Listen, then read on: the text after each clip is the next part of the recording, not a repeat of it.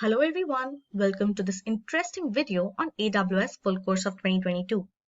In this video, we will explore various important aspects revolving around AWS and its related concepts in depth. But before diving deep into its concepts, we will first cover the basics and have an introduction to what is AWS, followed by exploring cloud computing services, then like compute, storage, database, and networking. Following that, we will explore and understand the complete mechanism and architecture of some of its very important features related to containers, storage, and security that are AWS EC2, AWS S3, AWS IAM, AWS Cloud Formation, AWS Route 53, AWS ECS, AWS Beanstalk, AWS VPC, AWS SageMaker, AWS CloudFront, AWS Auto Scaling, and AWS Redshift. After which, we will have a look at the comparison between AWS and other cloud platforms like Azure and GCP to understand their individual identities and how they differ from each other based on various parameters. And we'll also see how Kubernetes are implemented on AWS. And after that, we will focus on how we can adopt AWS in our career and pave a path towards becoming AWS Cloud Practitioner or AWS Solutions Architect. After that, we will discuss the top 10 reasons why AWS is a better option to go with. We will then conclude this video by discussing the essential interview questions and answer to help every individual clear an interview with full confidence. By the end of this video, I can assure you that all your AWS career-related queries would have been answered. For this training with me, I have an experienced AWS specialist, Sam and Rahul. Together, we'll walk you through the different crucial AWS keynotes. So let's start with an exciting video on AWS Full Course of 2022. But before we begin, make sure to subscribe to our YouTube channel and hit the bell icon and never miss an update from Simplilearn. Meet Rob. He runs an online shopping portal. The portal started with a modest number of users, but has recently been seeing a surge in the number of visitors. On Black Friday and other holidays, the portal saw so many visitors that the servers were unable to handle the traffic and crashed. Is there a way to improve performance without having to invest in a new server? Wondered Rob. A way to upscale or downscale capacity, depending on the number of users visiting the website at any given point? Well, there is. Amazon Web Services, one of the leaders in the cloud computing market. Before we see how AWS can solve Rob's problem, let's have a look at how AWS reached the position it is at now. AWS was first introduced in 2002 as a means to provide tools and services to developers to incorporate features of Amazon.com to their website. In 2006, its first cloud services offering was introduced. In 2016, AWS surpassed its $10 billion revenue target. And now, AWS offers more than 100 cloud services that span a wide range of domains. Thanks to this, the AWS Cloud Service Platform is now used by more than 45% of the global market. Now, let's talk about what is AWS. AWS, or Amazon Web Service, is a secure cloud computing platform that provides computing power, database, networking, content storage, and much more. The platform also works with a pay-as-you-go pricing model, which means you only pay for how much of the services offered by AWS you use. Some of the other advantages of AWS are security. AWS provides a secure and durable platform that offers end-to-end privacy and security. Experience. You can benefit from the infrastructure management practices born from Amazon's years of experience. Flexible. It allows users to select the OS, language, database, and other services. Easy to use. Users can host applications quickly and securely. Scalable. Depending on user requirements, applications can be scaled up or down. AWS provides a wide range of services across various domains. What if Rob wanted to create an application for his online portal? AWS provides compute services that can support the app development process from start to finish. from developing, deploying, running, to scaling the application, up or down based on the requirements. The popular services include EC2, AWS Lambda, Amazon Lightsail, and Elastic Beanstalk. For storing website data, Rob could use AWS storage services that would enable him to store, access, govern, and analyze data to ensure that costs are reduced, agility is improved, and innovation accelerated. Popular services within this domain include Amazon S3, EBS, S3 Glacier, and Elastic File Storage. Rob can also store the user data in a database with AWS services, which he can then optimize and manage. Popular services in this domain include Amazon RDS, DynamoDB, and Redshift. If Rob's businesses took off and he wanted to separate his cloud infrastructure or scale up his work requests and much more, he would be able to do so with the networking services provided by AWS. Some of the popular networking services include Amazon VPC, Amazon Route 53, and Elastic Load Balancing. Other domains that AWS provides services in are analytics, blockchain, containers, machine learning, Internet of Things, and so on. And there you go. That's AWS for you in a nutshell. Now, before we're done, let's have a look at a quiz. Which of these services are incorrectly matched? 1, 2, 3, 4. We'll be pinning the question in the comment section. Comment below with your answer and stand a chance to win an Amazon voucher. Several companies around the world have found great success with AWS.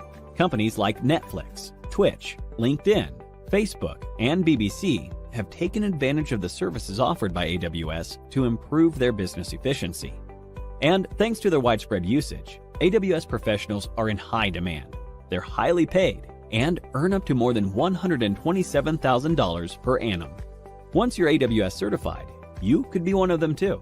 Hello everyone, let me introduce myself as Sam, a multi-platform cloud architect and trainer, and I'm so glad and I'm equally excited to talk and walk you through this session about what AWS is and talk to you about some services and offerings and about how companies get benefited by migrating their applications and infra into AWS. So what's AWS? Let's talk about that. Now, before that, let's talk about how life was without any cloud provider, and in this case, how life was without AWS. So let's walk back and picture how things were back in 2000, which is not so long ago, but a lot of changes for better had happened since that time. Now, back in 2000, a request for a new server is not an happy thing at all, because a lot of money, a lot of validations, a lot of planning are involved in getting a server online or up and running. And even after we finally got the server, it's not all said and done. There's a lot of optimization that needs to be done on that server to make it worth it and get a good return on investment from that server. And even after we have optimized for a good return on investment, the work is still not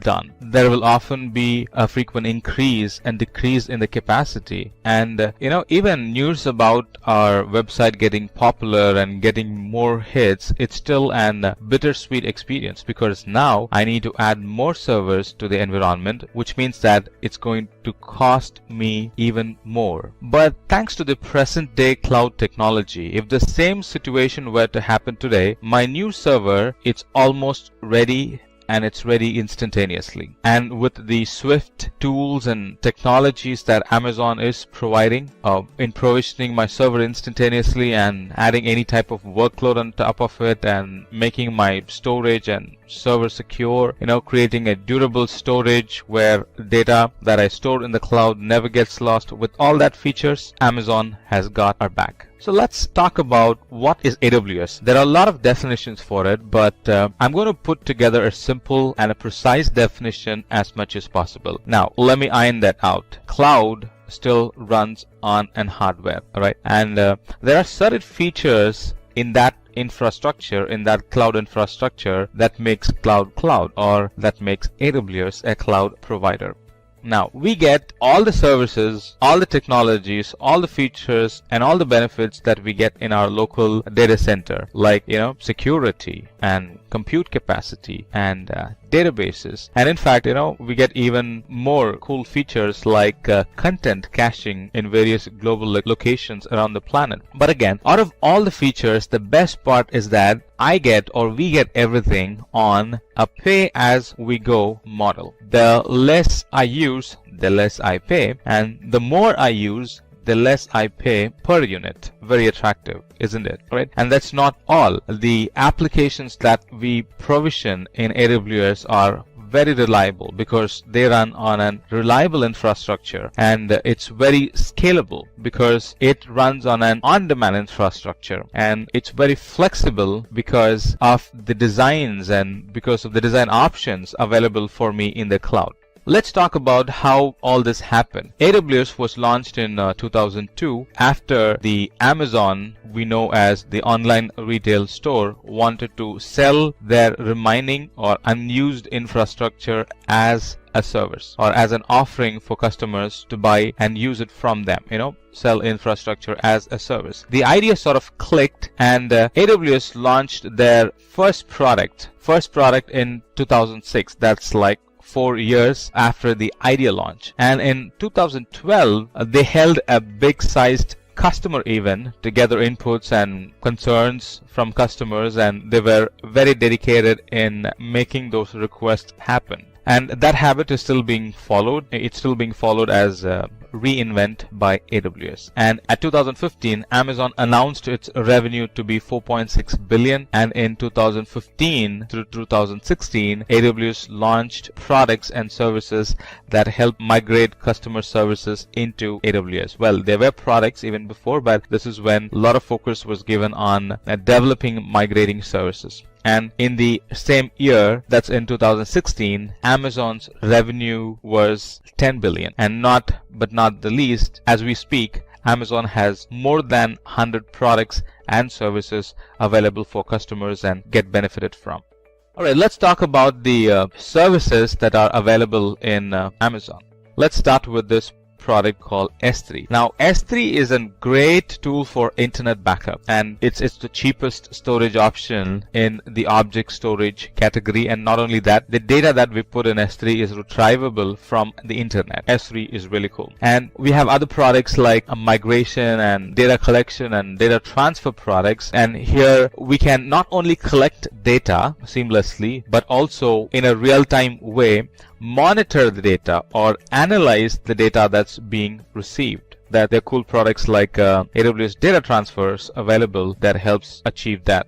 And then we have products like EC2, Elastic Compute Cloud. That's an resizable computer where we can anytime alter the size of the computer based on the need or based on the forecast. Then we have simple notification services, systems and tools available in Amazon to update us with notifications through email or through SMS. Now anything can be sent through email or through SMS if we use that service. It could be alarms or it could be service notifications if you want, stuff like that. And then we have some security tools like KMS, Key Management System, which uses AES 256-bit encryption to encrypt our data at rest. Then we have Lambda, a service for which we pay only for the time in seconds it takes to execute our code, and we're not paying for the infrastructure here. It's just the seconds the program is going to take to execute the code. If it's a short program, we'll be paying in milliseconds. If it's a bit bigger program, we'll be probably paying in 60 seconds or 120 seconds. But that's a lot cheap, lot simple, and lots cost effective as against paying for service on an hourly basis, which a lot of other services are. Well, that's cheap, but using Lambda is a lot cheaper than that. And then we have services like Route 53, a DNS service in the cloud. And now I do not have to maintain an DNS account somewhere else and my cloud environment with AWS. I can get both in the same place. Alright, let me talk to you about how AWS makes life easier, or how companies got benefited by using AWS as their IT provider for their applications or for the infrastructure. Now, Unilever is a company, and they had a problem, right? And they had a problem, and they picked AWS as a solution to their problem, right? Now, this company was sort of spread across 190 countries, and they were relying on a lot of digital marketing for promoting their products. And their existing environment, their legacy local environment, proved not to support their changing IT demands, and they could not standardize their old environment. Now, they chose to move part of their applications to AWS because they were not getting what they wanted in their local environment. And since then, rollouts were easy, provisioning new applications became easy, and even provisioning infrastructure became easy, and they were able to do all that in push button scaling. And needless to talk about backups that are safe and backups that can be securely accessed from the cloud as needed. Now, that company is growing along with AWS because of their swift speed in rolling out deployments and being able to access secure backups from various places and generate reports, and in fact useful reports out of it that helps their business. Now, on the same lines, let me also talk to you about Kellogg's and how they got benefited by using Amazon. Now, Kellogg's had a different problem. It's one of its kind. Now, their business model was very dependent on an infra that will help to analyze data really fast, right? Because they were running promotions based on the analyzed data that they get. So they being able to respond to the analyzed data as soon as possible was critical or vital in their environment. And luckily, SAP running on HANA environment is what they needed, and they picked that service in the cloud, and that sort of solved the problem. Now, the company does not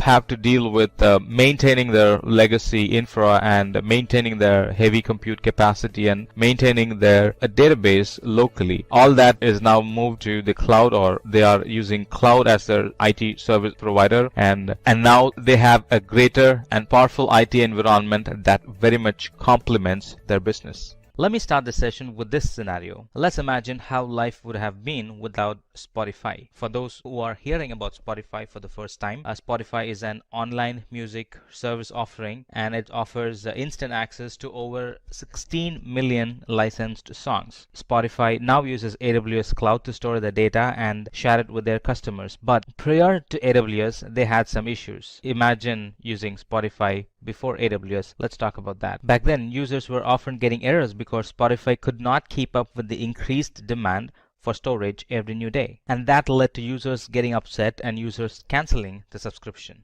The problem Spotify was facing at that time was their users were present globally and were accessing it from everywhere, and they had different latency in their applications. And Spotify had a demanding situation where they need to frequently catalog the songs released yesterday, today, and in the future, and this was changing every new day. And the songs coming in rate was about 20,000 a day, and back then they could not keep up with this requirement, and needless to say, they were badly looking for a way to solve this problem. And that's when they got introduced to AWS, and it was a perfect fit and match for their problem. AWS offered a dynamically increasing storage, and that's what they needed. AWS also offered tools and techniques like storage lifecycle management and trusted advisor to properly utilize the resource, so we always get the best out of the resource used. AWS addressed their concerns about easily being able to scale. Yes, you can scale the AWS environment very easily.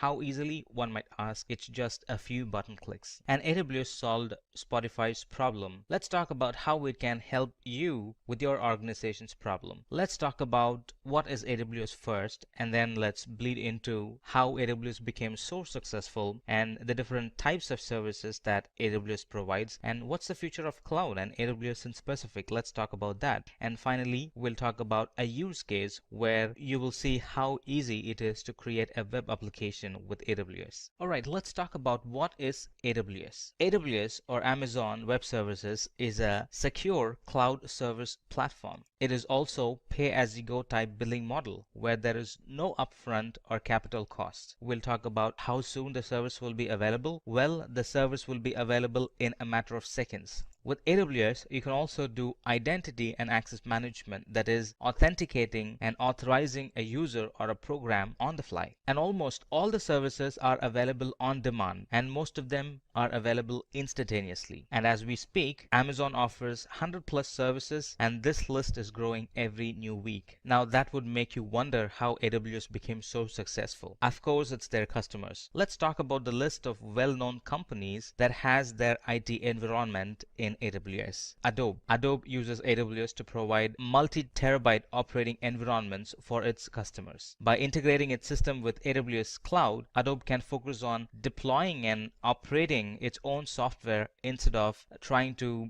deploy and manage the infrastructure. Airbnb is another company. It's an community marketplace that allows property owners and travelers to connect each other for the purpose of renting unique vacation spaces around the world. And the Airbnb community users' activities are conducted on the website and through iPhones and Android applications. Airbnb has a huge infrastructure in AWS, and they're almost using all the services in AWS and are getting benefited from it. Another example would be Autodesk. Autodesk develops software for engineering, designing, and entertainment industries. Using services like Amazon RDS or Relational Database Service and Amazon S3 or Amazon Simple Storage Service, Autodesk can focus on deploying or developing its machine learning tools instead of spending that time on managing the infrastructure. AOL or American Online uses AWS, and using AWS, they have been able to close data centers and decommission about 14,000 in-house and co-located servers and move mission-critical workload to the cloud and extend its global reach and save millions of dollars on energy resources. Bitdefender is an internet security software firm, and their portfolio of softwares include antivirus and anti-spyware products. Bitdefender uses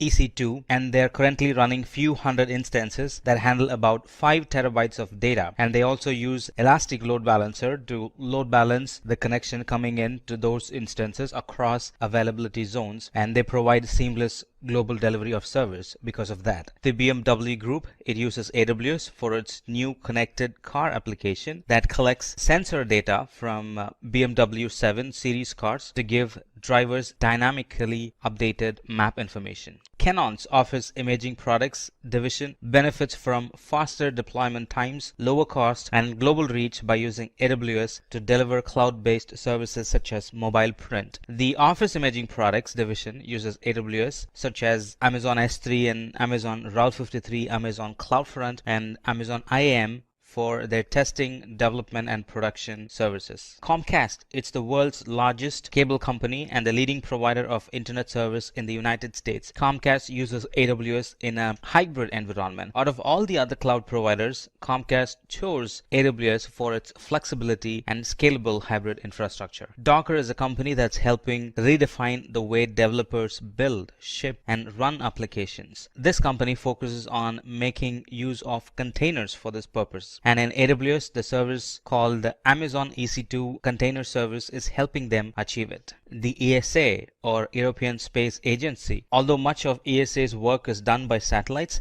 some of the program's data storage and computing infrastructure is built on Amazon Web Services. ESA chose AWS because of its economical pay-as-you-go system as well as its quick startup time. The Guardian newspaper uses AWS, and it uses a wide range of AWS services including Amazon Kinesis, Amazon Redshift that power an analytic dashboard which editors use to see how stories are trending in real time. Financial Times, FT, is one of the world's largest leading business news organization, and they used Amazon Redshift to perform their analysis. A funny thing happened. Amazon Redshift performed so quickly that some analysts thought it was malfunctioning. They were used to running queries overnight, and they found that the results were indeed correct, just as much faster. By using Amazon Redshift, FT is supporting the same business functions with costs that are 80% lower than what was before. General Electric, GE, is at the moment as we speak migrating more than 9,000 workloads including 300 disparate ERP systems to AWS while reducing its data center footprint from 34 to 4 over the next 3 years.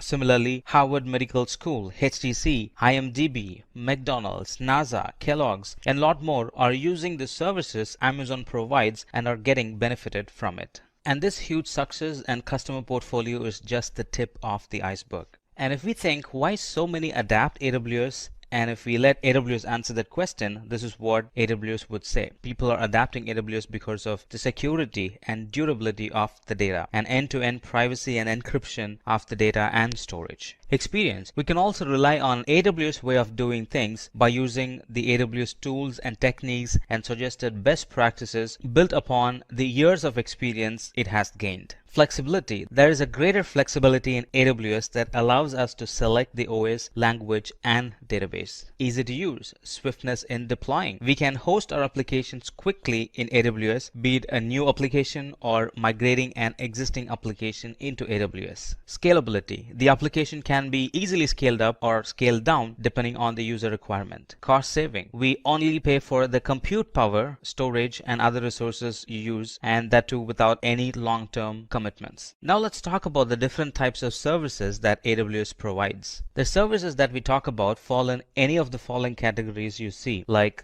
compute, storage, database, security, customer engagement, desktop and streaming, machine learning, developers tools, stuff like that. And if you do not see the service that you're looking for, it's probably is because AWS is creating it as we speak. Now let's look at some of them that are very commonly used. Within compute services, we have Amazon EC2, Amazon Elastic Beanstalk, Amazon Lightsail, and Amazon Lambda. Amazon EC2 provides compute capacity in the cloud. Now this capacity is secure and it is resizable based on the user's requirement. Now look at this. The requirement for the web traffic keeps changing, and behind the scenes in the cloud, EC2 can expand its environment to 3 instances, and during no load, it can shrink its environment to just 1 resource. Elastic Beanstalk, it helps us to scale and deploy web applications, and it's made with a number of programming languages. Elastic Beanstalk is also an easy-to-use service for deploying and scaling web applications and services deployed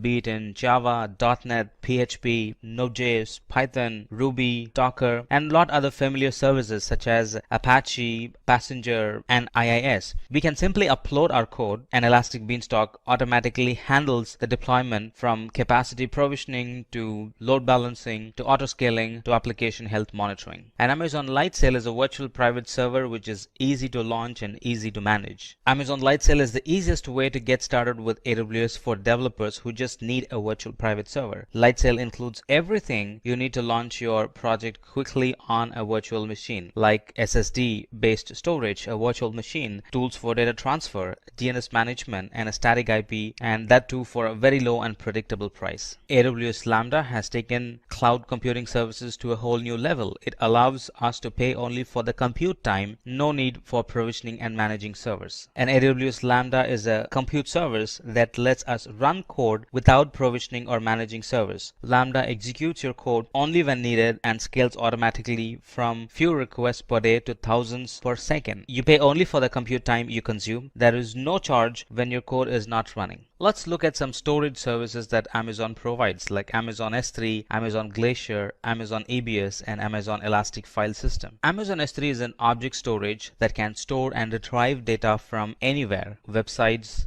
mobile apps, IoT sensors, and so on can easily use Amazon S3 to store and retrieve data. It's an object storage built to store and retrieve any amount of data from anywhere. With its features like flexibility in managing data and the durability it provides and the security that it provides, Amazon Simple Storage Service or S3 is a storage for the internet. And Glacier is a cloud storage service that's used for archiving data and long-term backups. And this Glacier is an secure, durable, and extremely low-cost cloud storage service for data archiving and long-term backups. Amazon EBS, Amazon Elastic Block Store, provides block store volumes for the instances of EC2. And this Elastic Block Store is highly available and a reliable storage volume that can be attached to any running instance that is in the same availability zone. EBS volumes that are attached to the EC2 instances are exposed as storage volumes that persist independently from the lifetime of the instance. And Amazon Elastic File System, or EFS, provides an elastic file storage which can be used with AWS Cloud Service and resources that are on premises. An Amazon Elastic File System, it's simple, it's scalable, it's an elastic file storage for use with Amazon Cloud Services and for on-premises resources. It's easy to use and offers a simple interface that allows you to create and configure file systems quickly and easily. Amazon File System is built to elastically scale on demand without disturbing the application, growing and shrinking automatically as you add and remove files, so your application have the storage they need and when they need it. Now let's talk about databases. The two major database flavors are Amazon RDS and Amazon Redshift. Amazon RDS, it really eases the process involved in setting up, operating, and scaling a relational database in the cloud. Amazon RDS provides cost-efficient and resizable capacity while automating time-consuming administrative tasks such as hardware provisioning, database setup, patching, and backups. It sort of frees us from managing the hardware and sort of helps us to focus on the application. It's also cost effective and resizable, and it's also optimized for memory, performance, and input and output operations. Not only that, it also automates most of the services like taking backups, monitoring, stuff like that. It automates most of those services. Amazon Redshift. Amazon Redshift is a data warehousing service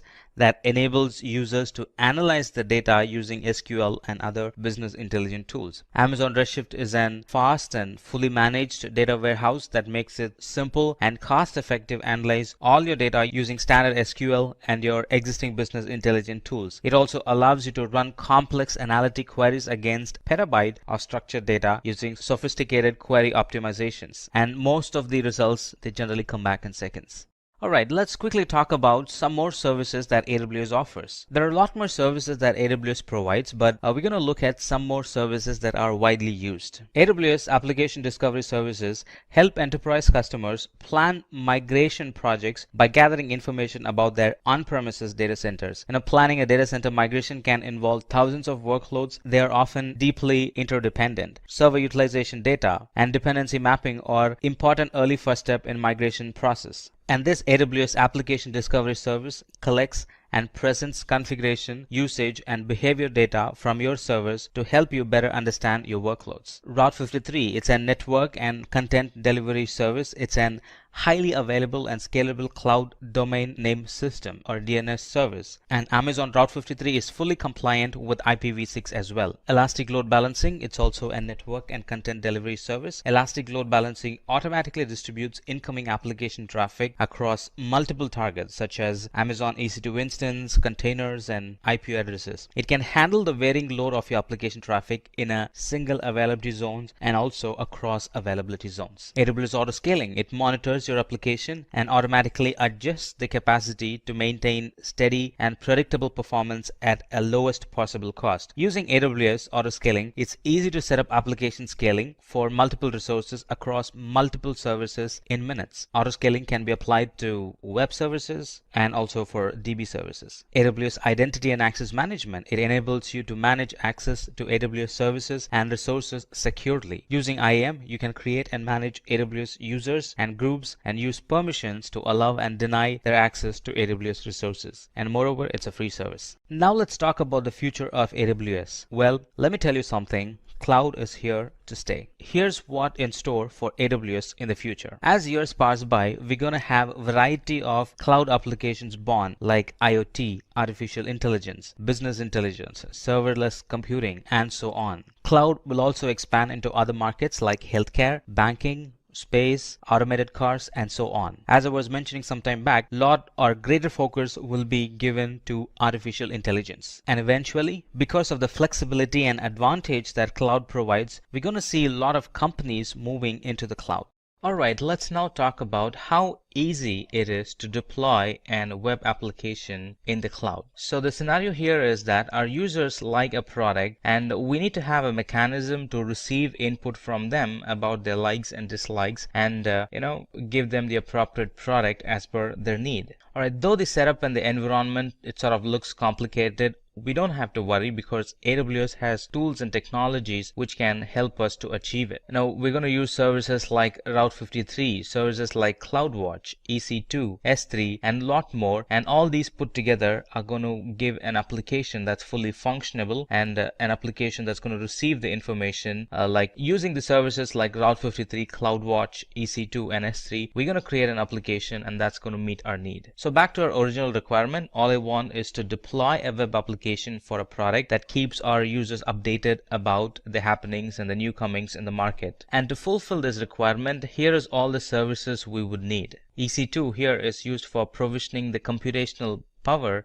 needed for this application. And EC2 has a vast variety of family and types that we can pick from for the types of workloads and also for the intents of the workloads. We're also going to use S3 for storage, and S3 provides any additional storage requirement for the resources or any additional storage requirement for the web applications. And we're also going to use CloudWatch for monitoring the environment, and CloudWatch monitors the application and the environment, and it provides trigger for scaling in and scaling out the infrastructure. And we're also going to use Route 53 for DNS, and Route 53 helps us to register the domain name for our web application. And with all the tools and technologies together, all of them put together, we're going to make an application, a perfect application that caters our need. Alright, so I'm going to use Elastic Beanstalk for this project, and the name of the application is going to be, as you see, GSG Signup, and the environment name is GSG Signup Environment 1. Let me also pick a name. Right, let me see if this name is available. Yes, that's available. That's the domain name. So let me pick that, and the application that I have is going to run on Node.js. So let me pick that platform and launch.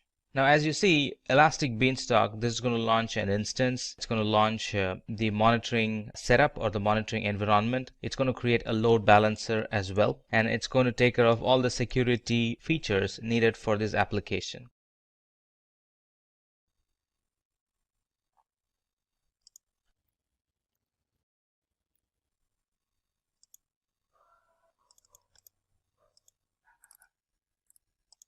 Alright, look at that. I was able to go to that URL, which is what we gave, and it's now having an default page shown up, meaning all the dependencies for the software is installed and it's just waiting for me to upload the code, or in specific the page required. So let's do that.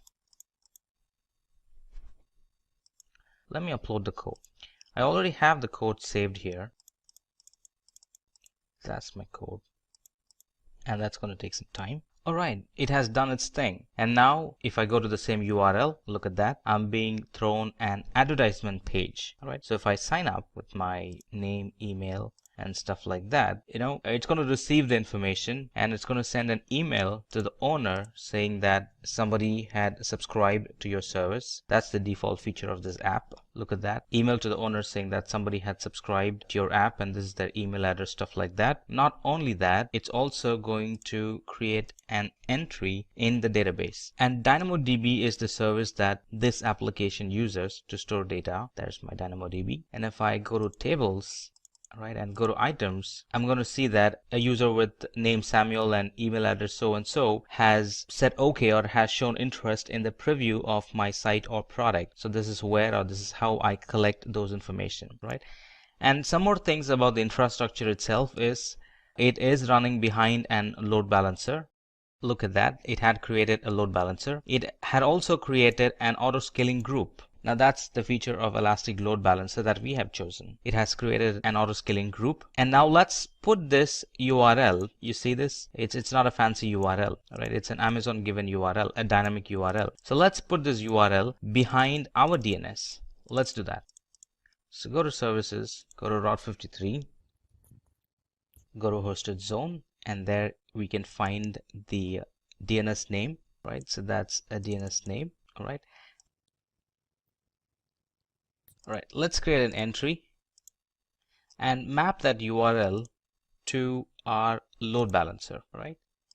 And create. Now, technically, if I go to this URL, it should take me to that application. Alright, look at that. I went to my custom URL and now that's pointed to my application. Previously, my application was having a random URL and now it's having a custom URL. Choose from over 300 in-demand skills and get access to 1,000 plus hours of video content for free. Visit SkillUp by Simplilearn. Click on the link in the description to know more. Cloud services are now available to satisfy almost any IT requirement. Although cloud computing services vary greatly, they all have some basic qualities and benefits in common, and they can be classified into a few basic cloud service kinds. Hello everyone, I'm Shamli and I welcome you all to this new video of Simplilearn on cloud computing services. Let me give you an overview of the concepts you are going to go through in this video. First, we will go through what is cloud computing. Then we will have an introduction to cloud computing services, followed by the types of cloud computing services. And at the end, we will look into the features and benefits of cloud computing services. So let's not waste any more time and get started with the video. So what is cloud computing? Cloud computing is the distribution of cloud computing services via the internet, including servers, storage, databases, networking, software, analytics, intelligence to provide faster innovation, more flexible resources, and economies of scale. You usually only pay for the cloud services you use, which helps you cut costs, run your infrastructure more efficiently, and scale as your business grows. Now that we know what cloud computing is, let's proceed with understanding cloud computing services. Cloud computing services provide users with a variety of capabilities, including email, storage, backup, data retrieval, app creation, testing, data analysis, audio-video streaming, software on demand, regardless of the type of service. Although cloud computing is still a relatively new technology, it is now being used by a wide range of organizations, including large enterprises, small businesses, non-profit government agencies, and even individual consumers. So, not all clouds are created equal, and not every sort of cloud computing is appropriate for every situation. A variety of models, varieties, and services have evolved to assist you find the best option for your needs. To begin, one must decide on the type of cloud deployment or cloud computing architecture that will be used to implement your cloud services. Cloud services can be deployed in three different ways: public cloud, private cloud, or hybrid cloud. Now let's dive down deeper into cloud computing services and explore its type in more detail. Cloud computing, unlike a microprocessor, is not a single piece of technology. Rather, it's a system made up of three services: infrastructure as a service, platform as a service, and software as a service. So let's have a better understanding of each, starting with infrastructure as a service. So what is infrastructure as a service? It is a type of cloud computing that uses the internet to provide virtualized computing resources. The cloud provider controls IT infrastructures such as storage, server, and networking resources, and also offers them to subscribe companies via virtual machines, accessible over the internet in the IaaS model. For businesses, it can provide numerous advantages, including the ability to make tasks faster, easier, more flexible, and less expensive. Now, let's have a look at the working of IaaS. Users connect to resources and services across a wide area network, such as the internet, and then use the cloud provider's services to complete the application stack. The user can, for example, log into the infrastructure as a service platform to build virtual machines, install operating systems in each VM, deploy middleware such as databases, create storage buckets for workloads and backups, and install the enterprise workload onto that virtual machine. Customers can then track cost, monitor performance, balance network traffic, solve application difficulties, and manage disaster recovery using the provider's service. So moving ahead, let's go through its advantages and disadvantages. Advantages. Organizations select infrastructure as a service because operating a workload without having to buy, manage, and support the underlying infrastructure is frequently easier, faster, and more cost effective. A company can rent or lease infrastructure from another company using infrastructure as a service. For workloads that are transitory, experimental, or change abruptly, it is an effective cloud service paradigm. For example, if a company is creating a new software product, hiring an IaaS provider to host and test the application may be more cost effective. Once the new software has been thoroughly tested and refined, the company can move it away from the IaaS environment and into a more traditional in-house deployment. If the expenses of a long-term commitment are lower, the organization could commit the piece of software to a long-term IaaS deployment. Now, disadvantages. Billing can be a challenge for some firms. Despite its flexible pay-as-you-go model, cloud invoicing is quite detailed and it is broken down to reflect specific service usage. When evaluating the invoices for each resource and service involved in application deployment, users frequently experience sticker shock or discover expenses that are greater than expected. Another issue it faces is lack of insight because its providers own the infrastructure. The configuration and performance of that infrastructure are rarely transparent to its consumers. Users may find it more difficult to operate and monitor systems due to the lack of transparency. Users of infrastructure as a service are also concerned about service availability and reliability. The supplier has a big influence on the workload's availability and performance. The workloads of users will be impacted if a provider has network constraint or any other type of internal or external outage. Furthermore, because it is a multi-tenant design, the problem of noisy neighbors might have an adverse effect on users' workloads. So now these are the top infrastructure as a service providers. Linode is a privately held cloud hosting firm based in the United States that offers virtual private servers. Hostwinds, web hosting, cloud hosting, and dedicated server options are all available from Hostwinds. Microsoft Azure is a cloud computing service operated by Microsoft for application management via Microsoft Managed Data Centers. DigitalOcean offers developers cloud service that make it easy to deploy and grow programs that run on several machines at the same time.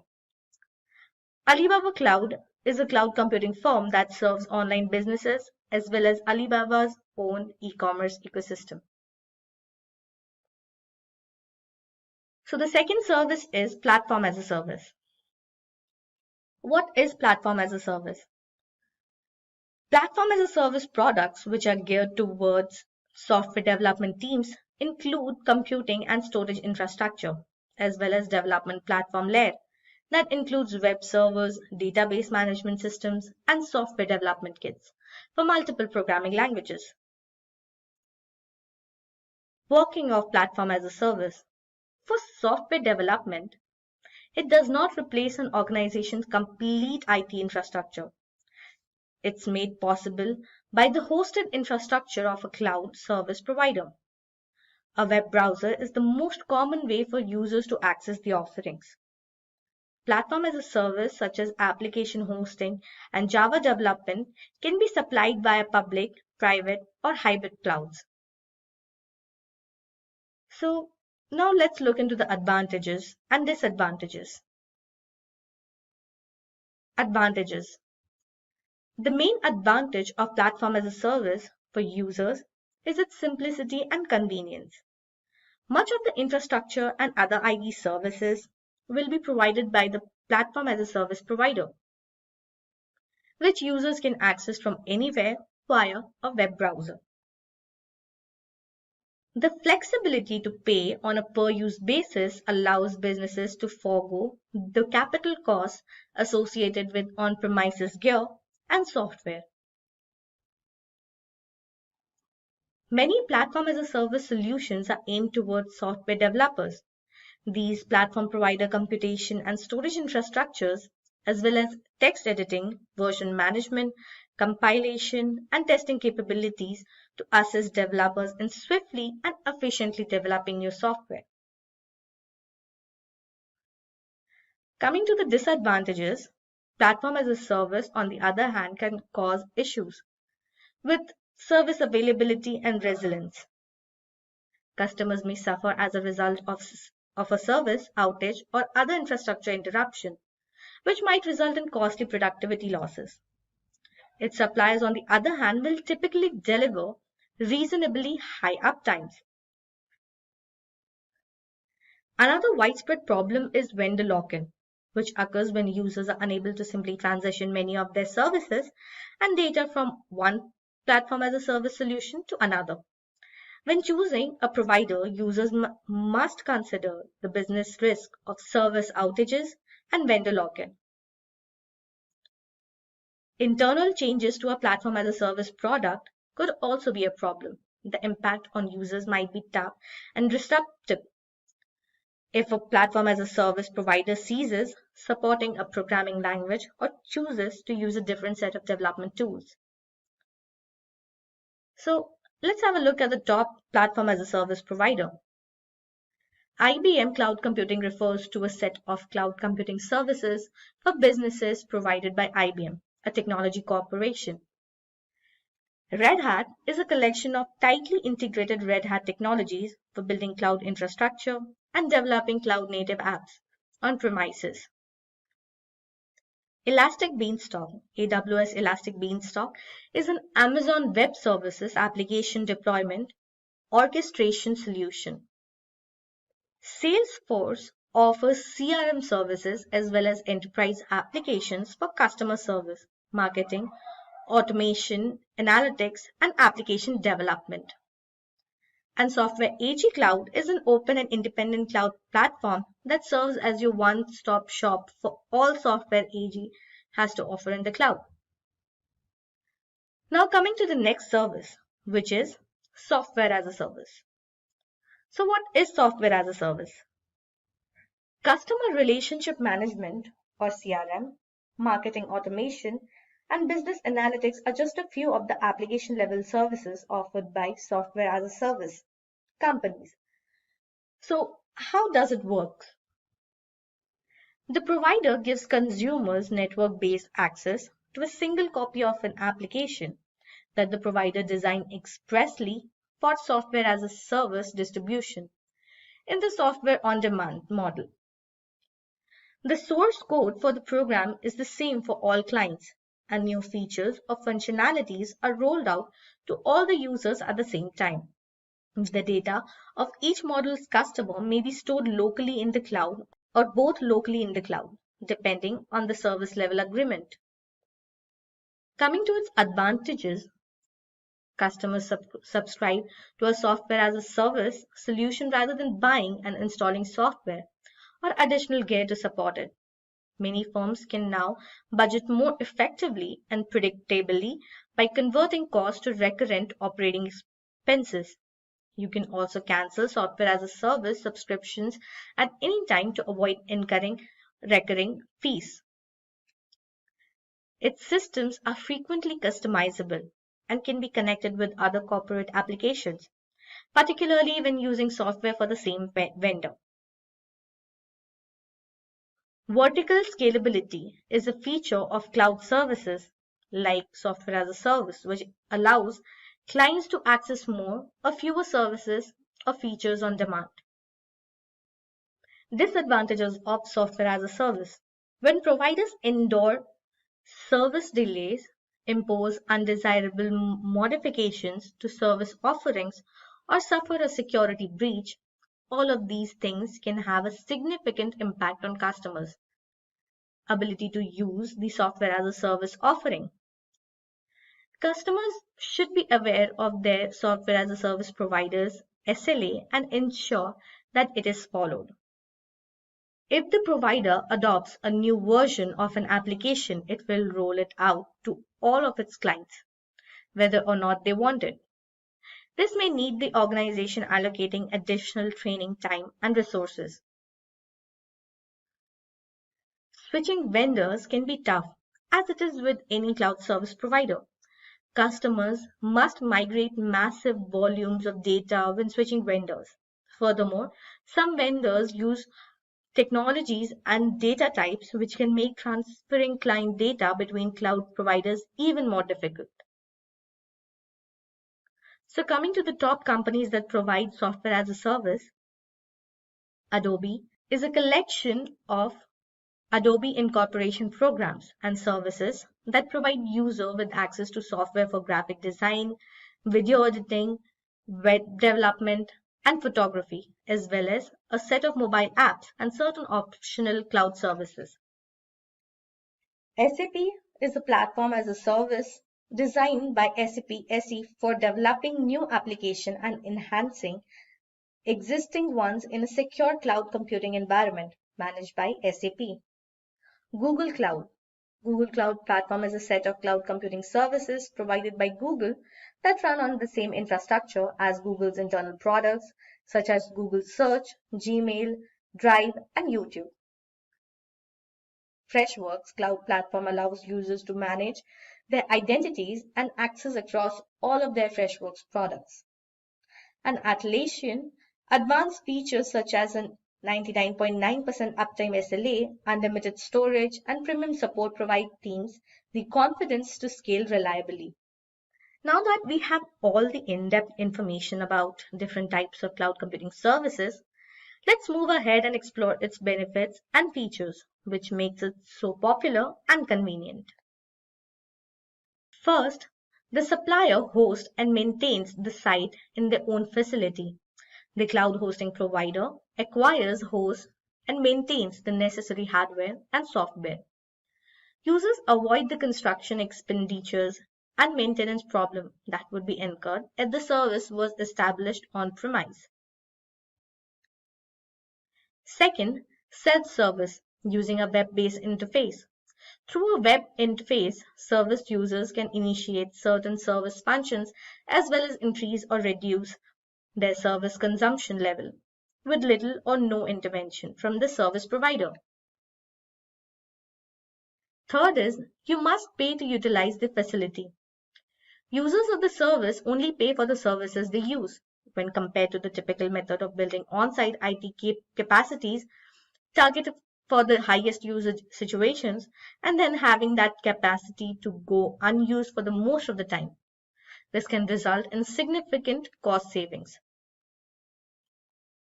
And the fourth one is scalability that comes close to being infinite. Cloud computing service providers usually have the infrastructure in place to deliver their services at a large scale. That means that cloud service consumers can readily accommodate business expansion or periodic surges in service usage. Well, this is all about cloud computing services. Hello everybody, welcome to Simplilearn's AWS S3 tutorial for beginners. My name is Kent, and today I'm going to be covering these following points. I'm going to be covering what is cloud computing. I'm going to be showcasing what AWS is in terms of cloud computing, and I'm also going to be covering the core fundamental service of the Simple Storage service, which is a object storage service. We're going to be covering the benefits of the Simple Storage service, better known as S3, what objects and buckets are, and we're going to be seeing how things are working in the background and implementing that in terms of lab assisted demonstrations in order for you to see what those features of S3 are. And then we'll perform a wrap up of the material we've done in a conclusion. So let's get started. What is cloud computing? So here is a definition of cloud computing, but I'm going to paraphrase it. Cloud computing is nothing more than you gaining access to infrastructure through web services with a pay-as-you-go model. Now, this is a very, very different model than we're traditionally involved in on an on-prem data center. So when I mean on-prem, I'm saying on-premise. Okay, so you'll hear that a lot, on-prem. Now, when we are on on-premise data center, we have to provision lots of infrastructure even before we get started with deploying any type of application, whether it be a mobile application, a web application, etc., etc. So every application needs some sort of underlying infrastructure, whether that be bare bone servers, databases. They're obviously going to be needing some types of storage, etc., etc. So all this is something that we have to kind of fight against in order just to get started with deploying our application. So this takes usually, traditionally, depending on the size of the company, about 3 months to set up. So what if we could leverage all this infrastructure as a service, and just through some API call, that's what the web services is all about, we could provision a server or we could provision a database within minutes and then deploy any type of application that we want to on top of that stack, and also take advantage of any storage that we may want. We may want object level storage, which is what we're going to cover. We may want an elastic file system, right? So there are different types of storages that we're eventually going to look at as you go down your learning path with Simplilearn. So cloud computing is really about provisioning of all these kinds of services, but not only at the infrastructure level. We're going to see how we could move up the stack and get entire platforms as a service, or even softwares as a service. So what is AWS? Well, AWS is really a cloud computing platform that will offer us many, many services through these API calls. Some are, again, just bare infrastructure like a service. Other can be a service as a software, for example, email. So here we have an example of the public data storage. This is S3, the simple storage service icon that you're going to see over and over again. This is a representation of an actual bucket in S3. So this will become more clear as we continue the slide deck and actually reinforce this with some hands-on lab. But as you can imagine, you may want to provision a private software-defined network in the cloud. And so we can do that in AWS. We can provide load balancing. We could provide scalability in terms of auto scaling groups that will respond to increased demand as your application, let's say, becomes more popular. You want that infrastructure to grow elastically. So doing this on premise is traditionally not only extremely expensive and thus prohibitive, but very difficult to implement physically speaking as well.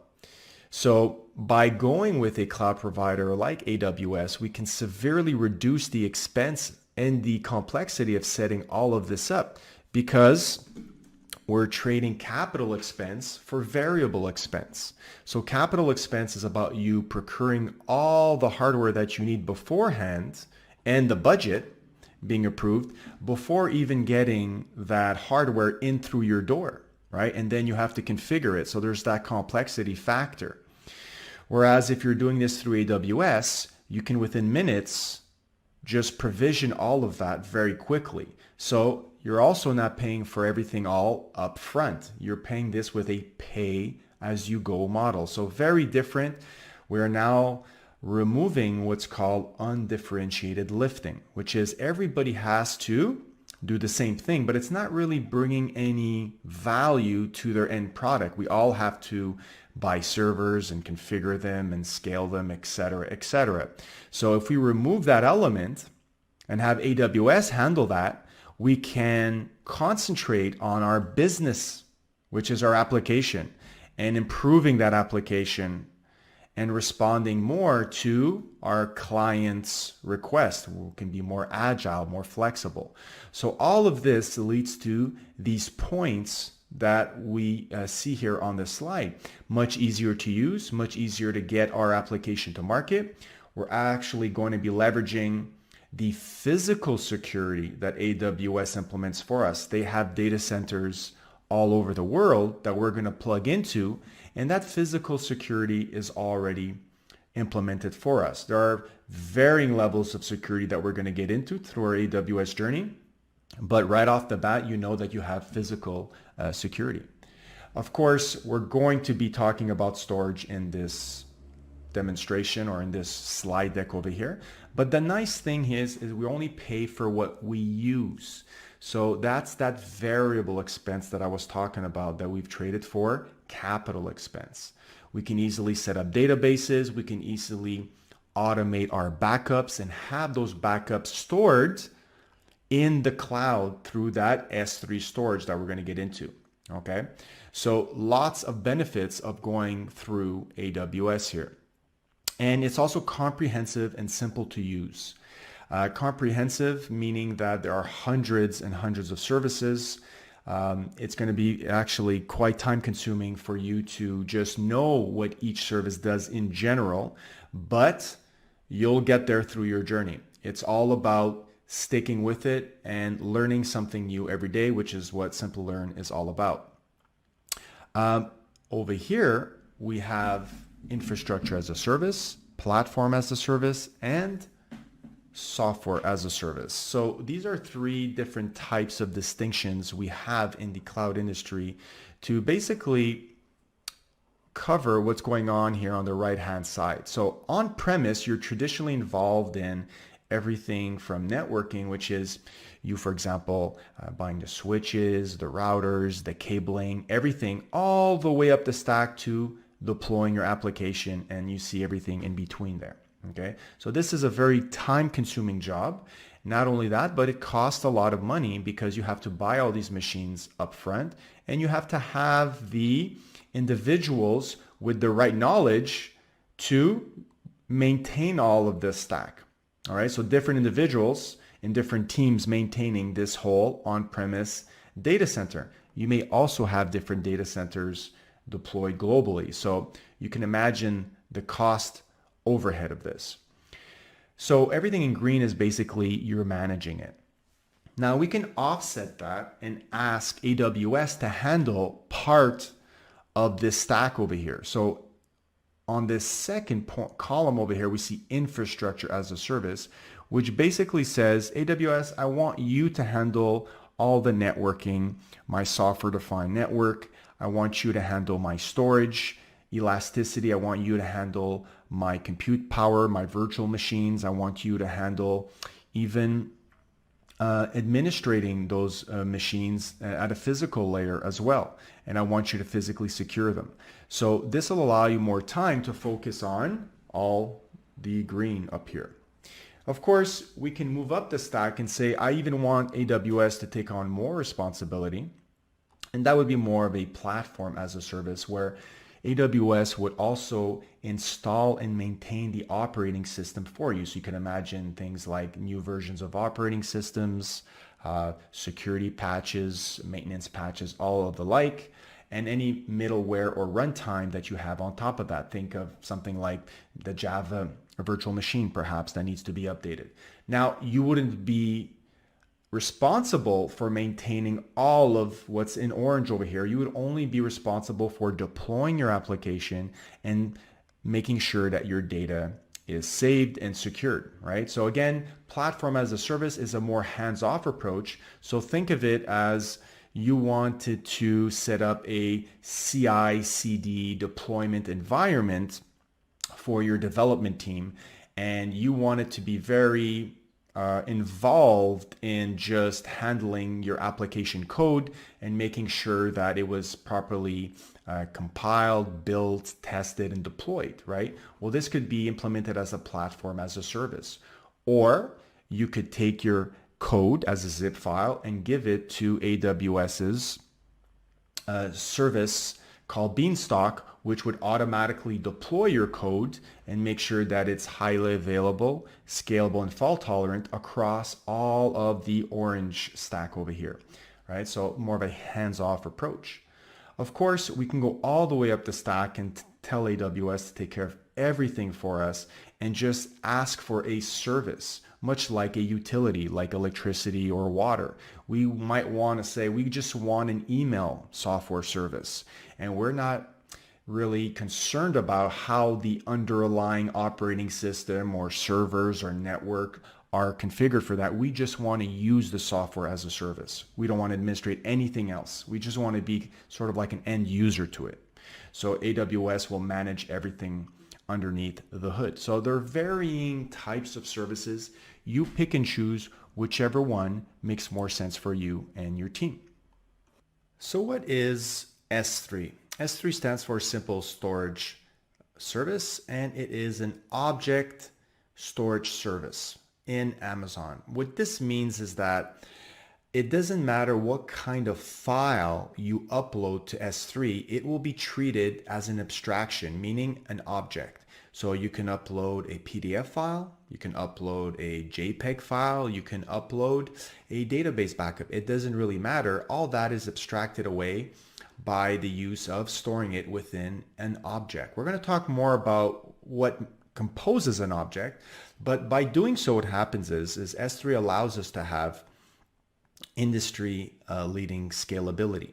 So it doesn't matter if you're going to make a request for that database backup, let's say that object, 5 times or 10,000 times, that request, that demand will scale. The underlying infrastructure that is implemented behind the scenes is handled for you. So in a sense, it's kind of like a serverless service, a storage service where you're not implicated in handling anything underneath the covers. You're just uploading your objects and accessing them later on. In terms of data availability, very powerful as well, because it takes those objects and will replicate them across at least 3 availability zones. Of course, these availability zones have 1 or more data centers attached to them. So you have lots and lots of copies of your objects distributed globally, or at least at a regional, in a regional area. You can do this as well globally if you enable global replication. And you will see that your level of durability will skyrocket, and you're just not going to worry about losing an S3 object.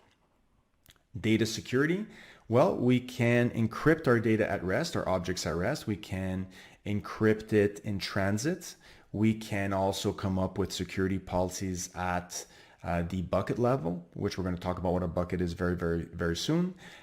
These are going to be implemented through what's called IAM policies, and you're going to be able to control who or what has access to your objects.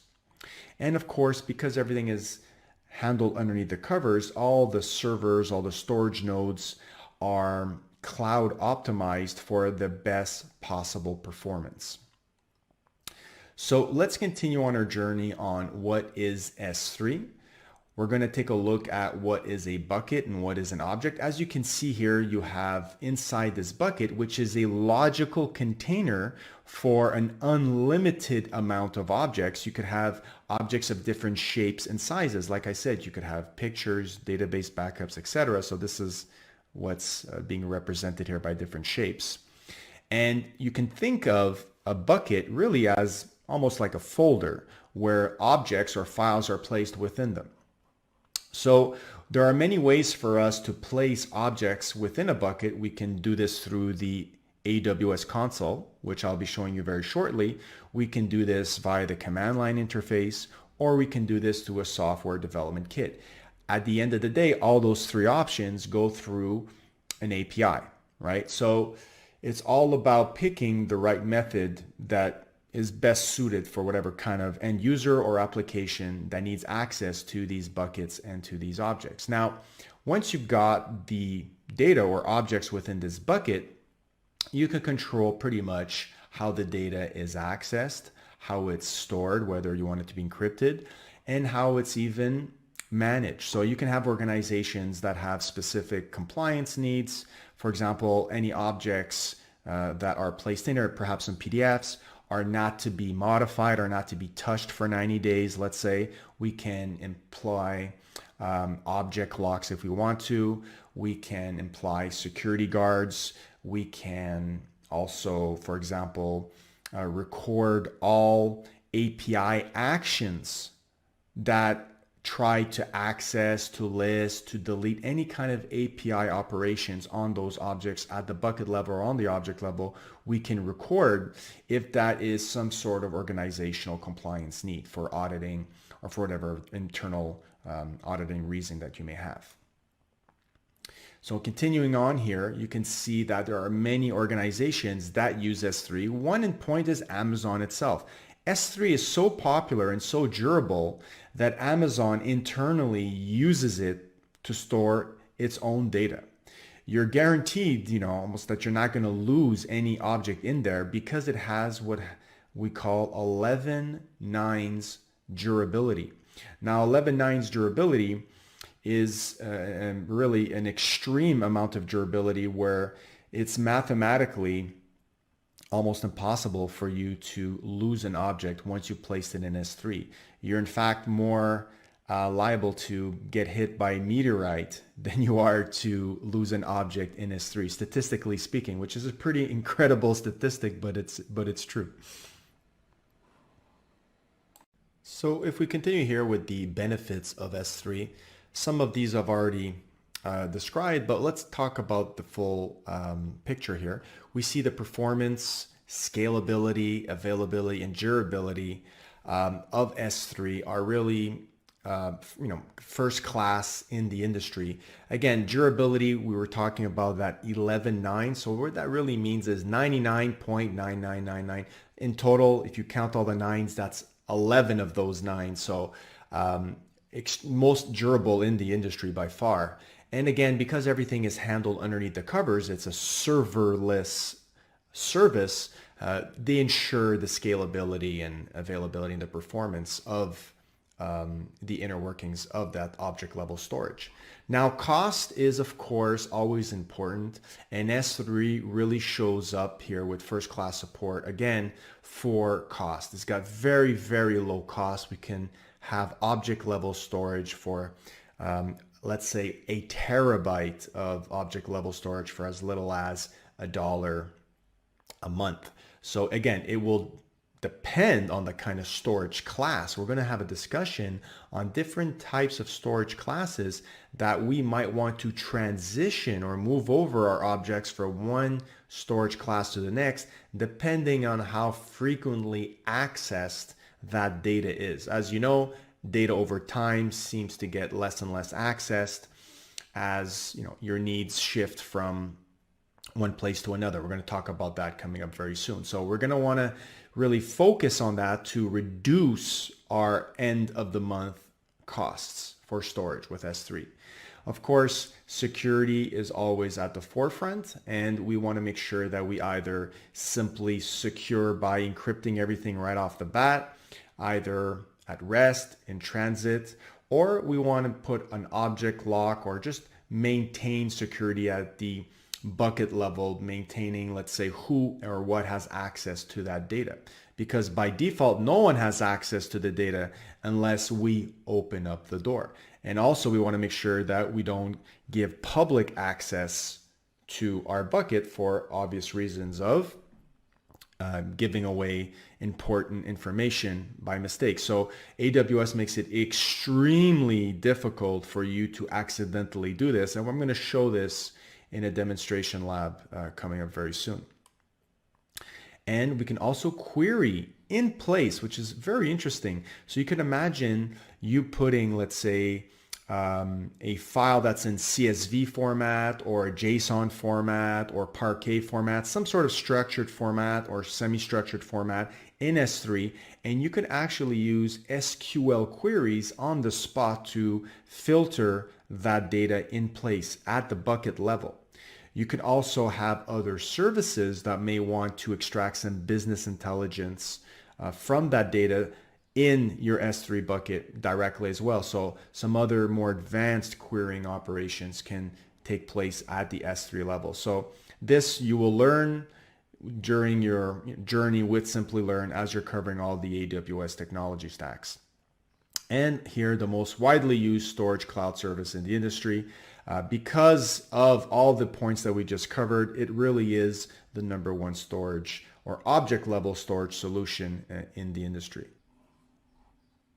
Let's now take a look at objects and buckets in S3. So the objects are really the fundamental entities that are stored in S3, or the lowest common denominator, which means that we're not really interested in what kind of data is within the object at the layer of S3, because S3 doesn't have direct access to the data within an object. Like I said before, it's an abstraction of the data. So we don't know if it's a cat picture, if it's a backup of your database. It's just treated as a fundamental entity, aka the object. Now, every object is associated with metadata, so data about itself, things like what's the name of the object, what's the size, the time and date that the object was uploaded. Things of that nature are categorized as metadata. So S3 does have direct access to that. Now, the data within that object, of course, is accessible by other services. So it's not that once you've uploaded it, you've totally lost the data and it's only can be treated as an object. It's just that at this layer, it's simply just assigned metadata and a version ID, a unique version ID. And if you re-upload the exact same object a second or third time to S3, it will have its own version ID number. So a new unique version ID number will be generated. So really what buckets are their logical containers to store those objects. So of course, at an extremely high level, a bucket would be like your root file system, if you want to think about it like that. But that doesn't mean you can't go into this bucket and create separate folders. Now, when you create separate folders in a bucket, because you might want to logically organize all your objects, you might be fooled by the fact that you think this is a hierarchical storage system, when in fact it is not. And I'll talk about that in a second. So you cannot store an object without first storing it into a bucket. So of course, the first step would be for us to create a bucket and then upload objects within that bucket. So an object cannot exist without its container or its bucket. So there's no Windows Explorer view like we're used to in an operating system, because this is not a hierarchical view. No matter if you create folders within folders within folders, in fact, S3's internal architecture is a flat hierarchy. What we do instead is we assign prefixes, which are treated as folders, in order to logically organize our objects within our buckets. And I'm going to showcase a prefix in one of the demonstrations coming up very soon. So when you create, or when you're working with S3, first of all, you're working at a regional level. You're going to have to pick a region. For example, you might pick US East 1 region or US East 2 region, and the bucket that you're going to be creating will be replicated across several availability zones, but within that region. Also, that data, those objects, can be accessed globally because S3 uses the HTTP protocol. HTTP protocol is very permissive. Everybody knows how to administrate it and work with it. So we just need to give access to that object in terms of a permission policy and give it the proper URL, or give whoever needs access to it the proper URL, and they can access that via HTTP globally. So first, when you're creating a bucket, you have to select the region, and the object will live within that region, but that doesn't mean that it still can't be accessed globally. So let's now take a minute, go over to the AWS console, and actually let me showcase how to create objects and buckets. So for our first lab, we're going to be going and creating an S3 bucket and uploading an object to it. So we first have to log into the AWS console, which we have up here in the address bar. Let's click on either create free account if it's your very first time, or as is in my case, already have an account, and we're going to sign in here. You're going to have to pass in your IAM username, password, and your account ID, of course. Once you've logged in, you can search for the simple storage service, S3, either by coming up here in the search box and typing S3 and you'll find it there. That's probably the easiest way. Or if you want, you can take a look at all the services and it'll be under storage over here, the first one. Okay, so pick whichever method you see best for yourself. Once we're here, we want to create our first bucket.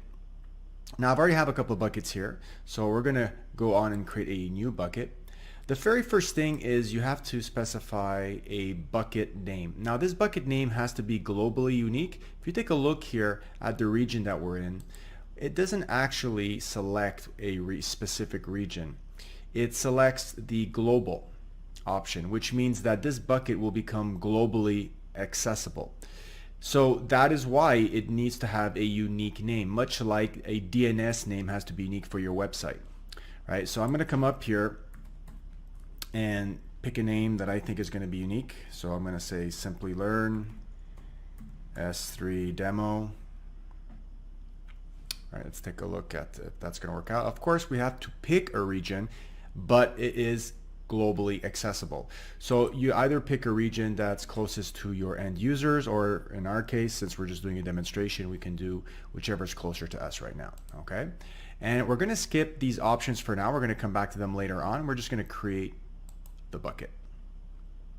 Now hopefully that was a unique name and allowed me to create that, and it looks like it did. So if I scroll down, you can see that it clearly got created over here. Now we're going to click on that and we're going to start uploading objects to this bucket. So let me click on the upload button, and you can either select one or more files, or you can select an entire folder. So I'm going to just go and select a specific cat picture that I have here. Okay, and again, we'll go through some of those other options later on, and we'll just click upload.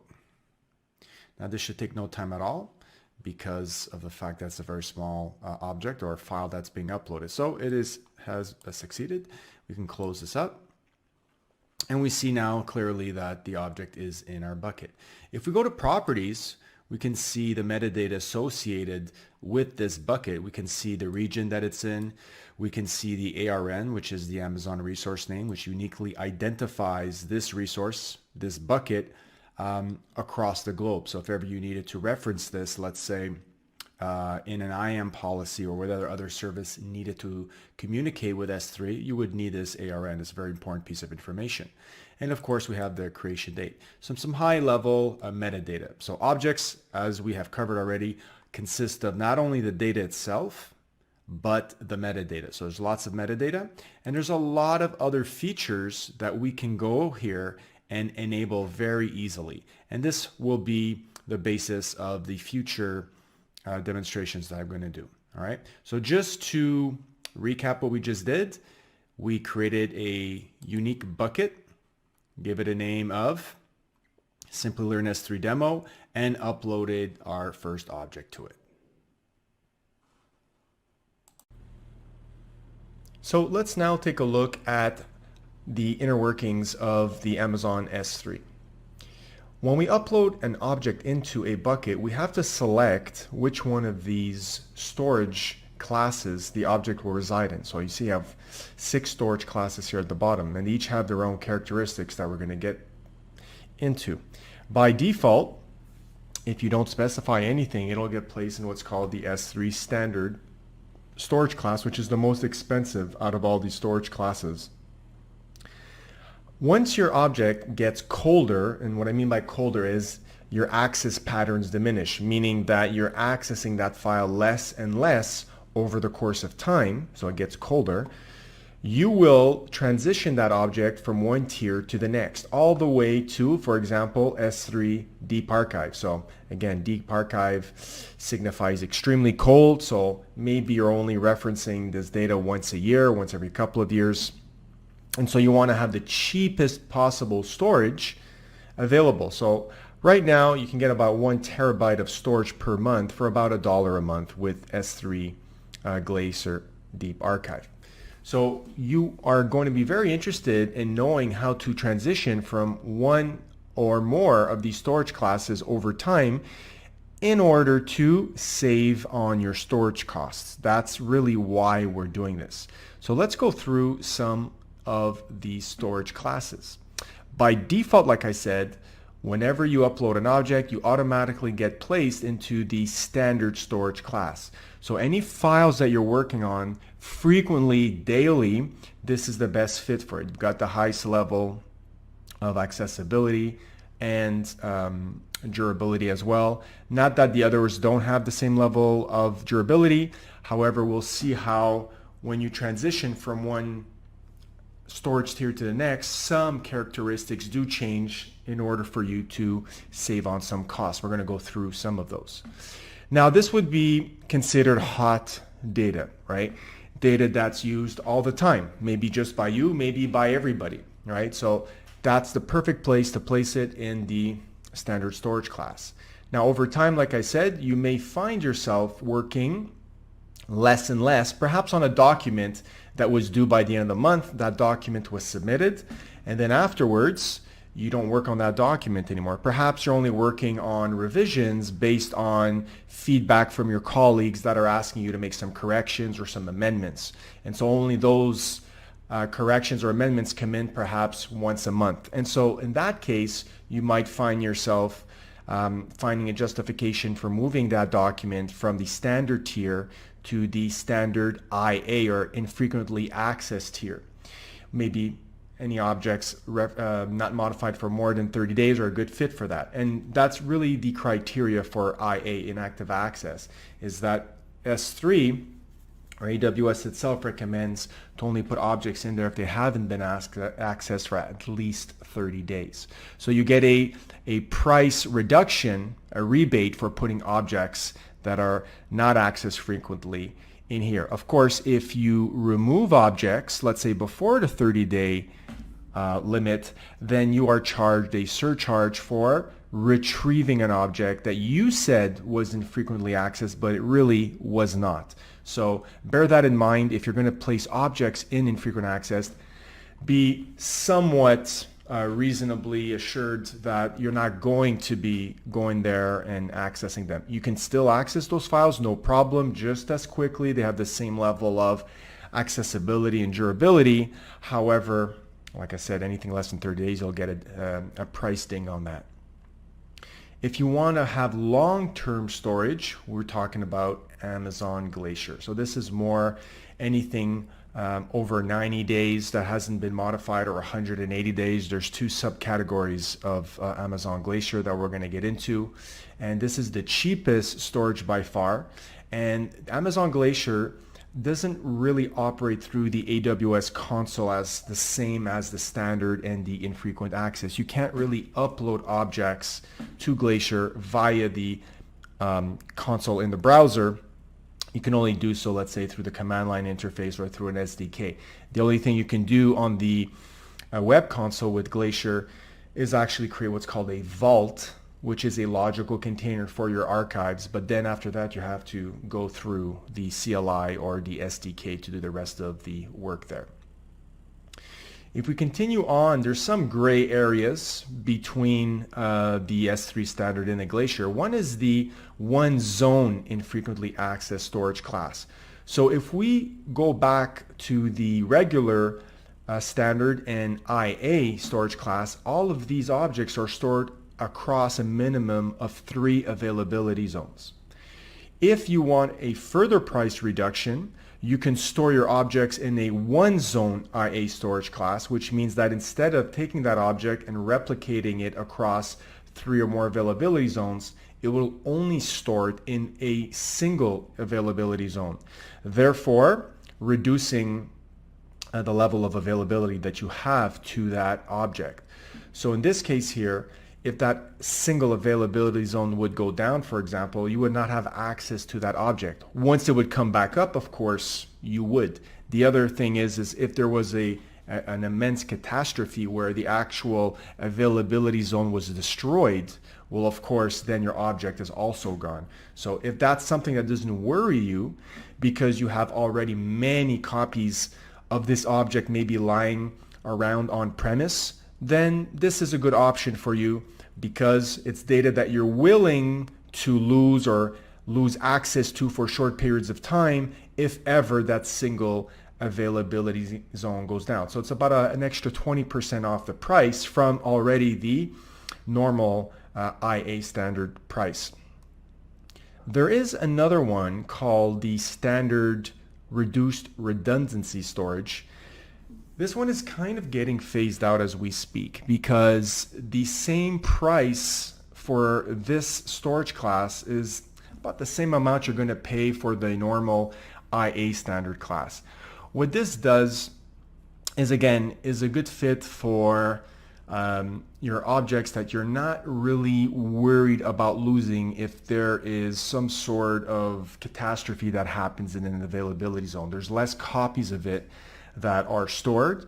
And so if that data center and that availability zone goes down, then you lose your object. So of course, it offered at the time the highest price reduction possible.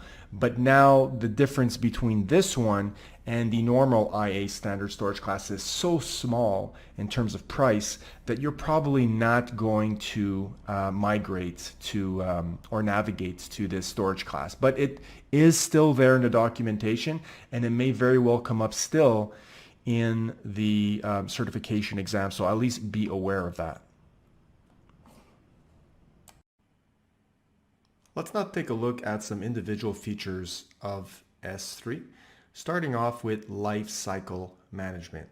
So lifecycle management is very interesting because it allows us to come up with a predefined rule that will help us automate the transitioning of objects from one storage class to another without us having to manually copy things over.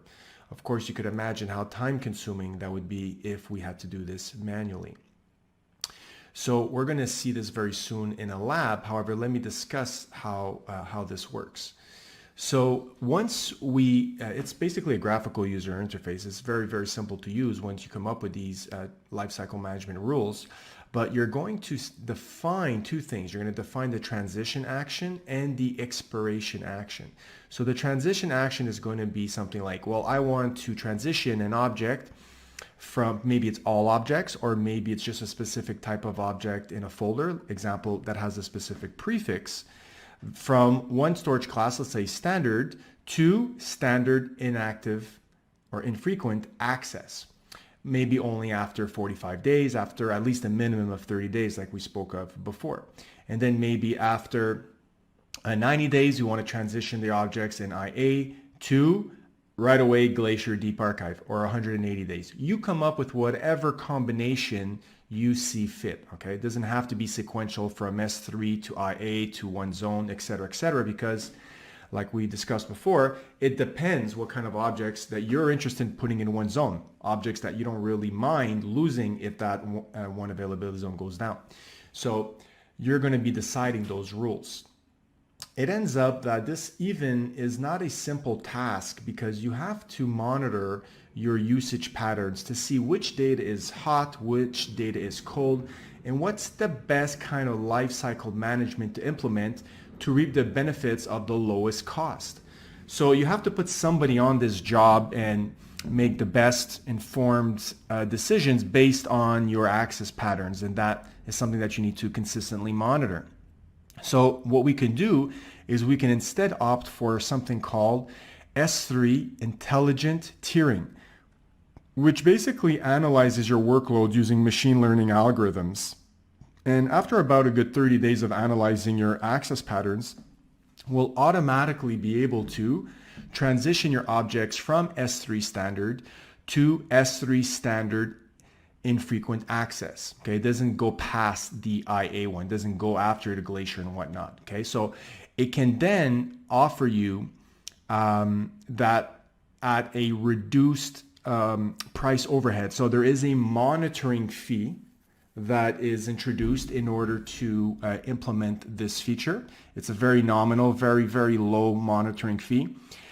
And the nice thing is if ever you take out an object out of the infrequent access before the 30-day limit, as we spoke of before, you will not be charged an overhead charge because of that. Why? because you're using the intelligent tiering. You're already paying an overhead for the monitoring fee. So at least in that sense, the intelligent tiering will take the object out of IA and put it back into the S3 standard class if you need access to it before the 30 days. And in that case, you won't be charged that overhead. So that is something that is very good to do in order not to have to put somebody on that job. So yes, you're paying a little bit of overhead for that monitoring fee, but at the other side of the spectrum, you're not investing in somebody working many hours to monitor and put into place a system to monitor your data access patterns. So let's take a look at how to do this right now. Let's implement our own lifecycle management rules. So let's now create a lifecycle rule inside our bucket. First off, we're going to need to go to the management tab in the bucket that we just created. And right on the top, you see right away, lifecycle rule. We're going to create lifecycle rule and we're going to name it. So I'm just going to say something very simple, like simply learn lifecycle rule. And we have the option of creating this rule for every single object in the bucket, or we can limit the scope to a certain type of file, perhaps with a prefix like, I could see one right now, something like logs. So anything that we categorize as a log file will transition from one storage tier to the next as per our instructions. We're doing this because we really want to save on costs. Right? It's not so much of organizing what's your older data versus your newer data. It's more about reducing that storage cost as your objects get less and less used. So in this case, logs are a good fit because perhaps you're using your logs for the first 30 days, you're sifting through them, you're trying to get insights on them, but then you kind of move them out of the way because they become old data and you don't need them anymore. So we're going to see how we can transition them to another pricing tier, another storage tier. We could also do this with object tags, which is a very powerful feature. And in the lifecycle rules action, you have to at least pick one of these options. Now, since we haven't enabled versioning yet, what I'm going to do is just select transition the current version of the object between these storage classes. So as a reminder of what we already covered in the slides, our storage classes are right over here. So the one that's missing is obviously the default standard storage class, which all objects are placed in by default. So what we're going to say is this. We want our objects that are in the default standard storage class to go to the standard inactive access storage class after 30 days. And that'll give us a nice discount on those objects being stored. Then we want to add another transition, and let's say we want to transition them to Glacier after 90 days. And then as a big finale, we want to go to Glacier Deep Archive. You can see the rest are grayed out. Wouldn't make sense to go back. And maybe after 180 days, we want to go there. Okay. Now there's a little bit of a warning or a call to attention here. They're saying, if you're going to store very small files into Glacier, not a great idea. There's an overhead in terms of metadata that's added, and also there's an additional cost associated with storing small files in Glacier. So we're just going to acknowledge that. Of course, for the demonstration, that's fine. In real life, you don't want to store very big tar files or zip files that had, one or more log files in there. Okay, that would bypass that surcharge that you would get. And over here, you have the timeline summary of everything we selected up above. So we have here after 30 days, the standard inactive access, after 90 days, Glacier, and after 180 days, Glacier Deep Archive. So let's go and create that rule. All right, so we see that the rule is already enabled, and at any time you could go back and disable this if ever you had a reason to do so. We can easily delete it as well, or view the details and edit it as well. So if we go back to our bucket, now what I've done is created that prefix with the /logs.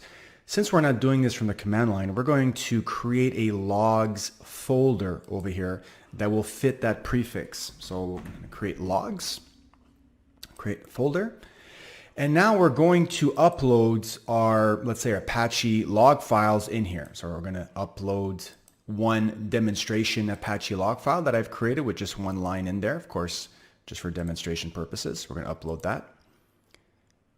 And now we're going to just close that. And now we have our Apache log file in there. So what's going to happen, because we have that lifecycle rule in place, after 30 days, any file that has the logs prefix, or basically is placed inside this folder, will be transitioned as per that lifecycle rule policy that we just created. So congratulations, you just created your first S3 lifecycle rule policy. Let's now move over to bucket policies. So bucket policies are going to allow or deny access to not only the bucket itself, but the objects within those buckets to either specific users or other services that are inside the AWS network. Now, these policies fall under the category of IAM policy. So IAM stands for Identity and Access Management. And this is a whole other topic that deals with security at large. So there are no services in AWS which are allowed to access other services or data, for example, within S3 without you explicitly allowing it through these IAM policies. So one of the ways we do that is by attaching one of these policies which are written in a JSON format. So it's a text file that we write. At the end of the day, that's the artifact, and that's a good thing because we can use that artifact and we can configuration control it in our source control and version it and put it alongside our source code. So when we deploy everything, it is part of our deployment package. So in this case here, we have several ways of doing this. We can use what's called the policy generator, which is a graphical user interface that allows us to simply click and point and populate certain text boxes, which will then generate that JSON document that will allow us to attach that to our S3 bucket. And that will determine, like I said, which users or services have access to whatever API actions are available for that resource. So we might say we want certain users to be able just to list the contents of this bucket, not necessarily be able to delete or upload new objects into that bucket. So you can get very fine-grained permissions based on the kind of actions you want to allow on this resource. So in order to really bring this home, let's go and perform our very own lab on this. Let's now see how to create an S3 bucket policy. Going back to our bucket, we're now going to go into permissions.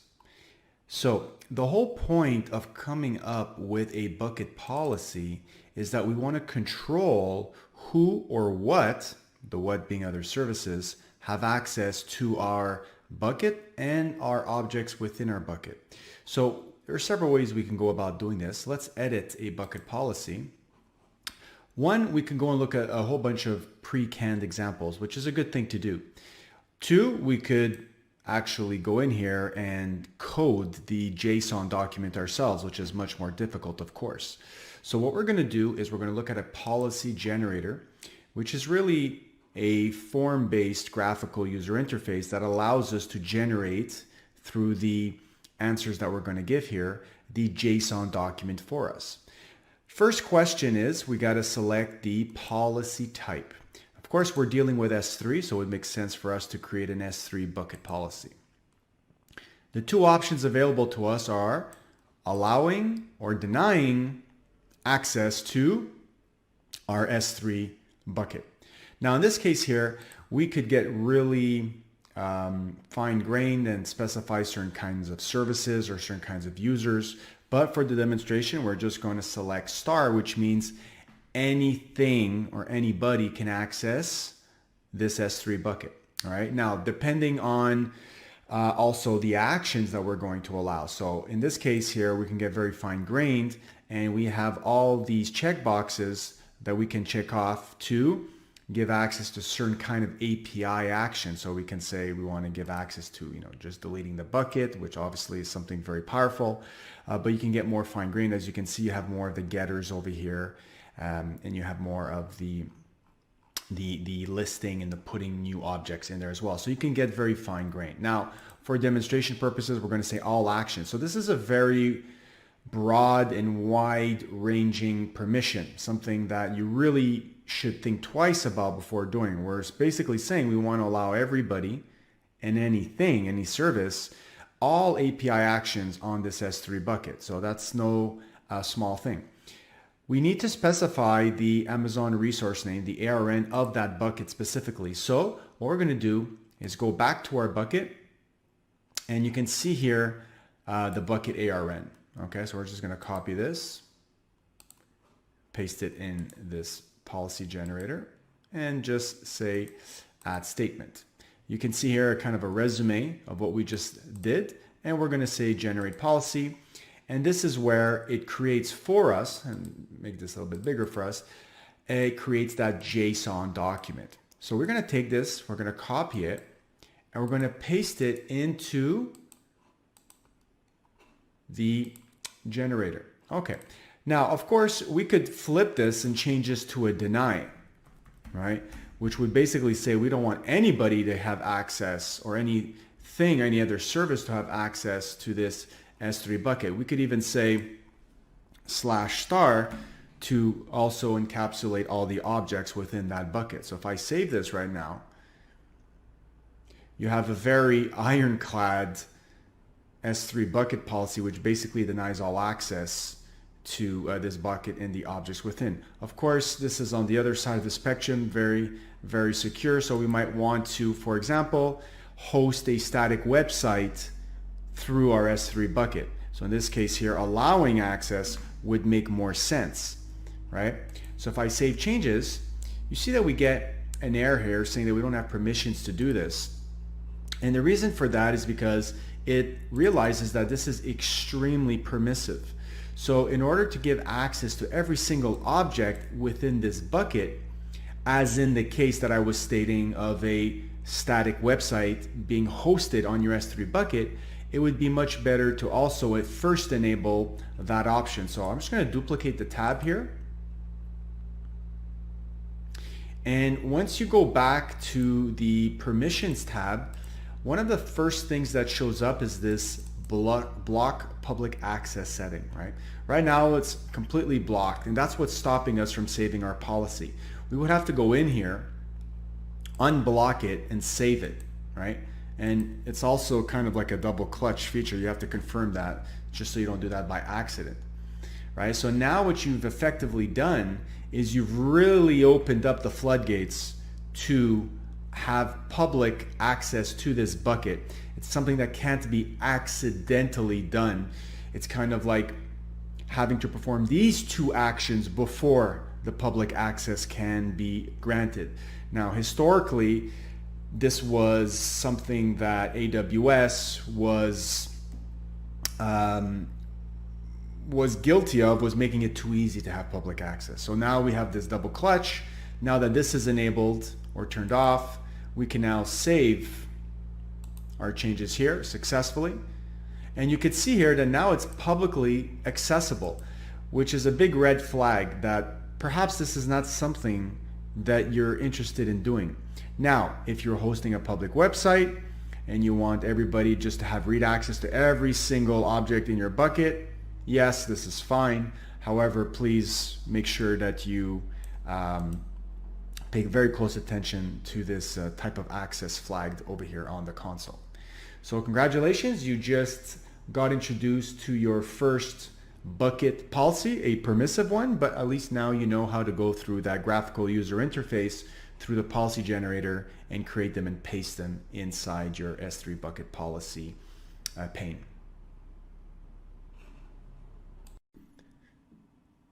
So let's continue on with data encryption.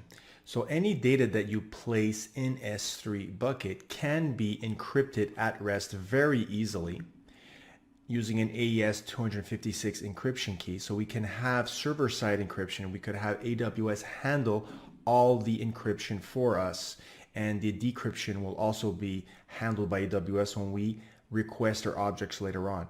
But we could also have client-side encryption where we, the client that are uploading the object, have to be responsible for also passing over our own generated key that will eventually be used by AWS to then encrypt that object on the bucket side.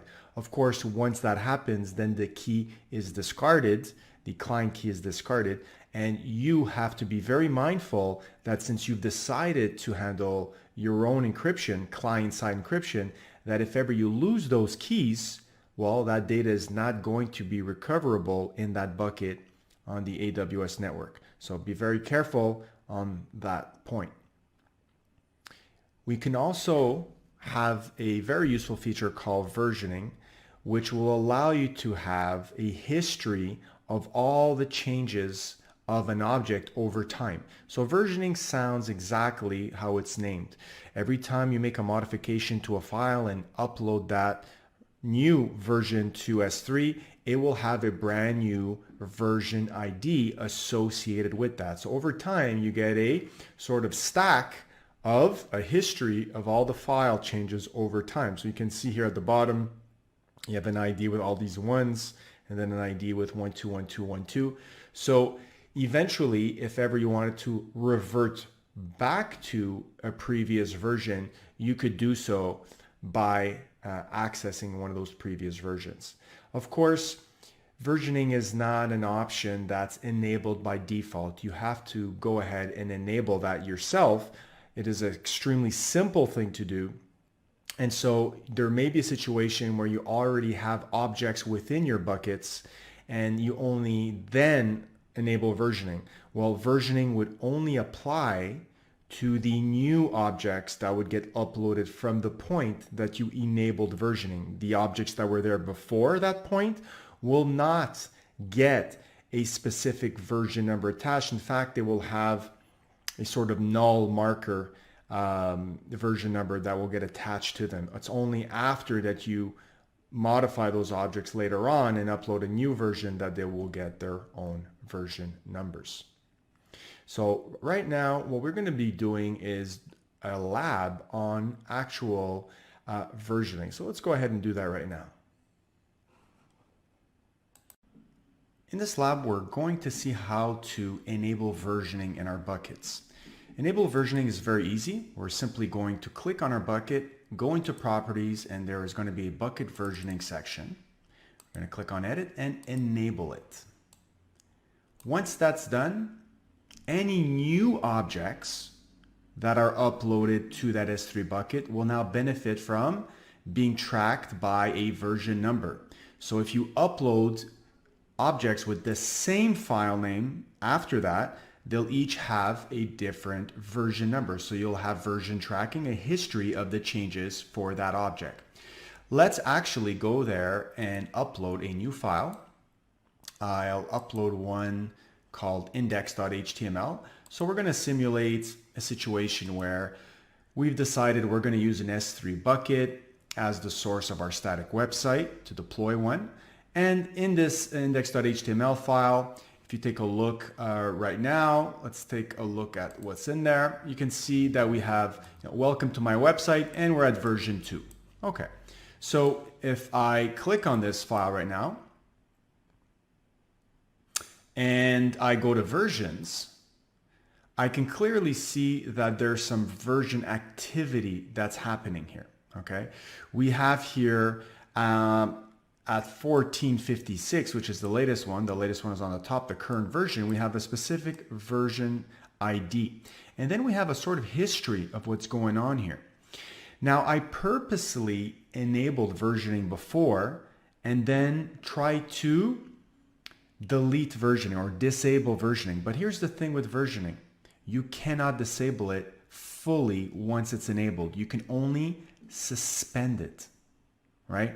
Now, suspending means that whatever version numbers those objects had before you decided to suspend it will remain. So you can see I have an older version here that has an older version number. And at this point here, I decided to suspend versioning. And so what it does, instead of disabling the entire history, it puts what's called a delete marker. Okay. You could always roll back to that version if you want. Now, in the demonstration, when we started it together, I enabled it again. So you can see this is actually the brand new version number as we did it together, but you don't lose the history of previous versioning if ever you had suspended it before. So that's something to keep in mind, right? And it'll come up in the exam where they'll ask you, can you actually disable versioning once it's enabled? And the answer is no, you can only suspend it and your history is still maintained. Now, we have that version there, and let's say I come to this file and I want to upgrade this, I don't know, I say version 3, right?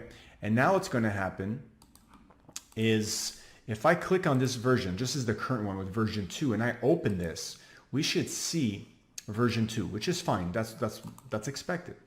If we go back to our bucket and upload that new version file that has version 3 in there, the one I just modified, we should now see in that index.html file a brand new version that was created under the versions tab. And there you go, 1458, just 2 minutes after. You can see here we have a brand new version ID, right? And if I open this one, you can see version 3. So now you have a way to enable versioning very easily in your buckets. And you also have seen what happens when you want to suspend versioning, what happens to the history of those versions files before. Just to actually go back here to the properties where we enabled versioning in the first place, if I want to go back in here and disable it, like I said, you can't disable, you can only suspend. And that's where that delete marker gets placed, but all your previous versions retain their version ID. So don't forget that, because that will definitely be a question on your exam if you're interested in taking the certification exam. So congratulations, you just learned how to enable versioning. Let's move on to cross-region replication, or CRR as it is known. There will be many times when you find yourself with objects in a bucket and you want to share those objects with another bucket. Now that other bucket could be within the same account, could be within another account within the same region, or could be within a separate account in a different region. So there's varying levels of degree there. The good thing is all of those combinations are available. So CRR, if we're talking about cross-region replication, is really about replicating objects across regions. Something that is not enabled by default, because that will incur a replication charge because it's syncing objects across regions. Of course, you are spanning a very wide area network in that case, so there is a surcharge for that. Now, doing so is quite simple to do, but one of the things that we have to be mindful of is to give permissions for the source bucket, which has the originals, to allow for this copying of objects to the destination bucket. So if we're doing this across regions, of course, we would have to come up with IAM policies, and we would also have to exchange credentials in terms of IAM user credentials, in terms of account IDs and the such. We're going to be doing a demonstration in the same account, in the same region, but largely this would be the same steps if we were going to go cross region. So this is something you might find yourself doing if you want to share data with other entities in your company. Maybe you're a multinational and you want to have all your log files copied over to another bucket in another region for another team to analyze, to extract business insights from. Or it might just be that you want to aggregate data in a separate data lake in an S3 bucket in another region, or in like I said, it could be even in the same region or in the same account. So it's all about organizing, moving data around across objects, across these boundaries. And let's actually go through a demonstration and see how we can do CRR. Let's now see how we can perform cross-region replication. We're going to take all the new objects that are going to be uploaded in the Simplilearn S3 demo bucket, and we're going to replicate them into a destination bucket. So what we're first going to do is create a new bucket, okay? And we'll just tack on the number 2 here.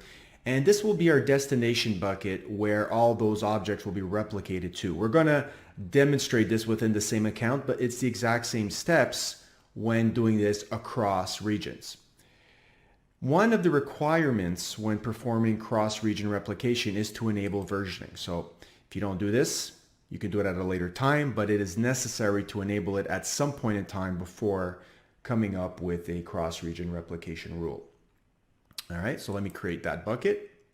And now after the bucket is created, I want to go to the source bucket and I want to configure under the management tab here a replication rule.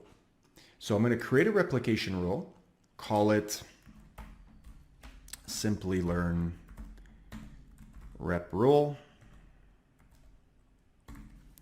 And I'm going to enable this right off the bat. The source bucket, of course, is the Simplilearn S3 demo. We could apply this to all objects in the bucket or perform a filter once again. Let's keep it simple this time and apply to all objects in the bucket. Of course, caveat here, this will only now apply to any new objects that are uploaded into this source bucket and not the ones that are already pre-existing there. Okay. Now, in terms of a destination bucket, we want to select the one we just created. So we can choose a bucket in this account, or if we really want to go cross region or another account in another region, we could specify this and put in the account ID and the bucket name in that other account. So we're going to stay in the same account. We're going to browse and select the newly created bucket. And we're also going to need permissions for the source bucket to dump those objects into the destination bucket. So we can either create the role ahead of time or we can ask this user interface to create a new role for us. So we'll opt for that and we'll skip these additional features over here that we're not going to talk about in this demonstration. We're just going to save this. So that will create our replication rule that is automatically enabled for us right now. So let's take a look at the overview here. You can see it's been enabled. Just to double check, the destination bucket is the demo 2. We're talking about the same region. And again, here we could opt for additional parameters like different storage classes in the destination bucket that object is going to be deposited in, etc., etc. For now, we just created a simple rule. Now, if we go back to the original source bucket, which we're in right now, and we upload a new file,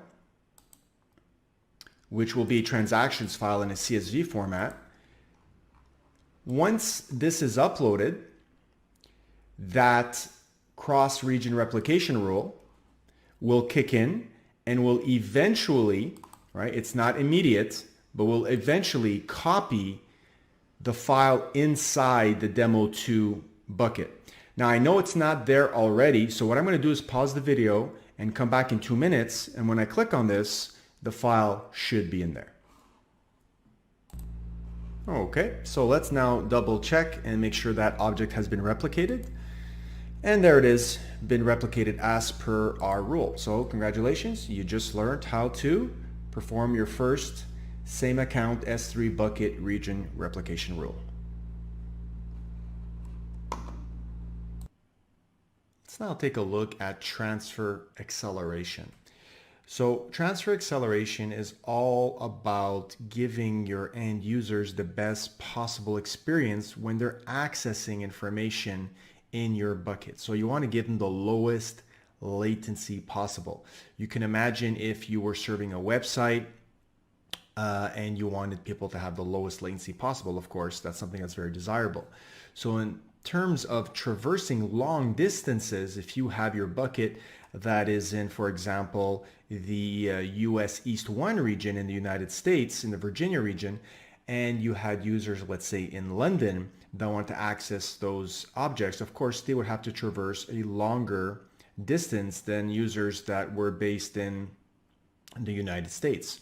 And so if you wanted to bring those objects closer to them in terms of latency, then we could take advantage of what's called the Amazon CloudFront Delivery Network, the CDN network, which extends the AWS backbone by providing what's called edge locations. So edge locations are really data centers that are placed in major city centers where our end users mostly are located, more densely populated areas, and your objects will be cached in those locations. So if we go back to the example of your end users being in London, well, they would be accessing a cached copy of those objects that were stored in the original bucket in the, for example, US East 1 region. Of course, you will get most likely a dramatic performance increase by enabling transfer acceleration. It's very simple to enable this. Just bear in mind that when you do so, that you will incur a charge for using this feature. The best thing to do is to show you how to go ahead and do this. So let's do that right now. Let's now take a look at how to enable transfer acceleration on our Simplilearn S3 demo bucket. By simply going to the Properties tab, we can scroll down and look for a heading called Transfer Acceleration over here, and very simply just enable it. So what does this do? This allows us to take advantage of what's called the Content Delivery Network, the CDN, which extends the AWS network backbone. The CDN network is strategically placed into more densely populated areas, for example, major city centers. And so if your end users are situated in these more densely populated areas, they will reap the benefits of having transfer acceleration enabled because the latency that they will experience will be severely decreased. So their performance is going to be enhanced. If we take a look at the speed comparison page for transfer acceleration, we can see that once the page is finished loading, it's going to do a comparison. It's going to perform, first of all, what's called a multi-part upload, and it's going to see how fast that upload was done with or without transfer acceleration enabled. Now, this is relative to where I am running this test. So right now I'm actually running it from Europe. So you can see that I'm getting very, very good results if I would enable transfer acceleration and my users were based in Virginia. So of course, now I have varying differences in percentage as I go closer or further away from my region where my bucket or my browser is being referenced. So you can see here, United States, I'm getting pretty good percentages. As I go closer to Europe, it gets lower, of course, but still very, very good. Frankfurt, again, this is about probably the worst I'm going to be getting here since I'm situated in Europe. And of course, as I go look more towards the Asian regions, you can see once again it kind of scales up in terms of better performance. So of course, this is an optional feature. Once you enable it, as I just showed over here, this is a feature that you pay additionally for. So bear that in mind. Make sure that you take a look at the pricing page in order to figure out how much this is going to cost you. So that is it. Congratulations. You just learned how to simply enable transfer acceleration to lower the latency from the end user's point of view. We're now ready to wrap things up in our conclusion and go over at a very high level what we just spoke about. So we talked about what S3 is, which is a core service, one of the original services published by AWS in order for us to have unlimited object storage in a secure, scalable, and durable fashion. We took a look at other aspects of S3 in terms of the benefits, we mainly focused on the cost savings that we can attain in S3 by looking at different storage classes.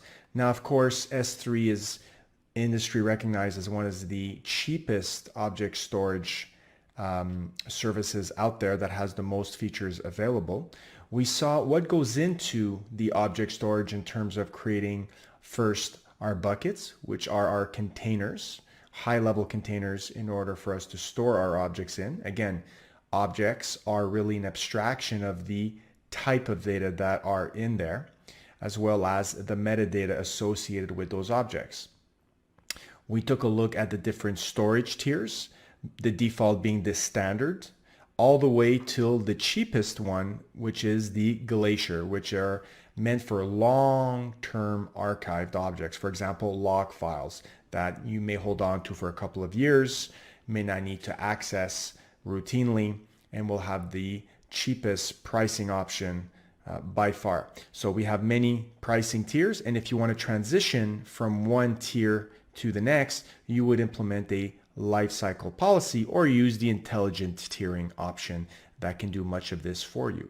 We took a look at some very interesting features, starting from the lifecycle management policies that we just talked about, all the way to versioning, cross-region replication, and transfer acceleration.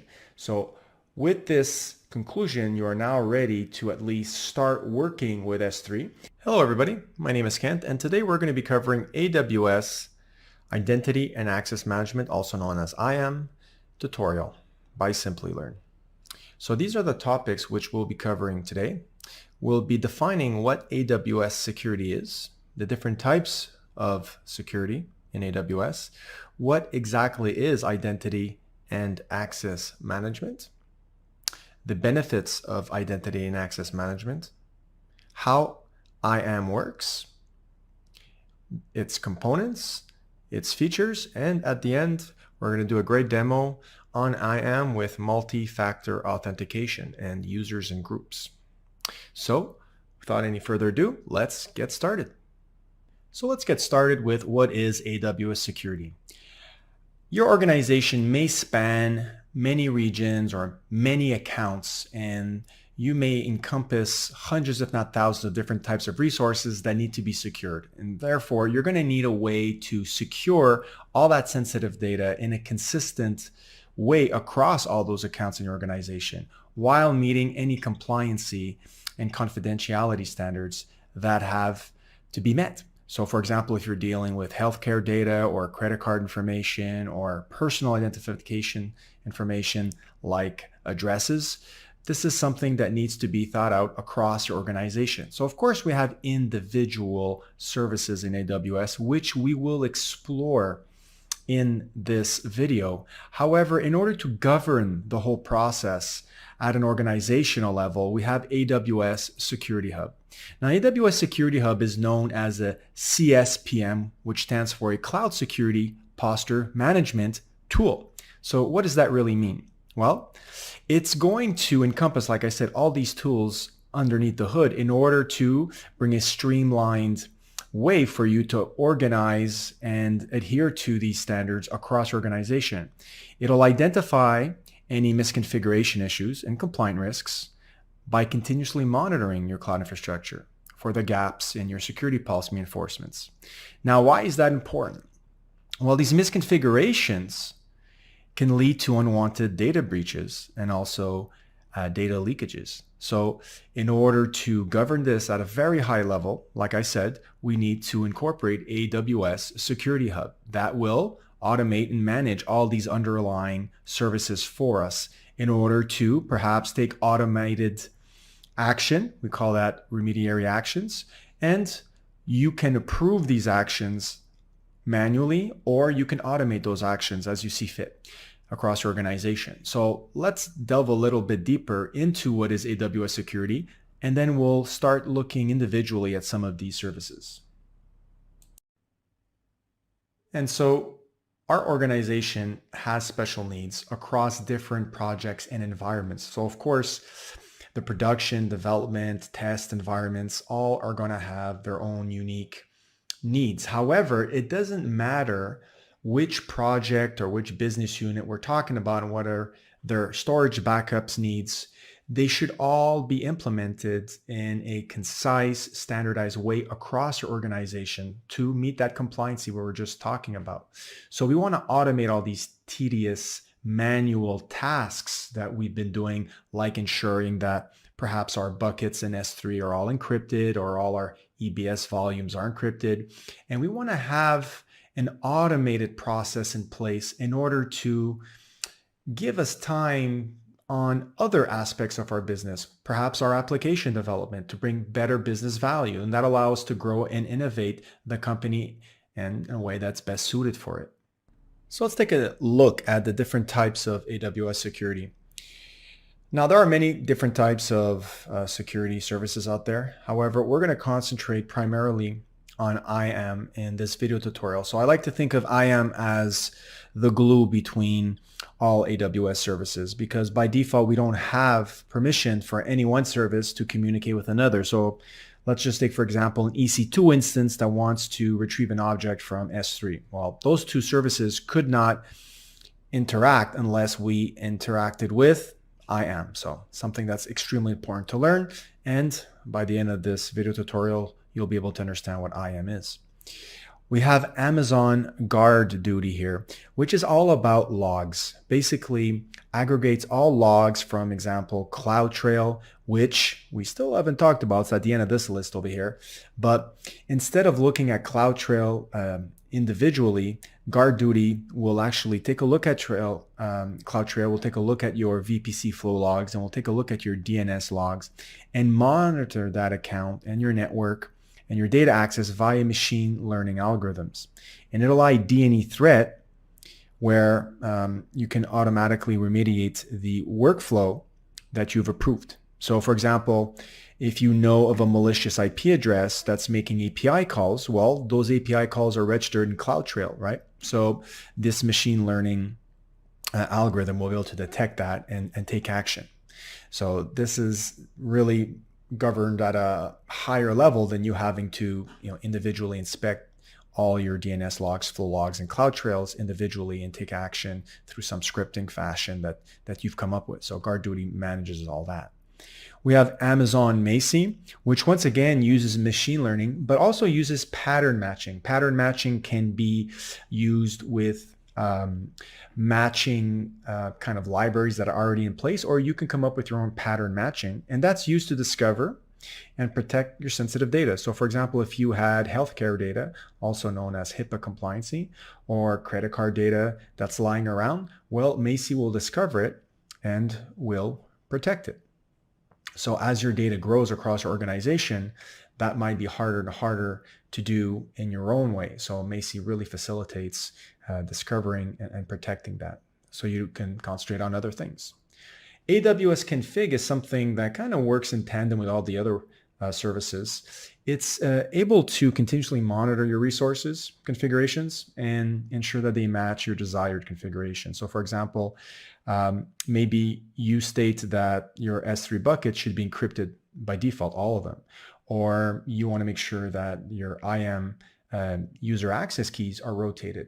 And if they're not, then take remediary action. So a lot of these automated remediary actions, right, are basically executed via AWS Config. So you'll see the AWS Config actually used by other services underneath the hood. And then you have CloudTrail.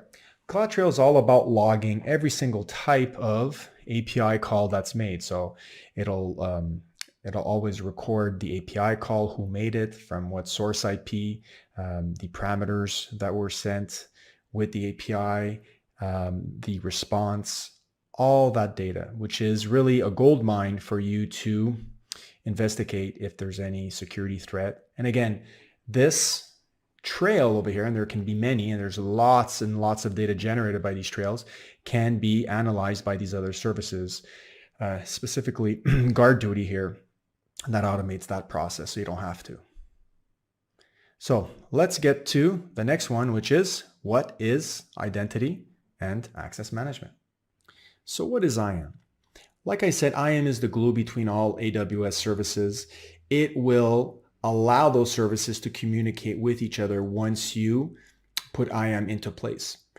The other thing is it allows us to manage our AWS users, which are known as IAM users, and group them together into groups to facilitate assigning and retrieving or removing permissions from them instead of doing it on an individual scale. So of course, if you had 200 IAM users and you wanted in one shot to add a permission to a group that contained 200 IAM users, well, you can do that in one operation instead of 200. Now we do have a distinction between IAM users and end users. End users use applications online, whereas IAM users are your employees in your organization that are interacting directly with AWS resources. So for example, an EC2 instance would be a resource that, let's say, a developer would be interacting with. And traditionally, those are resources that are used full-time from 9 to 5, let's say, 5 days a week, 365 days a year, okay?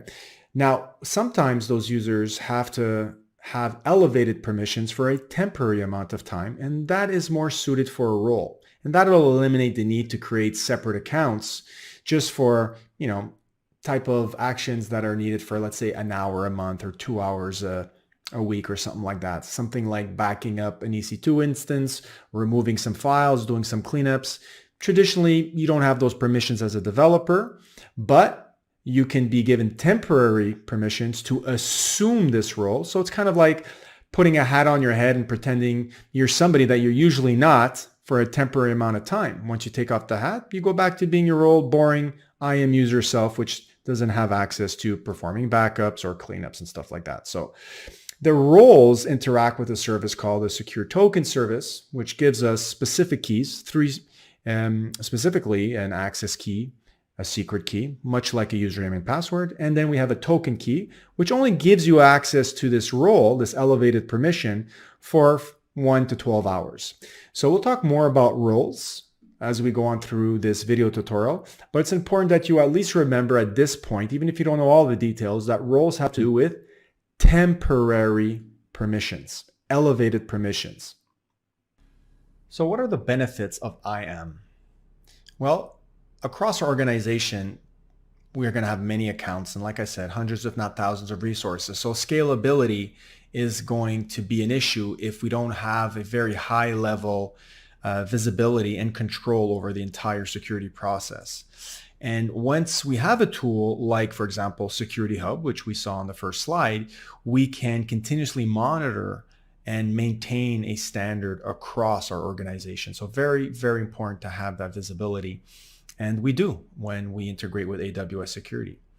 Now, we also need to eliminate the human factor, right? So we don't want to manually put out fires every single time. Of course, there will be times when something new occurs that we've never seen before that will be needed. However, once an occurrence happens and reoccurs, we can obviously come up with a plan to remediate the action. So once we automate, we can definitely reduce the time to fix that reoccurring error, or it could be a new error that we don't have to interact with because we're using machine learning algorithm services like I was talking about, like GuardDuty or Macy.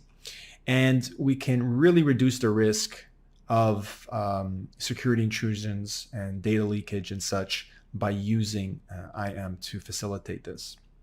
Of course, you may have many compliance needs. You may be dealing with applications that use healthcare data or credit card information for payments, or you might be dealing with a government agency, let's say in the US, that has certain compliancy requirements that needs assurances that if their data is stored on the cloud, that you're still following the same compliance controls that you were, let's say, on premise. So we have a very, very long list of compliance requirements that each AWS service adheres to. And you can go on the AWS documentation online and you could figure out if, for example, DynamoDB is compliant with HIPAA compliancy. And it is. And so you can be sure that you can use that. So AWS itself has to constantly maintain these compliancy controls in place, and they themselves have to pass all these certifications. And that gets passed on to us. So much less work for us to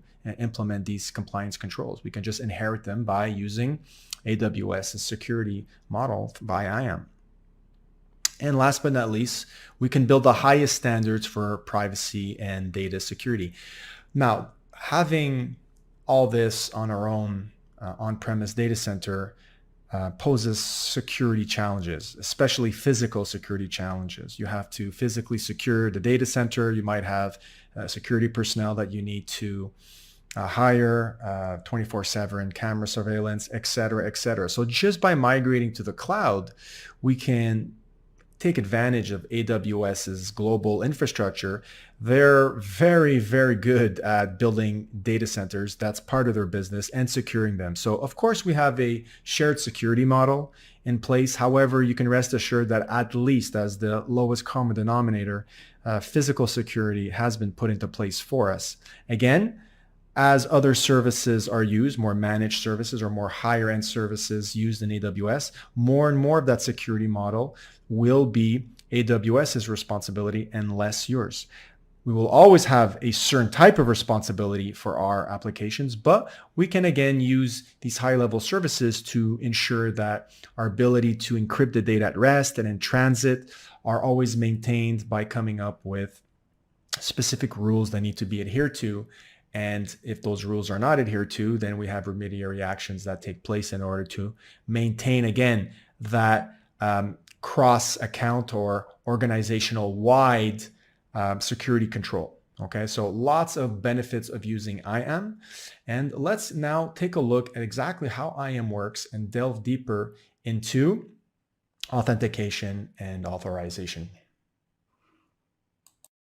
So there are certain terms here that we need to know about. One of them is principal. Now, principal is nothing more than an entity that is trying to interact with an AWS service, for example, an EC2 instance or an S3 bucket. Now, that could be a user, an IAM user. It could be even a service, or it could be a role. So we're going to take a look how principals need to be specified inside IAM policies. Authentication. So authentication is exactly how it sounds. Who are you? Could be something as simple as username and password, or it could involve an email address. Example, if you are the root user of the account when you're creating the account for the very first time. Other normal users will not need to log in with their user email. It'll only be the root user that needs that. You could also have developer type access, which needs access, let's say, via command line interface or a software development kit, also known as an SDK. Now, for those kind of access points, we're going to need access keys and secret keys, or public-private keys, let's say, if you want to even authenticate and log in through SSH to an EC2 instance. So there are many different types of authentication that we could set up when creating IAM users based on what kind of access they need. Do they just need access to the console? Do they need access to just services in terms of as a programmatic need? So those are different types of authentication. And then we have the actual request. Now, we could make a request in AWS through various ways. We're going to be exploring that via the console, the AWS console. However, every button you click, every drop-down list you select, that invokes an API call behind the scenes. So everything goes behind a centralized, well-documented API. Every service has an API. So if you're dealing with Lambda, let's say, well, Lambda has an API. If you're dealing with EC2, EC2 has an API. Now, you could interact with that API, like I said, via the console indirectly. You could use a command line interface. You can use an SDK for your favorite programming language like Python. So all of them get funneled through, all your requests get funneled through an API. But that doesn't mean you're allowed to do everything just because we know who you are and you have access to some keys, let's say, to make some API calls. You have to be authorized in order to perform certain actions. So maybe you're only authorized to communicate with DynamoDB, and also maybe you're only authorized to perform reads and not writes. So we can get some very fine-grained authorization through some IAM policies in order to control not only who has access to our AWS, but what they're allowed to do. So very fine-grained actions, read actions, write actions, both, maybe just describe or list some buckets. So depending on the AWS user that's logged in, we can control exactly what actions, because every API has fine-grained actions that we can control through IAM. And of course, many different types of resource. When we're coming up with these policies, all these actions can be grouped into resources. So perhaps we can say, well, this user only has access or read-only access to S3, specifically these buckets, and can write to DynamoDB table, but cannot terminate or shut down an EC2 instance. So all these kind of actions can be grouped into resources on a per resource basis based on the kind of role you have in the projects or in the company. So now let's take a look at the components of IAM. We've already seen that we can create IAM users and that how they are different than your normal end users. Now those entities represent a person that's working for an organization that can interact with AWS services. And some of those permissions that we assign through what's called identity-based policies to such a user will have permissions, for example, that are always necessary every time that they're logged in. So perhaps this user Tom always needs access to the following services over here, for example, an RDS instance or an S3 bucket, etc., etc. And sometimes they will need temporary access to other services, for example, DynamoDB. So in those cases, there would be a combination of normal IAM policies assigned to the user and certain assume role calls done at runtime in order to acquire this temporary credential, elevated permission. There is also the root user, which is different than your typical super user administrator access. There are some things that a root user can do that an administrator access cannot. For example, a root user, first of all, logs in with their email address and can also have the option to change that email address, something that is very tightly coupled to the AWS account. So you cannot change the email address with an administrator account. The other thing a root user can do is they can change the support contract. They can also view billing information or taxes information, VAT information, for example. So the best thing to do, the best practice is that once you've created your AWS account, you are obviously the root user. The best thing to do is to enable multi-factor authentication, store away those keys in a secure location, and your first administrative task should be to create an administrator super user, from which that point on you will log in as only an administrative user, and you will create other type of administrative users, and those administrative users will create other IAM users. So never log into your AWS account as a root user unless you need to access that specific functionality that I said that is over and above a super user administrator account. So here we have a set of IAM users, and we could assign to them directly IAM policies, which give them access to certain services. However, the best practice is to create groups, which is just a collection of IAM users. And suppose we have a developer group and a group of security administrators. Of course, we could assign different types of policies to that group, and every user that is assigned to the developer group will inherit those IAM permissions. Makes it much easier to manage your IAM users this way. For the fact that also you can have users that can be assigned to groups, as you can see here, but what's not shown here that is possible as well is you could have a user that is part of two groups at the same time.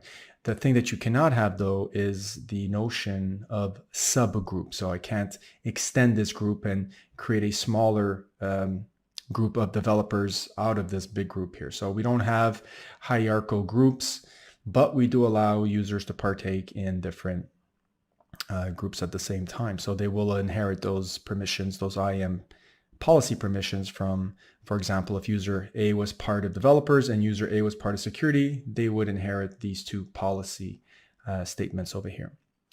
Now, there is another type of IAM policy, and that is called a resource-based policy. So resource-based policies are not attached directly to, for example, users, but they're attached more to resources like an S3 bucket, for example.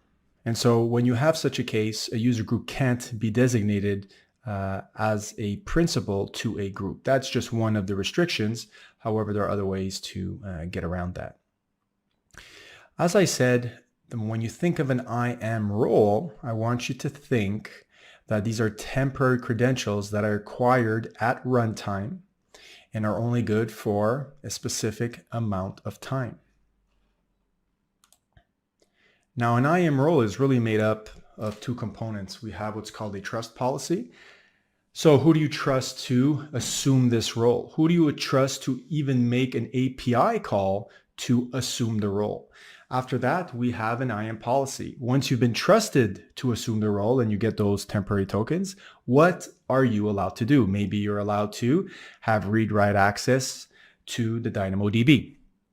So here we have no long-term credentials that are connected to role. You do not assign a role to a user. The user or service will assume the role via API call via the secure token service, STS. And with those temporary credentials, we'll then be able to access, for example, an EC2 instance if the IAM policy attached to the IAM role says that you can do so.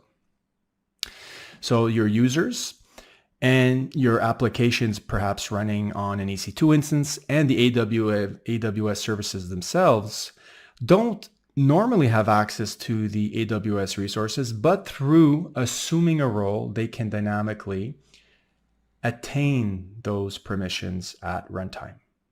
So it's a very flexible model that'll allow you to bypass the need to embed security credentials all over the place and then have to maintain those credentials and make sure they're rotated and they're not acquired by anybody trying to find a security hole in your system. So from a maintenance point of view, they're really an excellent tool to use in your toolbox, your security toolbox. So let's take a look at the components of IAM. We have the IAM policy over here, which is really just a JSON document.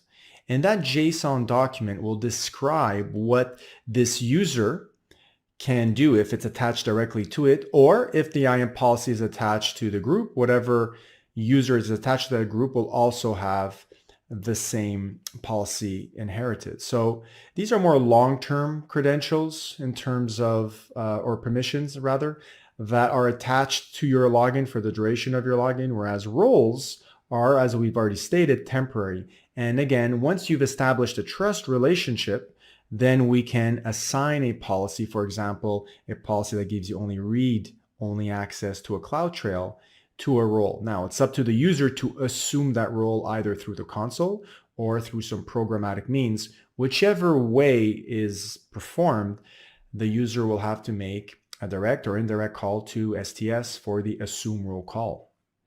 Now, these permissions are examined by AWS when a user submits a request. So this all happens at runtime dynamically. So when you change a policy, it will take effect pretty much immediately as soon as the user makes the next request. That new security policy, whether you've just added or removed the permission, will take immediate effect. So what we're going to do now is just really quickly go to the AWS console and actually show you how an IAM policy looks like. So I've just logged into my AWS management console, and if I search for identity and access management, it should be the first one to show up. I'll just click on that. And I want to show you actually how these IAM policies look like. If you go to the left-hand side here, there's an entry for policies, and there are different types of policies that we can filter out. So let's filter them out by type. We have customer managed, we have AWS managed, and more in line with job functions that AWS managed also. So we're going to take a look at AWS managed. All that means is that AWS has created and will actually update, maintain these pre-established and already vetted identity policies, IAM identity policies. So I could add further down maybe look at all the S3 policies that are available, and we can see there are some that allows only read-only access. There are some that will give us full access. And there are, of course, other types here that we're not all going to explore, but let's just easily kind of take a look here at the full access. You can see it's just a JSON document. And of course, you cannot modify it since this is a managed policy. However, you can copy it and modify it. And in that case, it will become your own version of it. And so it'll be customer defined. And so when you go here and you do a filter, you can filter on your own customer managed policies. So over here, we are simply allowing certain actions, right? We talked about actions before that were based on API. So here we have an API that starts with S3. So this is for the S3 API. And instead of filtering out exactly specifically what API calls are there, we're basically saying all API calls. So star representing all API actions. And again, there is another category of S3 which deals with object lambda, and we are allowing all operations on that specific API as well. We could, if this was our own customer managed policy, actually scale down on which resource, which bucket, let's say, or which folder in a bucket this would apply to. But in this case, since this is a full access, we're basically being given permission to execute every single API action under S3 for all buckets. We're going to see in the lab or the demonstration at the end of this tutorial that I'm going to show you how to scale that down. Okay, so that's how an IAM policy looks like. And if you want to assign an IAM policy to a user, well, stay tuned for the demonstration at the end of the video tutorial. What's not at the end of the video tutorial is really how to create a role. So I'll show you what a role is here. Again, there's a whole bunch of roles already set up that we can go and take a look at here. But we can go and create our own role as well. And I might create a role, for example, that gives in EC2, let's choose EC2, access to S3. So if I click EC2 and click next permissions, I can actually assign the S3 permission right over here. It's just a policy, just like we took a look at. Obviously assign it a tag and review it. And I'm just going to call this my EC2 role to S3. Create the role. And because I selected EC2 as a service, it automatically will include that in the trust policy. So now when I go and I create an EC2 instance, I can attach this role to that EC2 instance, and that EC2 instance will automatically be able to, if we're using the Linux 2AMI, let's say, have access to, or full admin access to, any S3 bucket in the AWS account. So let's go take a look at where we would actually attach that role on the EC2. So when you're creating an EC2, let's just say we go here, we say launch an EC2 instance, and we'll pick this AMI over here because it'll already include the packages necessary to perform the assume role call to STS for us, so we won't have to code that. And we don't have to embed any credential keys in order to get this running, which is really good, which is the whole point of what I'm doing, because by assuming a role, I don't have to manage that. And I'm just going to pick the free T2 micro.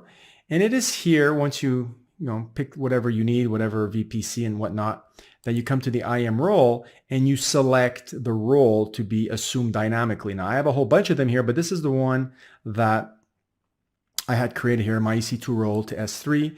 And if I go and I launch this EC2 instance, and then I had an application, let's say, that needed to contact S3, or even if I went on the command line of the EC2 instance, I would be able now to communicate with the S3 service, because they would use, they being AWS, would actually use this role to perform an assume role call to get those temporary STS tokens for me, which will then allow me to access my IAM policy, which gives me full access to S3. And off I go. So this is a great way, like I said, to avoid having to administrate any embedded keys in this EC2 instance. And I could take this role away at any time as well. So there you have it, a little demonstration on how to create a role, how to attach it to an EC2 instance, and also how managed and customer managed policies look like in IAM. Of course, there is also the fact that we have multiple accounts, and so we could assign a policy that will also allow a user in another account access to our account. So cross-account access is something that's very well needed, and also is a feature of IAM.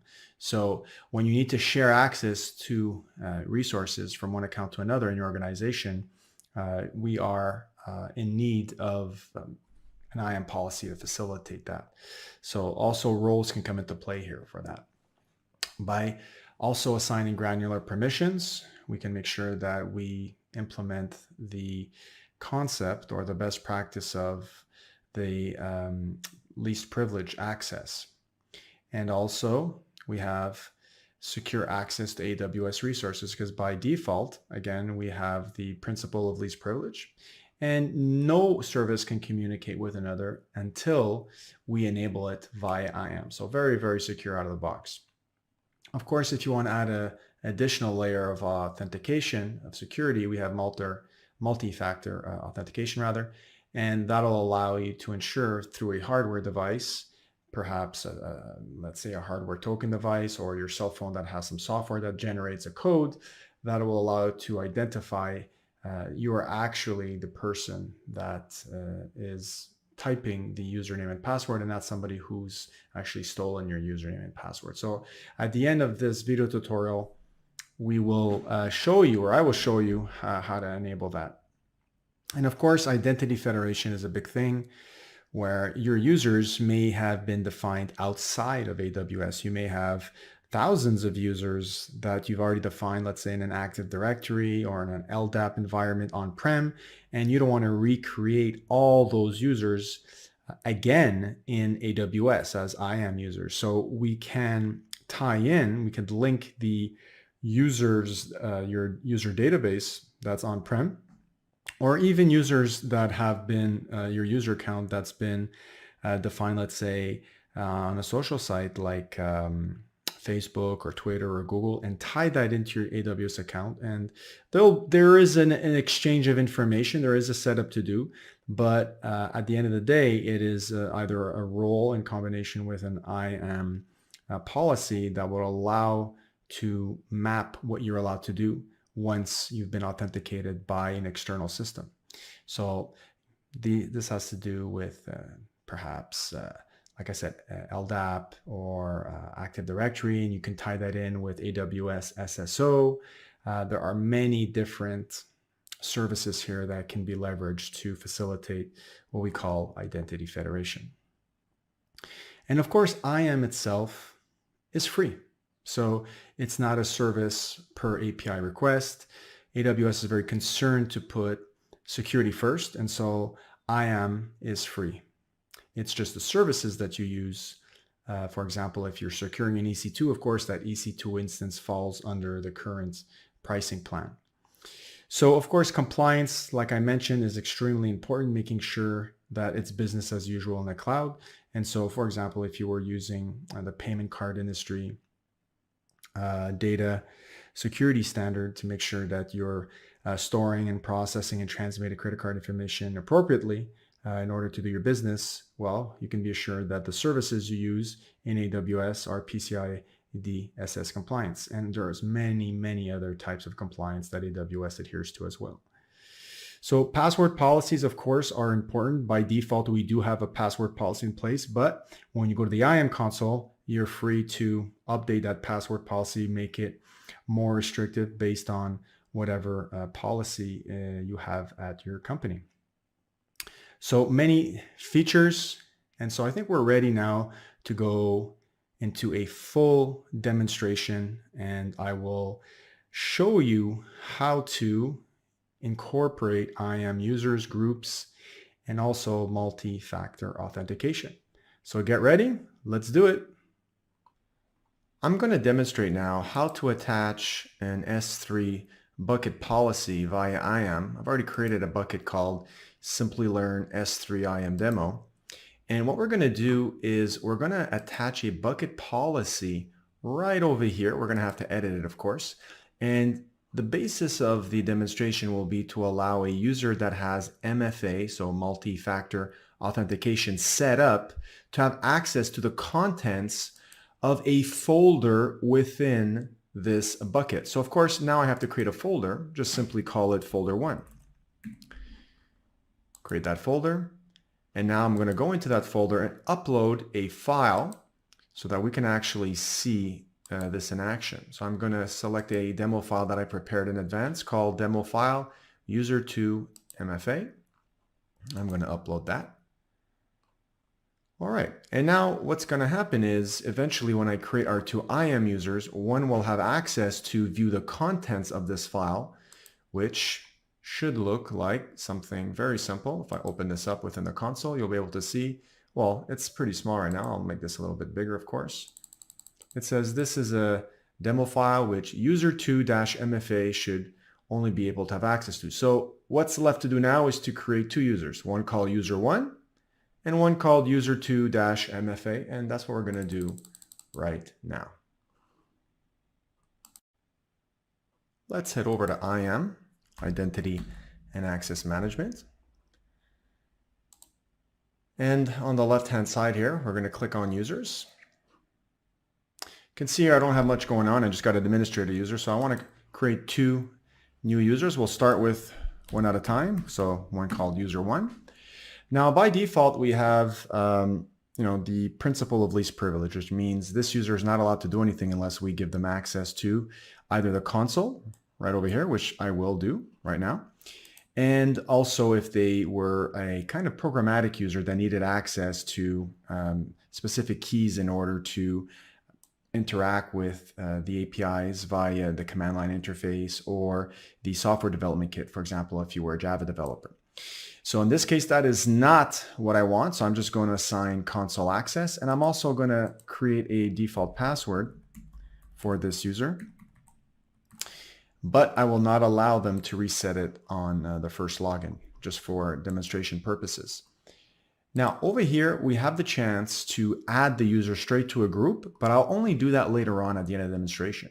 For now, I want to show you how to attach to this user an IAM policy, which will give them access to specific services. So if I type in S3 full access here, this is an administrative access to an S3 bucket. If you take a look at the JSON document attached or representing that IAM policy, you can see that it is allowing all API actions across S3, star, and also object lambda across all buckets. And I say all buckets because the star represents all buckets. So it is a very broad permission, so be very careful when you're actually assigning this to one of your users and make sure that they deserve to have such a permission. So I'm not going to assign any tags here, but I'm just going to review what I've done. You can see here I've just attached an S3 full access permission to this one user, and I'm going to create that user now.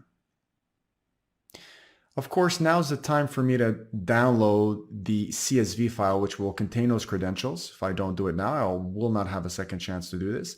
And also to send an email to this user in order for them to have a link to the console and also some instructions. I'm not going to bother with that. I'm just going to say close. And now I have my user1. You can see here that it says none for multi-factor authentication. So I have not set anything up right now for them. And that's what I want to do for this second user that I want to create called user2-MFA, or MFA rather. All right. So now I want to do the same exact thing as before. I'm going to assign a custom password. And I'm going to go through the same steps as we saw before. I'm going to attach an existing managed policy that AWS has already vetted for us. Review, create. Now, right now, they're exactly the same. So I have to go back to user2 and set up multi-factor authentication. And to do that, you have to go in the Security Credentials tab. And you'll see here, assigned MFA device. We have not assigned any yet, so we're going to manage that right now. And we have the option to order and get an actual physical device that's uniquely made for performing multi-factor authentication. However, we're going to opt for the virtual MFA device, which is a software that we're going to install on our cell phones, let's say. So I can actually open this link just to show you the very many options that we have for that. They're right over here. I'm going to go with Google Authenticator. So go to the App Store on your Android device and you can download that. Of course, if you have an Android device. If not, you have other options for iPhone and other softwares for each one of those. So I'll let you do that. Once you've installed that software on your cell phone, you can come here and show the QR code. Now what that is going to do is you're going to need to go to your phone now, and I'm going to my phone right now as we speak, and I'm going to open up that MFA software, in this case the Google Authenticator, and I'm going to say there's a little plus sign at the bottom. I'm going to say scan QR code. I'm going to point my phone to this square code here, this QR code, and it's going to pick it up. I'm going to say add account. There's a little button there, add account, and it's going to give me a code. So I'm going to enter that code right now.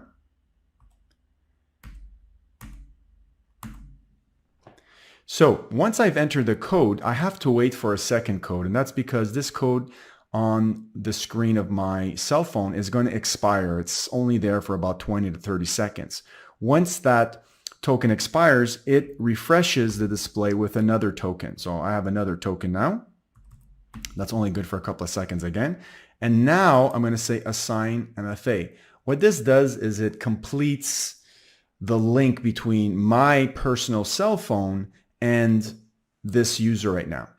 So now that this has been set up, we can see we actually have an ARN to this device, which we are going to possibly need depending on how we write our policies. In our case here, I'm going to show you a way to kind of bypass having to put that. So now we've got those two users, one with an MFA device and another one without. Okay, so now the lab is going to be, or the demonstration rather, is going to be how do we allow user 2 MFA access to this file in folder 1 and not allow user 1. The distinguishing factor will be that user 2 has an MFA set up and user 1 doesn't. So based off of just that condition, that'll be the determining factor if they can view the file or not. So let's get back to S3 and actually create this IAM bucket policy and see how it's done. So back we are in our bucket, and now we have to go to permissions in order to set up this bucket policy. We're going to click on edit over here, and we're going to click on policy generator to help us generate that JSON file through a user interface. Of course, we're dealing with an S3 bucket policy. Now, what we're going to do is we're going to deny all users and services, so star. S3 is grayed out here because we selected S3 up here. We want to deny all S3 API actions. We're not going to go and selectively go down the list. The specific bucket and the folder. So in this case here, we're missing the Amazon resource name. So we have to go back here and we have to copy the ARN of our bucket, right? So we're going to copy that, come back, Control V, and we're going to, of course, have to specify the folder as well. So I'm going to just do /folder1, and then I'm also going to do /star for all the objects in that folder, okay? So here's the MFA condition that I want to add though, because we cannot assign the MFA condition up here. We have to say add conditions. Very powerful feature here. That's optional, but very powerful. We want to look for a condition that says Boolean if exists, or bool if exists, all right? So there's got to be a key value pair that exists, and there are many, but we're going to look for one that is specifically known as multi-factor authentication present. And we want to make sure that value is equal to false. So I'm going to add that condition, and then I'm going to add that statement. And I want to generate the policy just to show you now how that user interface has generated this JSON document for us that we're going to attach to our S3 bucket. What I want to do is I want to take this in its entirety, copy it, and go back to our S3 bucket that's just waiting for us to paste our policy in here. Okay, so let's see what's actually going on here. We've created a policy. Again, this policy could have any ID. It's just an ID that was given by the user interface. You could name that whatever you want. Of course, something that makes total sense. And then we have one or more statements, and then we only have actually one statement. And again, you can select any ID here. That was just auto-generated by the IDE. We're saying that all actions on the simple storage service, I say all again because of the star, are denied specifically on this resource, which is our bucket and the folder named folder 1 and all the objects within that folder under the certain conditions. So the condition is if you have a Boolean value of false associated with a key called multi-factor authentication present, and it has to exist, okay? Then if that value is equal to false, you don't have access to the objects in this folder, which means that if you do have MFA set up, you will be allowed access to the contents of this folder. So if we assign this and apply this to all principals, which would encompass user 1 and user 2-MFA, then, let me just apply this, that would mean that user 1 would not be able to see the contents of our object inside folder 1, and user 2-MFA would. So let's go take a look and log into, let's log out first, and then when we're going to log back in, we're going to log in as the individual user 1 and user 2-MFA and prove this is actually the case. So I am now logging back in as user 1 that we created moments ago. And of course, if I, for example, go see a service like EC2, we don't have access to EC2. We've just given ourselves access to S3. So this makes total sense. We're just going to go see what we have access to, which is S3. Should be able to list and describe all the buckets there because we've been given pretty much administrative access. Now, if we go here to our created bucket and go inside folder 1 and want to actually open up this document, we can see now that that's not happening, okay? And that's because of that condition that is checking if we actually have a value of true for that MFA key that we specified, okay? So this is expected and this is exactly what we wanted. Now what we're going to do is we're going to log out once again, and we're going to do the same thing but with user 2-MFA. Let me log back in.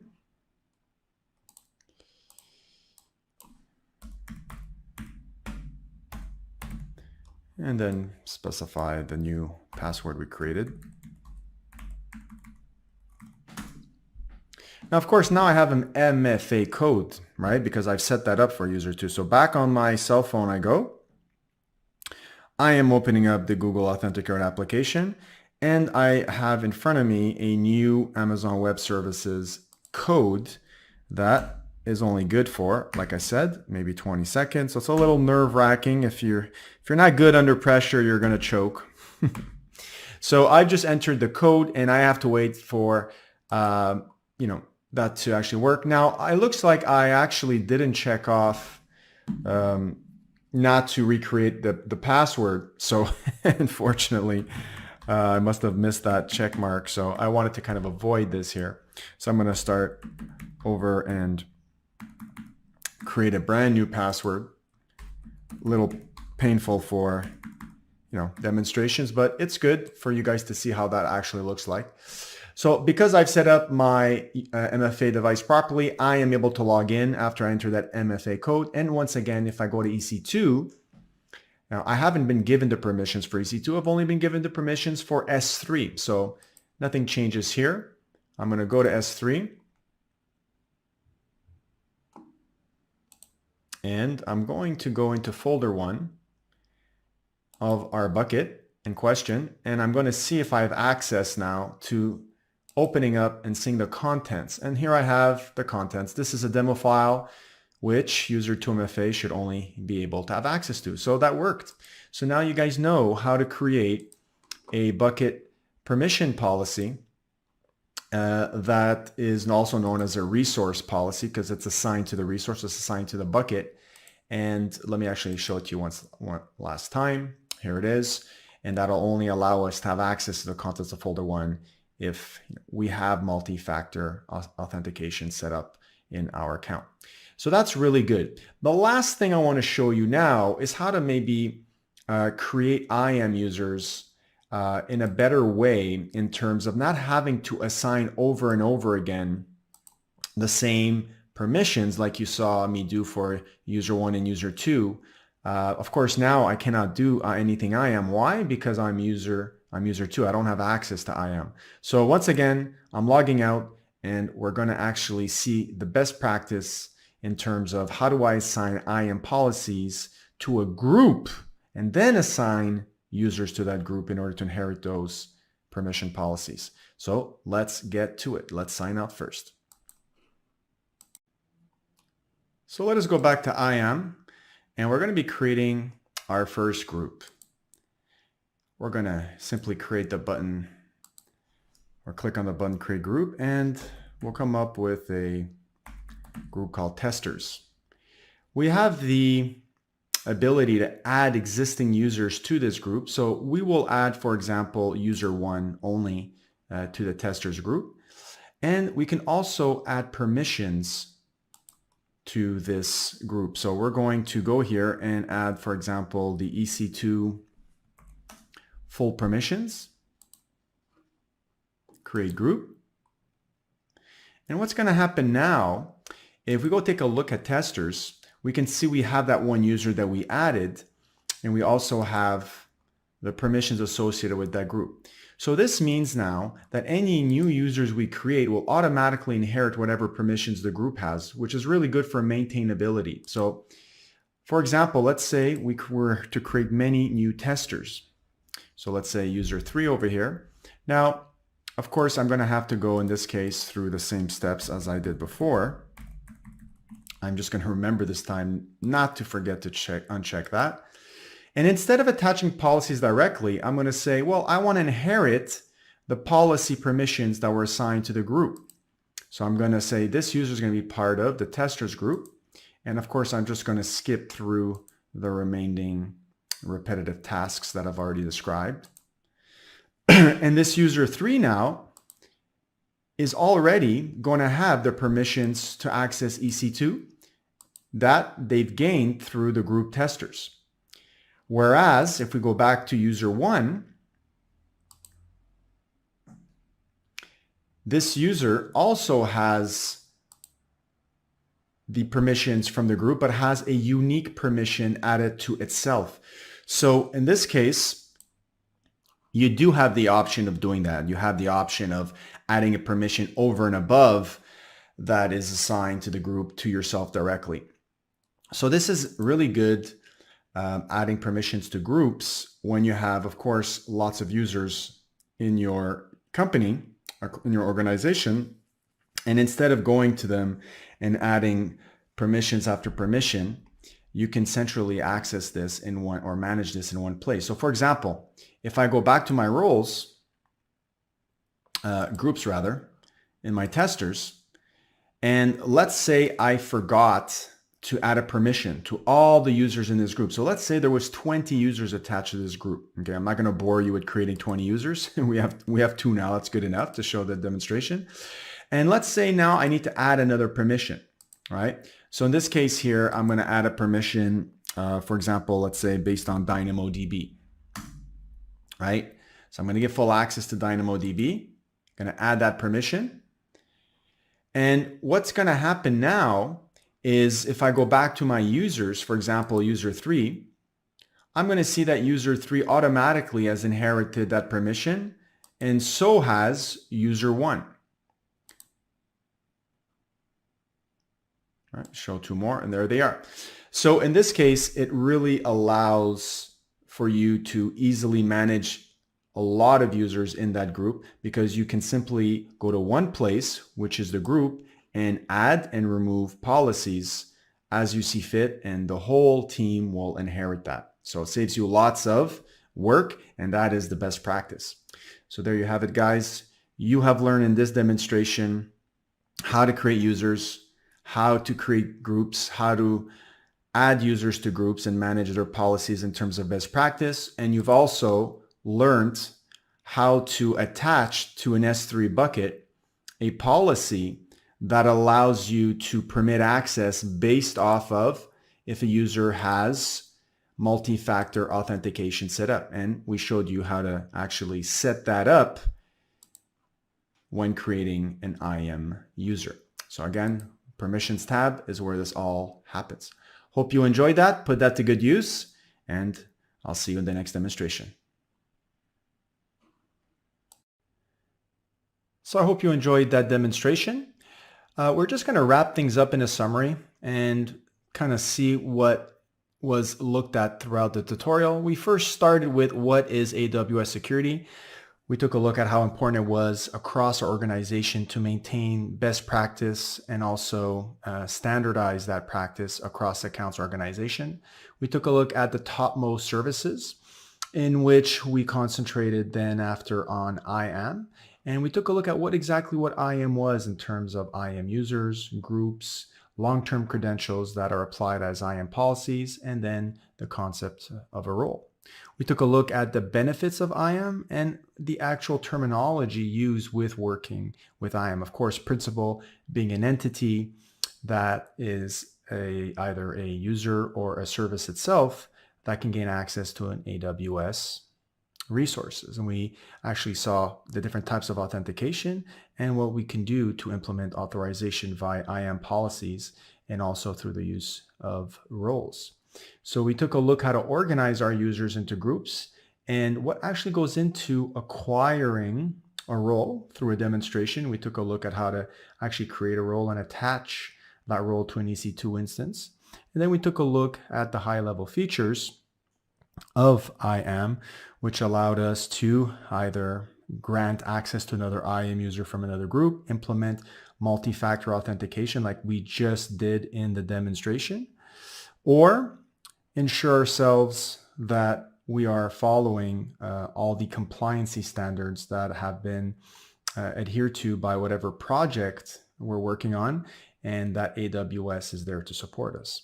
So here we're going to talk about Amazon ECS, a service that's used to manage Docker containers. So without any further ado, let's get started. In this session, we would like to talk about some basics about AWS, and then we're going to immediately dive into why Amazon ECS and what is Amazon ECS in general, and then it uses a service called Docker, so we're going to understand what Docker is.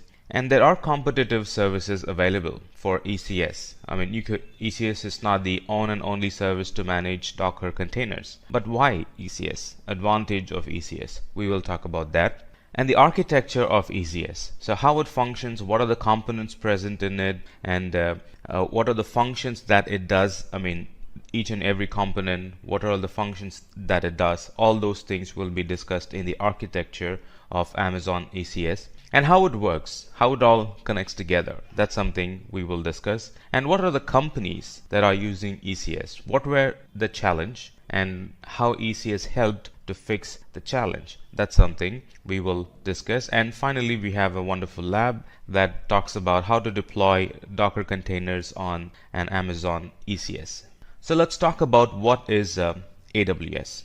Amazon Web Service, in short called as AWS, is an web service in the cloud that provides a variety of services such as compute power, database storage, content delivery, and a lot of other resources. So you can scale your business and grow, not focus more on your IT needs and the rest of the IT demands. Rather, you can focus on your business and let Amazon scale your IT, or let Amazon take care of your IT. So what is that you can do with AWS? With AWS, we can create, deploy any application in the cloud. So it's not just deploying, you can also create your application in the cloud. It has all the tools and services required, the tools and services that you would have installed in your laptop or you would have installed in your on-premises desktop machine for your development environment. The same thing can be installed and used from the cloud. So you can use cloud for creating, and not only that, you can use the same cloud for deploying and making your application available for your end user. The end user could be internal users, the end user could be in the internet, the end user could be kind of spread all around the world. It doesn't matter. So it can be used to create and deploy your applications in the cloud. And like you might have guessed, now it provides service over the internet. That's how your users worldwide would be able to use the service that you create and deploy, right? So it provides service over the internet. So that's for the end customer. And how will you access those services? That's again through the internet.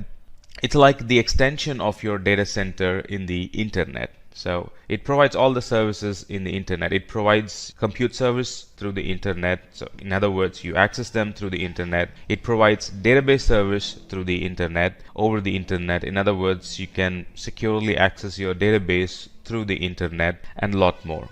And the best part is this is pay as you go, or pay only for what you use. There is no long-term or beforehand commitment. Here, most of the services does not have any commitment. So there is no long-term and beforehand commitment. You only pay exactly for what you use. There's no overage, there's no overpaying, right? There's no buying in advance, right? You only pay for what you use. Let's talk about what ECS is.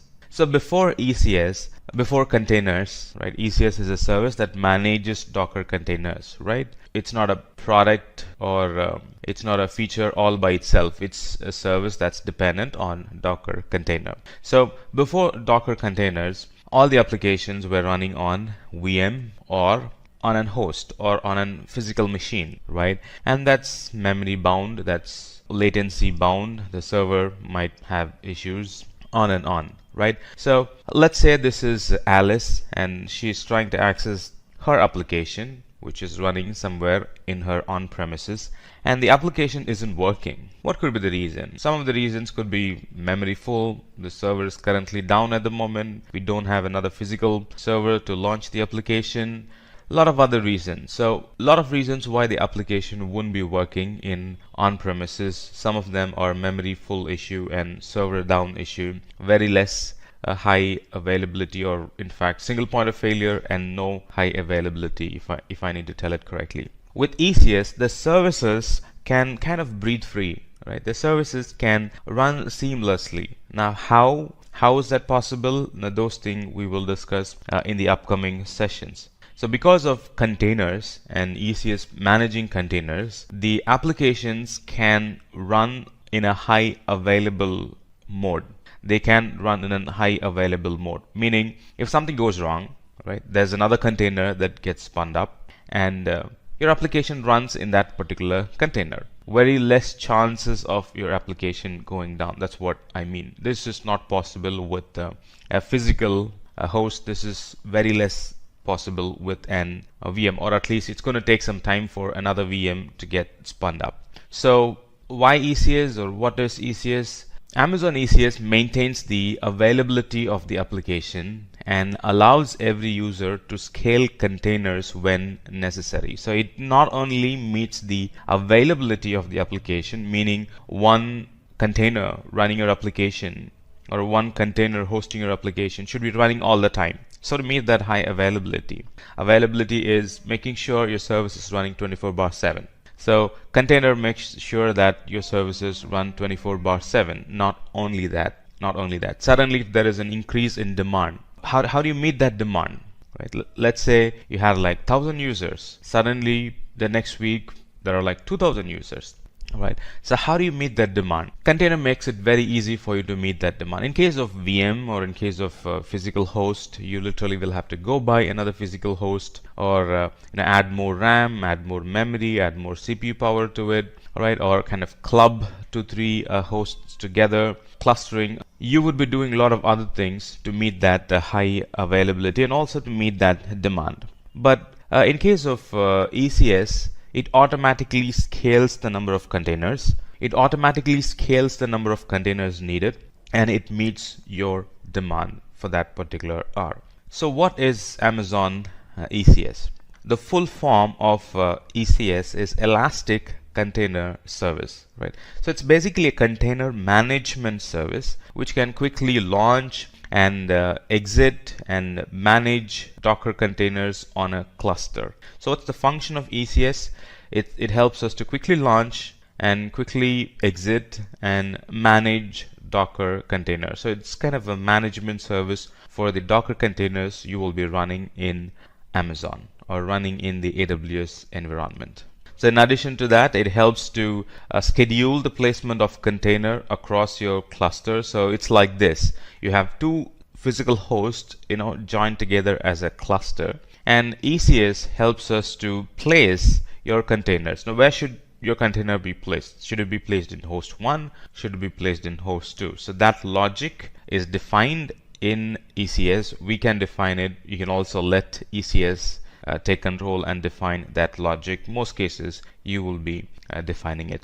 So schedule the placement of containers across your cluster. Let's say two containers want to interact heavily. You really don't want to place them in two different hosts, right? You would want to place them in one single host so they can interact with each other. So that logic is defined by us. And these container services, you can launch containers using AWS Management Console, and also you can launch containers using SDK kits available from Amazon. You can launch through a Java program. You can launch container using an .NET program. You can launch container using an Node.js program, as in when the situation demands. So there are multiple ways you can launch containers through Management Console and also programmatically. And ECS also helps to migrate application to the cloud without changing the code. So anytime you think of migration, the first thing that comes to your mind is that how will that environment be? Based on that, I'll have to alter my code. What's the IP? What is the storage that's being used? What are the different parameters I'll have to include? The environment parameters of the new environment. With containers, now that worry is already taken away, because we can create an pretty exact environment. The one that you had on premises, the same environment gets created in the cloud. So no worries about changing the application parameter, no worries about changing the code in the application. Right? You can be like, if it ran in my laptop, a container that I was running in my laptop, it's definitely going to run in the cloud as well, because I'm going to use the same container in the laptop and also in the cloud. In fact, you're going to ship it. You're going to move the container from your laptop to Amazon ECS and make it run there. So it's like the very same image, the very same container that was running in your laptop will be running in the cloud or production environment. So what is Docker? We know that ECS helps to quickly launch, exit, and manage Docker containers. What is Docker? Let's answer that question. What is Docker? Now, Docker is a tool that helps to automate the development of an application as a lightweight container so that the application can work efficiently in different environments. This is pretty much what we discussed right before the slide. I can build an application in my laptop or in on-premises in a container environment, Docker container environment, and anytime I want to migrate, right, I don't have to kind of rewrite the code and then rerun the code in that new environment. I can simply create an image, a Docker image, and move that image to that production or the new cloud environment and simply launch it there. Right? So no compiling again, no relaunching the application. Simply pack all your code in a Docker container image and ship it to the new environment and launch the container there. That's all. So Docker container is a lightweight package of software that contains all the dependencies. So because, when packing, you'll be packing all the dependencies, you'll be packing the code, you'll be packing the framework, you'll be packing the libraries that are required to run the application. So in the new environment, you can be pretty sure, you can be guaranteed that it's going to run because it's the very same code, it's the very same framework, it's the very same libraries that you have shipped, right? There's nothing new in that new environment. It's the very same thing that's going to run in that container. So you can be rest assured that they are going to run in that new environment. And these Docker containers are highly scalable and they are very efficient. Suddenly you wanted like 20 more Docker containers to run the application. Think of adding 20 more hosts, 20 more VMs, right? How much time would it take? And compared to that time, the amount of time that Docker containers would require to kind of scale to that amount, like 20 more containers, it's very less, or it's minimal or negligible. So it's a highly scalable and it's a very efficient service. You can suddenly scale number of Docker containers to meet any additional demand. Very short boot up time because it takes it's not going to load the whole operating system. And these Docker containers, they use the Linux kernel and features of the kernel like C groups and namespaces to kind of segregate the processors so they can run independently any environment, and it takes very less time to boot up. And the data that are stored in the containers are kind of reusable. So you can have an external data volume and I can map it to the container, and whatever the space that's occupied by the container and the data that the container puts in that volume, they are kind of reusable. You can simply remap it to another application. You can kind of remap it to the next successive container. You can kind of remap it to the next version of the container, next version of the application you'll be launching, and you don't have to go through building the data again from the scratch. Whatever data the container was using previously or the previous container was using, that data is available for the next container as well. So the volumes that the containers uses are very reusable volumes. And like I said, it's isolated application, so it kind of isolates by its nature. It kind of, by the way it's designed, by the way it is created, it isolates one container from another container, meaning anytime you run applications on different containers, you can be rest assured that they are very much isolated. Though they are running on the same host, though they are running on the same laptop, let's say, though they are running on the same physical machine, let's say, running 10 containers, 10 different applications, you can be sure that they are well disconnected or well isolated applications. Now let's talk about the advantages of ECS. The advantage of ECS is improved security. Its security is inbuilt in ECS. With ECS, we have something called as a container registry. That's where all your images are stored, and those images are accessed only through HTTPS. Not only that, those images are actually encrypted, and access to those images are allowed and denied through identity and access management policies, IAM. And in other words, let's say two containers running on the same instance. Now one container can have access to S3 and the others, or the rest of the others, are denied access to S3. So that kind of granular security can be achieved through containers when we mix and match the other security products available in Amazon, like IAM, encryption, accessing it using HTTPS.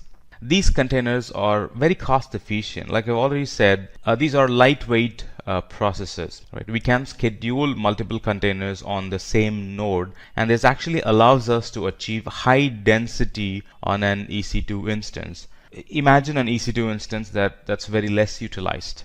That's not possible with a container, because you can actually dense or crowd an EC2 instance with more containers in it, so to best use those resources. In EC2, straightforward, you can just launch one application. But when we use containers, you can launch like 10 different applications on the same EC2 server. That means 10 different applications can actually feed on those resources available and can benefit the application. And ECS not only deploys the container, it also maintains the state of the containers, and it makes sure that the minimum set of containers are always running based on the requirement. That's another cost efficient way of using it, right? And anytime an application fails and that has a direct impact on the revenue of the company, and ECS makes sure that you're not losing any revenue because your application has failed. And ECS is a pretty extensible services. It's like this. In many organizations, there are majority of unplanned work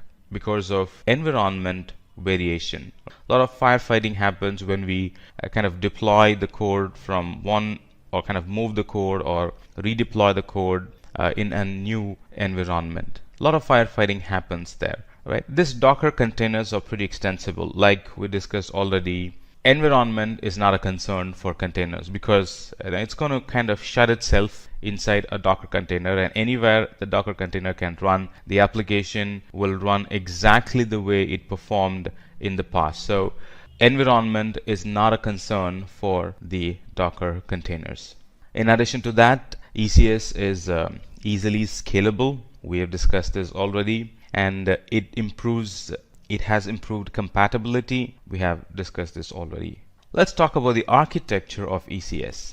Like you know now, the architecture of ECS is the ECS cluster itself. That's group of servers running the ECS service. And it integrates with Docker, right? So we have a Docker registry.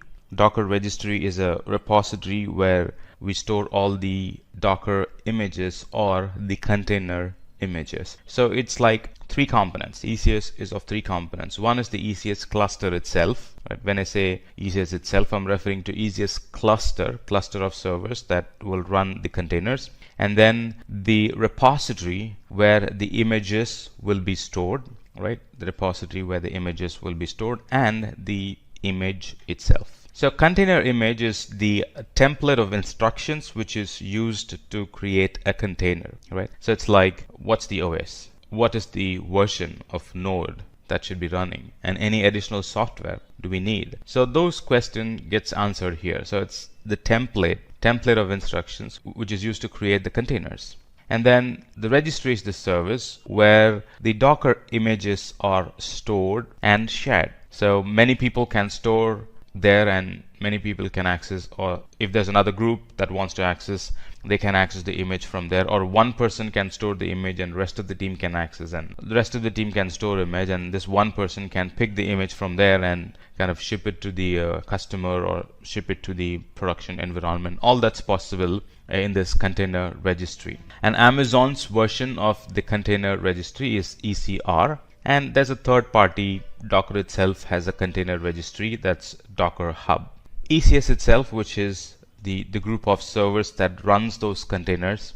So these two, the container image and the container registry, they kind of handle Docker in an image format, just an image format. And in ECS is where the container gets live, and then it becomes an compute resource and starts to handle requests, starts to serve the page and starts to do the batch job, whatever your plan is with that container. So the cluster of servers, ECS, integrates well with the familiar services like VPC. VPC is known for securing. VPC is known for isolating the whole environment from rest of the customers, or isolating the whole environment or the whole infrastructure from the rest of the clients in your account, or from the rest of the applications in your account, on and on. So VPC is a service that provides or gives you the network isolation. ECS integrates well with VPC. And this VPC enables us to launch AWS resources such as Amazon EC2 instance in a virtual private network that we specify. This is basically what we just discussed. Now let's take a closer look at the ECS. How does ECS work? Let's find answer for this question. How does ECS work? ECS has got a couple of components within itself. So these ECS servers can run across availability zone. As you can see, there are two availability zones here. They can actually run across availability zones. And ECS has got two modes, Fargate mode and the EC2 mode. Right here we're seeing Fargate mode, and then here we're seeing nothing. That means it's an EC2 mode. And then it has got different network interfaces attached to it because they need to be running in an isolated fashion, right? So anytime you want network isolation, you need separate IP, and if you want separate IP, you need separate network interface card, and that's what you have, Elastic Network Interface Card, separate Elastic Network Interface Card for all those tasks and services. And this runs within an VPC. Let's talk about the Fargate service. Tasks are launched using the Fargate service. So we will discuss about tasks. What is Fargate? Now, Fargate is a compute engine in ECS that allows users to launch containers without having to monitor the cluster. ECS is a service that manages the containers for you, right? Otherwise, managing containers will be a full-time job. So ECS manages it for you, and you get to manage ECS. That's the basic service. But if you want Amazon to manage ECS and the containers for you, we can go for Fargate. So Fargate is a compute engine in ECS that allows users to launch containers without having to monitor the ECS cluster. And the tasks that we discussed, the tasks has two components. You see task right here. So they have two components. We have ECS container instance and then the container agent. So like you might have guessed right now, ECS container instance is actually an EC2 instance, right, capable of running containers. Not all EC2 instances can run containers. So these are like specific EC2 instances that can run containers. They are ECS container instances. And then we have container agent, which is the agent that actually binds those clusters together, and it does a lot of other housekeeping work, right? Kind of connects clusters, makes sure that the version needed is present. So it's all part of that agent, or it's all job of that agent. Container instances is part of Amazon EC2 instance, which run Amazon ECS container agent. Pretty straightforward definition. And then a container agent is responsible for communication between ECS and the instance, and it also provides the status of the running containers. Kind of monitors the container, monitors the state of the container, make sure that the container is up and running, and if there's anything wrong, it kind of reports it to the appropriate service to fix the container, on and on. Right? So container agent, when we don't manage container agent, it runs by itself, and you really don't have to do anything to make the container agent better. It's already better. You really won't be configuring anything in the agent. And then Elastic Network Interface Card is a virtual interface network that can be connected to an instance in VPC. So in other words, Elastic Network Interface is how the container interacts with another container, and that's how the container interacts with the EC2 host, and that's how the container interacts with the internet, external world. And a cluster is a set of ECS container instances. It's not something that's very difficult to understand. It's simply a group of EC2 instances that runs that ECS agent. And this cluster handles the process of scheduling, monitoring, and scaling the request. We know that ECS can scale, the containers can scale. How does it scale? That's all monitored and managed by this ECS cluster. Let's talk about the companies that are using Amazon ECS. There are a variety of companies that use ECS clusters. To name a few, Okta uses ECS cluster, and Okta is a product that uses identity information to grant people access to applications on multiple devices at any given point of time. They make sure that they have a very strong security protection. So Okta uses Amazon ECS to run their Okta application and serve their customers. And Abima is a TV channel, and they chose to use microservices and Docker containers. They already had microservices and Docker containers, and when they thought about a service that they can use in AWS, ECS was the only service that they can immediately adapt to. And because in Abima TV the engineers have already been using Docker and Docker containers, it was kind of easy for them to adapt themselves to ECS and start using it along with the benefits that ECS provides. Previously they had to do a lot of work, but now ECS does it for them.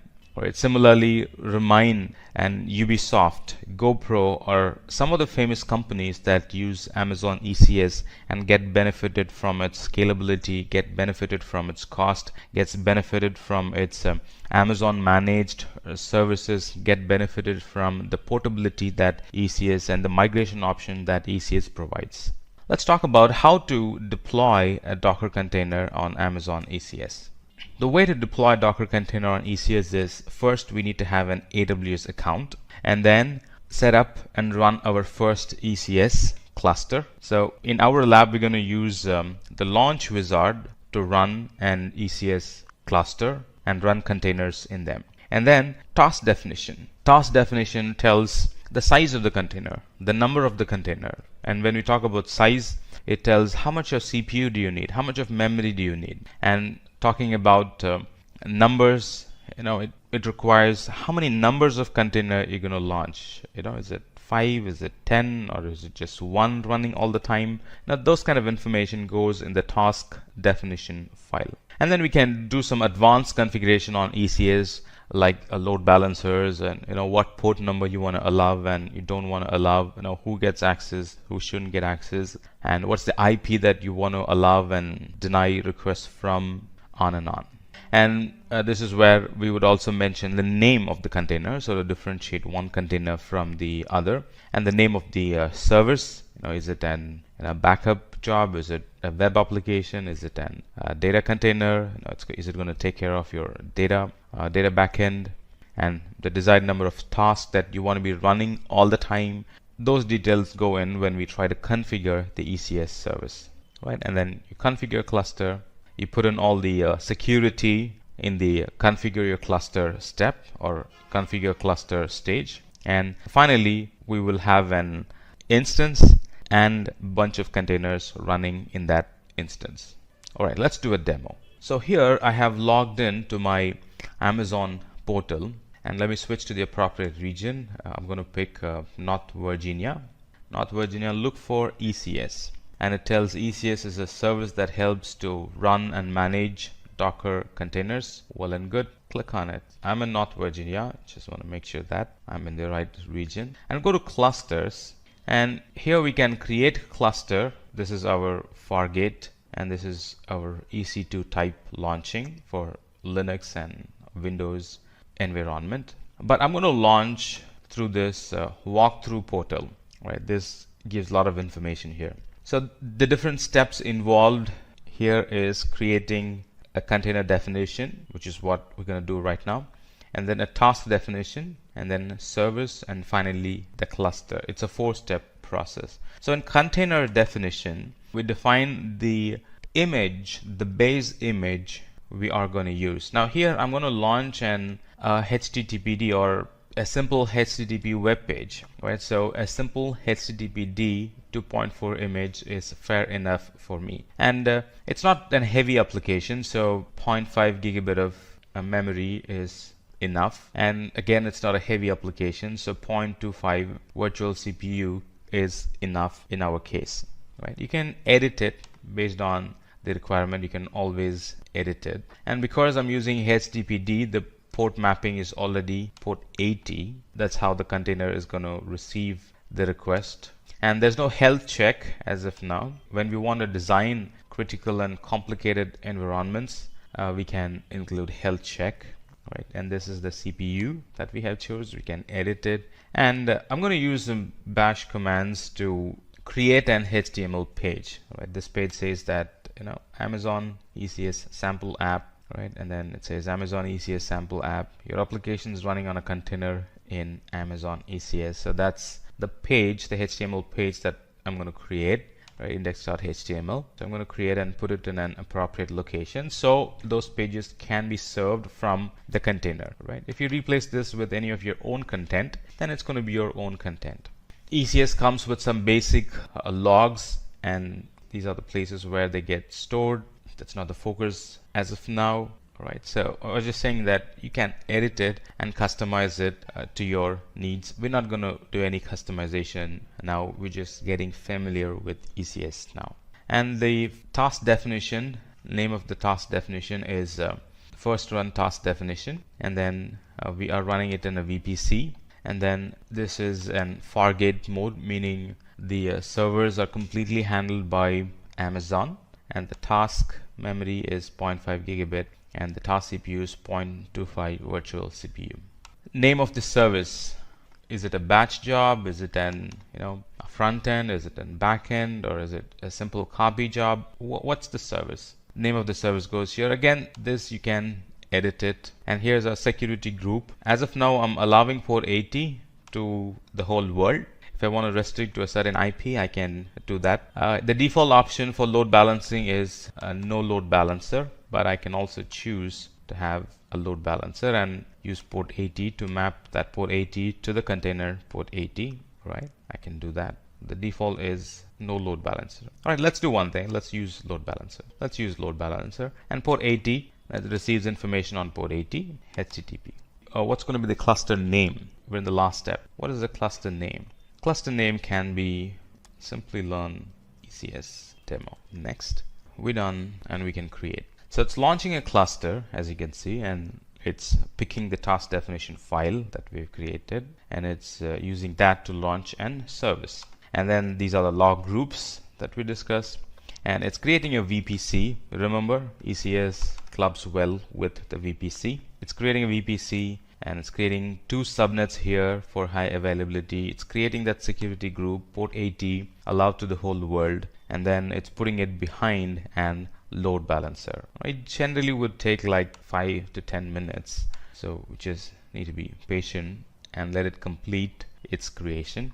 And once this is complete, we can simply access these servers using the load balancer URL. And when this is running, let me actually take you to the other products or the other services that are integrated with ECS. It's getting created. Our service is getting created as of now. ECR repository. This is where all our images are stored. Now, as of now, I'm not pulling my image from ECR. I'm pulling it directly from the internet, Docker Hub. But all custom images, they are stored in this repository. So you can create a repository, call it app1, create a repository. So here's my repository. So any image that I create locally, or any Docker image that I create locally, I can actually push those images using these commands right here, and they get stored here.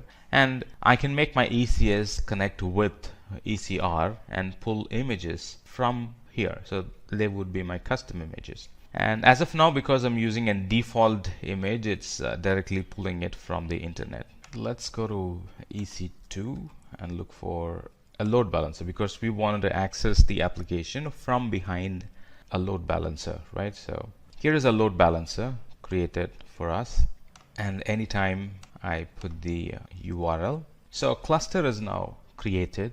You see there's one service running. All right, let's click on that cluster.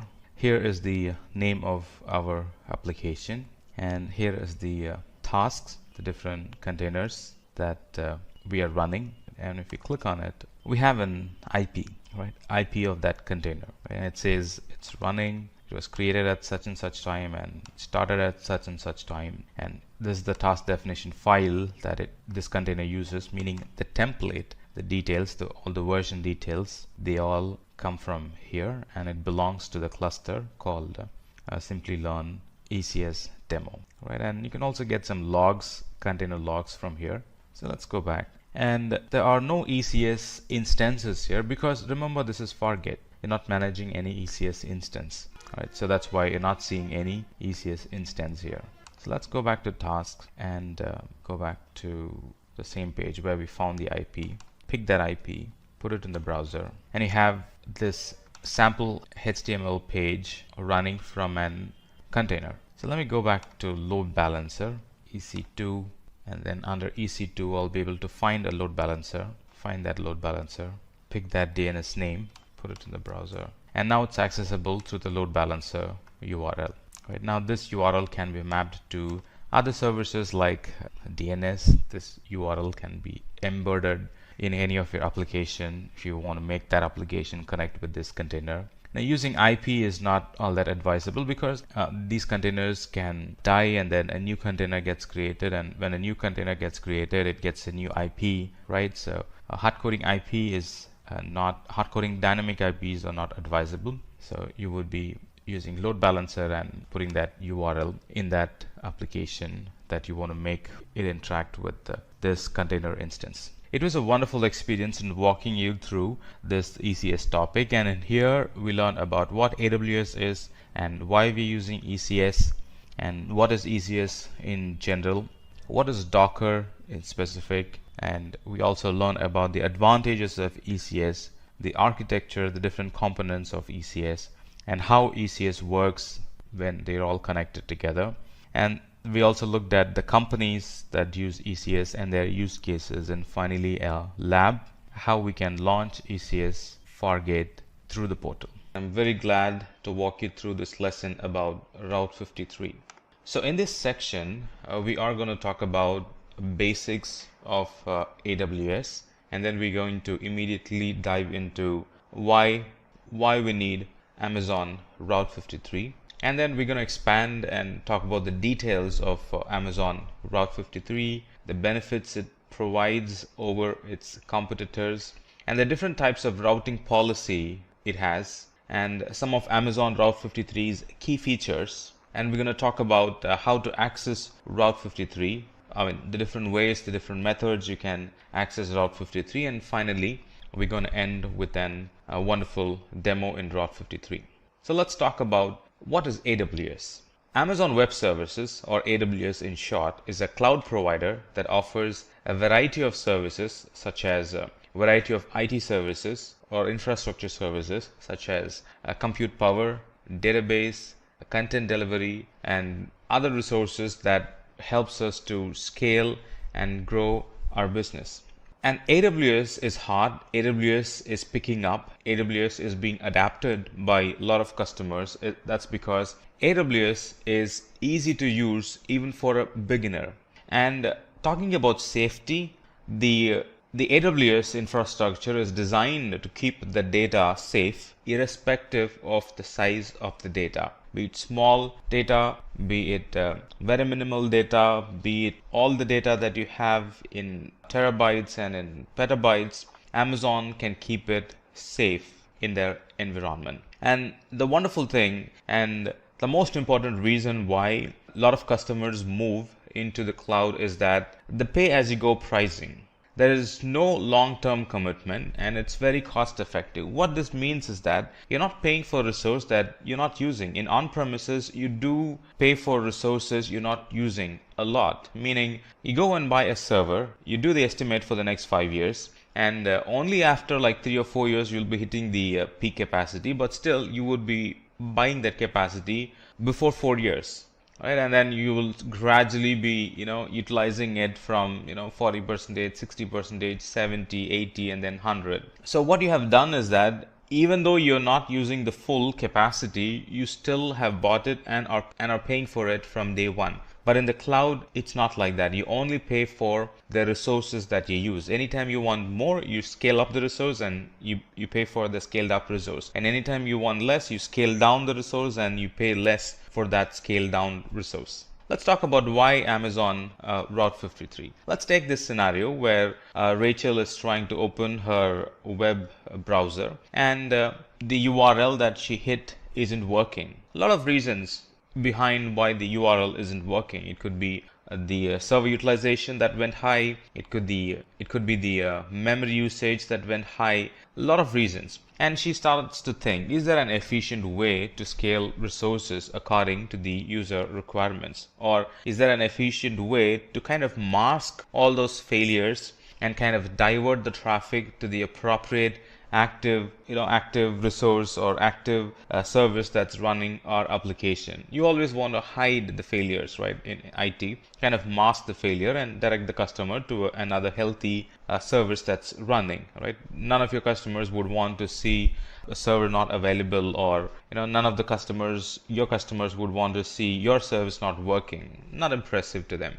And this is Tom. Tom is an IT guy and he comes up with an idea and he's answering Rachel yes, we can scale resources efficiently using Amazon Route 53. In a sense, he's saying that yes, we can mask the failure and we can keep the services up and running, meaning we can provide more high availability to our customers with the use of Route 53. And then he goes on and explains Amazon Route 53 is a DNS service that gives developers an efficient way to connect users to internet applications without any downtime. Now, downtime is the key. Amazon Route 53 helps us to avoid any downtime that customers will experience. You still will have downtime in your server, in your application, but your customers will not be made aware of it. And then Rachel is kind of interested and she's like, yeah, that sounds interesting. I want to learn more about it. And Tom goes on and explains the important concepts of Amazon Route 53. That's everything that I'm going to explain it to you as well. All right, so what is Amazon Route 53? Amazon Route 53 is an highly scalable DNS or domain name system web service. This service, this Amazon Route 53, it functions three main things, or it has three main functions. So the first thing is, if a website needs a name, Route 53 registers the name for the website domain. Let's say you want to buy google.com. You want to buy the domain name. Let's say you want to buy that domain name. You buy that through Route 53. Secondly, Route 53 is the service that actually connects your server, which is running your application or which is serving your web page. So that's the service that actually, Route 53 is the service that connects the user to your server when they hit google.com in the browser or whatever domain name that you have purchased. So you bought a domain name and the user types in your domain name.com, and then Route 53 is a service that helps the user to connect their browser to the application that's running in an EC2 instance or any other server that you are using to serve that content. Now, not only that, Route 53 checks health of the resource by sending automated requests over the internet to a resource. So that's how it identifies if there is any resource that has failed. When I say resource, I'm referring to any infrastructure failure, any application level failure. So it kind of keeps checking.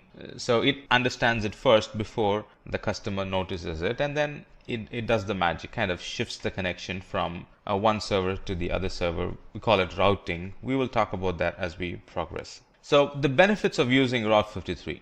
It's highly scalable, meaning suddenly, let's say, the number of requests, the number of people trying to access your website through that domain name that you have bought, let's say it has increased. Route 53 is highly scalable, right? It can handle even millions and millions of requests because it's highly scalable and it's managed by Amazon.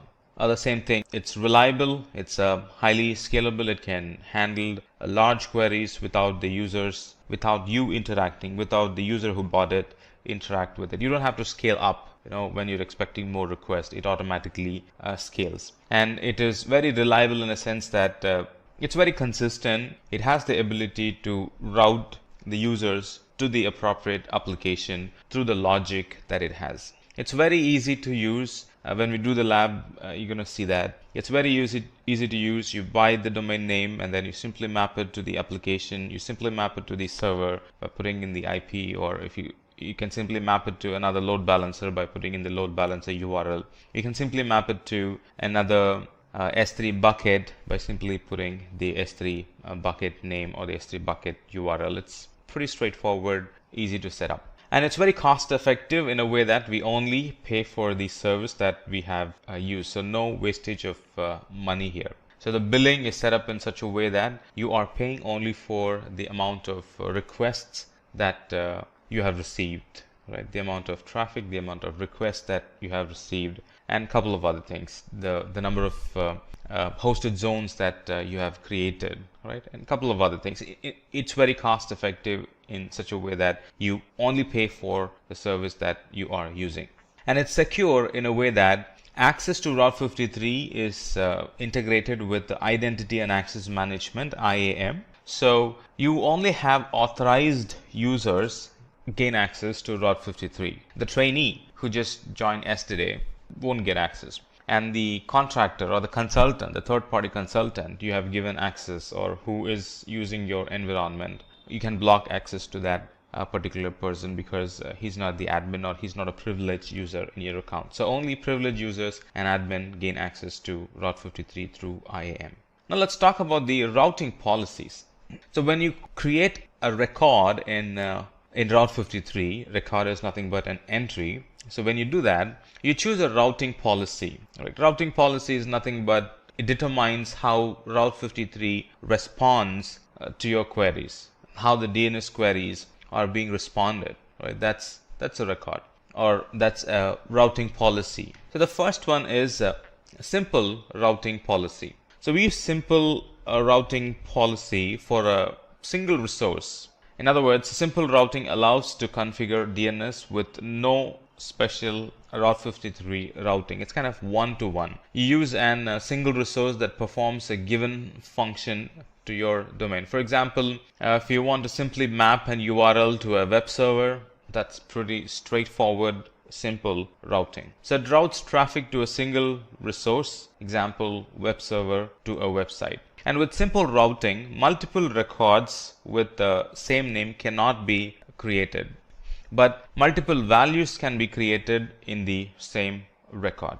The second type of routing policy is failover routing. So we would be using failover routing when we want to configure active, passive failover. If something failed, right, you want to fail over to the next resource, which was previously the backup resource, now the active resource, or which was previously the backup server, now it's an active server. So you would be failing over to that particular resource or that particular IP. If you want to do that, we use failover routing. So failover routing routes traffic to a resource when the resource is healthy, or to a different resource when the previous resource is unhealthy. In other words, anytime a resource goes unhealthy, it does all that's needed to shift the traffic from the primary resource to the secondary resource. In other words, from the unhealthy resource to the healthy resource. And this records can route traffic to anything from an Amazon S3 bucket, or you can also configure a complex tree of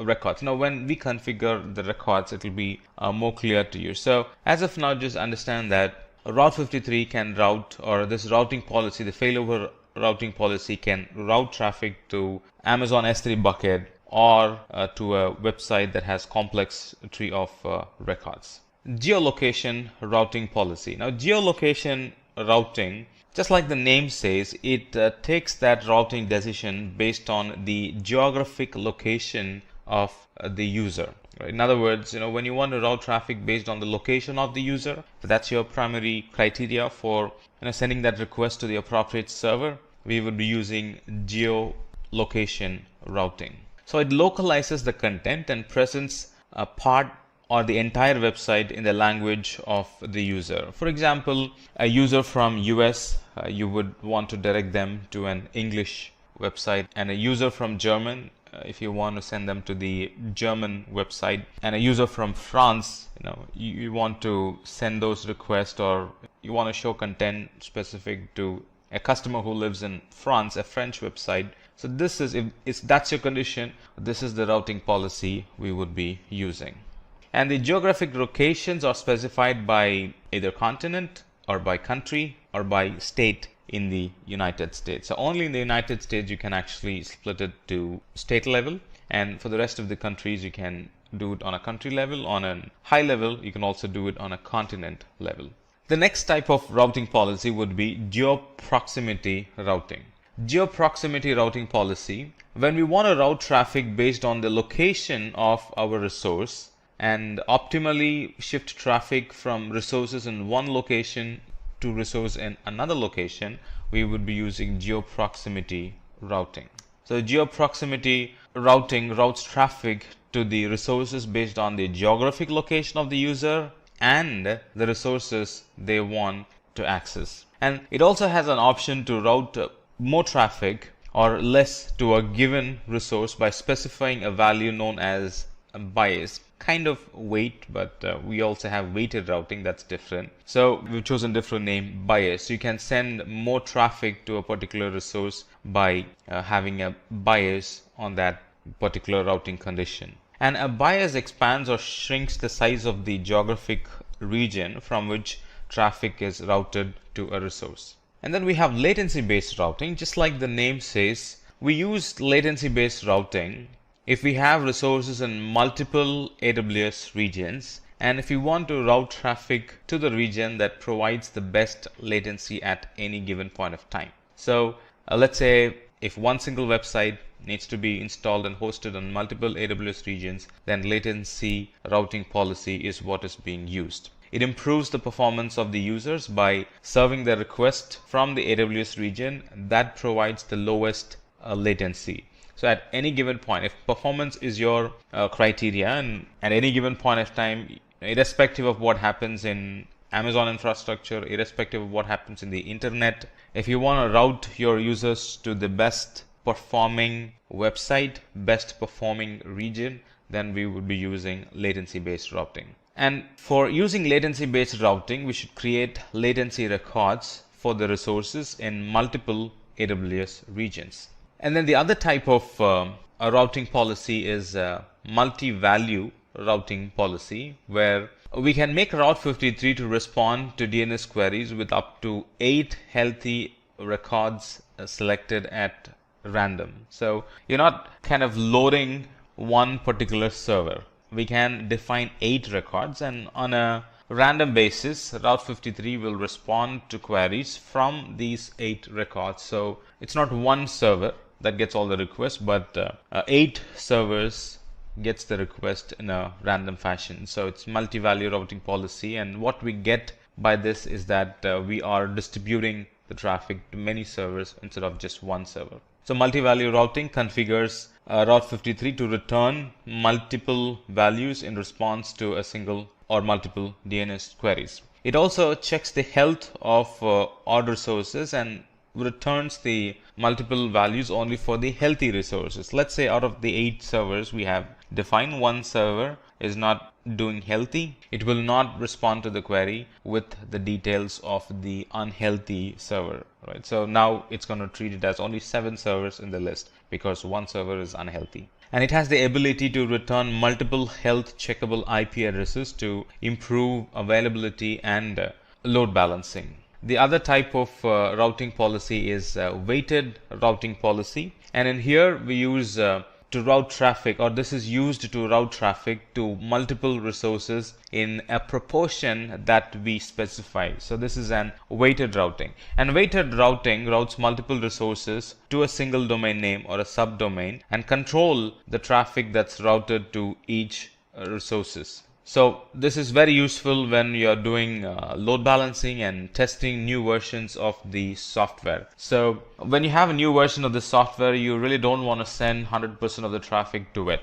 So you want to get customers' feedback about the new software that you've launched, new version or new application that you've launched. So you would kind of send only 20% of the traffic to that application, get customer feedback, and if all is good, then we would move the rest of the traffic to that new application. So any software launches, application launches will be using weighted routing. Now let's talk about the key benefits or key features of Route 53. Some of the key features of Route 53 are traffic flow. It routes end users to the endpoint that should provide the best user experience. That's what we discussed in the routing policies, right? It uses a routing policy, a latency-based routing policy, and geo-based routing policy, and then failover routing policy. So it kind of improves the user experience. And the other key feature of Route 53 is we can buy domain names using Route 53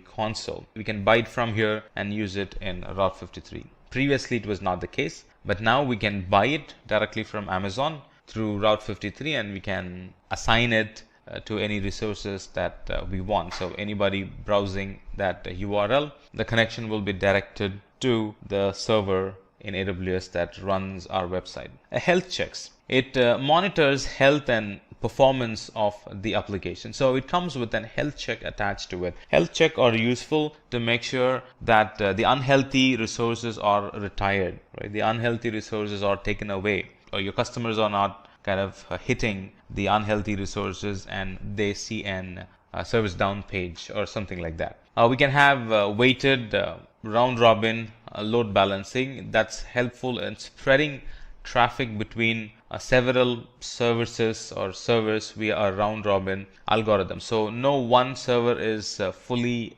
hit, or no one server kind of fully absorbs all the traffic. You can shift, you can split and shift the traffic to different servers based on the weight that you would be configuring. And also weighted routing also helps with a soft launch of your new application or the new version of your website. There are different ways we can access Amazon Route 53. So you can access Amazon Route 53 through AWS console. You can also access Amazon Route 53 using AWS SDKs, and we can access it we can configure it using the APIs. And we can also do it through the command line interface. That's Linux type, Linux flavor, AWS command line interface. We can also do that using Windows command line, Windows PowerShell flavored command line interface as well. Now let's look at some of the companies that are using Route 53. So some of the famous companies that use Route 53 are Medium. Medium is an online publishing platform, and it's more like a social journalism. It's kind of having hybrid collection of professionals, people and publications, or exclusive blogs or publishers on Medium. It's kind of an blog website, and that uses Route 53 for the DNS service.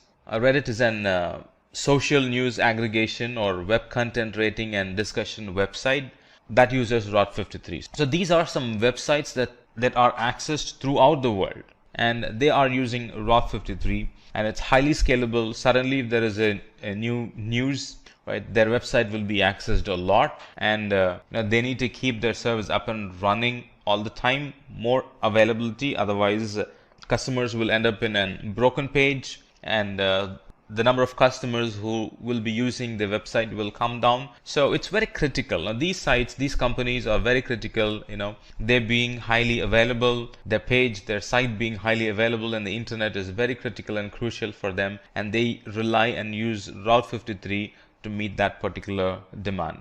And Airbnb is another company, Instacart, Coursera is another company, Stripe is another company that uses Route 53 as their DNS provider for their DNS service. They use Route 53 so their customers get best performance. They use Route 53 so their website is highly available. They use Route 53 to kind of shift the traffic between the resources, so their resources are properly used with all the weighted routing. Their resources are properly used. Now let's quickly look at a demo. I'm in my AWS console and I'm in Route 53. So let me click on Route 53. So in this lab, we're actually going to simulate buying a domain name, and then we're going to create an S3 static website, and we're going to map that website to this DNS name, right? So the procedure is the same for mapping load balancer. The procedure is the same for mapping CloudFront. The procedure is the same for mapping EC2 instances as well. We're picking S3 for simplicity, right? But our focus is actually on Route 53. So let's go in here and we'll see if we can, right? We'll buy a domain name here.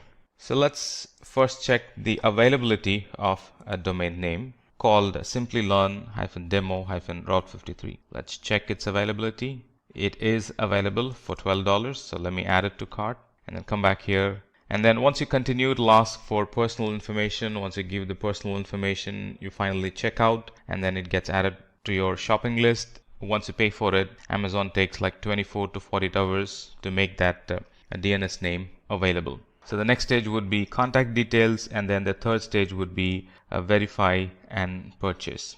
So once we have bought the domain name, it will become available in our DNS portal. And I do have a domain name which I bought some time back, and it's now available for me to use. So I can go to hosted zone and simply start creating. I can go to hosted zone, and then here it's going to list all the domain names for me. Right, click on the domain name and then click on the record set, and here I can actually map Elastic Load Balancer, S3 website, VPC endpoint, API gateway, and CloudFront, Elastic Beanstalk domain names, right? All that gets mapped through this portal. Quite simple, like 4 or 5 step button clicks, and then it'll be done. So I have an domain name bought, and then I'm going to go to S3 And I'll show you what I've done in S3. So I've created a bucket name called as DNS name.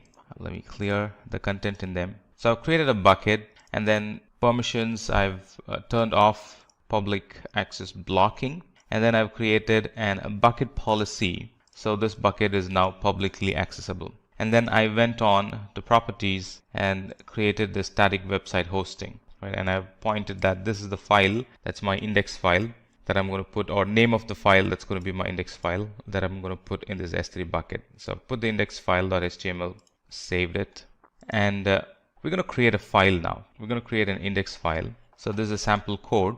It says Amazon Route 53 getting started, routing internet traffic to S3 bucket for your website, and then a couple of other information. So I've saved it as an index.html file in my desktop. So let me upload that from my desktop into this bucket. So that's index.html, and it's in capital I. So let me go to properties and go to static website hosting and make sure that I spell it properly, right? It's case sensitive, and then save it. So now this means that my website should be running through this URL, and it does. It's running through the static website URL. We're halfway through. So now let me go back to Route 53. Go back to Route 53, go back to hosted zones, go into the domain name, and then create a record set. And it's going to be an alias record. And I see my S3 static website endpoint there. Right, so click on it and create. It has now created an record that's pointing my domain name to the S3 endpoint that I have created, and my static website is running from it. So let me test it.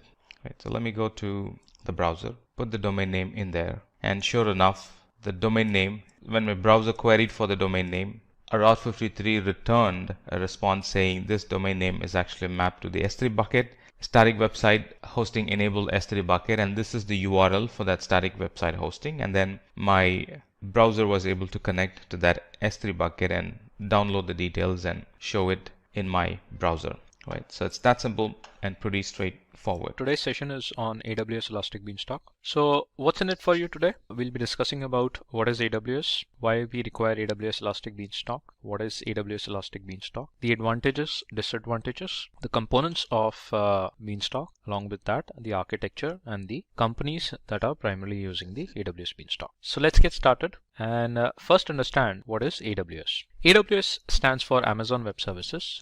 It's a cloud provider and that offers a variety of services such as compute power, database storage, content delivery, and many other resources. So we know that AWS is the largest cloud provider in the market, and so many services are available in the AWS where you can apply the business logics and create the solutions using the cloud platforms. Now, why AWS Elastic Beanstalk? Now, what happened earlier, and that whenever the developer used to create the software or the modules related to the softwares, it has to be joined together to create a big application. Now, one developer creates a module that has to be shared with another developer, and if the developers are geographically separated, then it has to be shared over a medium, probably an internet. So that is going to take some time. It would be a difficult process, and in return it makes the application or a software development a lengthier process, the building of the software development a lengthier process. So there were challenges which the developers were facing earlier,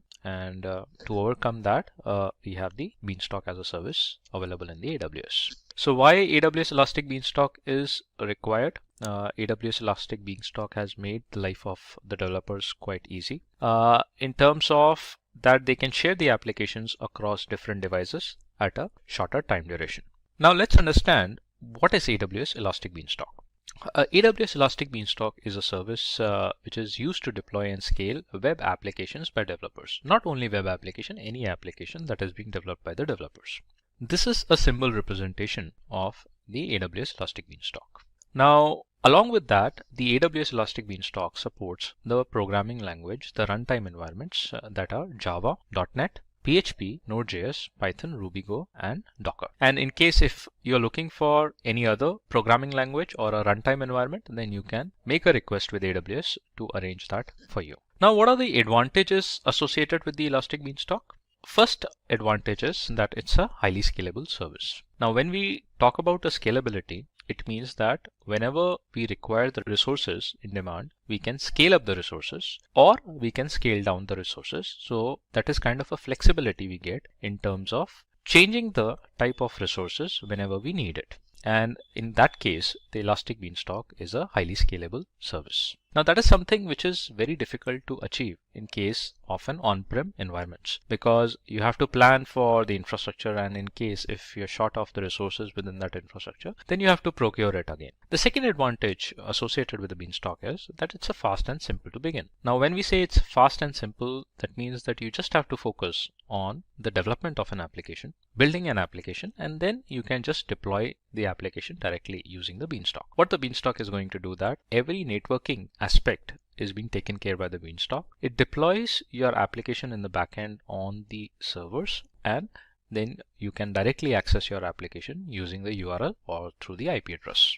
The third advantage is that it offers the quick deployment. That is what we discussed in the fast and simple to begin as well. So why it offers a quick deployment? You don't have to bother about the networking concepts. You just have to focus on the application development, and then you can just upload your application, deploy that, and then you are good to go. The other advantage is that it supports multi-tenant architecture. When we talk about tenants or multi-tenants, that means we can have a virtual environments for separate organizations or the divisions within the organizations that will be virtually isolated. So likewise, you can have virtually isolated environments created on the Beanstalk, and they can be separated, used as a separate entities or a separate divisions within the organization. And we know that it's a flexible service. Since it's a scalable, then it is a flexible also. Now coming to the simplifies operations as an advantage. Now once the application is deployed using the Beanstalk, then it becomes very easy to maintain and support that application using the Beanstalk services itself.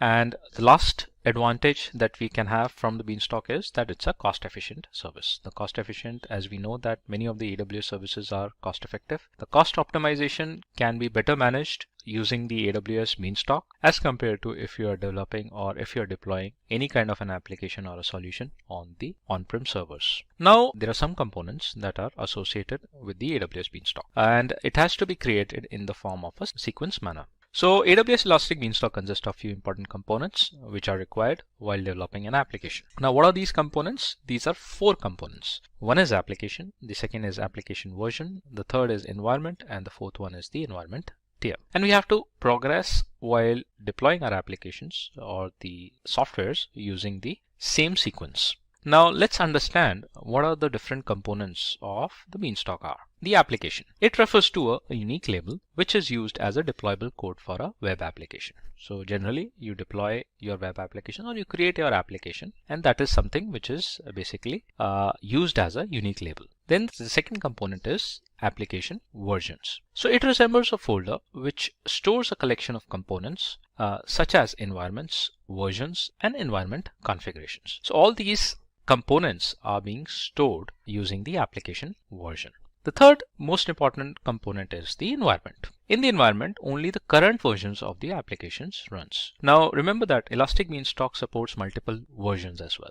And using the environment, you can only run the current version of the application. For if you wanted to have another version of an application to be running, then you have to create another environment for that. Then comes the environment tier. And in the environment tier, it designates the type of application that the environment runs on. Now generally there are 2 types of environment tier. One is the web and the other one is the worker node, and that's something which we'll be discussing later as well. Now let's understand how does Elastic Beanstalk in AWS works. So first we have to create an application, and this is a task that would be done by the developers. And for that you can actually select any runtime environment or a programming language like Java, Docker, Ruby, Go, Perl, or Python as well. And once you select that environment, you can develop your application using that runtime environments. Now after that, once the application is created, then you have to upload the version of an application on the AWS. And after that, once the version is uploaded, and then you have to launch your environment.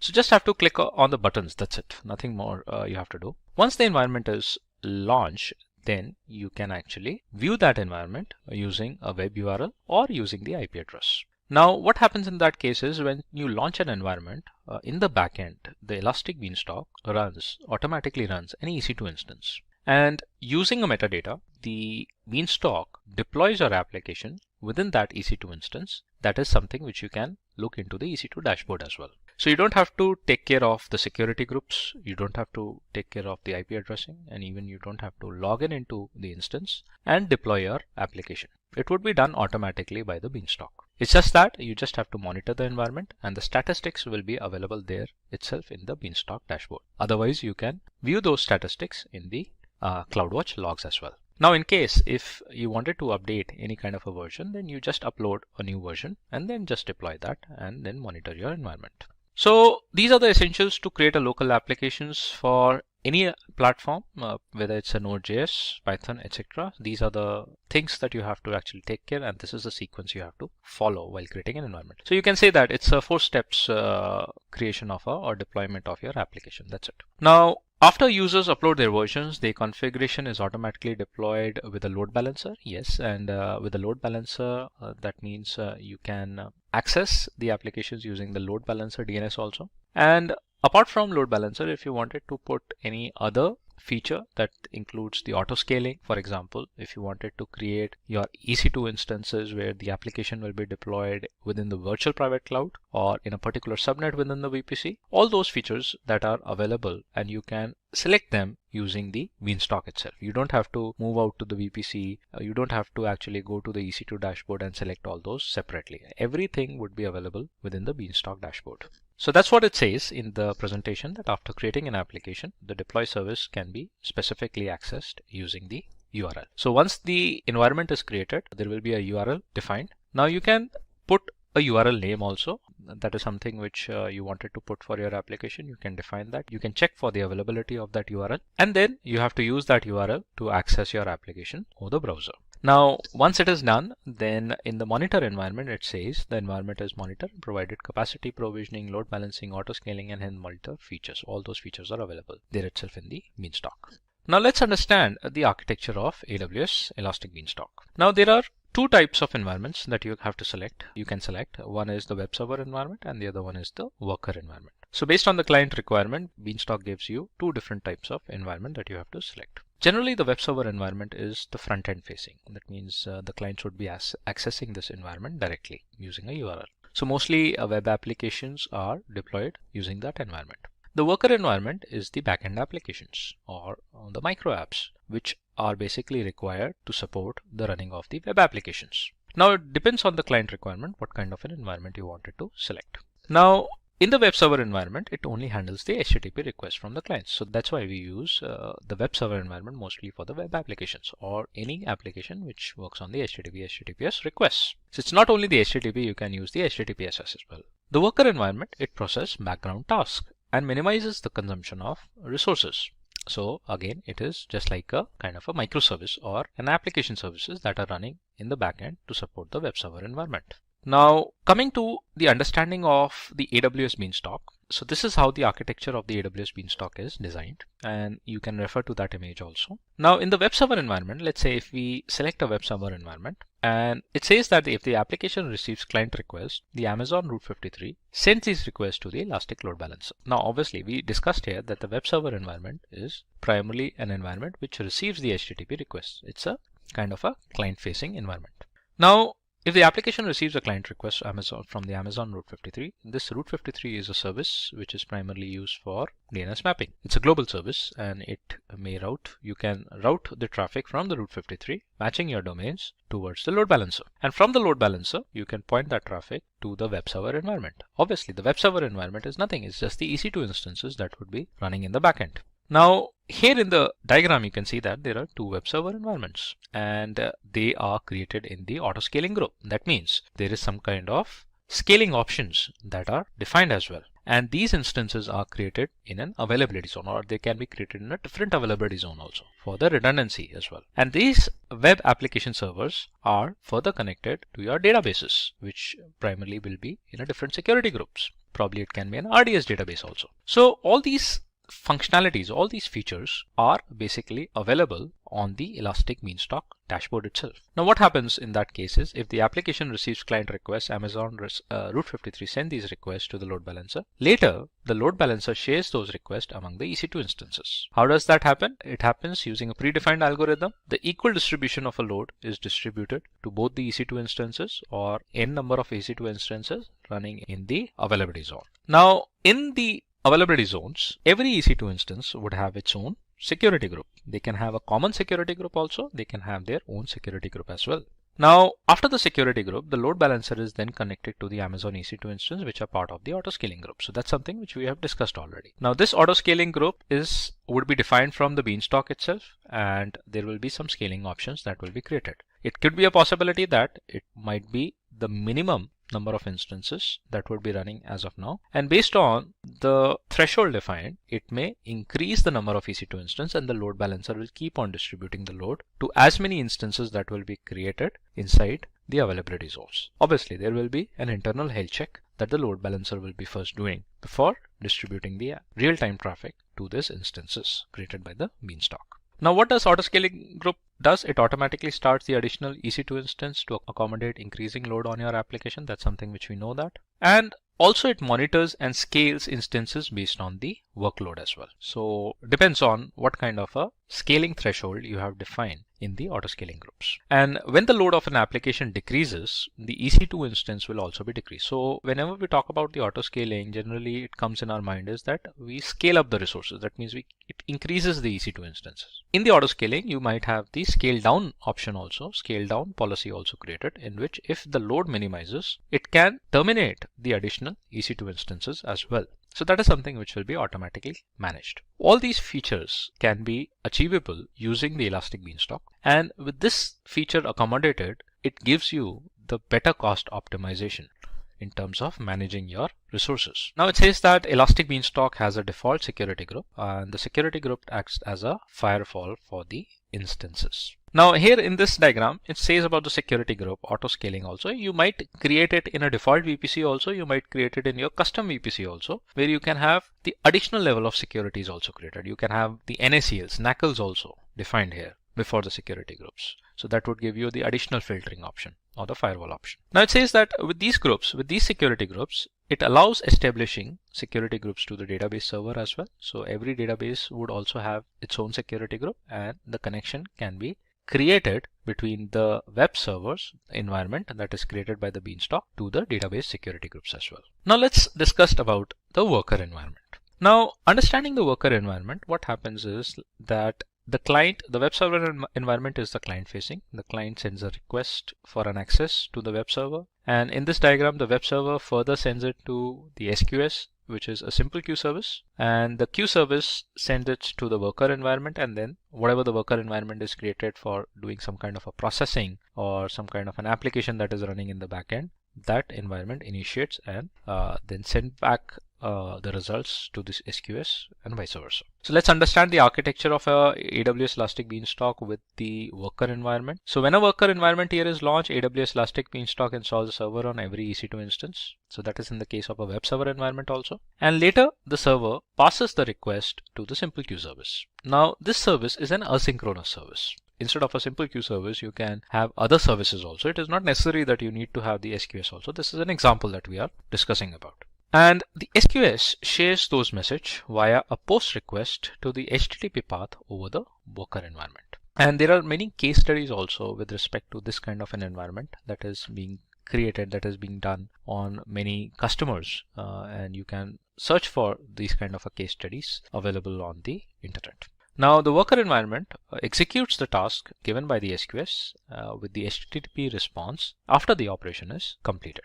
Now here what happens is a quick recap. The client requests for an access of an application to a web server using an HTTP request. The web server passes that request to the queue service. The queue service shares the message with the worker. Probably a worker might be the manual worker, and generally it's an automated worker. So it would be shared via the worker environment only. And the worker sends back the response with the HTTP response back to the queue. That response can be viewed directly from the queue service by the client using the web server.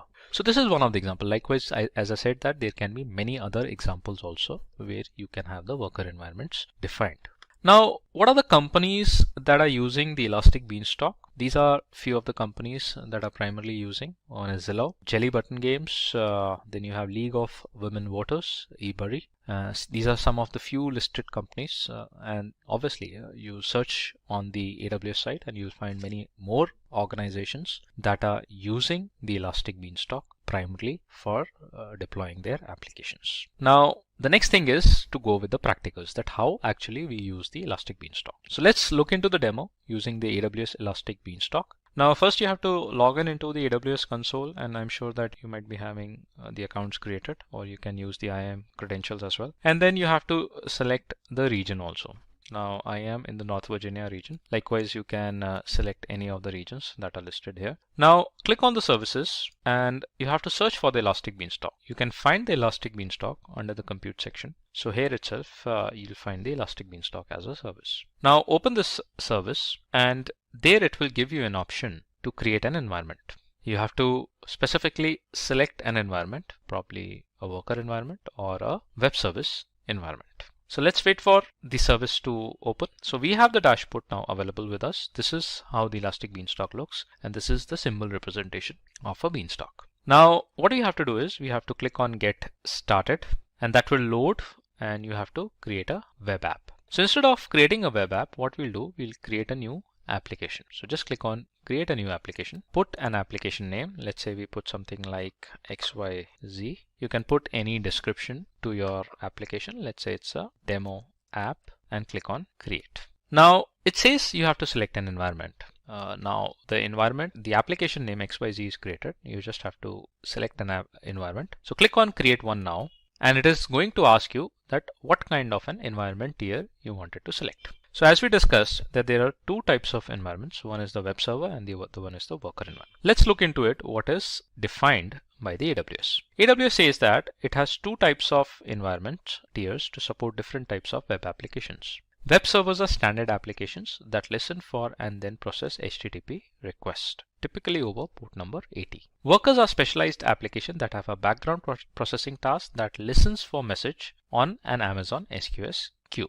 Workers application posts those messages to your application by using the HTTP response. So that's what we saw in the case of the Beanstalk slides also. Now, the usability of a worker environment can be anything. Now, we'll do a demo for creating a web server environment. So just click on Select, and we have the environment name created. Now, we can define our own domain. It ends with the region.elasticbeanstalk.com. Let's say I look for a domain which is XYZ only. That's the environment name. Now I'll check for the availability whether that domain name is available with us or not. And it says we don't have that domain name. So probably I'll try to make it with some other name, and let's look for the availability. XYZ ABC, and it says yes, it is available. Now, once I deploy my application, I would be able to access the application using this complete DNS. So you can put a description.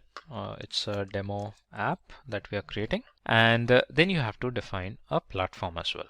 Now, these are the platforms that are supported by the AWS. Let's say I wanted to run a Node.js environment. So I'll just click on the Node.js platform. The application codes is something which is basically developed by the developers, and you can upload the application right now, or you can do that later as well once the environment is ready. Now, either you can select to create an environment if you wanted to go with all the default settings. Otherwise, if you wanted to customize it more, you can click on Configure More Options. So let's click on Configure More Options. And here you would be able to define various different features like the type of an instance. For example, what kind of an EC2 instance or a server that should be running so that the Beanstalk can deploy your applications over it. If you wanted to modify, just click on a Modify button. And here you can modify your instances with respect to the storage as well. Now, apart from that,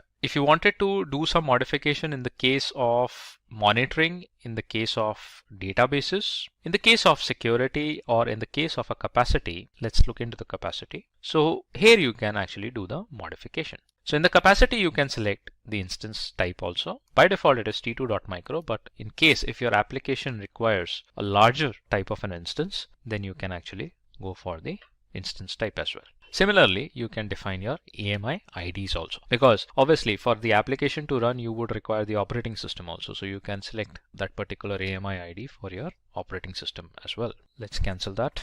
Likewise, you have many other features that you can actually define here from the dashboard, and you don't have to go to the EC2 dashboard to do the modifications. Now let's go and create an environment. Let's assume that we are going with the default configuration. So this is going to create our environment. The environment is being created, and you can get the environment and the logs defined in the dashboard itself. So you'll see that the Beanstalk environment is being initiated, the environment is being started, and in case if there would be any errors or if it is deployed correctly, you'll get all the logs here itself. Now the environments are basically color coded. So there are different color codings that are defined. If you get the environment in a green color, that means everything is good to go. So here you can see that it has created an Elastic IP. It has checked the health of the environment. Now it has created the security groups, and that would be an auto security groups created by the Beanstalk.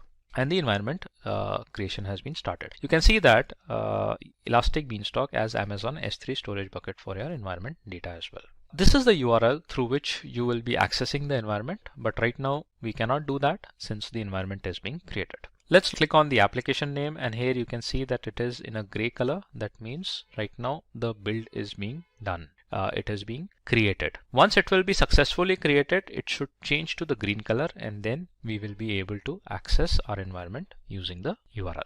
Now if I move to the EC2 instances and see in the EC2 dashboard, if I see whether the instance is being created by the Beanstalk or not. So let's see, and let's see what are the differences in terms of creating an instance manually and getting it created from the Beanstalk. So click on the EC2. Let's go to the old EC2 experience. That's what we are familiar with. And let's see what's there in the dashboard. So here you can see one running instance. Let's open that. And the XYZ environment, which was created from the Beanstalk, is being initiated. The instance is being initiated, and that is something which is being done by the Beanstalk itself. We have not gone to the dashboard and created it manually. Now in the security groups, if you see that here the AWS Beanstalk security groups are defined. It has the Elastic IPs also defined. So everything is being created by the Beanstalk itself. Right. Now let's go back to the Beanstalk and let's look into the status of our environment, whether the color coding has been changed from gray to green or not. And here you can see the environment is successfully created, and we have that environment colored in green. We'll access the environment, and it says it's a web server environment. Its platform is Node.js running on 64-bit Amazon Linux AMI, and it's a sample application. Health status is OK. Now the other thing is that if you do not want to use the web console, the management console, to access the Beanstalk, then the Beanstalk offers you the Elastic Beanstalk CLI as well. So you can install the command line interface, and then you have the command references, CLI command references, that you can actually play with and get your applications deployed using the Beanstalk itself. So this is one of the sample CLI commands that you can actually look into. Now let's look into the environment. Let's click on the environment and we'll be represented with the URL. It says health is OK. These are the logs that you have to follow in case if there are any issues. The platform is Node.js. That is what we selected. Now the next thing is you just have to upload and deploy your applications. So just click on upload and deploy. Select the version label or the name. Select file, and wherever your application is hosted at, just select that, upload it and deploy your application. You'll see that like your environment is created, similarly your application will be deployed automatically on the instance, and from this URL you will be able to view the output. It is as simple as just like you have to follow these 4 steps. Now let's see whether the Node.js environment is running on our instance before deploying an application. So we'll just click on this URL. Since the Beanstalk has already opened up the security groups on HTTP port 80 for all, we can actually view that output directly from the URL. So we have the Node.js running, that's visible here, and after that you just have to upload and deploy your application, and then from that URL you can get the output. Now this URL you can map it with the Route 53 service. So using the Route 53 DNS services, the domain names can be pointed to the Elastic Beanstalk URL, and from there it can be pointed to the applications that are running on the EC2 instance. Whether you wanted to point it to the URL directly using the Beanstalk, you can do that. Otherwise, as we saw in the slides, you can use the Route 53, point it to the load balancer, and then point it to the instances directly also once it is created by the Beanstalk. So that was the demo, guys, with respect to the Beanstalk and how we can actually run the environments. Apart from that, the operational tasks like system operations, you can manage all these things from the environment dashboard itself. So you have the configurations, you have the logs, you can actually check the health status of your environment, you can do the monitoring, and you can actually get the alarms and the events here.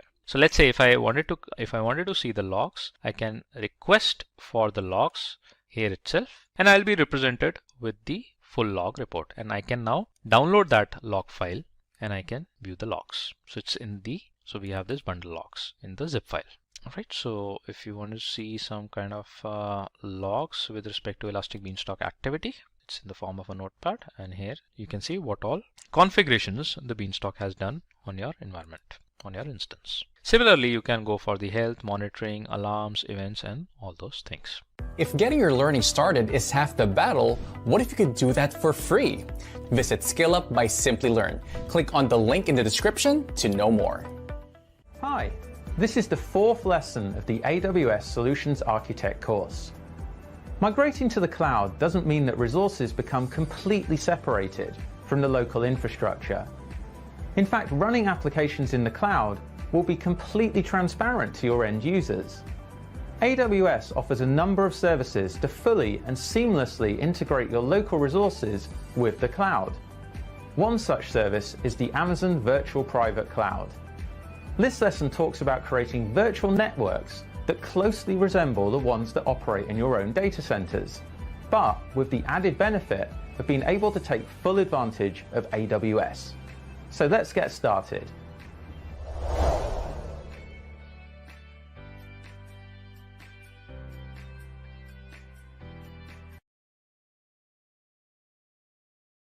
In this lesson, you'll learn all about virtual private clouds and understand their concept.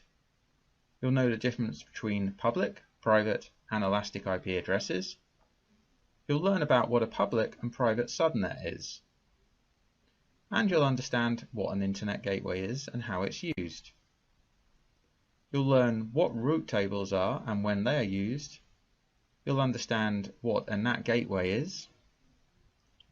We'll take a look at security groups and their importance. And we'll take a look at network ACLs and how they're used in Amazon VPC. We'll also review the Amazon VPC best practices and also the costs associated with running a VPC in the Amazon cloud. Welcome to the Amazon Virtual Private Cloud and Subnet section. In this section, we're going to have an overview of what Amazon VPC is and how you use it. And we're also going to have a demonstration of how to create your own custom virtual private cloud. We're going to look at IP addresses and the use of elastic IP addresses in AWS. And finally, we'll take a look at subnets, and there'll be a demonstration about how to create your own subnets in an Amazon VPC. And here are some of the terms that are used in VPCs. There's subnets, route tables, elastic IP addresses, internet gateways, NAT gateways, network ACLs, and security groups. And in the next sections, we're going to take a look at each of these and build our own custom VPC that we'll use throughout this course. Amazon defines a VPC as a virtual private cloud that enables you to launch AWS resources into a virtual network that you've defined. This virtual network closely resembles a traditional network that you'd operate in your own data center, but with the benefits of using the scalable infrastructure of AWS. A VPC is your own virtual network in the Amazon cloud, which is used as the network layer for your EC2 resources. And this is a diagram of the default VPC. Now there's a lot going on here, so don't worry about that. What we're going to do is break down each of the individual items in this default VPC over the coming lesson. But what you need to know is that a VPC is a critical part of the exam, and you need to know all the concepts and how it differs from your own networks. Throughout this lesson, we're going to create our own VPC from scratch, which you'll need to replicate at the end of this so you can do well in the exam. Each VPC that you create is logically isolated from other virtual networks in the AWS cloud. It's fully customizable.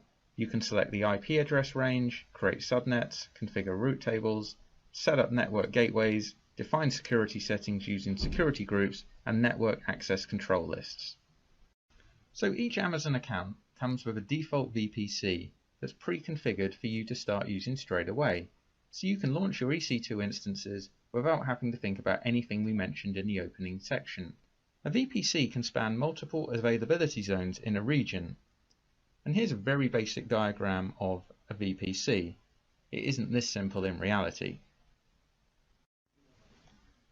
And as we saw in the first section, here's the default Amazon VPC, which looks kind of complicated.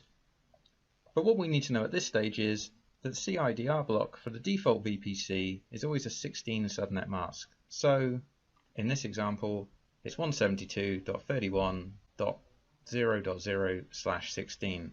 What that means is this VPC will provide up to 65,536 private IP addresses.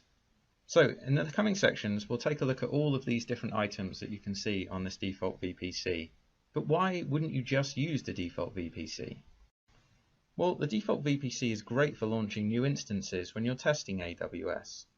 But creating a custom VPC allows you to make things more secure, and you can customize your virtual network as you can define your own IP address range. You can create your own subnets that are both private and public, and you can tighten down your security settings.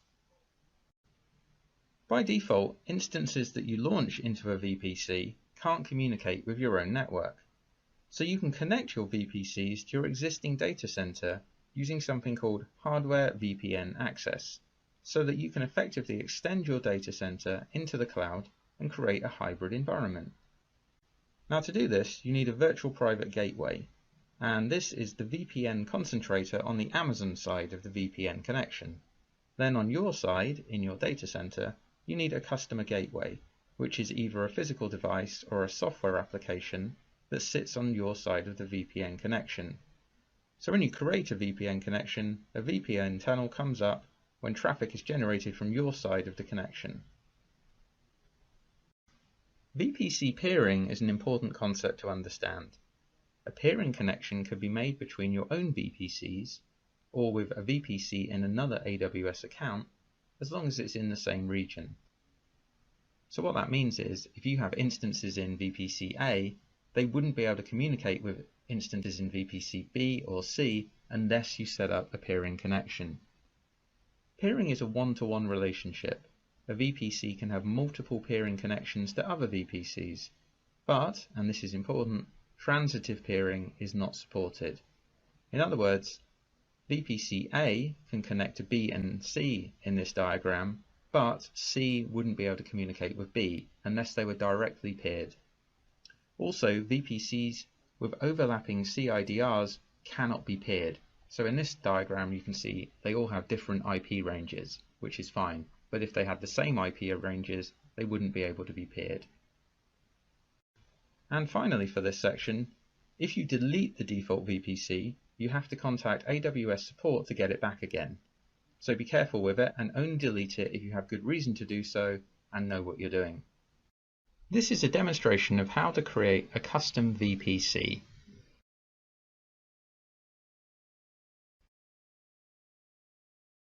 So here we are, back at the Amazon Web Services Management Console. And this time we're going to go down to the bottom left where the networking section is. I'm going to click on VPC. And the VPC dashboard will load up. Now there's a couple of ways you can create a custom VPC. There's something called the VPC wizard, which will build VPCs on your behalf from a selection of different configurations. For example, a VPC with a single public subnet, or a VPC with public and private subnets. Now this is great because you click a button, type in a few details, and it does the work for you. However, you're not going to learn much or pass the exam if this is how you do it. So We'll cancel that and we'll go to your VPCs and we'll click on Create a VPC. And we're presented with the Create a VPC window. So let's give our VPC a name. I'm going to call it Simplilearn_VPC. And this is the kind of naming convention I'll be using throughout this course. Next, we need to give it the CIDR block, or the classless interdomain routing block. So we're going to give it a very simple one, 10.0.0.0, and then we need to give it the subnet mask. So you're not allowed to go larger than 15. So if I try to put 15 in, it says no, not going to happen. For a reference, subnet mask of 15 would give you around 131,000 IP addresses, and subnet 16 will give you 65,536, which is probably more than enough for what we're going to do. Next, you get to choose the tenancy. There's two options, default and dedicated. If you select dedicated, then your EC2 instances will reside on hardware that's dedicated to you. So your performance is going to be great, but your cost is going to be significantly higher. So I'm going to stick with default. And we just click on yes, create. It'll take a couple of seconds. And then in our VPC dashboard, we can see our Simplilearn VPC has been created. Now, if we go down to the bottom here to see the information about our new VPC, we can see it has a route table associated with it, which is our default route table. So there it is. And we can see that it's only allowing local traffic at the moment. We go back to the VPC again. We can see it's been given a default network ACL. And we'll click on that and have a look. And you can see this is very similar to what we looked at in the lesson. So it's allowing all traffic from all sources, inbound and outbound. Now, if we go to the subnet section and just widen the VPC area here, you can see there's no subnets associated with the VPC we just created. So that means we won't be able to launch any instances into our VPC. And to prove it, I'll just show you. We'll go to the EC2 section. So this is a glimpse into your future. This is what we'll be looking at in the next lesson. And we'll just quickly try and launch an instance. We'll select any instance, it doesn't matter. Any size, not important. So here, the network section, if I try and select Simplilearn VPC, it's saying no subnets found. This is not going to work. So we basically need to create some subnets in our VPC, and that is what we're going to look at in the next lesson.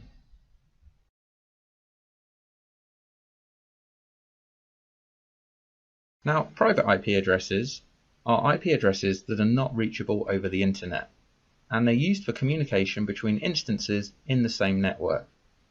When you launch a new instance, it's given a private IP address and an internal DNS hostname that resolves to the private IP address of the instance. But if you want to connect to this from the internet, it's not going to work. So then you'd need a public IP address, which is reachable from the internet. You can use public IP addresses for communication between your instances and the internet. Each instance that receives a public IP address is also given an external DNS hostname. Public IP addresses are associated with your instances from the Amazon pool of public IP addresses. When you stop or terminate your instance, the public IP address is released and a new one is associated when the instance starts. So if you want your instance to retain its public IP address, you need to use something called an elastic IP address.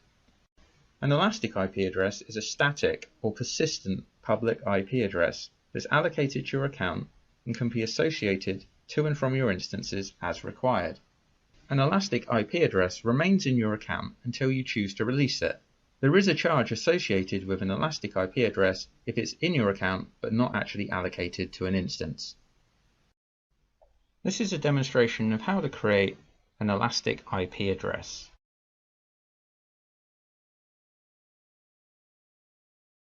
So we're back at the Amazon Web Services Management Console. We're going to head back down to the networking VPC section. and we'll get to the VPC dashboard. On the left hand side, we'll click on Elastic IPs. Now you'll see a list of any Elastic IPs that you have associated in your account, and remember, any Elastic IP address that you're using that isn't allocated to something, you'll be charged for. So I have one available, and that is allocated to an instance currently. So we want to allocate a new address, and it reminds you that there's a charge if you're not using it. I'm saying yes, allocate, and it takes a couple of seconds, and there's our new Elastic IP address. Now we'll be using this IP address to associate with the NAT gateway when we build that.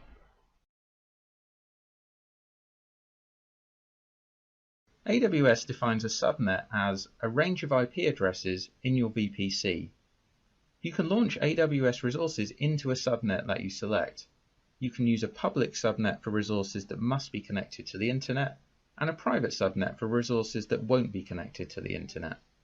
The net mask for the default subnet in your VPC is always 20, which provides up to 4,096 addresses per subnet, and a few of them are reserved for AWS use.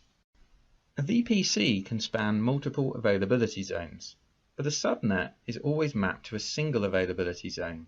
This is important to know. So here's our basic diagram, which we're now going to start adding to.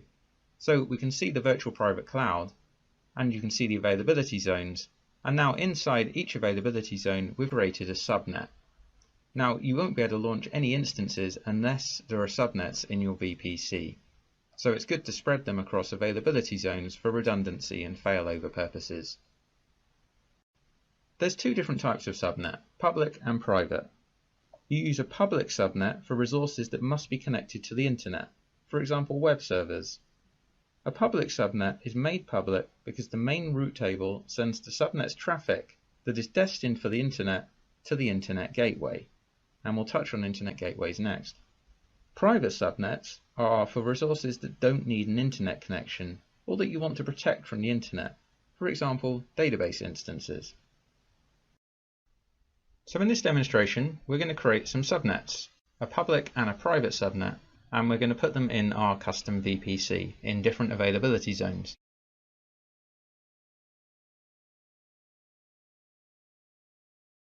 So we'll head to Networking and VPC, wait for the VPC dashboard to load up. We'll click on Subnets. We'll go to Create Subnet, and I'm going to give the subnet a name. So it's good to give them meaningful names. So I'm going to call this first one for the public subnet 10.0.1.0, and I'm going to put this one in the US East 1B availability zone, and I'm going to call that Simplilearn public. So it's quite a long name, I understand, but at least it makes it clear for what's going on in this example. So we need to choose a VPC. So we obviously want to put it in our Simplilearn VPC. And I said I wanted to put it in US East 1B. I'm using the North Virginia region, by the way. So we click on that. Then we need to give it the CIDR block. Now, as I mentioned earlier, when I typed in the name, that's the range I want to use. And then we need to give it the subnet mask. And we're going to go with 24, which should give us 251 addresses in this range, which obviously is going to be more than enough. If I try and put a different value in that's unacceptable to Amazon, it's going to say, it's going to give me an error and tell me not to do that. Let's go back to 24 and click. I'm going to cut and paste this, by the way, just because I need to type something very similar for the next one. Click Create. And it takes a few seconds. Okay, so there's our new subnet, and I just widen this. You can see, so that's the IP range, that's the availability zone, it's for Simplilearn, and it's public. So now we want to create the private. So we put the name in. I'm going to give the private the IP address block of that. I'm going to put this one in US East 1C, and it's going to be the private subnet. Obviously I want it to be in the same VPC. Availability zone of US East 1C. And we're going to give it 10.0.2.0/24. And we'll click Yes, Create. And again, it takes a few seconds. Okay, so let me sort by name. So there we are, we can see now we've got our private subnet and our public subnet. In fact, let me just type in Simplilearn, there we are. So now you can see them both there. And you can see they're both in the same VPC, Simplilearn VPC. Now if we go down to the bottom, you can see the route table associated with these VPCs. And you can see that they can communicate with each other internally, but there's no internet access. So that's what we need to do next. In the next lesson, you're going to learn about internet gateways and how we can make these subnets have internet access.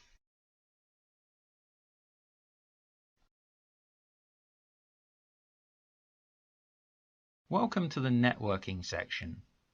In this section, we're going to take a look at internet gateways, route tables, and NAT devices, and we'll have a demonstration on how to create each of these AWS VPC items.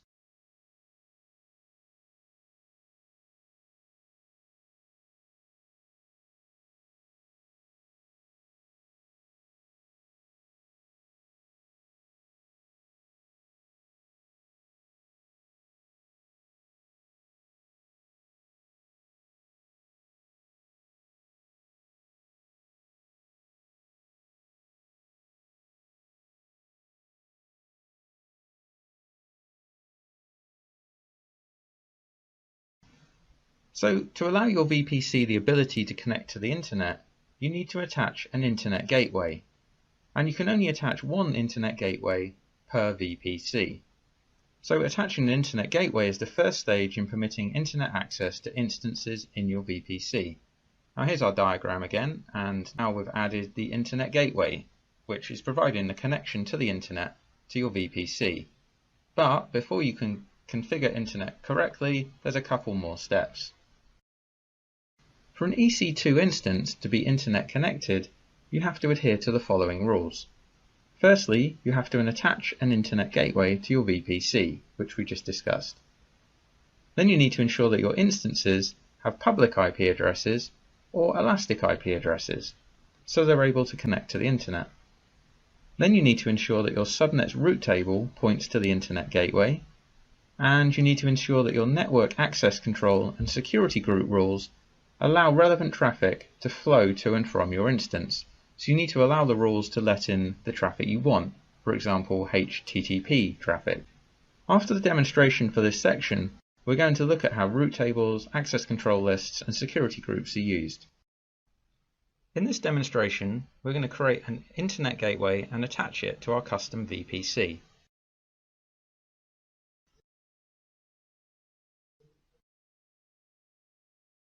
So let's go to Networking VPC, bring up the VPC dashboard, and on the left hand side we click on Internet Gateways. So here's a couple of internet gateways I have already, but I need to create a new one. So create Internet Gateway. I'll give it a name, which is going to be Simplilearn Internet Gateway, IGW. And I'm going to click Create. So this is an internet gateway which will connect a VPC to the internet, because at the moment our custom VPC has no internet access. So there, it's created. Simplilearn IGW.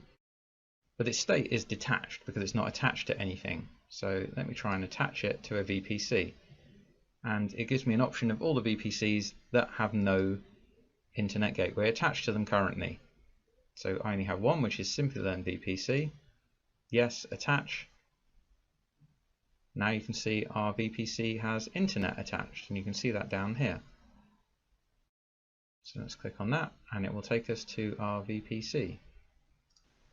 But before any instances in our VPC can access the internet, we need to ensure that our subnet route table points to the internet gateway. and we don't want to change the main route table, we want to create a custom route table, and that's what you're going to learn about next.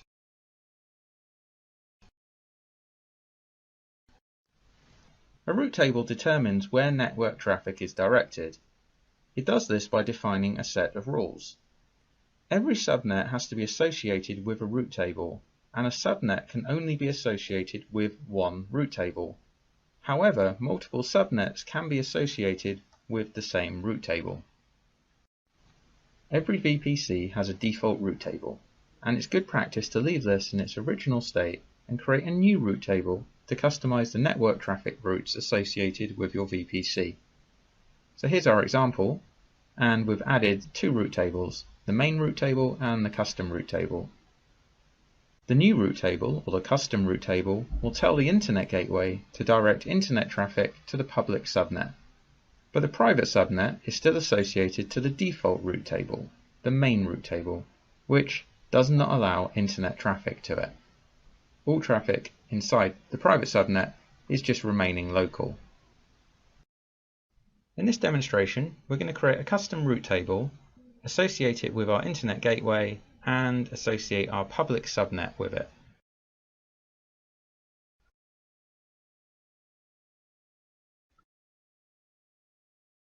So let's go to Networking and VPC. The dashboard will load, and we're going to go to Route Tables. Now our VPC only has its main route table at the moment, the default one it was given at the time it was created. So we want to create a new route table, and we want to give it a name. So we're going to call it Simplilearn. I'm going to call it route table, RTB for short. And then we get to pick which VPC we want to put it in. So obviously we want to use Simplilearn VPC. So we click Create. It'll take a couple of seconds, and here you are. Here's our new route table. So what we need to do now is change its route so that it points to the Internet Gateway. So if we go down here to Routes, at the minute you can see it's just like our main route table. It just has local access. So we want to click on Edit, and we want to add another route. So the destination is the Internet, which is all the zeros, and our target, and we click on this, it gives us the option of our Internet Gateway, which we want to do. So now we have Internet access to this subnet, to this route table. And we click on Save. Save was successful. So now we can see that as well as local access, we have Internet access. Now at the moment, if we click on Subnet Associations, you do not have any subnet associations. So basically, both our subnets, the public and private subnets, are associated with the main route table, which doesn't have Internet access.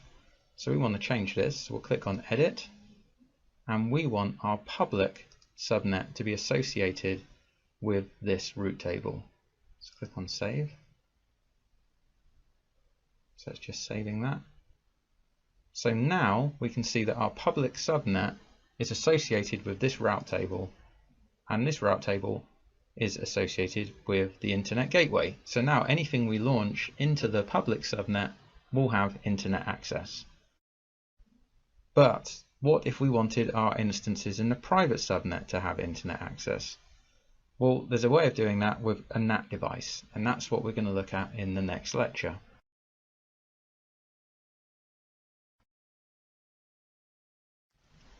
You can use a NAT device to enable instances in a private subnet to connect to the Internet or other AWS services, but prevent the Internet from initiating connections with the instances in the private subnet. So we talked earlier about public and private subnets to protect your assets from being directly connected to the Internet. For example, your web server would sit in the public subnet, and your database in the private subnet, which has no Internet connectivity. However, your private subnet database instance might still need Internet access or the ability to connect to other AWS resources. If so, you can use a Network Address Translation device, or a NAT device, to do this.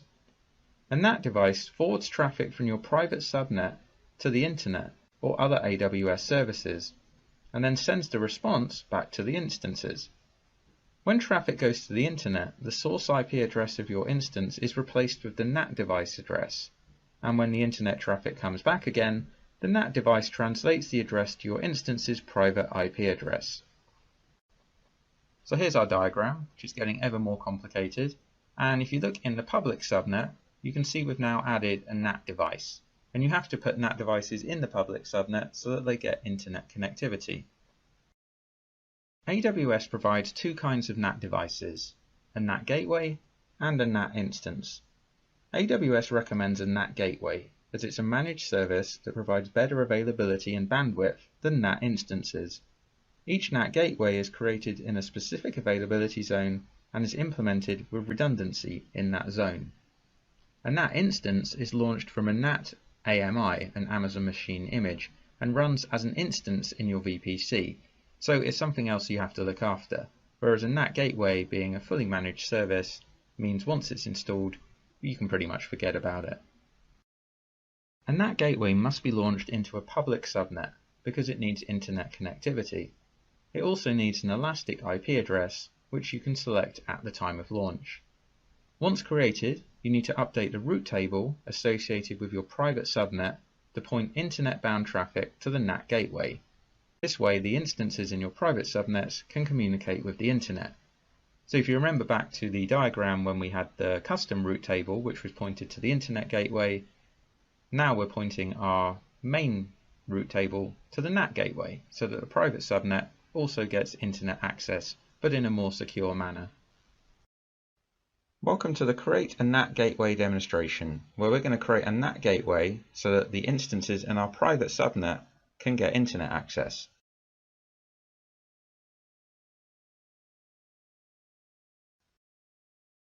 So we'll start by going to Networking and VPC. And the first thing we're going to do is take a look at our subnets, and you'll see why shortly. So here are our Simplilearn subnets.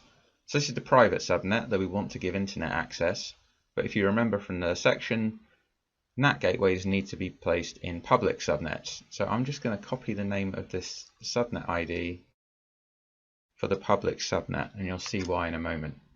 So then we go to NAT gateways on the left hand side, and we want to create a new NAT gateway. So we have to put a subnet in there. So we want to choose our public subnet. Now, as you can see, it truncates a lot of the subnet names on this option, so it's a bit confusing.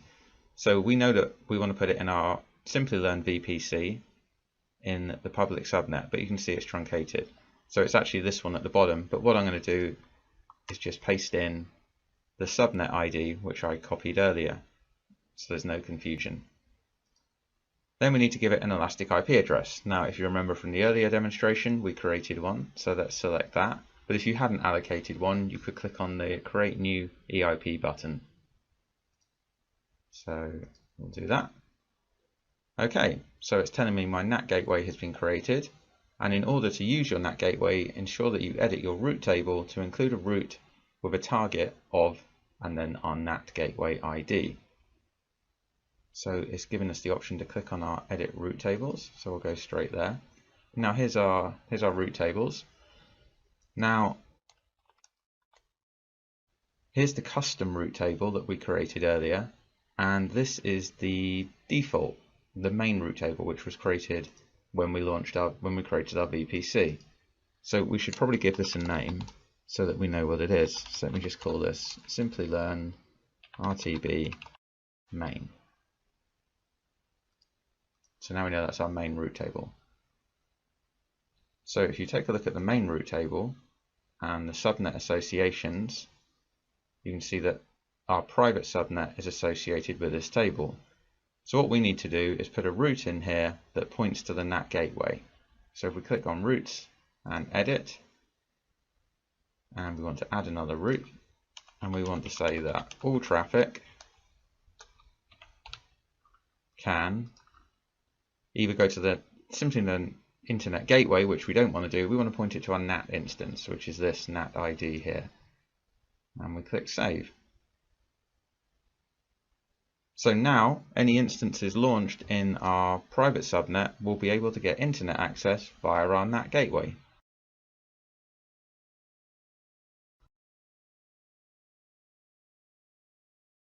Welcome to the Using Security Groups and Network ACL section. In this section, we're going to take a look at security groups and network ACLs, and we're going to have a demonstration on how you create both of these items in the Amazon Web Services console. A security group acts as a virtual firewall that controls the traffic for one or more instances.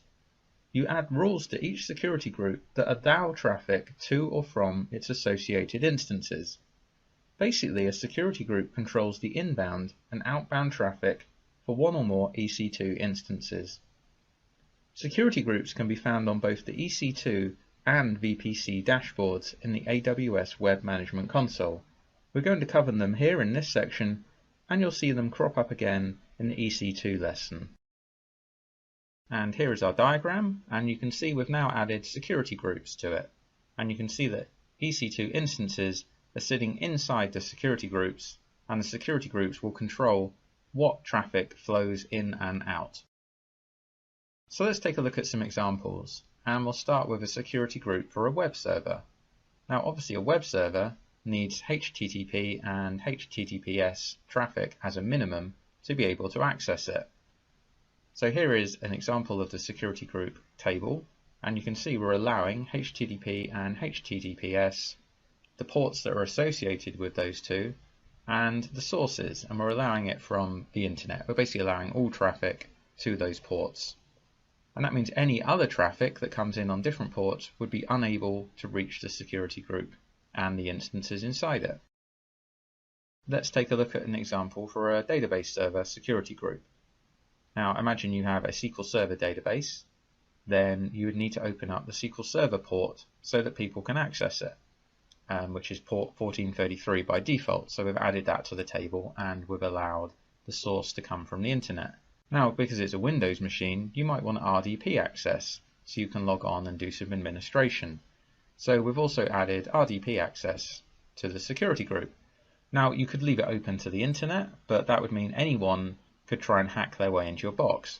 So in this example, we've added a source IP address of 10.0.0.0.0. So only IP ranges from that address can RDP to the instance. Now there's a few rules associated with security groups. By default, security groups allow all outbound traffic. So if you want to tighten that down, you can do so in a similar way to you can define the inbound traffic. Security group rules are always permissive. You can't create rules that deny access, so you're allowing access rather than denying it. Security groups are stateful, so if you send a request from your instance, the response traffic for that request is allowed to flow in regardless of the inbound security group rules. And you can modify the rules of a security group at any time, and the rules are applied immediately.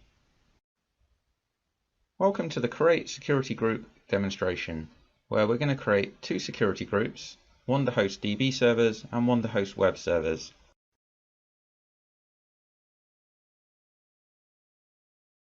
Now if you remember from the best practices section, it said it was always a good idea to tier your applications into security groups, and that's exactly what we're going to do. So if we go to networking and VPC to bring up the VPC dashboard, on the left hand side under security we click on security groups. Now you can also get to security groups from the EC2 dashboard as well. So here's a list of my existing security groups, but we want to create a new security group, and we're going to call it Simplilearn Web Server SG security group, and we'll give the group name as the same, and our description is going to be Simplilearn Web Servers Security Groups.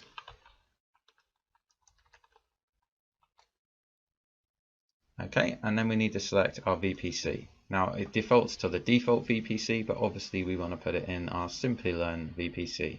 So we click Yes, Create. Takes a couple of seconds, and there it is. There's our new security group.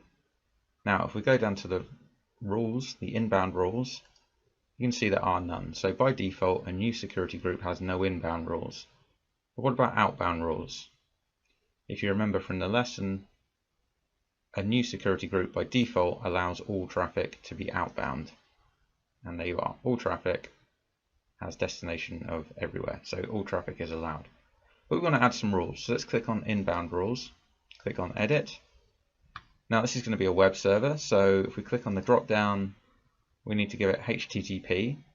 So you can either choose custom TCP rule and type in your own port ranges, or you can just use the ones they have for you. So HTTP, this pre-populates the port range. And then here you can add the source.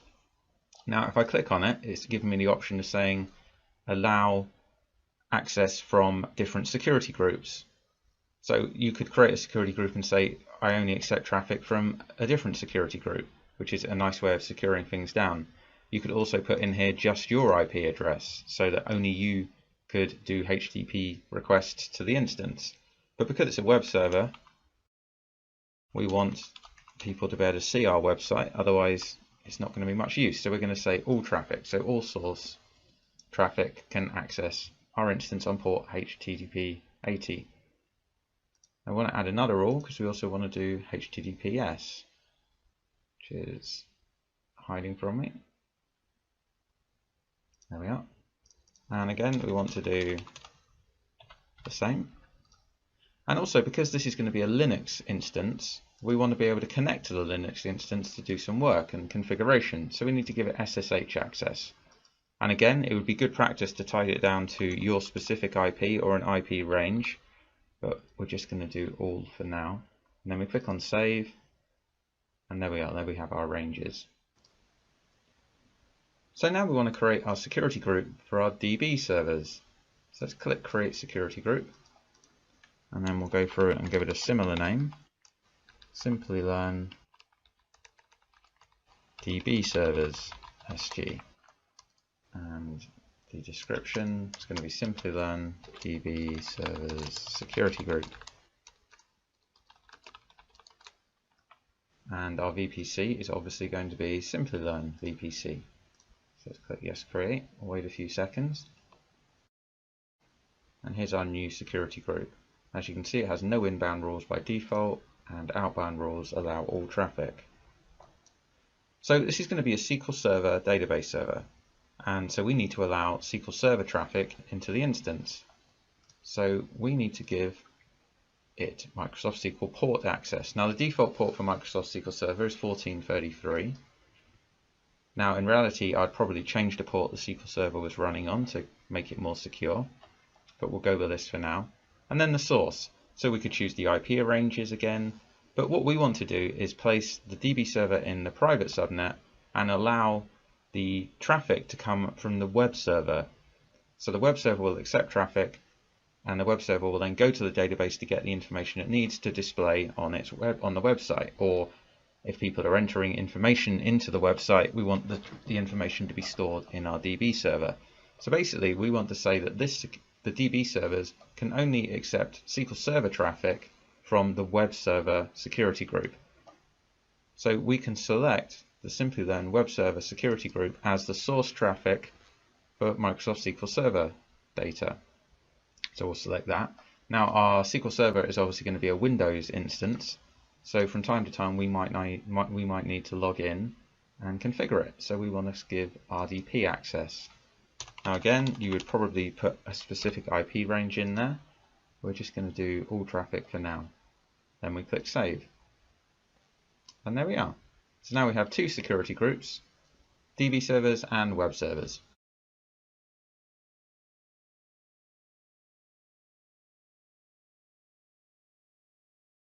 A network ACL is a network access control list, and it's an optional layer of security for your VPC that acts as a firewall for controlling traffic in and out of one or more of your subnets. You might set up network ACLs with rules similar to your security groups in order to add an additional layer of security to your VPC. Here is our network diagram, and we've added network ACLs to the mix. Now you can see they sit somewhere between the route tables and the subnets. This diagram makes it a little bit clearer, and you can see that a network ACL sits in between a route table and a subnet.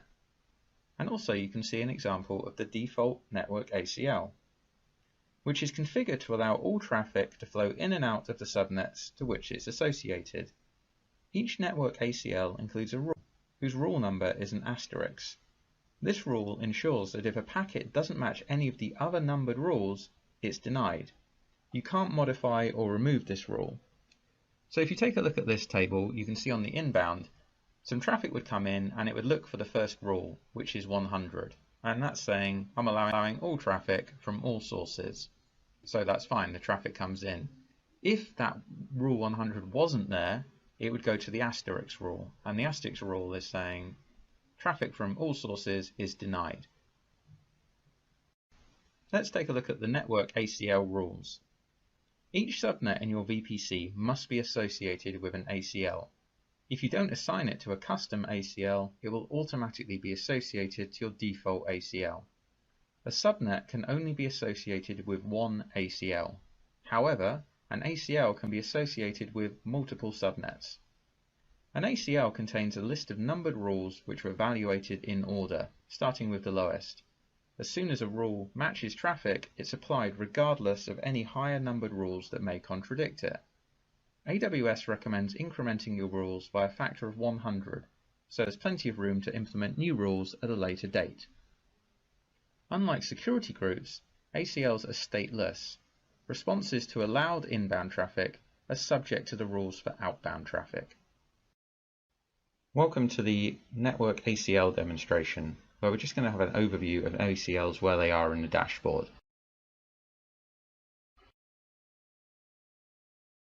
Now, you don't need to know a huge amount about them for the exam, you just need to know how they work and where they are. So let's go to networking and VPC, and when the dashboard loads, on the left hand side under security there's network ACLs. So let's click on that. Now you can see some ACLs that are in my AWS account. So we want the one that's associated with our Simplilearn VPC. So if we extend this VPC column, that's our network ACL there, Simplilearn VPC. Now let's give it a name because it's not very clear to see otherwise. Also, I'm kind of an obsessive tagger, so let's call it Simplilearn ACL and click on the tick. So there we are. So now it's much easier to see. So we click on inbound rules. So this is exactly what we showed you in the lesson. The rule is 100, so that's the first rule that's going to get evaluated, and it's saying allow all traffic from all sources. And the outbound rules are the same. So if you wanted to tighten down the new rule, you could click edit. We would give it a new rule number, say, which would be 200. So you should always increment them in 100. So that means if you had 99 more rules you needed to put in place, you'd have space to put them in between these two. And then you could do whatever you wanted. You could say, you know, we are allowing HTTP access from all traffic, and we're allowing, or you could say, actually, you know what, we're going to deny it. So this is the way of blacklisting traffic into your VPC. Now I'm not going to save that because we don't need it, but this is where network ACLs sit, and this is where you would make any changes. It's also worth having a look at the subnet associations with your ACL. So we have two subnets in our Simplilearn VPC, so we would expect to see both of them associated with this network ACL because it's the default. And there they are. There's both our public and our private subnets are associated. And you can also see up here on the dashboard, it says default. So this is telling us this is our default ACL. If you did want to create a new network ACL, you would click create network ACL. You'd give it a name, just say new ACL, and then you would associate it with your VPC. So we would say Simplilearn VPC. Takes a few seconds, and there we are. There we have our new one. Now you can see this one says default no, because it obviously isn't the default ACL for our Simplilearn VPC, and it has no subnets associated with it. So let's just delete that because we don't need it. But there you are. There's a very brief overview of network ACLs.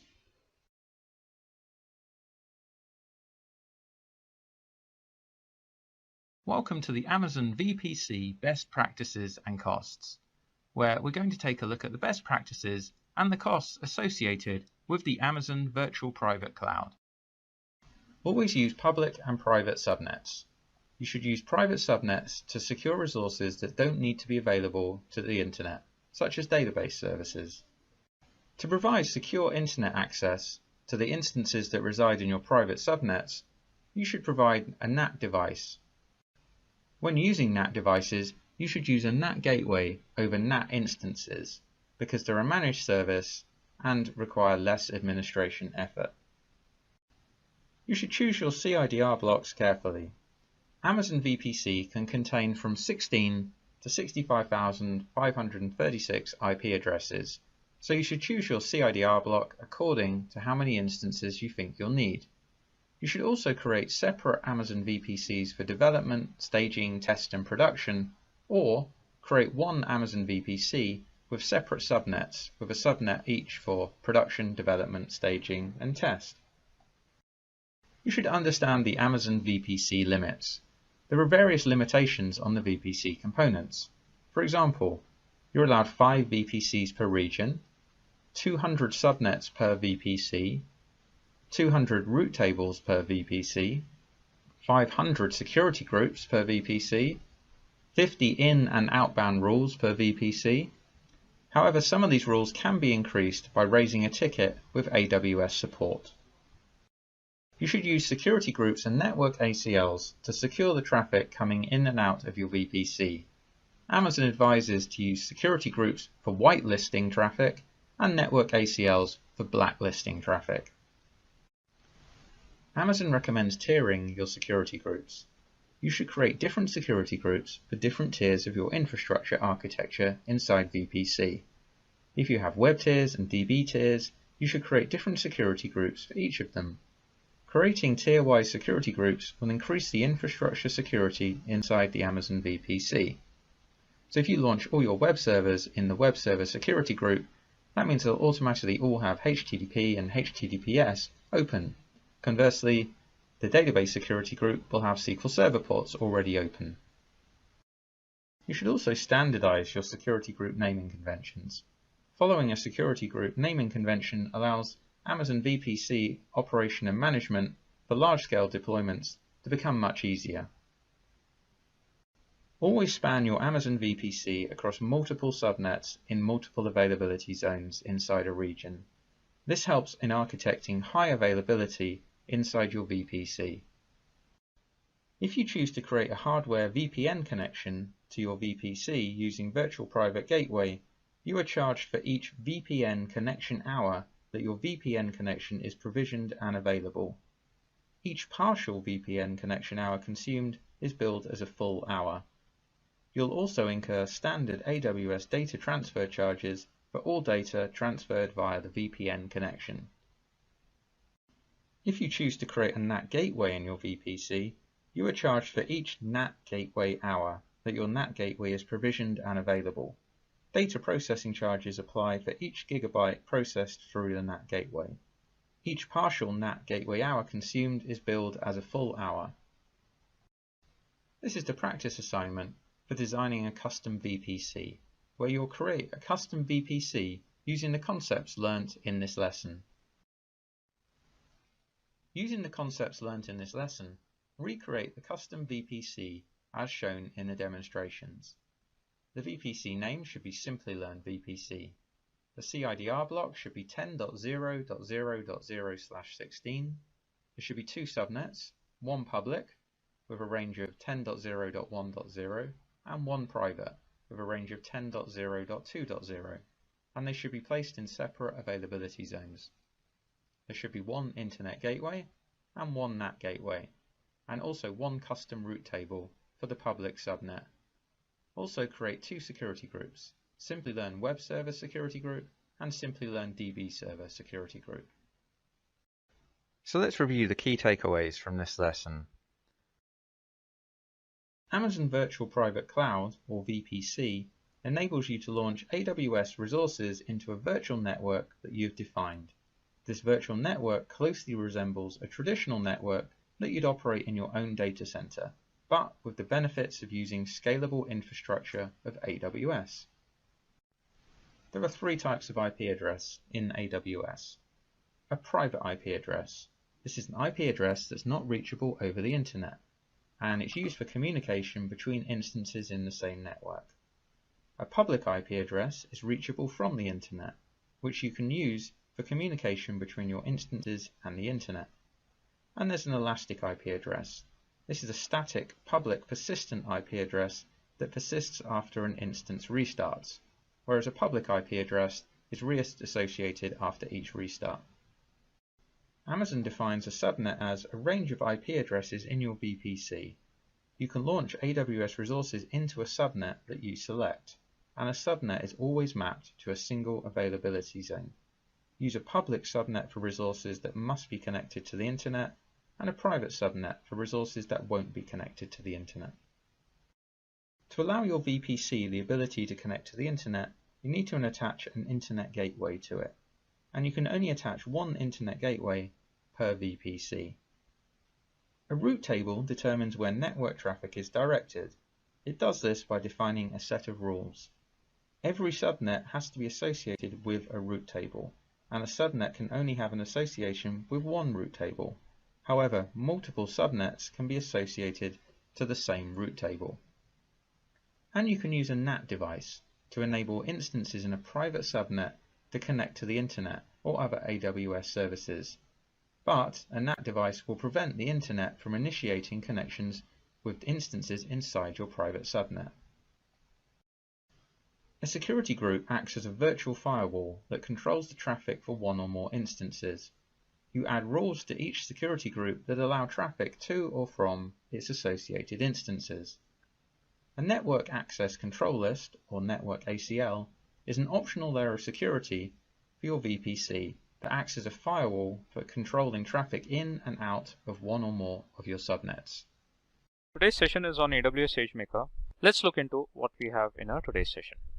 So what's in it for you? We would be covering what is AWS, why do we need AWS SageMaker, what is AWS SageMaker services, what are the benefits of using the AWS SageMaker, machine learning with AWS SageMaker, how to train a model with AWS SageMaker, how to validate a model with AWS, and the companies that are using AWS SageMaker. Along with that, we will be covering up one live demo on the AWS platform. Now let's understand what is AWS. So what is AWS? It's an Amazon Web Services. It's the largest or most widely used public cloud platform offered by Amazon. It provides services over the internet. AWS services can be used to build, monitor, and deploy any type of application in the cloud. AWS also uses the subscription pricing model. That means you only pay for whatever the services you use for. Now, why do we need AWS SageMaker? Let's look into it.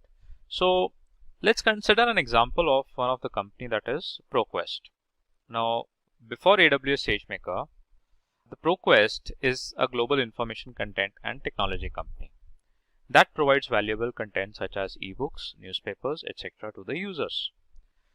Before AWS SageMaker, the ProQuest requirement was to have a better user experience, maximum relevant search results. Now, after AWS SageMaker, they were able to achieve those results. So they achieved more appealing video user experience. They achieved more relevant search results for the users. Now, what do we mean by AWS SageMaker? Why this service is primarily used? So Amazon SageMaker is a cloud machine learning platform that helps users in building, training, tuning, and deploying machine learning models in a production-ready hosted environment. So it's kind of a machine learning service which is already hosted on the AWS platform. Now, what are the benefits of using AWS SageMaker? The key benefits of using AWS SageMaker are: it reduces machine learning data cost, so you can do the cost optimization while running this particular service on the AWS. All ML components are stored in a particular place in a dashboard, so they can be managed together. Highly scalable, so it can be scalable on, you can scale this particular service on the fly. It trains the models quite faster, maintains the uptime, so you can be assured that your workloads will be running all the time, it will be available all the time. High data security, so security becomes a major concern on the cloud platforms, and it ensures that you have the high data security. Along with that, you can do a data transfer to different AWS services like S3 bucket and all with the simple data transfer techniques. Now, machine learning with AWS SageMaker, let's look into it. So machine learning with AWS SageMaker is a 3-step function. So one is to build, second is to test and tune the model, and third is to deploy the model. Now with the build, it provides more than 15 widely used ML algorithms for training purpose. Now to build a model, you can collect and prepare training data, or you can select from the Amazon S3 bucket also. Choose and optimize the required algorithm. So some of the algorithms that you can select are k-means, linear regressions, logistic regression. SageMaker helps developers to customize ML instances with the Jupyter Notebook interface. In the test and tune, you have to set up and manage the environment for training. So you would need some sample data to train the model.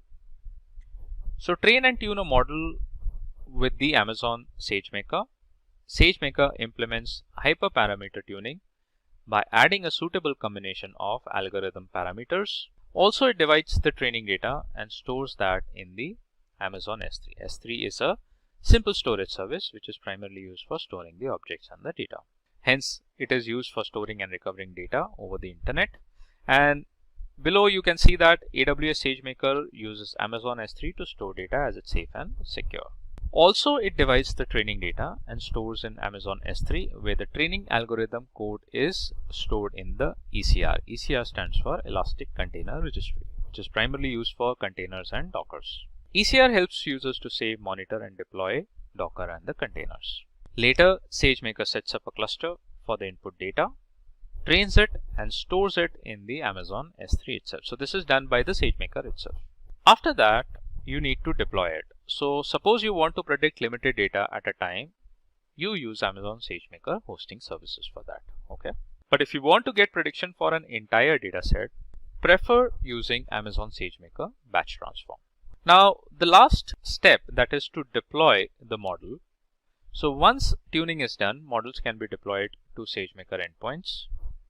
And in the endpoint, real-time prediction is performed. So you would have some data which you would reserve and validate your model whether it is working correctly or not. Now evaluate your model and determine whether you have achieved your business goals. Now the other aspect is how we can train a model with AWS SageMaker. So this is basically a flow diagram which shows you how to train a model with the AWS SageMaker. And here we have used a couple of services of an AWS to get that done. So model training in AWS SageMaker is done on machine learning compute instances. And here we can see there are two machine learning compute instances used as helper code and the training code. Along with that, we are using two S3 buckets and the ECR for the container registry. Now let's look into what are the ways to train the model as per the slides. So below are the following requirements to train a model. So here in the diagram you can see these are the following requirements to train a model. The URL of an Amazon S3 bucket where the training data is stored, that is mentioned.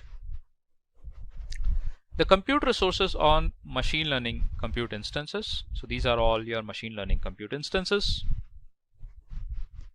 Then the URL of an Amazon S3 bucket where the output will be stored. And the path of AWS Elastic Container Registry where the code data is saved. The inference code image lies in the Elastic Container Registry. Now what are these called? These are called as the training jobs. Now when a user trains a model in Amazon SageMaker, he/she creates a training job. So we need to first create a training job, and then the input data is fetched from the specified Amazon S3 bucket. Once the training job is built, Amazon SageMaker launches the ML compute instances. So these compute instances will be launched once the training job is built. Then it trains the model with the training code and the data set, and it shows the output and model artifacts in the AWS S3 bucket. So this is done automatically. Now here the helper code performs a task when the training code fails. The interference code, which is in the Elastic Container Registry, consists of multiple linear sequence containers that process the request for inference on data. The EC2 container registry is a container registry that helps users to save, monitor, and deploy container images, whereas container images are the ready applications. Once the data is trained, the output is stored in the specified Amazon S3 bucket. So here you can see the output will be stored here. To prevent your algorithm being deleted, save the data in Amazon SageMaker critical system, which can process your ML compute instances. Now, how to validate a model? Let's look into it. So you can evaluate your model using offline or using the historical data. So first thing is that you can do the offline testing to validate a model. You can do an online testing with the live data. So if you have a live data coming or real-time streams coming, you can validate a model from there as well. You can validate using a holdout set, and also you can validate using the k-fold validation. Now use historical data to send requests to the model through the Jupyter Notebook in Amazon SageMaker for the evaluation. Online testing with live data deploys multiple models into the endpoints of Amazon SageMaker and directs live traffic to the model for validation. Validating using a holdout set is part of the data is set aside, which is called holdout set. So the part of the data is left, which is basically called as the holdout set. This data is not used for the model training. So later, when the model is trained with the remaining input data and generalize the data based on what is learned initially. So whatever the data which is left out will be used for validating a model, because we have not used that data while training a model. The k-fold validation is the input data is split into two parts. One part is called k, which is the validation data for testing the model, and the other part is k-1, which is used as a training data. Now, based on the input data, the machine learning model evaluates the final output. Now, the companies that are using AWS SageMaker, one is the ADP. So you must be knowing about ADP, Zalando, Dow Jones, which is the stock market, ProQuest, and the Intuit. Now let's look into the demo that how we can actually run the AWS SageMaker. So we'll use the R algorithm and then package the algorithm as a container for building, training, and deploying a model. We are going to use the Jupyter Notebook for that, for model building, for model training, for model deployment, and the code for the demo is in the below link. So you can see here that from this link you can get the code for the demo. Let's try to do a demo on the AWS. Now I would be using a link which is provided by Amazon to build, train, and deploy the machine learning model on the SageMaker, as you can see on my screen. And in this tutorial, you would have some steps where you can put those steps and the code, Python codes, into your AWS SageMaker Jupyter Lab. So in this tutorial, you will learn how to use Amazon SageMaker to build, train, and deploy a machine learning model. And for that, we will use the popular XGBoost ML algorithm for this exercise. So first of all, what you need to do is you have to go to the AWS console, and there you have to create a notebook instance. So in this tutorial, you will be creating a notebook instance. You will prepare the data, train the model to learn from the data, deploy the model, evaluate your ML model's performance, and once all those activities are done, then we'll see how we can actually remove all the resources in order to prevent the extra costing. Now the first step is we have to enter to the Amazon SageMaker console. So here you can see I'm already logged in into the SageMaker console. You can click on the services, search for the SageMaker here, and here you get the Amazon SageMaker service. Now the next step is that we have to create a notebook instance. So we will select the notebook instance from the SageMaker service, and then after the notebook instance is selected, we'll put a name to our instance and we'll create a new IAM role for that. So let's wait for the SageMaker Studio to open. So here you can see the studio is open, and you just have to click on the notebook instances, and here you have to create a notebook instance. So here you can see a couple of notebook instances have already been created. One of them is in service. So this is the notebook instance that we are going to use for creating the demo model. I'll show you how you can create a notebook instance. You just have to click on create notebook instance button and put your notebook instance name. So you can put something like demo-SageMaker 987, or we can put it as model.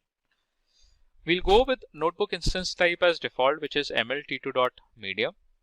And in the permission and encryptions under the IAM role, we'll click on create a new IAM role. Now why we are creating a new IAM role? So that we can allow the SageMaker to access any S3 bucket that has been created on our account. Just click on create a role, and here you would see that the new IAM role will be created with the set of permissions. The rest of the things we'll keep it as default, and then you just have to click on create a notebook instance. The notebook instance creation takes some time, so you just have to wait for a couple of minutes to get that in service. We already have one of the notebook instance that has been created, so we will be using that to create a demo. Now going back to the steps, so these are the steps that we have already performed. Now once the notebook instance is created, then we have to prepare the data. So in this step, we will be using the SageMaker notebook instance to pre-process the data that would require to train the machine learning model. And for that, we would be opening up the Jupyter notebook, and then we have to select an environment, a kernel environment in the Jupyter notebook that would be conda_python 3. So let's follow these steps. Go back to the SageMaker, click on the notebook instances, select the running notebook instance, and here you would select the Open Jupyter Lab. Now here you would see that the SageMaker would try to open up the Jupyter notepad, and we would be performing all our inputs into that Jupyter notebook and executing the results there itself. So just wait for the notebook to open. Now here you can see the Jupyter Lab notebook has been opened. So I would be selecting one of the notebook that has been created. So this one. So likewise, you can create your own notebook also. How you can do that? First of all, let me select the kernel environment. So I would be selecting conda_python 3 and just click on select. So how you can create your own notebook? Just have to click on file, click on new, and here you can select the notebook. Just name your notebook, select the environment conda_python 3 to run this demo. So I have my notebook open. So in the tabs, I would be putting up the Python codes, and I would be executing those codes to get the output directly. So the next step is to prepare the data, train the ML model, and deploy it. We will need to import some libraries and define a few environment variables in the Jupyter notebook environment. So I would be copying this code, which you can see that would try to import NumPy, pandas. These are all required to run the Python syntax. So just copy this code and paste it into your notebook. Right? So once you do that, execute your code, and here you can see that you get the output, which is that it has imported all the necessary libraries that have been defined in the code. Now the next step is we would create an S3 bucket into the S3 service, and for that you have to copy this Python code, just that you have to edit it. So you have to specify this bucket name that you want to get created. So here I would provide the bucket name, which should be unique, should not overlap. So something like SageMaker -demo is the name that I have selected for the bucket. And now you have to execute that code. It says that the S3 bucket has been created successfully with the name SageMaker-demo 9876. So this is something which you can verify. So you can go to the S3 service, and there you can verify whether the bucket has been created or not. Now the next task is that we need to download the data to the AWS SageMaker instance and load it into the data frame. And for that, we have to follow this URL. So from this URL, which is build, train, deploy machine learning model, would have a data in the form of bank_clean.csv, and this will be deployed onto our SageMaker instance. We'll copy this code and paste it here and execute the code. So it says that it has successfully downloaded bank_clean.csv, which has the data inside it, and that has been loaded into the SageMaker data frame successfully. Now we have a data to build and train our machine learning model. So what we are going to do, we are going to shuffle the data and we are going to split it, one into the training data set and the other one into test data set.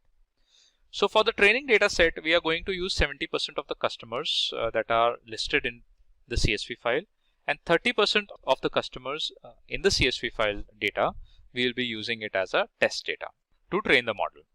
So we will copy the following code into a new code cell, and then we are going to run that code cell. So I'll just copy it for training the data so that we can segregate the data model, 70% for building the model and 30% for testing the data. So click on run the execution, and here you can see that we got the output successfully. Now we have to train the model from that data. So how we are going to train that model? And for that, we'll use SageMaker pre-built XGBoost model, which is an algorithm. So you will need to reformat the header and first column of the training data and load the data from the S3 bucket. So what I'll do is I'll copy this syntax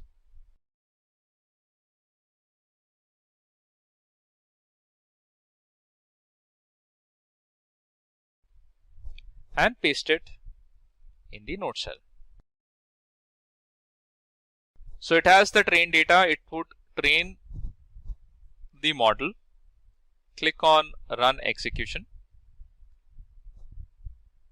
Now it is changing the S3 input class, which will be renamed to training input, because now we are training the model with the training data. So we just have to wait for some time till it gets executed completely.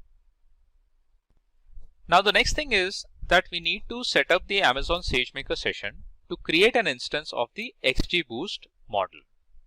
So here we are going to create the SageMaker session. We are going to create an instance of the XGBoost model, which is an estimator.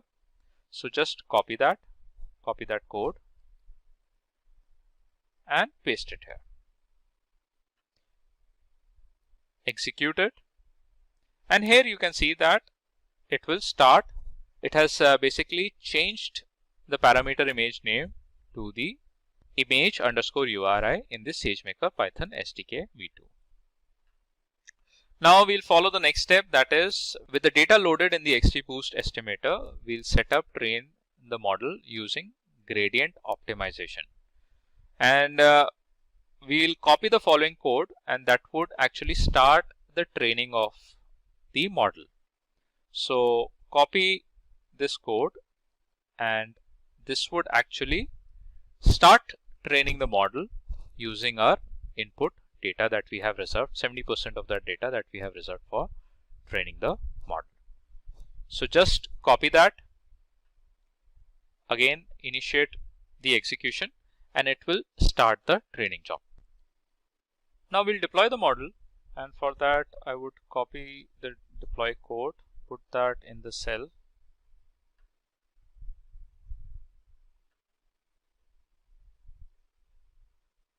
and execute it. So it says parameter image will be renamed to image URI and using already existing model. So XGBoost was deployed already. If you have not done that, if you're doing it the first time, so it will initiate another XGBoost instance. So where you can find your XGBoost endpoints created, you just have to scroll down, and here under the inference, click on the endpoints, and you should find the XGBoost endpoints defined here. So here you can see that today I have created one XGBoost endpoint, and that is now in process of creating. So just refresh it. So it is still created. It is going to take some time to get that in service. Now our endpoint is in service state, so now we can use it. So going forward with the next steps, we'll try to predict whether the customer in the test data enroll for the bank product or not. For that, we are going to copy this code, put that in the Jupyter cell function, and execute it. So here it gives you the output that it has actually evaluated, and the same output we got in the screenshot of the demo as well. Now we are going to evaluate the model performance. So what we are going to do, we are going to get the prediction done. So based on the prediction, we can conclude that you predicted a customer that will enroll for a certificate of deposit accurately for 90% of the customers in the test data, with a precision of 65% for enrolled and 90% which haven't enrolled for it. So for that, we are going to copy this code and execute it here in the cell. So if it is predicted correctly, that means our model is working absolutely fine. So here you can say the overall classification rate is 89.5%, and there is the accurate prediction that has been made by the model. And that's what the output we can see here in the screenshot of a model. So that means our model is absolutely working fine. It has been built, deployed, and trained correctly. Now the next thing is that once you are done with that, you terminate your resources, and for that you just have to copy this code and put that in the cell function, so that the additional resources and the endpoints and the buckets that have been created by the Jupyter Notepad should be terminated, so that you would not be incurred with the extra costing. So just execute it, and here you would see that it would try to terminate all the additional resources that we have created from the Jupyter Notebook. Today's tutorial is on AWS CloudFront. Let's look into what we have today in the CloudFront. So what's in it for you? We would be covering up the concept of what is AWS, what was earlier before AWS CloudFront, after AWS CloudFront, what were the services that were introduced, how it benefited. What do we mean by AWS CloudFront, benefits of the using AWS CloudFront, and how AWS CloudFront actually is known as a content delivery service, the name of the companies that are using AWS CloudFront, and we would be covering up one live demo. Now, AWS is the Amazon Web Services. It's a cloud service provider that basically offers a multiple services, variety of services, such as compute power, database storage, networking, and other resources, so that you can create your solutions on the cloud and help the business grow. Now, with AWS, you only pay for whatever the services you use. So for example, if you are using a service for a couple of hours, then you pay for only that many hours that you have used that service. Before AWS CloudFront, so there is an example that we are going to talk, and that is you must be aware of an application called Spotify. So when you used to access Spotify, and when you click on it, it kept on loading, and at the end you used to get the error. And the error was that the connection failed. And why you received that error? Because of a latency issue, probably a network error, right? So how you can solve these kind of a latency issues, and that is also going to, these kind of an issues are also going to impact the performance of an application. So with the introduction of AWS CloudFront, this problem of loading the application got resolved. So after AWS CloudFront, with the help of AWS CloudFront, Spotify gives the facility of updating new features, access to million songs that you can access instantly.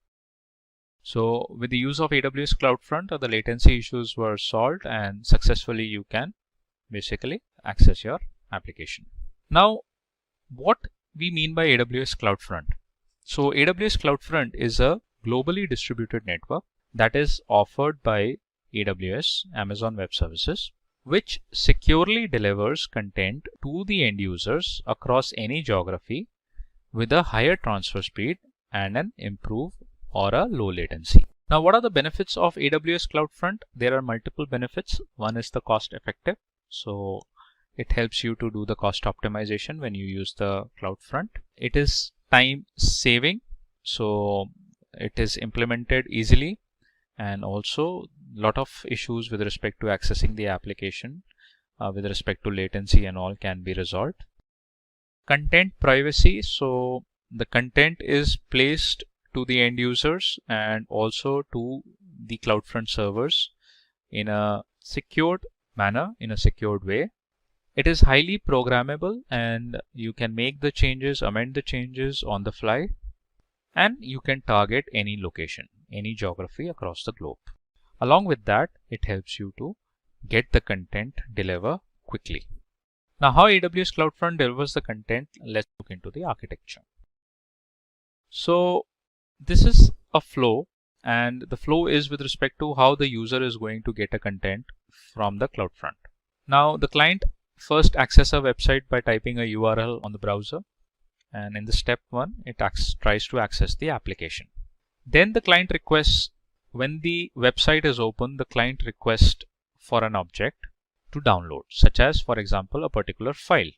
Now, at that time, the DNS routes user request to download that file to AWS CloudFront. The AWS CloudFront connects to the nearest edge locations. Edge locations are basically the servers where it caches the files, documents, and the web codes. AWS CloudFront connects to its nearest edge location in order to serve the user the request.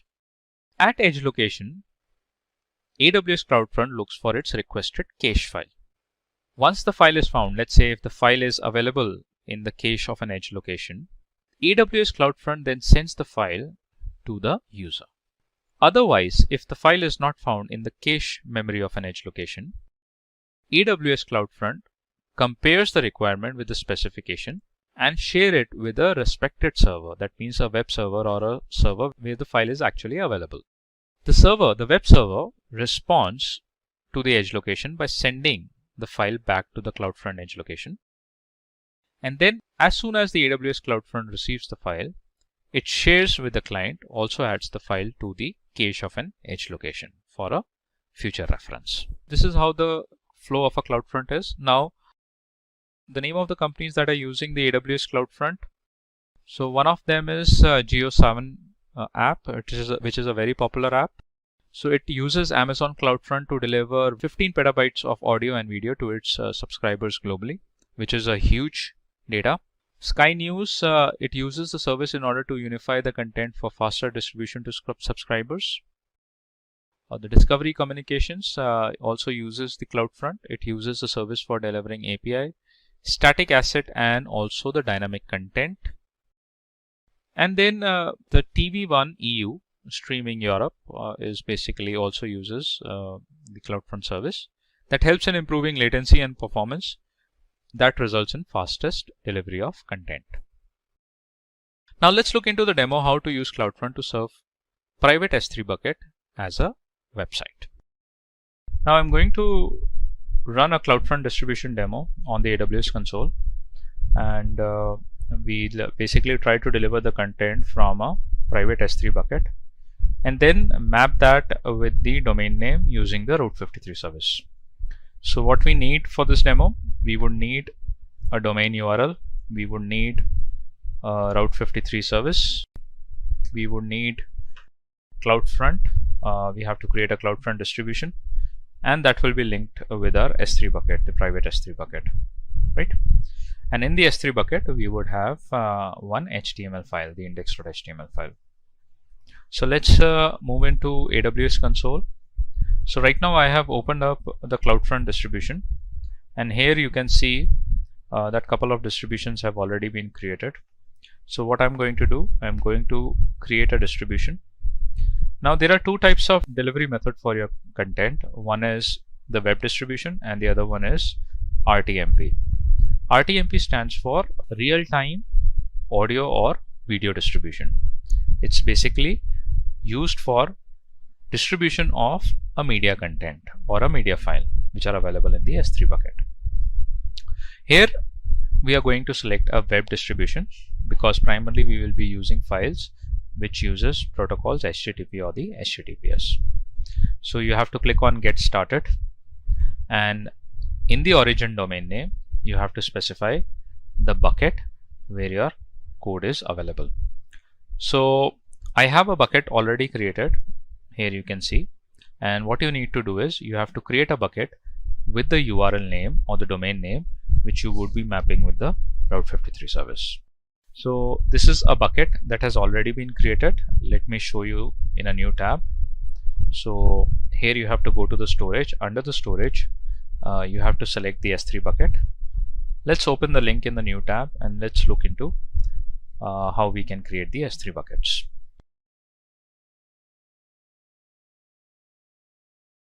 Now here are a couple of buckets already created. I have created one bucket with the domain name that I'm going to use and map it with the Route 53 service. So that is basically mapped to a region which is in Ohio. And if you open up this bucket, here you will find an HTML web page. The index.html has been already added, right? So similarly, you have to create a bucket with a domain, and an index.html page needs to be uploaded there. Now again, we'll go to the CloudFront. We'll try to create a distribution. Just have to click on create distribution, select a web delivery method, select an origin domain which is sunshinelearning.in, and origin path you don't have to specify. Origin ID is this one. So basically, when you define an origin domain name, automatically the origin ID appears. You can customize this origin ID as per your requirement also. So rest of the things, primarily we keep it as a default settings only until and unless if we require some customized settings to be done. So let's say if you have to change the cache behavior settings, you can do that. Otherwise, we'll keep it as default. Now in the distribution setting, you can either select use all edge locations for the best performance. So what does AWS basically do here? It uses all the edge locations which are associated with AWS across the globe. Otherwise, you can specify based on the regions also, right? Apart from that, if you want to enable firewalls or the access control list, you can specify here. And then what you need to do is, in the default root object, here you have to specify your index.html page, which is in the S3 bucket. The distribution state has to be enabled, and if you want to use IP version 6 as well, you need to enable it. Click on create a distribution. Now you can see here a distribution has been created. It's in progress and it is enabled. And it takes around 15 to 20 minutes to get that distribution completed. The reason is that the web codes, the web pages will be distributed across all the edge locations across the globe. So hence it takes time to get that done, right? Well, let's move on to Route 53 service, and let's create the hosted zones. So we'll type Route 53 here, scalable DNS and domain name registration. And what we are going to do here is we are going to map our URL, the domains pointed to the name servers that will be provided by the Route 53. So we have to create a hosted zone. Let's wait for it. So now the Route 53 dashboard is open, and you can see one hosted zone is already created. So just click on the hosted zone. And in order to point the traffic from the external domains towards the AWS, you have to first point the domains traffic to the hosted zone in the Route 53. So I'll click on create hosted zone, but before that I will first delete the existing one, and then I'll create another record, another hosted zone, right? Put your domain name. Let's say I put as sunshinelearning.in, and it is acting as a public hosted zone. Rest of the things will be default. Click on create hosted zone. Now it gives you 4 name servers, and these 4 name servers has to be updated in the domain. So you have to update these name servers in a platform from where you have purchased the domain, right? So this is half of the work done. Then what you need to do is you have to go and create records. Now in the records you can select a routing policy. So right now what we are targeting basically that the traffic from the domain should be pointed directly towards the CloudFront distribution. Hence we are going with a simple routing right now. Click on next. Here you have to specify the record sets. So we are going to create the records. Just click on define simple record. Put here as World Wide Web. And you have to select an endpoint. So endpoint we are selecting for the CloudFront distribution. So we have to specify alias for the CloudFront distribution. Now here we are going to put the CloudFront distribution URL, and then we are going to define the simple record set. So what we need is we need a CloudFront distribution URL, which you can find it from the CloudFront service itself, and you can find the domain name here itself. You just have to copy that and then paste it here in the distribution, and then just click on define simple records. Again, click on create records, and here you can see the record set has been updated. Now this domain is basically pointed towards these name servers, which are further pointed towards the CloudFront distribution.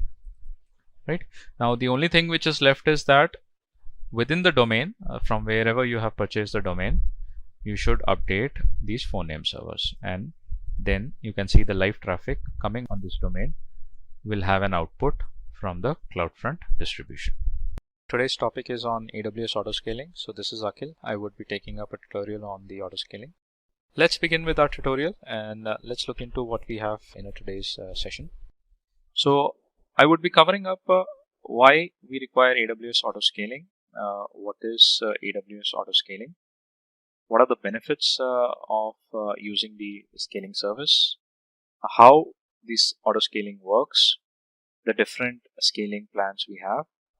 What is the difference between the snapshot and the AMI? What is a load balancer? And how many types of load balancers we have? And along with that, I would be covering up a real live demo on the AWS. Let's begin with why we require AWS Auto Scaling. Now, before AWS Cloud Scaling, there was a question in the mind of enterprises that they were spending a lot of money on the purchase of the infrastructure. If they have to set up some kind of a solution, so they have to purchase an infrastructure, and a one-time cost was required. So that was a burden for them in terms of procuring a server, hardware, software, and then having a team of experts to manage all those infrastructure. So they used to think that no longer they require these resources if there was a cost-efficient solution for their project. That was the project manager used to think. Now, after the AWS Cloud Scaling that was introduced, automatically the auto scaling maintains the application performance based on the user requirements at the lowest possible price. So what does the auto scaling does is that whenever there is a scalability required, it manages it automatically, and hence the cost optimization became possible.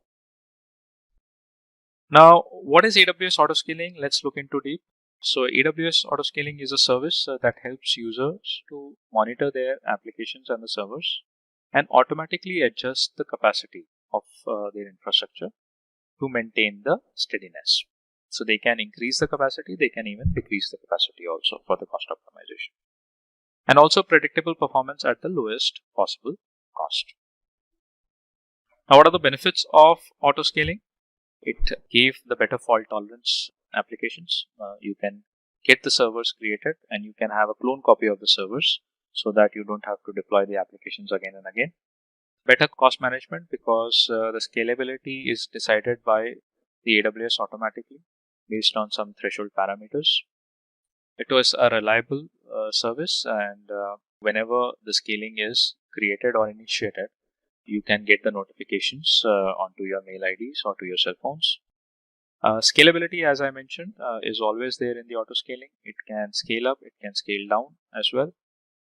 And it has the flexibility in terms of whenever you want to schedule it, if you want to stop it, if you want to keep the size of the servers at a fixed number, you can always make the changes on the fly. And the better availability. Now, with the use of the auto scaling, we come around with the terminology called snapshot and the AMI. Let's look into the difference between the snapshots and the AMI. Snapshots versus AMI. So in a company, there was one of the employee that was facing an issue with launching the virtual machines. So he asked his colleague a question. Is it possible to launch multiple virtual machines with a minimum amount of time? Because it takes a lot of time in terms of creating the virtual machines. The other colleague said that yes, it is possible to launch multiple EC2 instances, and that can be done at a lesser time and with the same configuration. And this can be done either you use a snapshot or the AMI on the AWS. Then the colleague said that what are the differences between the snapshot and AMI? Let's look into the difference now. The snapshots basically kind of a backup of a single EBS volume, which is just like a virtual hard drive that is attached to the EC2 instance. Whereas the AMI, it is basically used as a backup of an EC2 instance only. The snapshots opts for this when the instance contains multiple static EBS volumes. When you opt for the snapshot, whenever the instance contains multiple static EBS volumes. AMI, this is widely used to replace the failed EC2 instance. In the snapshots, here you pay only for the storage of the modified data, whereas with the AMI, you pay only for the storage that you use. The snapshots are non-bootable images on EBS volume, whereas AMI are bootable images on the EC2 instance. However, creating an AMI image will also create the EBS snapshots. Now, how does AWS Auto Scaling work? Let's look into it. So for the AWS Auto Scaling to work, you have to configure single unified scaling policy per application resource. And this scaling policy, with that you can explore the applications also. And then select the service you want to scale. Also, for the optimization, select do you want to optimize the cost or do you want to optimize the performance.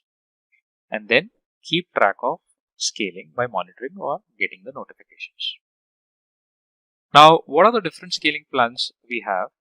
So in the auto scaling, a scaling plan basically helps a user to configure a set of instructions for scaling based on the particular software requirement.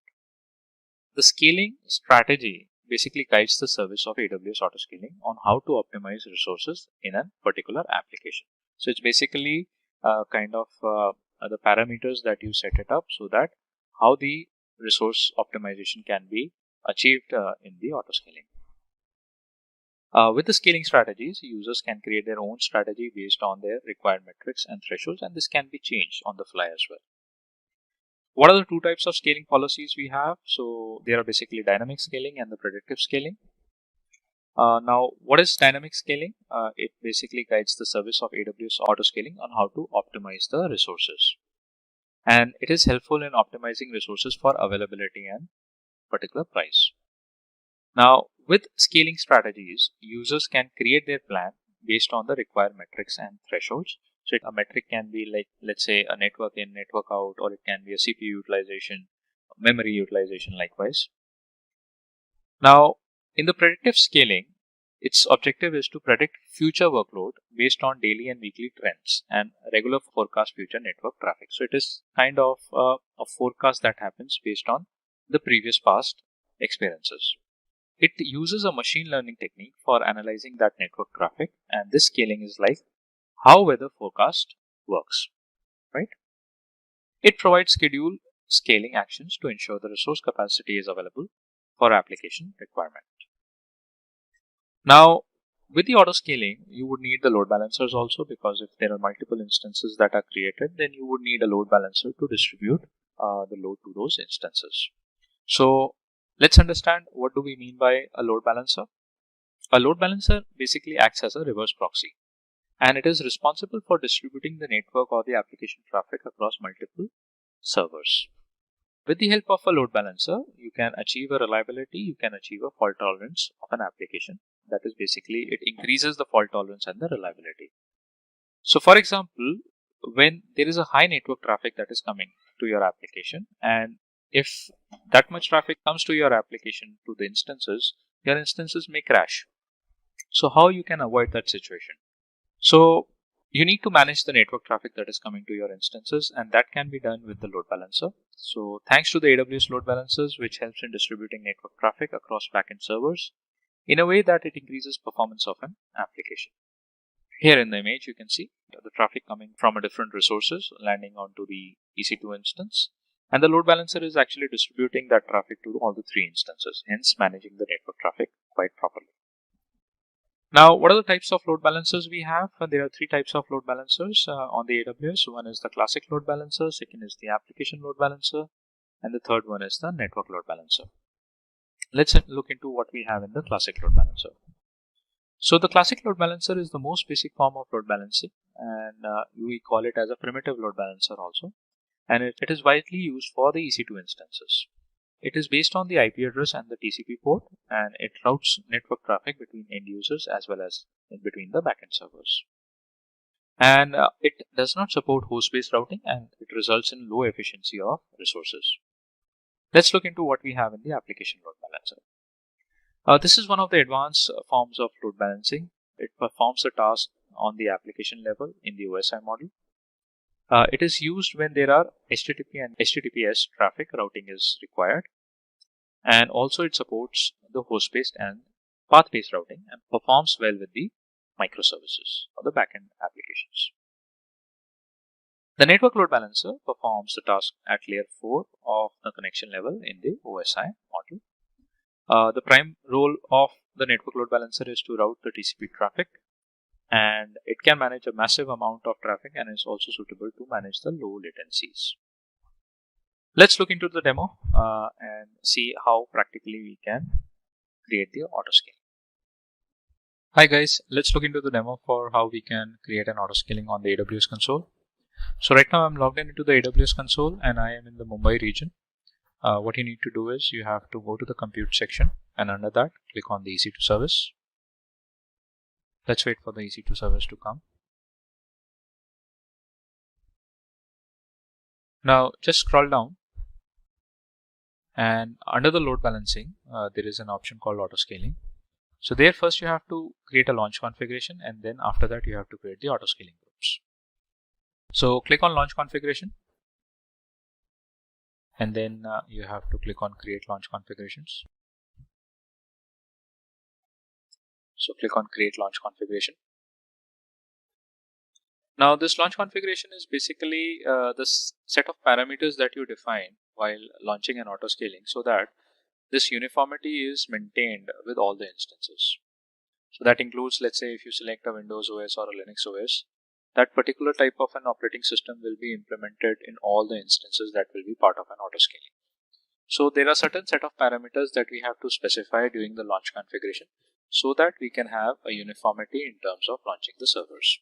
So here I would select an Amazon Linux AMI, and then I would select the type of a server, which will be t2.micro. Click on configure details, put the name to the launch configuration. Let's say we put it as a demo, and the rest of the things we'll keep it default. Click on add storage. Since it's a Linux AMI, we can go with the 8 GB storage. That should be fine. Click on configure security group. Let's create a new security group which has the SSH port open, and that is open for anywhere, which is basically source IPv4 and IPv6 IPs. Any IP will be able to access that. Click on review. Just review your launch configuration. If you want to make changes, you can do that. Otherwise, click on create a launch configuration. You would need the key pair, and this key pair will be a unique key pair which will be used with all the instances that are part of the auto scaling group. So we can select an existing key pair if you have that. Otherwise, you can create a new key pair. So I have an existing key pair. I'll go with that, acknowledge it, and click on create launch configuration. Now we have successfully launched the configuration of an auto scaling. The next thing is to create an auto scaling group. So click on create an auto scaling group using this launch configuration. Put a group name. Let's say we put something like test, and the group size to start with, it says one instance, so that means at least a single instance will always be running, and it will be initiated and running 24/7 till the auto scaling is available. You can increase the size of the minimum base instances also. Let's say you can change it to 2 also, so you would get at least 2 servers running all the time. So we'll go with the one instance. the network would be the VPC default, and in the VPC particular region, we can select the availability zones. So let's say if I select availability zone 1A and then availability zone 1B. So how the instances will be launched? So one instance will be launched in 1A, the other one in the 1B, the third one in the 1A, fourth one in the 1B. Likewise, it will be equally spread among the availability zones. Next part is to configure the scaling policies. So click on it. If you want to keep this group at its initial size, let's say if you want to go with only a single instance or two instances and you don't want the scaling to progress, you can put it, keep this group at its initial size. So this is basically a way to halt the scaling. But we'll use the scaling policies to adjust the capacity of this group. So click on it. And we would scale between, let's say, minimum one instance that we have, and we'll scale it between 1 to 4 instances. And what condition, on what basis these instances will be scaled up or scaled down would be defined in the scale group size. So the scaling policies you can implement based on a scale group size or using the simple scaling policies using the steps. So in the scale group size, you have certain metrics. You can use average CPU utilization. You can define a metric related to average network in, average network out, or the load balancer request counts per target. And if you create the simple scaling policies using steps, then you need to create the alarms, and there you can get some more metrics that you can add up as a parameter for the auto scaling. Let's go with the scaling group size. Let's go with the metric type as average CPU utilization, and the target value here you have to specify what would be the threshold that when the instance CPU utilization is crossed, then a new instance should be initiated. So you can put a reasonable threshold for that. Let's say we put something like 85%, and whenever the instance CPU utilization is crossed 85% threshold, you will see that there will be a new instance created.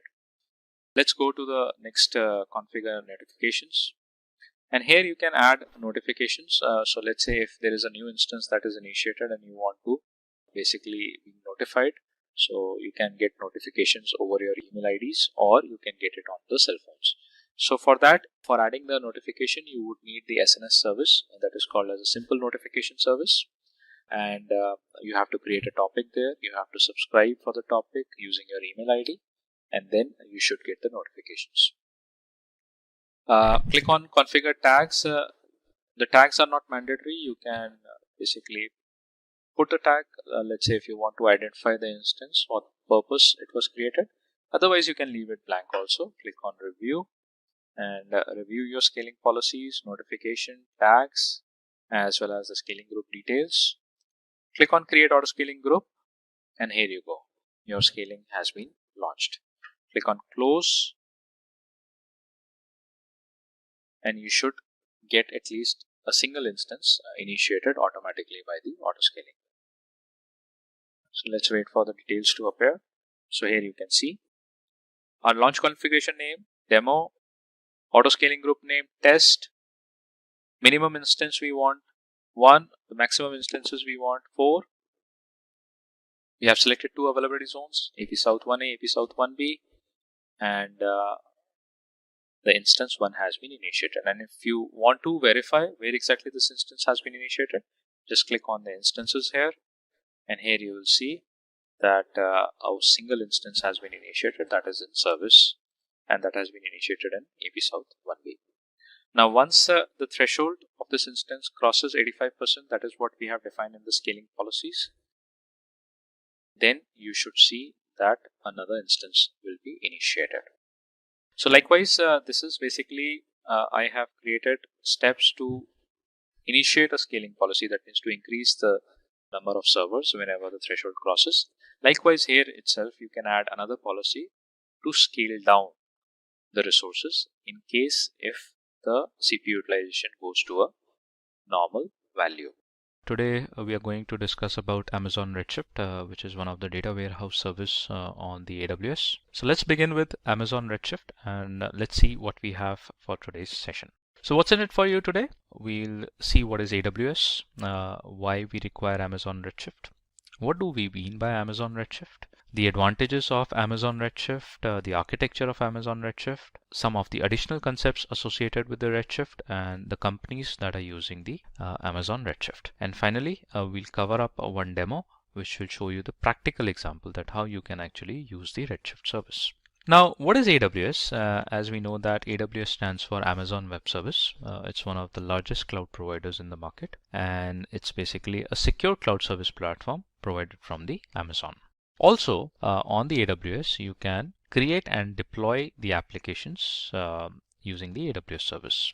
Along with that, you can access the services provided by the AWS over the public network, that is, over the internet. They are accessible. Plus, you pay only whatever the service you use for. Now, let's understand why we require Amazon Redshift. So earlier, before Amazon Redshift, what used to happen that the people used to, or the developers used to fetch the data from the data warehouse. So data warehouse is basically a terminology which is basically represents the collection of the data. So a repository where the data is stored is generally called as a data warehouse. Now, fetching data from the data warehouse was a complicated task because might be a possibility that the developer is located at a different geography and the data warehouse is at a different location, and probably there is not that much network connectivity or some networking challenges, internet connectivity challenges, security challenges might be, and a lot of maintenance was required to manage the data warehouses. So what were the cons of the traditional data warehouse services? It was time consuming to download or get the data from the data warehouse. Maintenance cost was high, and there was the possibility of loss of information in between the downloading of the data, and the data rigidity was an issue. Now, how these problems could overcome, and this was basically solved with the introduction of Amazon Redshift over the cloud platform. Now, we say that Amazon Redshift has solved traditional data warehouse problems that the developers were facing, but how? What is Amazon Redshift actually is? So what is Amazon Redshift? It is one of the services over the AWS, Amazon Web Services, which is called as a data warehouse service. So Amazon Redshift is a cloud-based service or a data warehouse service that is primarily used for collecting and storing the large chunk of data. So it also helps you to get or extract the data, analyze the data using some of the BI tools. So business intelligence tools you can use and get the data from the Redshift and process that. And hence it simplifies the process of handling the large scale data sets. So this is the symbol for the Amazon Redshift over the AWS. Now let's discuss about one of the use case. So DNA is basically a telecommunication company, and they were facing an issue with managing their website and also the Amazon S3 data, which led down to slow process of their applications. Now, how could they overcome this problem? Let's see that. So they overcome this issue by using the Amazon Redshift, and all the company noticed that there was a 52% increase in the application performance. Now, did you know that Amazon Redshift is basically cost less to operate than any other cloud data warehouse service available on the cloud computing platforms? And also the performance of an Amazon Redshift is the fastest data warehouse we can say that is available as of now. So in both cases, one is that it saves the cost as compared to the traditional data warehouses, and also the performance of this Redshift service or a data warehouse service, the fastest available on the cloud platforms. And more than 15,000 customers presently they are using the Amazon Redshift service.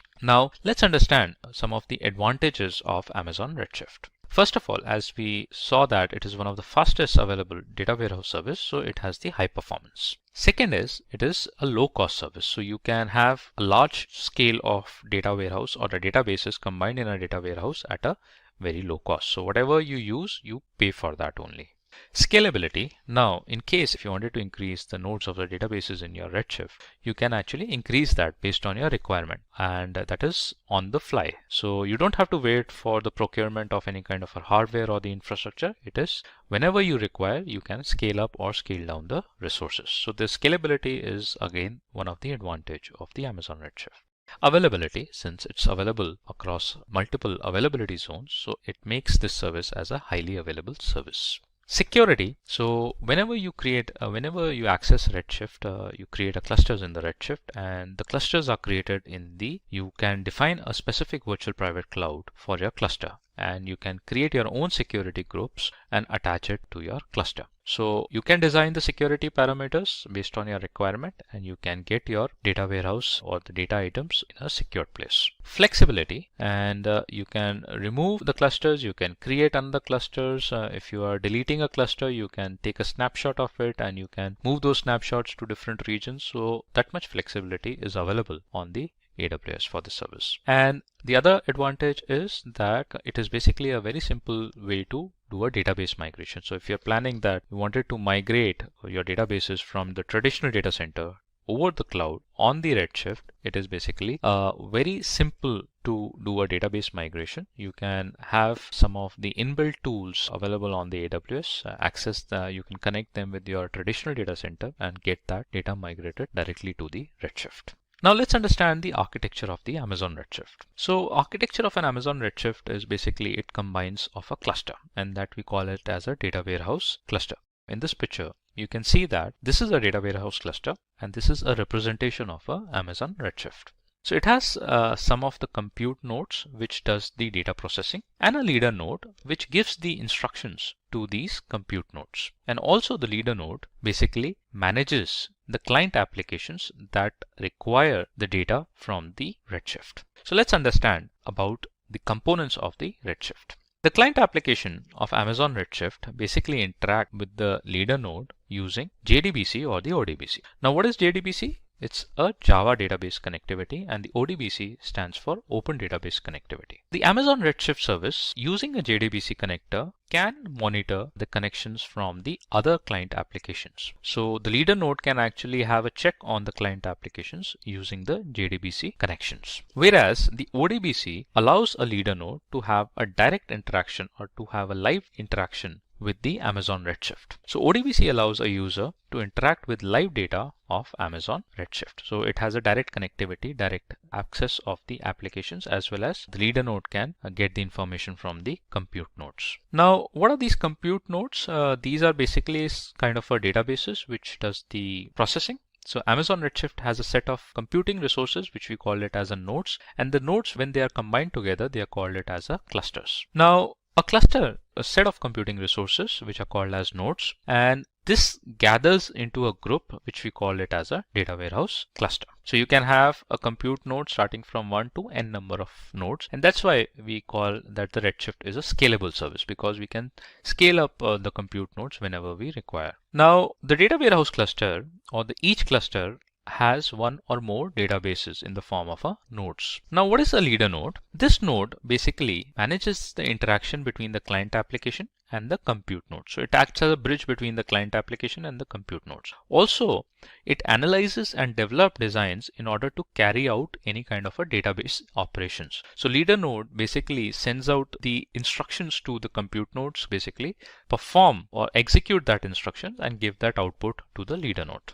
So that is what we are going to see in the next slide, that the leader node runs the program and assign the code to individual compute nodes, and the compute nodes execute the program and share the result back to the leader node for the final aggregation, and then it is delivered to the client application for analytics or whatever the client application is created for. So compute nodes are basically categorized into slices, and each node slice is allotted with specific memory space, or you can say a storage space, where the data is processed. These node slices works in parallel in order to finish their work, and hence when we talk about a Redshift as a faster processing capability as compared to other data warehouses or traditional data warehouses, this is because that these node slices work in a parallel operation that makes it more faster. Now, the additional concept associated with Amazon Redshift is there are two additional concepts associated with the Redshift. One is called as the column storage and the other one is called as the compression. Let's see what is the column storage. As the name suggests, column storage is basically kind of a data storage in the form of a column, so that whenever we run a query, it becomes easier to pull out the data from the columns. So column storage is an essential factor in optimizing query performance and resulting in quicker output. So one of the examples are mentioned here. So below example show how database tables store record into disk block by row. So here you can see that if we wanted to pull out some kind of an information based on the city, address, age, we can basically create a filter, and from there we can put out the details that we require, and that is going to fetch out the details based on the column storage. So that makes data more structured, more streamlined, and it becomes very easier to run a query and get that output. Now the compression is basically to save the column storage. We can use a compression as an attribute. So compression is a column level operation which decreases the storage requirement, and hence it improves the query performance. And this is one of the syntax for the column compression. Now the companies that are using Amazon Redshift, one is LYA, the other one is Equinox, the third one is the Pfizer, which is one of the famous pharmaceuticals company. McDonald's, one of the burger chains across the globe, and Philips, it's an electronic company. So these are one of the biggest companies that are basically relying and they are putting their data on the Redshift data warehouse service. Now in another video, we'll see the demo for using the Amazon Redshift. Let's look into the Amazon Redshift demo. So these are the steps that we need to follow for creating the Amazon Redshift cluster. And in this demo, what we'll be doing is that we'll be creating an IAM role for the Redshift so that the Redshift can call the services, and specifically we'll be using the S3 service. So the role that we'll be creating, we'll be giving the permission to Redshift to have an access of an S3 in the read-only format. So in the step 1, what we require, we'll check the prerequisites, and what you need to have is the AWS credentials. If you don't have that, you need to create your own credentials, and you can use your credit and the debit card. And then in the step 2, we'll proceed with the IAM role for the Amazon Redshift. Once the role is created, we'll launch a sample Amazon Redshift cluster mentioned in the step 3, and then we'll assign a VPC security groups to our cluster. Now you can create it in the default VPC also, you can create a default security groups also, otherwise you can customize the security groups based on your requirement. Now to connect to the sample cluster, you need to run the queries, and you can connect to your cluster and run queries on the AWS Management Console query editor, which you will find it in the Redshift only. Or if you use the query editor, you don't have to download and set up a SQL client application separately. And in the step 6, what you can do is you can copy the data from the S3 and upload that in the Redshift, because the Redshift would have an access, a read-only access for the S3, as that will be created in the IAM role. So let's see how we can actually use the Redshift on the AWS. So I am already logged in into my account. I am in North Virginia region. I'll search for Redshift service, and here I find Amazon Redshift. So just click on it. Let's wait for the Redshift to come.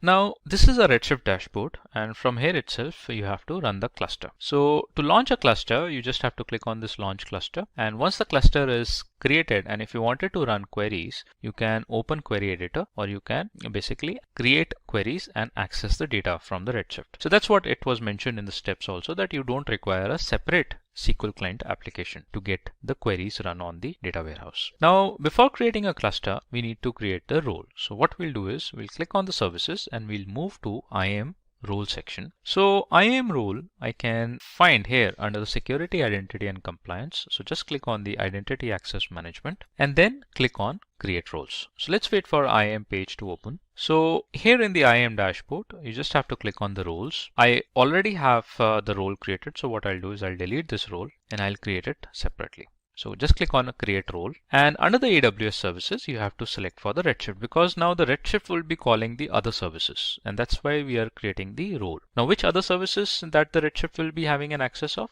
S3.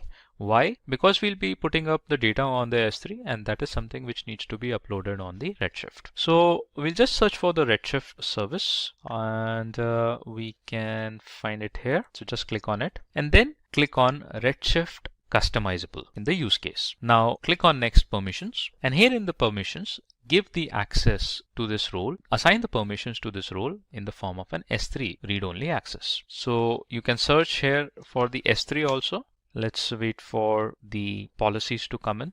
Here it is. Let's type S3. And here we can find Amazon S3 read-only access. So just click on it and assign the permissions to this role. Tags, you can leave them blank. Click on next review. Put a name to your role. Let's put my Redshift role and click on a create role. Now you can see that your role has been created. Now the next step is that we'll move to Redshift service and we'll create one cluster. So click on the services click on Amazon Redshift. You can find that in the history section since we browsed it just now. And from here, we are going to create a sample cluster. Now, to launch a cluster, you just have to click on launch this cluster. Whatever the uncompressed data size you want in the form of a gigabyte, terabyte, or petabyte, you can select that. And let's say if you select in the form of GB, how much GB memory you want, you can define it here itself. This also gives you the information about the costing. On demand is basically pay as you use. So they are going to charge you $0.5 per hour for using the 2 node slices. So let's click on launch this cluster, and this will be a DC2.large kind of an instance that will be given to you. It would be in the form of a solid state drive, SSDs, which is one of the fastest way of storing the information. And the nodes 2 are mentioned by default. That means there will be 2 node slices that will be created in a cluster. You can increase them also. Let's say if I put 3 node slices, so it is going to give us 3 into 0.16 TB per node storage. Now here you have to define the master username password for your Redshift cluster, and you have to follow the password instructions. So I would put a password to this cluster, and if it accepts, that means it does not give you any kind of a warning. Otherwise it is going to tell you about you have to use the ASCII characters and all. And here you have to assign this cluster the role that we created recently. So in the available IAM roles, you just have to click on my Redshift role, and then you have to launch the cluster. If you wanted to change something with respect to the default settings, let's say if you wanted to change the VPC from default VPC to your custom VPC, and you wanted to change the default security groups to your own security groups, so you can switch to advanced settings and do that modification. Now let's launch the cluster, and here you can see the Redshift cluster is being created. Now if you wanted to run queries on this Redshift cluster, so you don't require a separate SQL client, you just have to follow the simple steps to run a query editor, and the query editor you will find it on the dashboard. So let's click on the cluster, and here you would see that the Redshift cluster would be created with the 3 nodes in the US East 1B availability zone. So we have created the Redshift cluster in the Ohio region, and now what we'll do is we'll see how we can create the tables inside the Redshift, and we'll see how we can use the copy command so that we can directly move the data uploaded on the S3 bucket to the Redshift database tables. And then we'll query the results of a table as well. So how we can do that? First of all, after creating the Redshift cluster, we have to install SQL Workbench /J. This is not a MySQL, which is managed by Oracle, and you can find this on the Google. You can download it from there. And then you have to connect this client with the Redshift database. How you can do? Click on File, click on Connect Window, and after connecting a window, you have to paste the URL, which is a JDBC driver. This driver link, you can find it onto the AWS console. So if you open up a Redshift cluster, there you would find the JDBC driver link. Let's wait for it. So this is our cluster created. Let's open it. And here you can find this JDBC URL. And also make sure that in the security groups of a Redshift, you have the port 5439 open for the traffic, incoming traffic.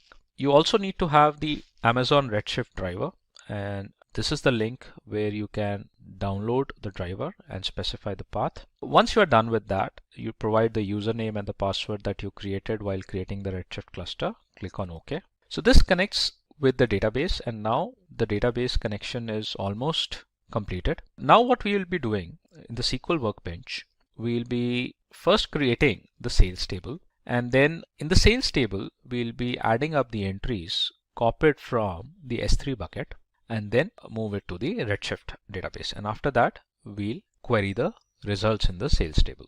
Now, whatever the values you are creating in the table, the same values needs to be in the data file.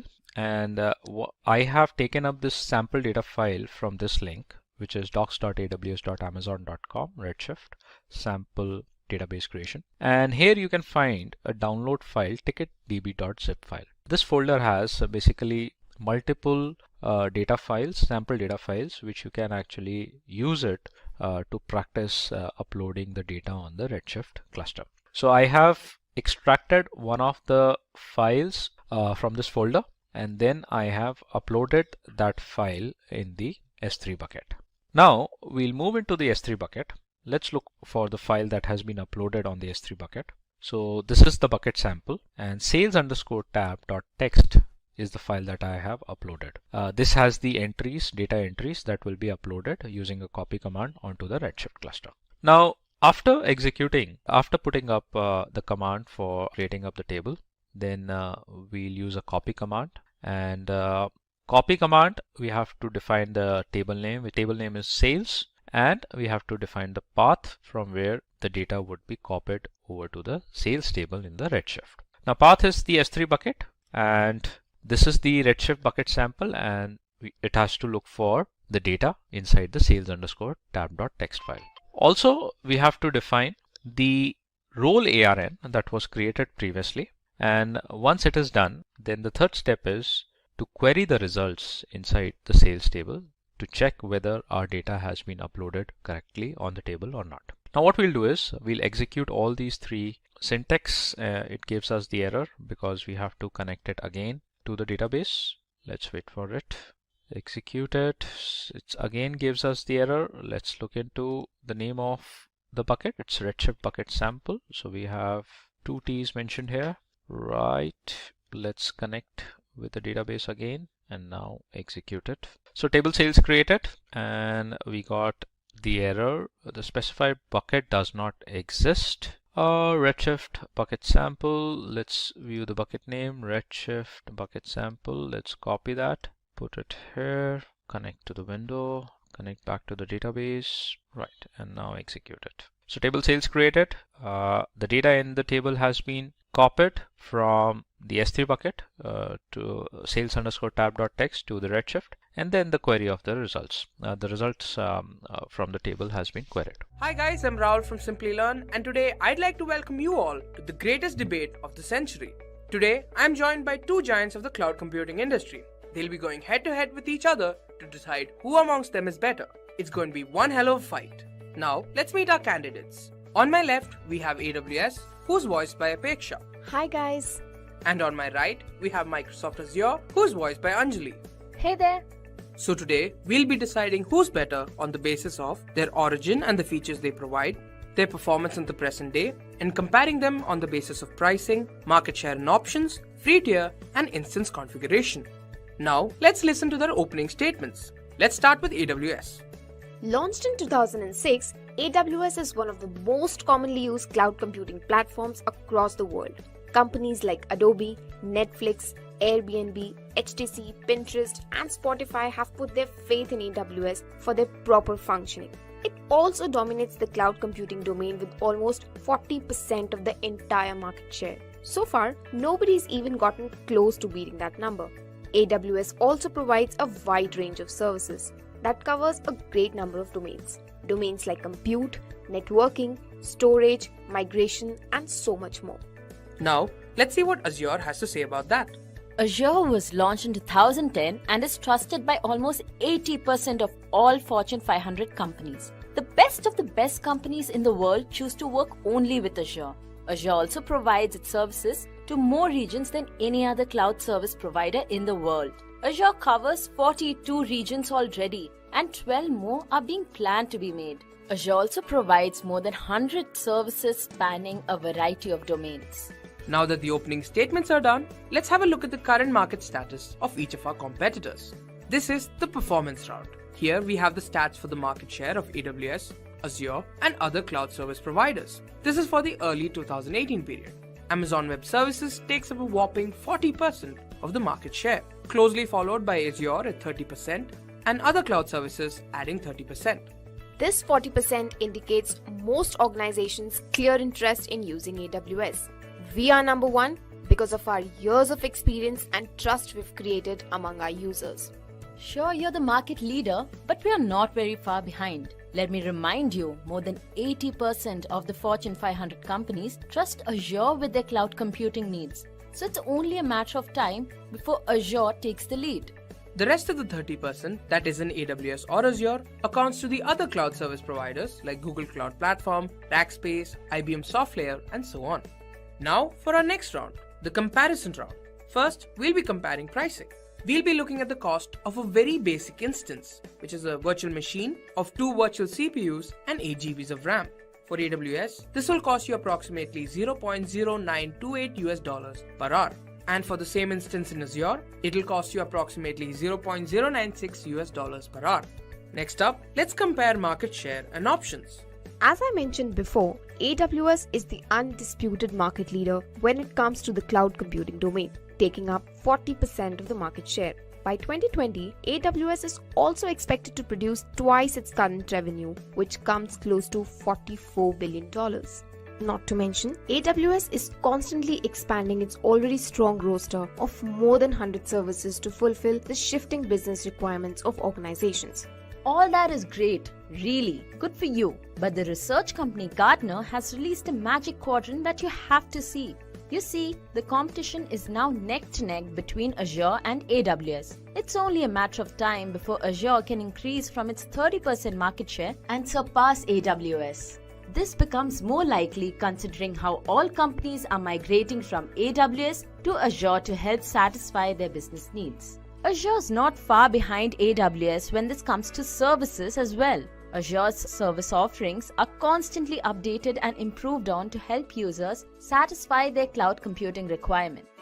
Now, let's compare AWS and Azure's free offerings. AWS provides a significant number of its services for free, helping users get hands-on experience with the platform, products, and services. The free tier services fall under two categories: services that will remain free forever and the others that are valid only for 1 year. The always free category offers more than 20 services, for example Amazon SNS, SQS, CloudWatch, etc. And the valid for a year category offers approximately 20 services, for example Amazon S3, EC2, Elastic Cache, etc. Both types of services have limits on their usage, for example storage, number of requests, compute time, etc. But users are only charged for using services that fall under the valid for a year category after a year of their usage.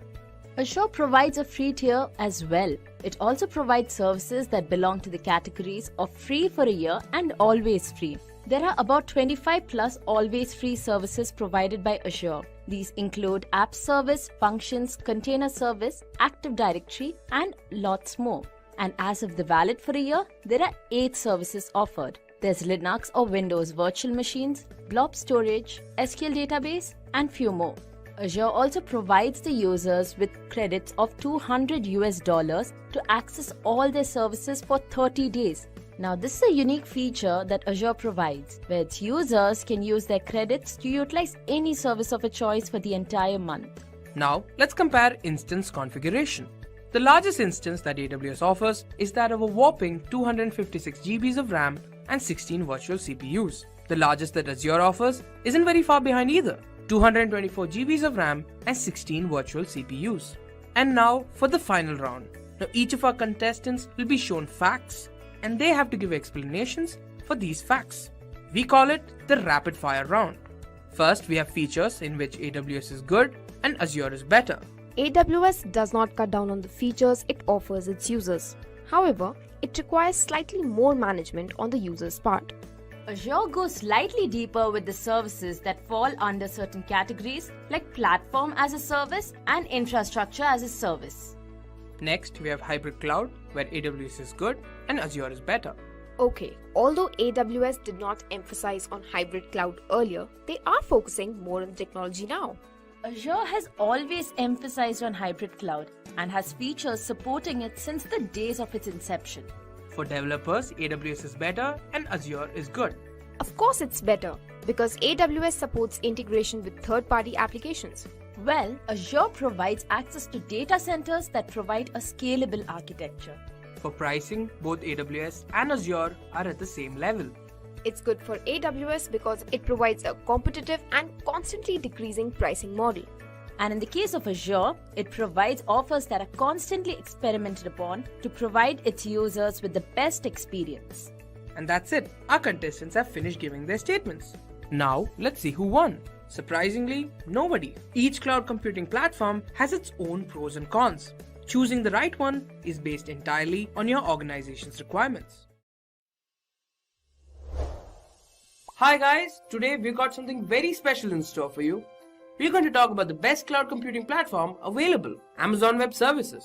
Rahul, I think you said something wrong here. The best cloud computing platform is obviously Google Cloud Platform. No, it isn't. AWS has more than 100 services that span a variety of domains. Alright, but Google Cloud Platform has cheaper instances. What do you have to say about that? Well, I guess there's only one place we can actually discuss this. A boxing ring. So guys, I'm Apeksha and I will be Google Cloud Platform. And I'm Rahul, I'll be AWS. So welcome to Fight Night. This is AWS versus GCP. The winner will be chosen on the basis of their origin and the features they provide, their performance in the present day, and comparing them on the basis of pricing, market share and options, the things they give you for free, and instance configuration. Now first let's talk about AWS. AWS was launched in 2004 and is a cloud service platform that helps businesses grow and scale by providing them services in a number of different domains. These domains include compute, database, storage, migration, networking, and so on. A very important aspect about AWS is its years of experience. Now AWS has been in the market a lot longer than any other cloud service platform, which means they know how businesses work and how they can contribute to the business growing. Also, AWS has over $5.1 billion of revenue in the last quarter. This is a clear indication of how much faith and trust people have in AWS. They occupy more than 40% of the market, which is a significant chunk of the cloud computing market. They have at least 100 services that are available at the moment, which means just about every issue that you have can be solved with an AWS service. Now that was great, but now can we talk about GCP? I hope you know that GCP was launched very recently in 2011 and it is already helping businesses significantly with a suite of intelligent, secure and flexible cloud computing services. It lets you build, deploy and scale applications, websites, services on the same infrastructure as Google.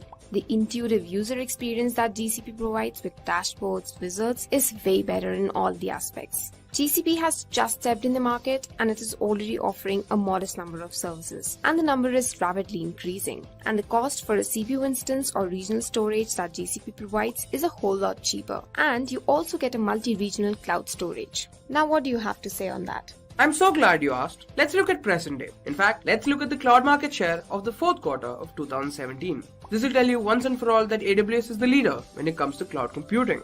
Amazon Web Services contributes 47% of the market share. Others like Rackspace or Verizon Cloud contribute 36%, Microsoft Azure contributes 10%, the Google Cloud Platform contributes 4%, and IBM Software contributes 3%. 47% of the market share is contributed by AWS. Do you need me to convince you any more? Wait. All that is fine, but we only started a few years back and have already grown so much in such a less span of time. Haven't you heard the latest news? Our revenue is already $1 billion per quarter. Wait for a few more years and the world shall see. And AWS makes $5.3 billion per quarter. It's going to take a good long time before you can even get close to us. Yes, we'll see. Now, let's compare a few things. For starters, let's compare pricing. For AWS, a compute instance of 2 CPUs and 8 GB RAM costs approximately $68 US. Now, a compute instance is a virtual machine in which you can specify what operating system, RAM, or storage you want to have. For cloud storage, it costs 2.3 cents per GB per month with AWS. You really want to do that? Because GCP wins this hands down. Let's take the same compute instance of 2 CPUs with 8 GB RAM. It will cost approximately $50 per month with GCP. And as per my calculations, that's a 25% annual cost reduction when compared to AWS. Talking about cloud storage costs, it is only 2 cents per GB per month with GCP. What else do you want me to say? Let's talk about market share and options. Now, AWS is the current market leader when it comes to cloud computing. Now, as you remember, we contribute at least 47% of the entire market share. AWS also has at least 100 services available at the moment, which is a clear indication of how well AWS understands businesses and helps them grow. Yeah, that's true, but you should also know that GCP is steadily growing. We have over 60 services that are up and running, as you can see here, and a lot more to come. It's only a matter of time when we will have as many services as you do. Many companies have already started adopting GCP as their cloud service provider. Now, let's talk about things you get for free. With AWS, you get access to almost all the services for an entire year with usage limits. Now, these limits include an hourly or by-the-minute basis. For example, with Amazon EC2, you get 750 hours per month. You also have limits on the number of requests to services. For example, with AWS Lambda, you have 1 million requests per month. Now, after these limits are crossed, you get charged standard rates. With GCP, you get access to all cloud platform products like Firebase, the Google Maps API, and so on. You also get $300 in credit to spend over a 12-month period on all the cloud platform products. And interestingly, after the free trial ends, you won't be charged unless you manually upgrade to a paid account. Now, there is also the always free version for which you will need an upgraded billing account. Here, you get to use a small instance for free and 5 GB of cloud storage. Any usage above this always free usage limits will be automatically billed at standard rates. Now let's talk about how you can configure instances. With AWS, the largest instance that's offered is of 128 CPUs and 4 TBs of RAM. Now, other than the on-demand method, like I mentioned before, you can also use spot instances. Now, these are for situations where your application is more fault-tolerant and can handle an interruption. Now, you pay for the spot price, which is effective at a particular hour. Now, these spot prices do fluctuate, but are adjusted over a period of time. The largest instance offered with Google Cloud is 160 CPUs and 3.75 TBs RAM. Like spot instances of AWS, Google Cloud offers short-lived compute instances suitable for batch jobs and fault-tolerant workloads. They are called as preemptible instances. So these instances are available at 80% off on on-demand price. Hence, they reduce your compute engine costs significantly. And unlike AWS, these come at a fixed price. Google Cloud Platform is a lot more flexible when it comes to instance configuration. You simply choose your CPU and RAM combination. Of course, you can even create your own instance types this way. Before we wrap it up, let's compare on some other things as well. Telemetry. It's a process of automatically collecting periodic measurements from remote devices. For example, GPS. GCP is obviously better because they have superior telemetry tools which help in analyzing services and providing more opportunities for improvement. When it comes to application support, AWS is obviously better since they have years of experience under their belt. AWS provides the best support that can be given to the customers. Containers are better with GCP. A container is a virtual process running in user space. As Kubernetes was originally developed by Google, GCP has full native support for the tool. Other cloud services are just fine-tuning a way to provide Kubernetes as a service. Also, the containers help with abstracting applications from their environment they originally run in. The applications can be deployed easily regardless of their environment. When it comes to geographies, AWS is better since they have a head start of a few years. AWS in this span of time has been able to cover a larger market share and geographical locations. Now, it's time for the big decision. So, who's it going to be? Yeah, who is it going to be? GCP or AWS? I think I'm going to go for... In cloud computing, the competition for leadership is quite a tough three-way race. Amazon Web Services, Microsoft Azure, and Google Cloud Platform clearly are the top cloud companies, hold a commanding lead in the infrastructure as a service and platform as a service markets. Hey everyone, I'm Shamli and I welcome you all to this new video of Simplilearn on AWS versus Azure versus GCP. In this video, we will compare and contrast AWS, Azure, and GCP based on a few related concepts around these cloud computing platforms. It will help us understand the functioning of these top cloud platforms and will also let us figure out the individuality of each one of them. But before starting with the comparison, let's have a quick introduction of AWS versus Azure versus GCP. So let's get started. Amazon Web Services or AWS is a cloud computing platform that manages and maintains hardware and infrastructure, reducing the expense and complexity of purchasing and running resources on site for businesses and individuals. These resources are available for free or for a fee per usage. Microsoft Azure is a cloud computing service that it offers a collection of cloud computing services for building, testing, deploying, and managing applications in the cloud, including remotely hosted and managed versions of Microsoft technology. Google Cloud Platform offers a variety of cloud computing services for building, deploying, scaling, monitoring, and operating a cloud. The services are identical to those that power Google products such as Google Search, Gmail, YouTube, and Google Drive. Now let's move on to the comparison between AWS, Azure, and GCP. We will be comparing them based on few major parameters like origin, service integration, availability zone, cloud tools like compute, storage, networking, market share, pricing, and at last, who uses them. Now, let's move ahead and start with the first comparison, origin.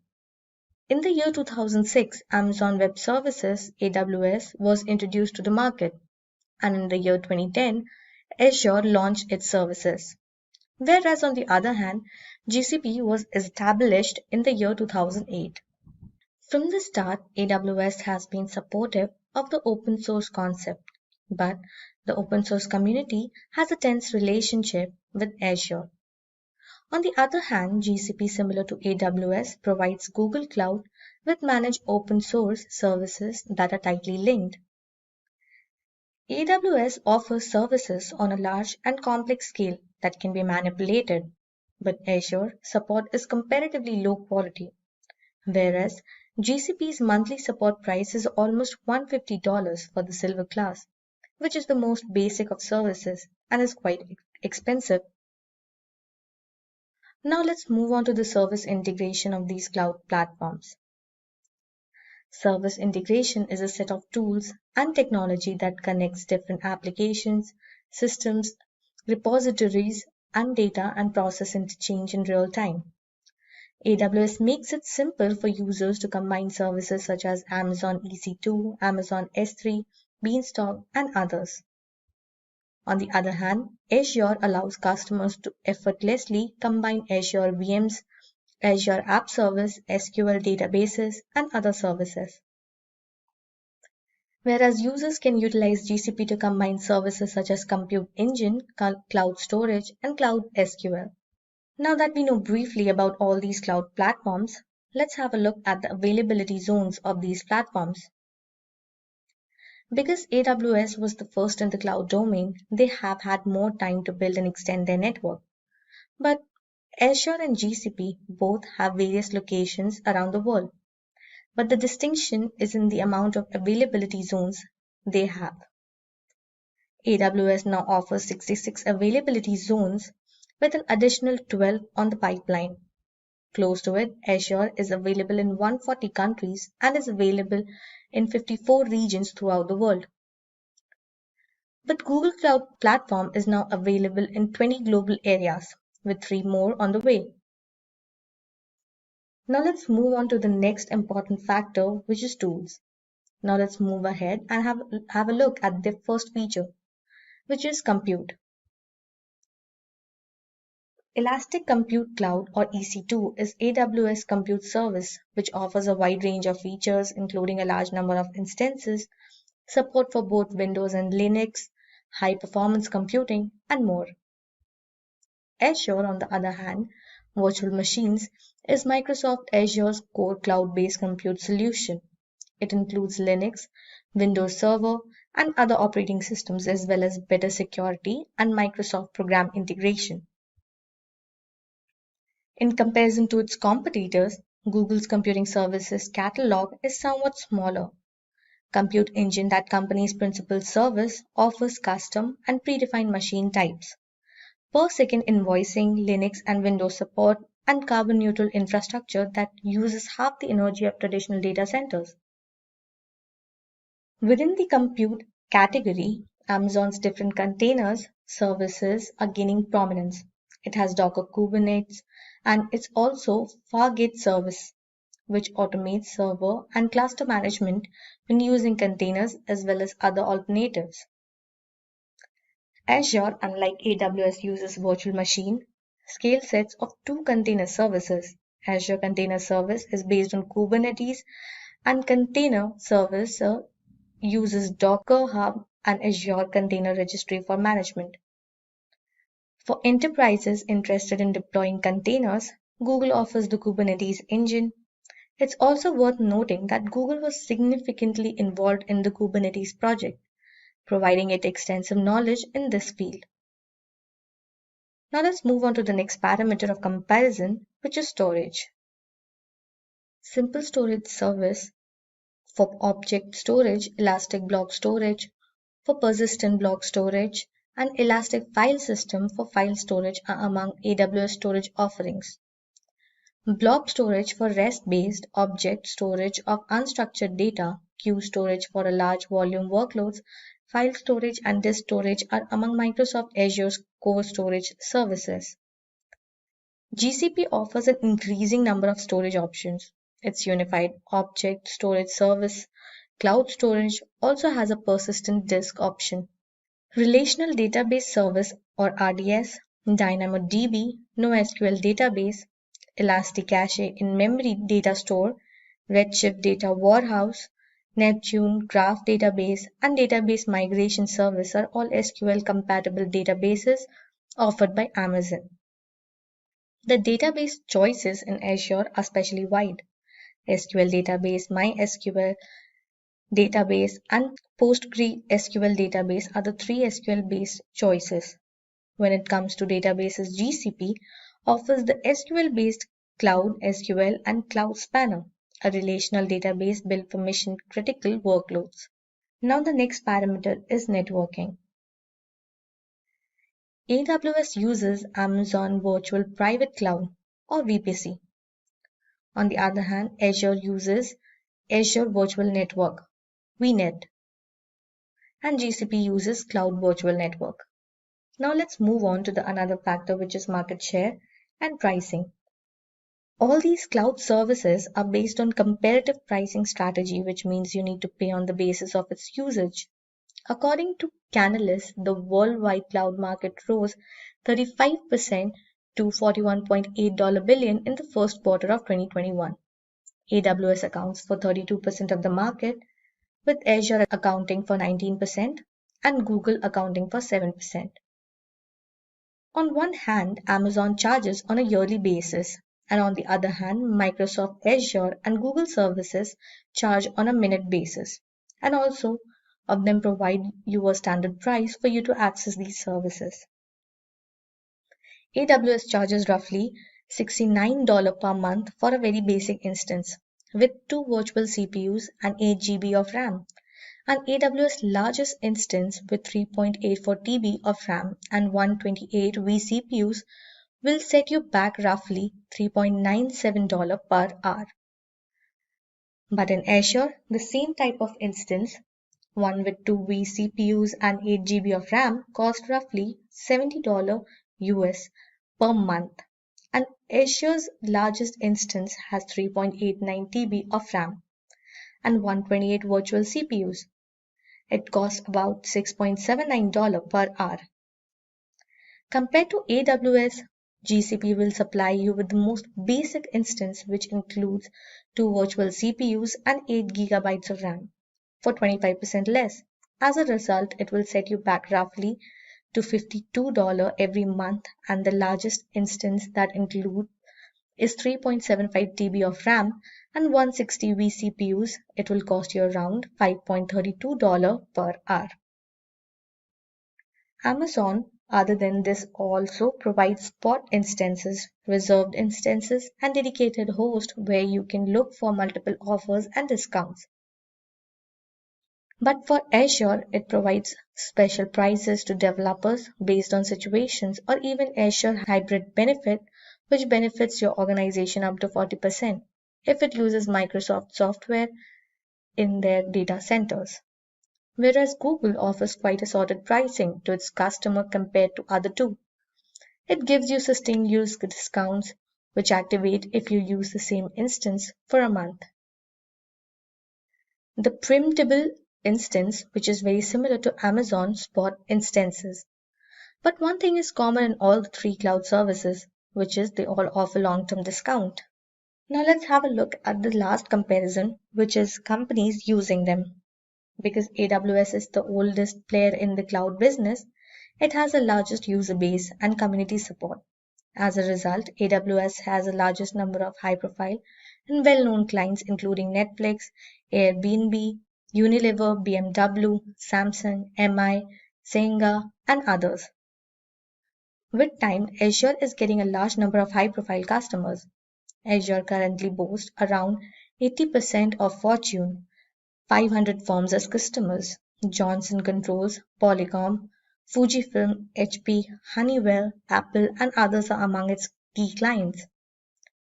Google Cloud, on the other hand, uses the same infrastructure as Google Search and YouTube, and as a result, many high-end enterprises trust Google Cloud. HSBC, PayPal, 20th Century Fox, Bloomberg, Domino's, and others are among Google Cloud's many clients. Hey guys, this is Chidanand from Simplilearn, and I welcome you to this short tutorial and demo on Kubernetes. Kubernetes specific to AWS Cloud Platform. So what's a part of this tutorial and demo? What's in store for you? At our offset, I would like to cover the basics of orchestration tools. As most of you would know, Kubernetes is one of the most popular orchestration tools in recent times, specifically for applications which are cloud native and deployed on some or the other types of containers. But what are these orchestration tools? Why would one need to use orchestration tools? What are the facilities or features provided by these orchestration tools? That's the first thing that I'm going to cover. After that, I will pick two orchestration tools specific to container management, Docker Swarm versus Kubernetes. I'm going to compare them with regard to the features that they provide, the use cases that they cover, what facilities that they provide, and when to use what. After that, I will get into a little bit details of the Kubernetes architecture, what exactly is required for setting up a Kubernetes cluster, what runs in a control plane or a master node, what runs as a part of the worker node. After that, I will end the tutorial by running you by setting up a 3-node Kubernetes cluster on AWS platform. I will use something called as KOPS, which is one of the admin tools for setting up production grade Kubernetes cluster. So I will use this to set up a 3-node cluster on AWS. All right, now that we set the context right, let me get started. So what are orchestration tools? The application development and the lifecycle management from the time the application is developed, connecting the source code to your continuous integration, to testing them all along your development process, and eventually moving it down to production, managing your production servers, the dependencies that your software has, the requirement that it has in terms of the hardware, the features of fault tolerance, self-healing capabilities, auto scaling, all this has complicated over the last few years. As a part of DevOps, one thing that everyone is interested in is managing all this application dependency or lifecycle management using some or the other kind of a tool. So that's where these orchestration tools have become very, very popular. So what kind of features that they provide is you'll have to just let them know what are the kinds of tool sets that is required, what are the fault tolerance mechanisms that it has to be adopted to, what kind of a self-healing capabilities that application will have to need, and if at all there is any auto scaling features that is required. If at all you can bake in all these specific parameters into your tool, your orchestration tool becomes a one-stop shop for all your deployment and configuration management needs. That's where these orchestration tools have become a very, very popular and relevant, specifically these days when people are more and more interested in adopting DevOps practices. All right, so having said that about orchestration tools, let's concentrate on two of these orchestration tools specifically for container management, Docker, Swarm, and Kubernetes. Many of the applications that are written for these kind of containers are called or kind of fall into a category of cloud native, where the application need not know much about the underlying infrastructure or the platform where these applications are running. So these two, along with Apache Mesos, there are many other container management systems, but I'm going to pick Docker, Swarm, and Kubernetes for comparing the features that is provided by these two frameworks. For the sake of comparison, I picked up Docker Swarm and Kubernetes just because of the reason that both of them operate in the space of container management. They do something very, very similar to containers. That's the similarity that exists between these two orchestration tools. However, there's a big difference that exists when it comes to the types of containers that both of them cater to, and also the capacity of workloads they can be used for. Docker Swarm is a cluster management solution that is provided by Docker Container. Docker is one of the very, very popular containers of recent times, and in case you have your applications that is totally powered by only Docker containers, if you have a need where you want to run a cluster of servers which are running only Docker containers, Docker Swarm should be your choice for your orchestration tool. Kubernetes, on the other hand, can cater to any other types of containers other than Docker, and including Docker as well. So in case you have your applications which have got Docker in them, which have got RKT in them, which they have got LX in them, or any other type of container, Kubernetes should be your choice of orchestration tool. A Docker swarm can manage up to 40, 50 or 60 max nodes. So in case your application is totally written in Docker containers and the load or the expected cluster size is around 50-60 nodes, Docker Swarm should be your choice of orchestration tool. On the other hand, Kubernetes is something that was open sourced by Google,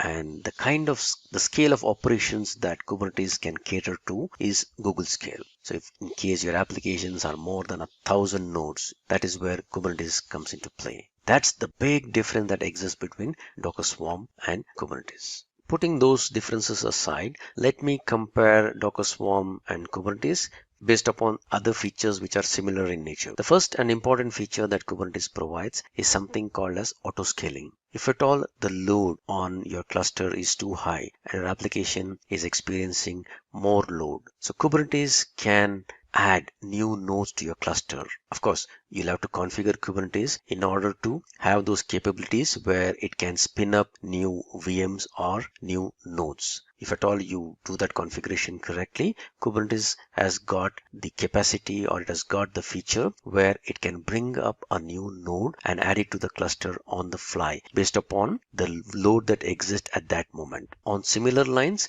if at all the load is not too high, it can identify a few of those nodes which have got less number of replicas or less number of application containers running on it. It can move them to some other node and also scale down by deleting few nodes from your cluster. So that is the powerfulness of auto scaling which is provided by Kubernetes, and this unfortunately does not exist in Docker Swarm. The other feature of load balancing, specifically application load balancing. So Docker Swarm gives you an application level auto load balancing. However, Kubernetes gives you the flexibility of manually configuring any other type of load balancer of your choice for application load balancing. Installation. As I mentioned earlier, Docker Swarm is a loose cluster of containers which are running on nodes. It is very easy to spin up a new node and then connect them to a swarm. And this can be done in a very, very loosely coupled way where you can create swarms of your choice. Nodes are allowed to connect to swarms and quit or leave the swarms on the fly. So in and all, the installation is pretty easy and fast. Kubernetes, on the other hand, the configuration of Kubernetes, the way to spin up a big cluster specifying the size of the node,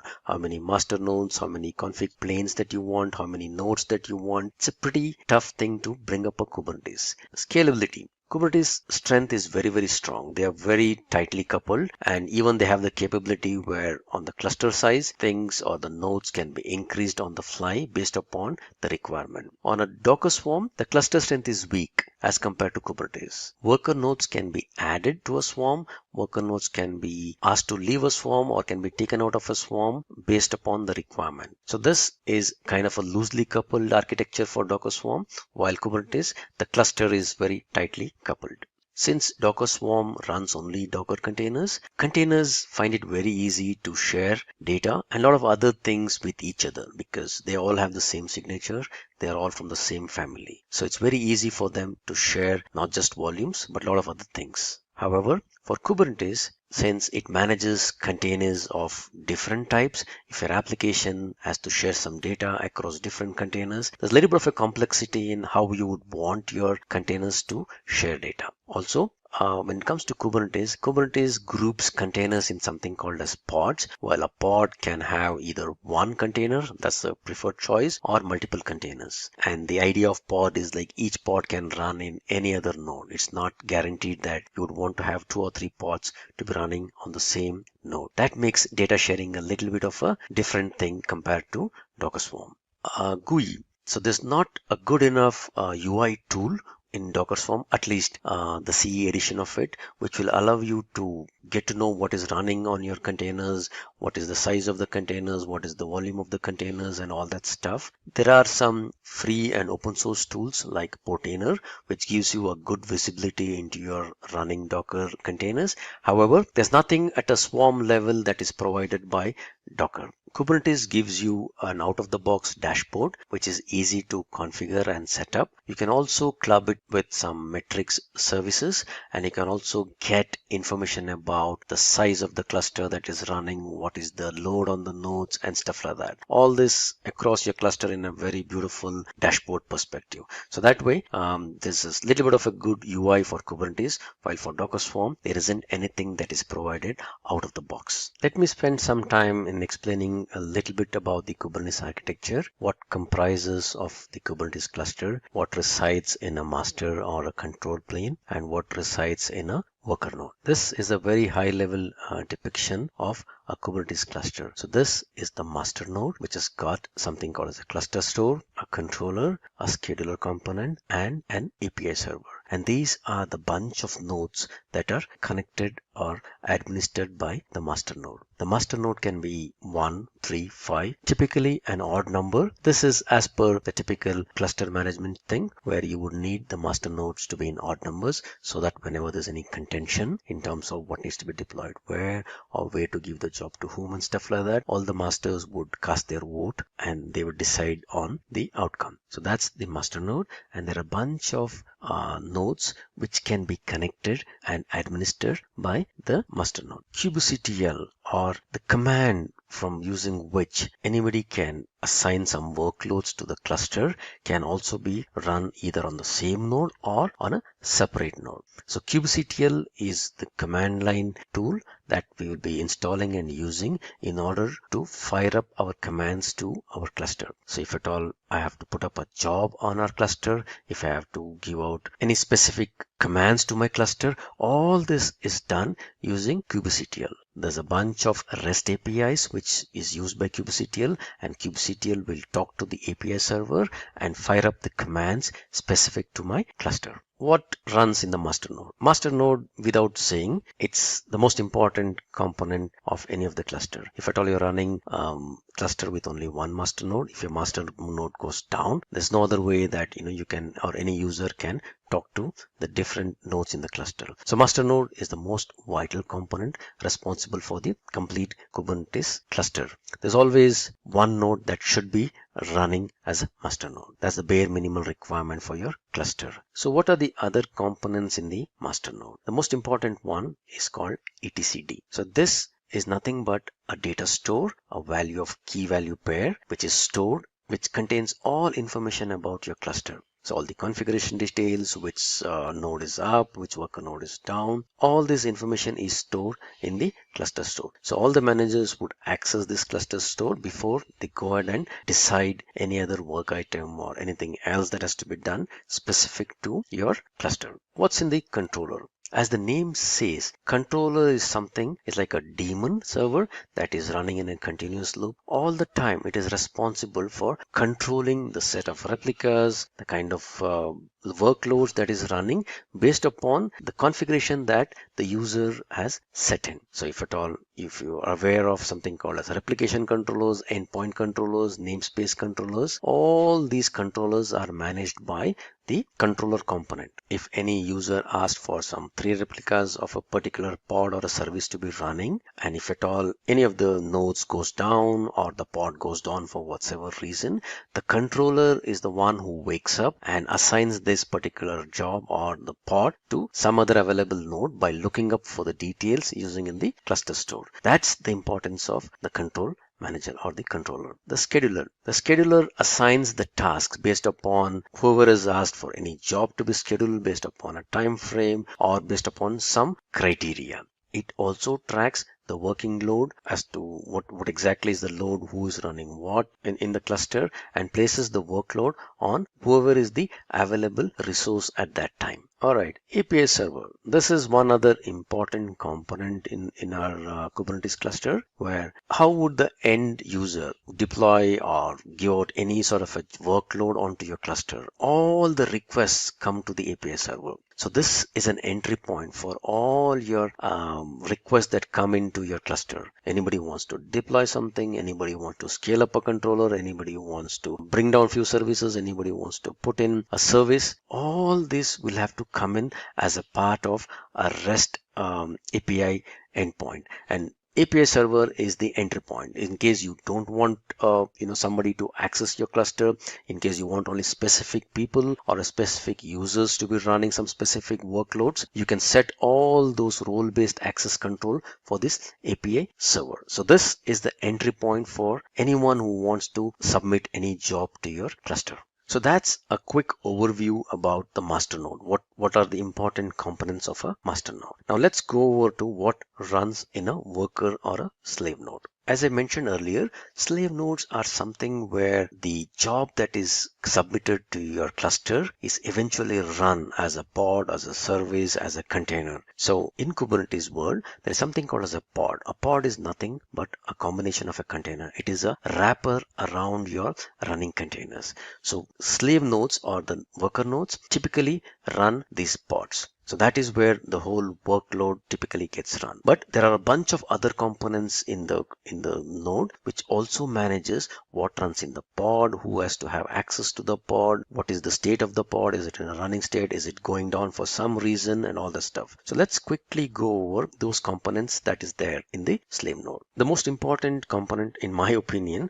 that should be on the node should be the container runtime. As I mentioned earlier, Kubernetes can run any different types of containers, not just Docker. So in case you want to have a node which wants to have Docker running on it, RKT running on it, LKC running on it, or any other container environment that is running on it, you have to ensure that the specific container runtime environment is available on that specific node, so that whenever a job is submitted, a description of what needs to be run as a part of the pod, what should be the image with which it should be powered, and what kind of a container to spin up. So that's what, when the job is finally assigned to this particular node, it would definitely need a container runtime to be up and running. So that exists only if at all the container runtime is installed and running on your Kubernetes worker node. Okay, now that we know what our Kubernetes node can run, how would somebody assign a job to our node? That is using something called as a kubelet. As the name says, kubelet is a small subset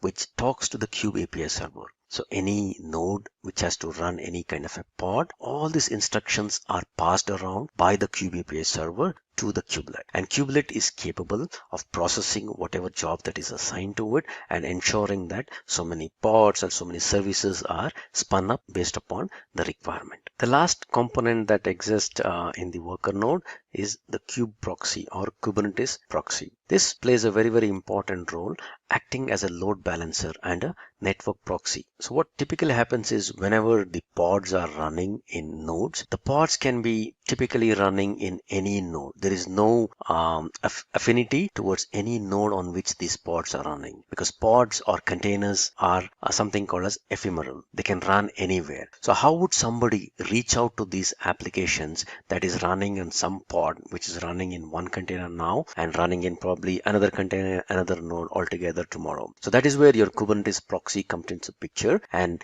this component will ensure that any container that is spun up or any pod that is spun up, it keeps track of all these pods and kind of connects the endpoints or acts like a DNS server, so that it knows when somebody is trying to reach out to this particular service, which is the pod on which the service is typically running. So that plays a very, very important role by acting as a load balancer and a network proxy. Now that at a very high level we know what are all the components that make up of our Kubernetes cluster, let's go ahead and create a small cluster. We'll spin up this cluster on AWS platform. Finally, we get to the demo section of my tutorial. Now that you guys are aware as to what is Kubernetes, what is the use of Kubernetes, you also know at a very, very high level what are the components of a cluster. What is a master node or a control plane? What are the components of a master node and what should be existing in a worker node. You're probably thinking that it's maybe pretty hard to kind of set this up. So let me demystify that by running you with a quick demo of how to set up a simple 3-node Kubernetes cluster using a tool called kops. And I will be doing this whole setup on my AWS cloud. Okay, so what is kops? Kops is nothing but a simple tool. This is an admin tool that allows you to bring up production grade Kubernetes environments. As I said, setting up a Kubernetes cluster on a bare metal is a little challenging. So that is why I would use something called as a kops, and I will use this on my cluster, which I will spin up on my AWS instance. So I have an AWS account, and what I will do first is I will first spin up an EC2 server. I will power this with one of the Linux AMIs, and I will install kops on it. Now this will be my starting point from where I'm going to trigger running up a big cluster. In our case, I'll try to keep it a little small. I don't want too many nodes in my cluster. I'm going to have one master node and 2 worker nodes. This whole operation would be done programmatically by installing this kops admin tool. So as you may know, AWS, it's a little hard for me to programmatically run other components or rather bring up servers. It's not pretty simple. So what I would do is I will create an IAM role which will attach to my EC2 server so that my EC2 server gets powered with all the required role so that it can go ahead and spin up cluster based upon my configuration that I'm going to specify. Alright, so once I have my cluster set up, I will also install kubectl, which you'd probably know by now is nothing but a command line utility using which I can kind of connect to my cluster, give out some jobs, put some pods and stuff like that. So I will use kubectl. I will also have a pair of SSH keys so that from this machine, I would be able to successfully get onto the master node and submit jobs on my behalf. So let me begin by first logging into my AWS account.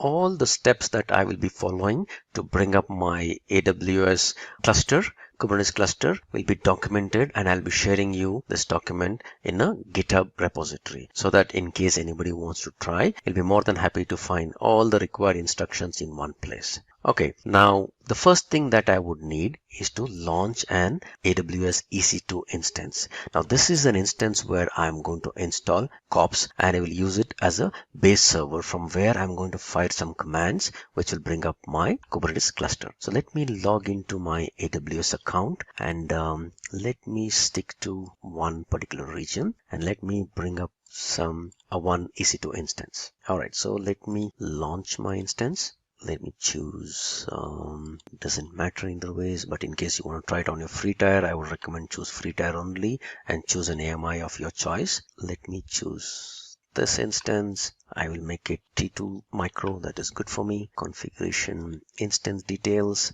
All right. I don't want to change anything here. That looks good. Maybe I will change this 30 gig. That's good for me. Let me add a tag to my instance. I will name this as my kops server. Alright, I would need a bunch of ports to be opened up. So what I will do is I will create a new security group called open to the word. I would not recommend that you do this since I don't want to, it'll take a long time for me to specifically pick and choose the ports that has to be opened for running my cluster. I don't want to do that. I will open up all the HTTP and HTTPS ports so that it's quicker. So I will say all TCP. I would say from anywhere, just to be on the safer side. I also open HTTP and HTTPS, and I will make this anywhere and anywhere. This is good for me. I will say review and launch. Alright, so I chose a T2 micro instance. Just for the sake of easiness, I've opened up all the ports and the instance details are, you've seen what is that I've chosen. Alright, now important part is like I would need a key pair. I need to create a new key pair. I will call this as Simplilearn keys. I will download this key pair and then I will launch the instance. It will take some time for my EC2 instance to come up. In the meanwhile, what I'll do is I will convert. I have this PEM file, which is the pair of keys, the SSH keys with which I need to log into my EC2 instance. So I'll need to convert this because I'm trying to connect from a Windows box. I would need to convert this into a PPK file. So I have puttigen. I'm going to load my set of keys here and convert that key into a PPK key. All right, open. All right, I would say save. Hang on, save private key. Yes. I would say Simplilearn or Simplilearn private key. I'll save this here. Done that. That's also, this is my public key, which is the PEM file, and this is my PPK or my private key. Now using the private key, I will log into my EC2 instance. Okay, now my EC2 instance is up and running. It is running in this Ohio region, and this is the IP address of my public IP address of my machine. So let me connect to it. So I use MOBA Xterm, which is nothing but an SSH emulator. You can use PuTTY or any of these sessions which allow you to do an SSH. This is my IP address of my machine, and since I've spun up an Amazon AMI, the user, this is the default user.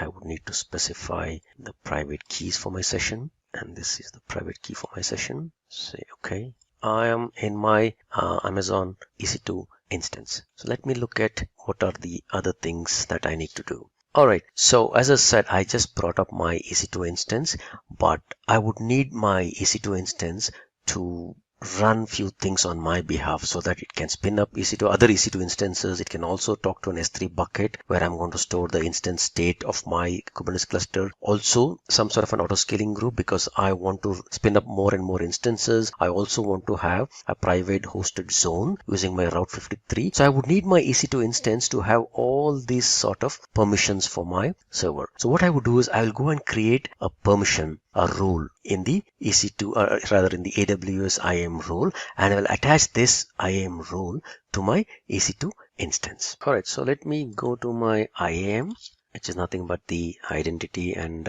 access management. I will create a role called as possibly COPS role. I will create a role. This role will be used by my EC2. So I'm going to click on EC2. I will say next permissions. They would need a lot of permissions, specific permissions to be very honest, and the permissions are all listed out here, S3, EC2 and all this stuff. Just to keep it pretty simple, what I would do is I will create a role with the administrative access. Alright, so I don't want any tags. I'm going to review. I'll create a role name. I will say COPS role for EC2. Alright, so I'm going to create a role which has got administrative access role. So I'm going to create a role. So this would ensure that my EC2 instance from which I'm going to run my cluster would have all the prerequisite permissions so that it can go and spin up instances, talk to S3 buckets and all that stuff. Alright, now let us have our running instance get powered by this role. So I will connect this role to my running instance. Alright, so this is my EC2 instance that is running. I will say action, attach, replace IAM roles. So there is no role as of now. I would want my COPS role for EC2. This is the role that I created. So I want this new role to be assigned to my EC2. Alright, great. Now my EC2 instance, which is my COPS server, has got all the required permissions so that he can create a cluster on my behalf. Great. Now before this, let me do a sudo yum update -y. So that any of the, because this is a newly provisioned VM, I just want to ensure that all my system libraries are all updated. So that when I do install COP and kubectl and all those things, none of them will fail because of some dependency or package issues. So I'm just running a sudo update -y so that all the libraries are updated. Okay, looks like it is done. So let me go ahead and install COPS. COPS is a pretty simple installation. It is available in a particular location. I have to just copy this and ensure that I do a curl and I install this particular stuff. Alright, so it is fetching the COPS tool. It's installing for me. Once it is copied down, let me change the mode so that I can execute it, and then also let me move it to my user local bin so that it is available for me in my path. Okay, that's pretty much the COPS installation. Let me also do one other thing. Let me install something called as kubectl. So this is what would be, a tool using which I'm going to be firing my commands to my Kubernetes cluster once it comes up. Right, this is a pretty smaller executable. So kubectl. Alright, so I have kubectl as well as COPS installed on my EC2 server now. Okay, now what I'll do next is I'm going to create an S3 bucket in AWS so that the Kubernetes cluster state is persisted in this bucket. So let me create a simple bucket with this name, S3 bucket with this name. So let me go to S3 and let me create a simple bucket with this name. I will just say create a bucket. Okay, so the Simplilearn.Kubernetes is the bucket that I created. So this bucket will store all information about my cluster. let me now go and create a DNS entry or a DNS zone or a AWS Route 53 hosted zone for my cluster. So this is required so that I can give a cluster name for my Kubernetes cluster that I'm coming up. So I will create a private hosted zone, and possibly I will call this as Simplilearn.in. So this will be my name of my private hosted zone. In case you already have any other public hosted zones in your name, you can always put a Route 53 hosted zone specific for your domain name. Since I don't have anyone, I'm just going to create a simple private hosted zone. So let me head down to Route 53, click on any of these, and you'll get these hosted zones out here. So I'm going to create a hosted zone here. I'm going to create a hosted zone. Click on create hosted zone.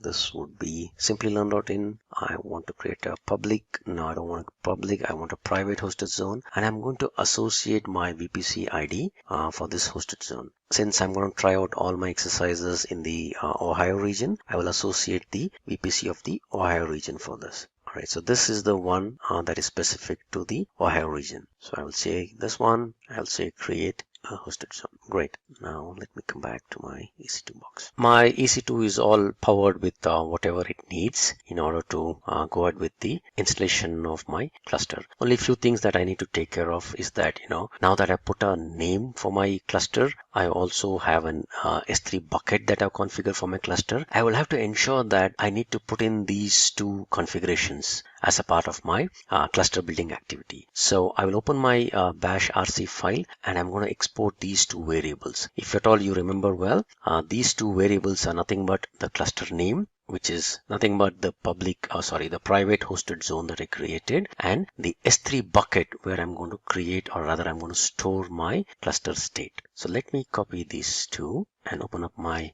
bash rc file. Alright, so I will just add these two and copy these and export them out as my variable. I'm going to save this here. Now let me ensure that this gets picked up. Alright, I've got these two that I've configured, and I've also ensured that these environment variables are set. Now let me create a pair of SSH keys. This is to ensure that I can log into the box that I'm going to be provisioning as a part of my cluster. SSH-keygen. I don't want to give any parameters. Let it go to the home directory with the default name and without any passphrase. Alright, so I created a bunch of my key pair. Now I'm all set to go ahead and run my kops. Now kops will ensure that this will take some time for the cluster to come up, but this is exactly how I would define my kops command. I already got it copied here. So kops create cluster. The state of the cluster will be stored in this particular variable, which is what I have exported out. The number of node count is 2. Node count is the worker node count. If at all I don't specify, there's a configuration for specifying the master or the control plane as well. If I don't specify that, the default one is 1. So I'm going to create one primary or the master node and two worker nodes. Size of my master, node size of the worker nodes, what are the zones where I want this to be created, and where do I store the cluster information. And okay, I've already added this master count. This is actually not required, but this is the command that I'm going to fire off so that I bring up my cluster. Alright, that went off very fast, but this actually did not create a cluster. It is just the definition of a cluster, and that's why this came out very fast.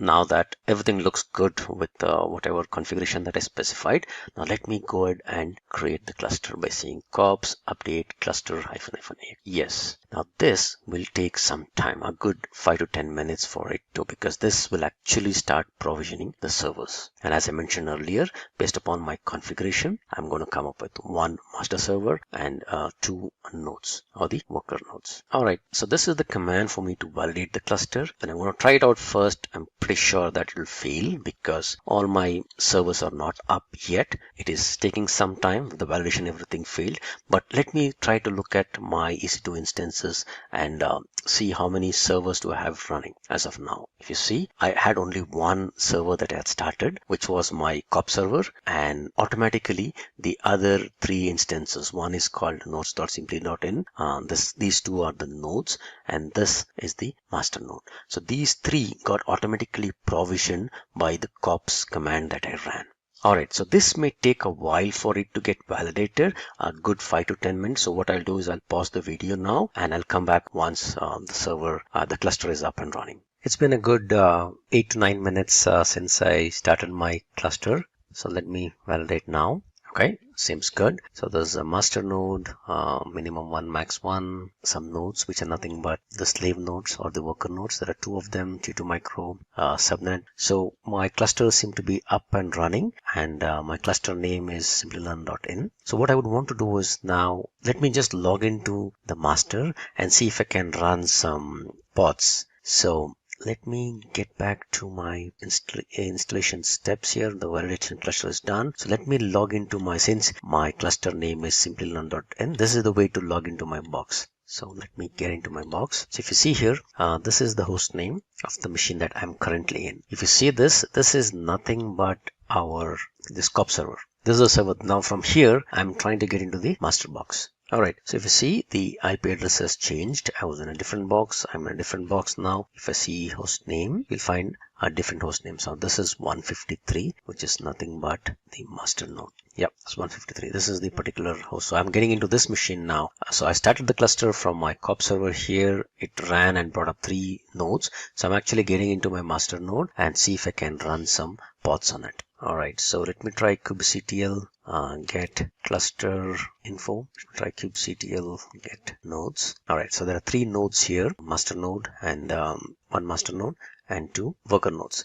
So let me see if I have some pods here. Kubectl get pods. So there's no pod as of now. So what I'll try to do is, let me just spin up a very simple pod just to check if my connections everything is correct or not correct. I have a simple Node.js application that I have built, and I've got a container for that. This is already pushed to the Docker Hub registry. It is called Simplilearn Docker Hub, and the image name that I have here is called my node app, and I will use this image to power one of my pods that I will run. So this is the way in which I'm going to launch my pod. Let me show you these commands. Kubectl run, the name for my deployment that I'm going to run, -- image, and this is the image that is going to be powering my container. So this is Simplilearn Docker Hub / my node app -- replicas equal to, I want 2 replicas to be running, and the port that I want to expose this particular pod is on 8080. So let me run this. As soon as this is run, it creates something called as a deployment. Alright, now let me just say, I'm not really interested in the deployment. I'm interested in checking if at all the pods are up and running. So I will say kubectl get pod. Alright, so that was pretty fast. So I have 2 pods that are running here. These are 2 replicas because I asked for 2 replicas. These pods are running, so I can run kubectl describe pod pickup. Alright, I can pick up any of the pod name and see what is the pod, what is the information does it contain, from what is the image that is pulling, what is the image name, ID. This is actually running my pod, which is actually spinning up a container. Great, so far so good. So in Kubernetes, the pods are ephemeral, so they can be there at any time, cannot be at any time. If I need to expose my pod outside, I will have to create a service for my pod. So what I'll do is I'll create a very simple service by exposing this particular deployment. Before that, let me check kubectl get deployment. So there's a deployment that is created. The deployment name is Simplilearn app. So I will expose my deployment Simplilearn app as I'll just expose this. Let me see. Alright, I'm not specifying what type and all. I don't want to get into the complications of what are the different types of exposing this service and all that stuff. So if I don't specify anything, it gives me something called a cluster IP. So this is where my pod is actually exposed. So let me just check if at all this pod is up and running. I'll just try a simple curl command. Curl http : this is my cluster IP, and the port is 8080. If at all I hit this, it's actually hitting my application and giving me whatever. I put a simple sys.out kind of a thing where I'm just printing the container ID of whatever pod is serving, being served out of. So I'm actually hitting my container and I'm getting this output from the container. So everything looks good. My container is up and running. So let me just go and clean it up. I will say kubectl delete deployment Simplilearn app. This should get rid of all the pods that I created. Kubectl get pod. Alright, these pods are interminating things. Let me just check kubectl get services. There's one service. I don't want this service. Let me delete that. Kubectl delete service. I want this. Alright, that sounds good. So let me come back to my host, my COP server from where I'm running. So I managed to successfully verify this pod, see if everything is up and running. So what I'll do is I'll just go ahead and complete this demo by going and getting rid of my cluster. So corps delete cluster -es. Alright, so this will ensure that it will clean up my complete cluster that I created. So I had 3 or 4 running instances. If you see that, all the 3 are shutting down because the corps server, which had corps installed on it, has now got a mandate to go ahead and shut down and clean up the whole instances and all those things that are created as a part of my deployment. Cloud computing is becoming more prominent among tech companies and organizations, making this skill in demand in the sector. Cloud-based solutions are proven to be a boon for company management around the world because they provide convenience at an inexpensive price. This means that if you want to work in technology, a job dealing with cloud-based systems could be a great fit. Hey everyone, I'm Shamli and I welcome you all to this new video of Simplilearn on how to become a cloud engineer. According to Markets, the global cloud computing industry was valued at $371.4 billion in 2020. It has been predicted that cloud engineer will be among the top 10 in-demand IT jobs in 2021. Therefore, in this video, we will come across some of the very important aspects needed to become a cloud engineer. Like, first of all, we will understand what is cloud computing. Then, we will understand who is a cloud engineer. After that, we will look into the technical skills needed to become a cloud engineer. After that, we will understand what are the roles and responsibilities of a cloud engineer. Then we will have a look into the roadmap of becoming a cloud engineer. And what is the average salary of a cloud engineer in both the USA and in India? And at last, we will look at the companies hiring cloud engineers. If getting your learning started is half the battle, what if you could do that for free? Visit SkillUp by Simplilearn. Click on the link in the description to know more. The first thing we will come across is what is cloud computing. Cloud computing is the distribution of computing services via the internet or the cloud, including servers, storage, databases, networking, software, analytics, and intelligence to provide faster innovation, more flexible resources, and economies of scale. You usually only pay for the cloud services you use, which helps you cut costs, run your infrastructure more efficiently, and scale as your business grows. That brings us to who is a cloud engineer. Cloud engineers are the IT experts in charge of accessing an organization's technology, infrastructure, and transferring operations and procedures to a cloud-based architecture. They assist with the migration of critical corporate applications and processes to private, public, and hybrid cloud environments. A cloud engineer's job is to access a company's IT infrastructure and migrate certain processes and operations to the cloud. Public, private, and hybrid cloud computing systems are among these functions and operations. Now that we know who a cloud engineer is, let's have a look at the skills required to become one. Cloud engineers must have a diverse set of technical talents that they will use in a variety of positions. Several key skill sets that cloud engineers need to be successful include the ability to program and code cloud-based applications and processes, the ability to troubleshoot technical challenges through problem solving, the ability to plan and design software and cloud applications using critical and creative thinking. Should also include data analysis skills and should be able to strategically plan and to fulfill projects using technical resources. Now, let's have a look at the roles and responsibilities of a cloud engineer.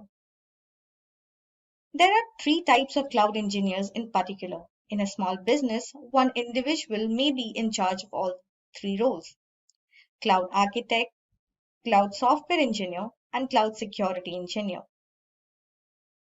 Cloud architect and organization's cloud computing strategy include application, design, management, and monitoring is overseen by a cloud architect.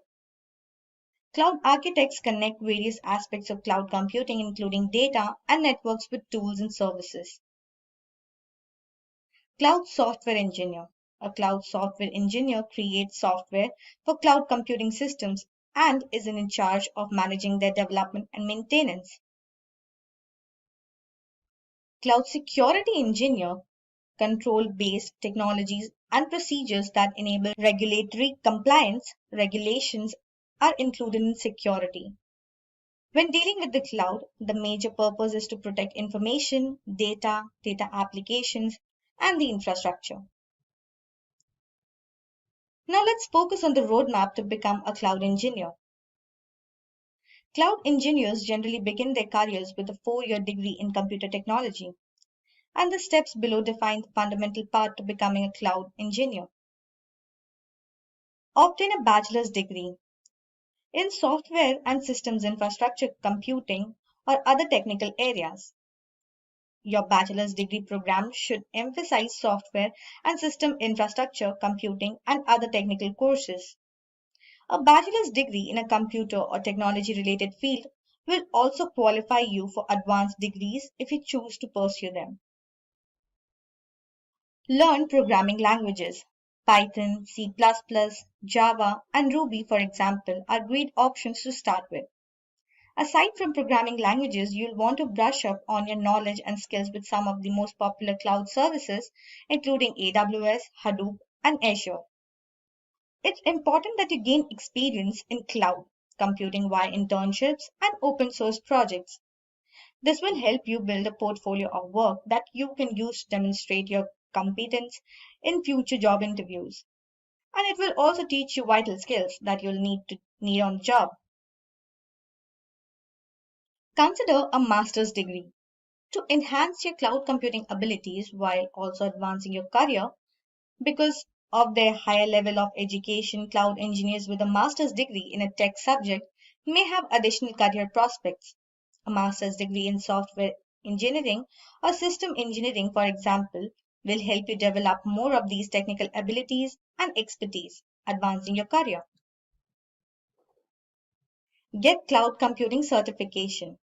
To demonstrate your understanding and skill level in cloud engineering, you can also check out our official website for cloud computing certification. It will help you enhance your knowledge in this particular field. Now that we know everything about cloud computing and how to become a cloud engineer, let's have a quick look at the average salary of a cloud engineer in India and in the USA. In India, the average salary of a cloud engineer is Rs 12,41,000 per annum. And in the USA, the average salary of a cloud engineer is $128,837 per annum.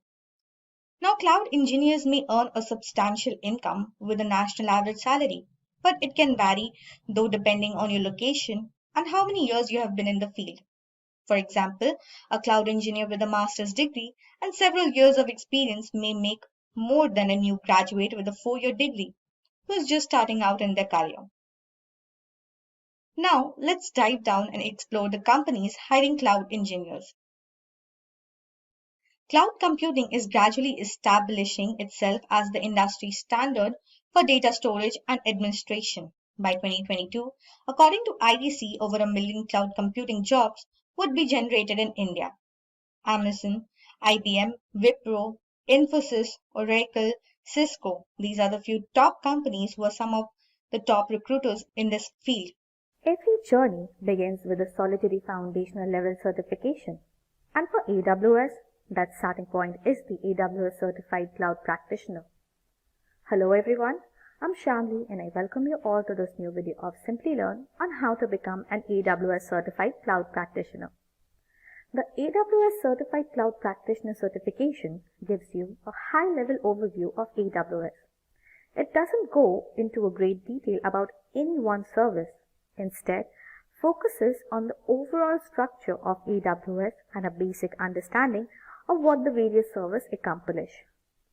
So, in this video, I will take you through the path of becoming a successful AWS Certified Cloud Practitioner, starting with what is an AWS Cloud Practitioner, followed by the eligibility criteria for the exam. Then, we will discuss the exam objectives Then we will look into the exam content, followed by how to prepare for the exam. Then we will have a look at some of the sample questions for your reference. And then we'll discuss some tips you should remember while taking the exam. So without any further delay, let's get started with the video. So what is an AWS Cloud Practitioner? The AWS Certified Cloud Practitioner certification is a foundational level test designed for people who can successfully show an overall understanding of the AWS Cloud, according to Amazon. The skills necessary for specific employment types such as developers, administrators, and solution architects are not assessed by this certification. AWS recommends that you have at least 6 months of AWS Cloud experience. Now, let's look into the eligibility criteria for the exam to proceed further. Anyone with a basic understanding of the AWS platform should take the exam. We recommend that you have the following factors before taking this exam. First, 6 months of AWS Cloud experience. Second, understanding IT services and how they are used in the AWS Cloud platform is a must. And third is basic understanding of AWS services and use cases, invoicing and pricing mechanisms, security concepts, and how the cloud affects your organization. Moving on, let's have an overview of the exam. The exam consists of 65 questions and has a 90-minute time restriction. To pass the exam, you must get at least 700 out of 1000 points, that is 70%.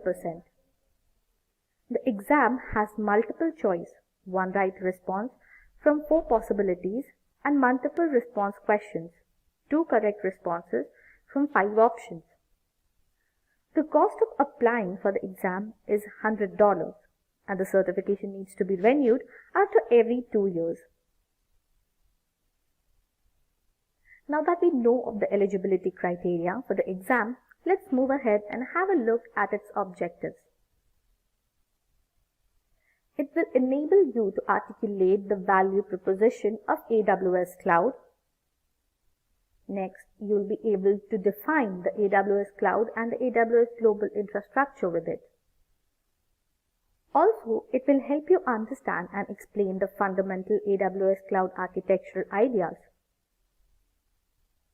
It will enable you to describe the AWS platform's essential security and compliance features, as well as the shared security model. You'll be able to define invoicing, account management, and price models with it. And it will also enable you to describe the fundamental core properties of AWS Cloud deployment and operation. Now, let's proceed further and have a look at the content for the exam for better and organized preparation for the exam. The required knowledge is divided into 4 domains for the exam. These are various objectives within each test domain that broadly reflect the knowledge and expertise required to pass the exam. Cloud concept. This domain makes up 28% of the exam. Security. This domain makes up 24% of the exam. Technology makes 36% of the exam. And billing and pricing makes up 12% of the exam. The following 3 goals are included in cloud concepts. Define the AWS Cloud and the value proposition it provides.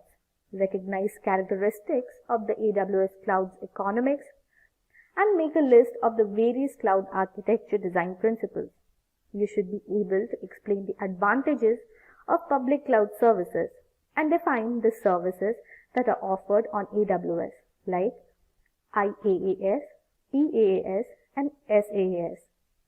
You must comprehend the financial benefits of cloud computing and the distinction between CAPEX and OPEX. This relates to item 1.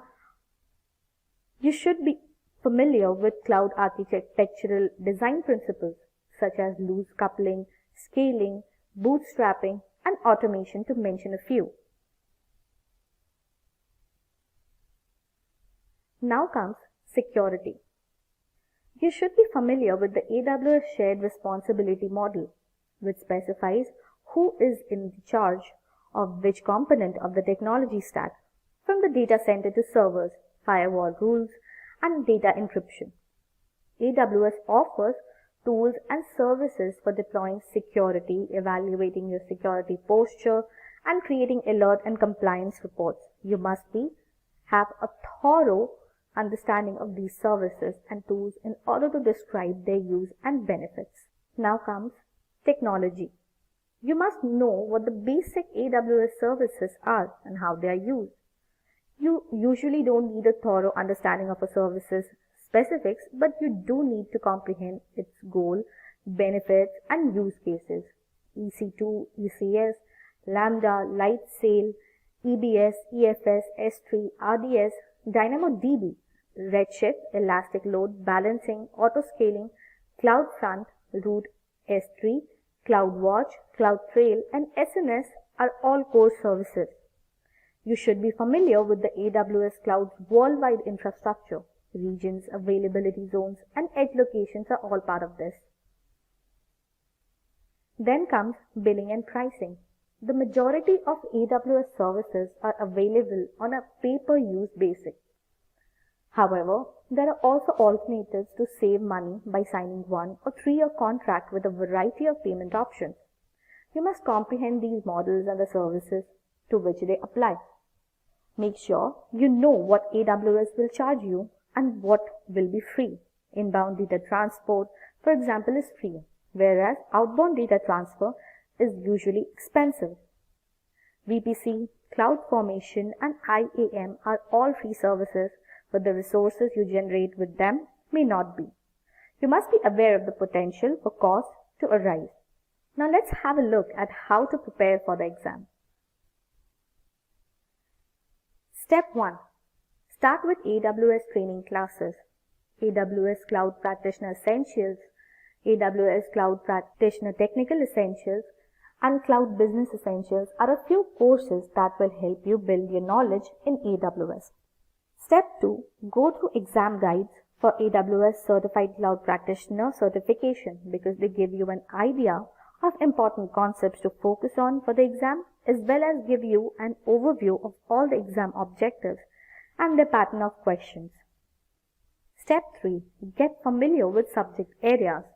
Before the exam, analyze the important subjects for the exam and keep polishing your knowledge in that area by constant revisions. Step 4. Self-study to build your strength. Self-study is ample to clear this exam. Just go through the AWS training, go through the study material available online, and keep revising. Step 5. Examine sample questions and take a free practice test. Practice sample papers from various websites present online to see where you stand and how much you know and how much time you take to keep a track of your performance and improve yourself. And 6. Schedule the exam and get certified. Once you feel you are ready, prepared, and confident, enroll for the exam. Choose a center near you for the AWS Cloud Practitioner exam website and just register yourself. So let me give you a glimpse of some sample questions based on each domain. First question: which feature of AWS allows you to deploy a new application for which the requirements may change over time? Option 1, elasticity. Option 2, fault tolerance. Option 3, disposable resources. And option 4, high availability. The answer is option 1. You can deploy your app without worrying about whether it will require more or less resources in the future, thanks to elasticity. Infrastructure can scale up and down on demand thanks to elasticity. Question 2. Which AWS service is used to enable multi-factor authentication? Option 1, Amazon STS. Option 2, AWS IAM. Option 3, Amazon EC2. And option 4, AWS KMS. Well, the answer is option 2. IAM is used to manage multi-factor authentication and to securely regulate individual and group access to AWS resources. Question 3. A company would like to maximize their potential volume and RI discounts across multiple accounts and also apply service control policies on member accounts. What can they use to gain these benefits? Option 1. AWS budgets. Option 2. AWS Cost Explorer. Option 3. AWS IAM. Option 4. AWS Organizations. Well, the answer is option 4. AWS Organizations allow you to create groups of AWS accounts and then administer policies across all of them from a single location. Consolidated billing is available in both feature sets of AWS Organizations, allowing you to set up a single payment method in the organization master account while still receiving invoices for individual activity in each member account. Question 4. What advantages do you get from using the AWS Cloud? You have to choose any two. Option 1. Trade capital expense for variable expense. Option 2. Stop guessing about capacity. Option 3. Increase capital expenditure. Option 4. Gain greater control of the infrastructure layer. And option 5. Comply with all local security compliance programs. Well, the answer is option 1 and 2. You may pay on a variable OPEX basis for the resources you use and grow on demand using public cloud services like AWS. So you never have to guess how much resources you need to deploy. Question 5.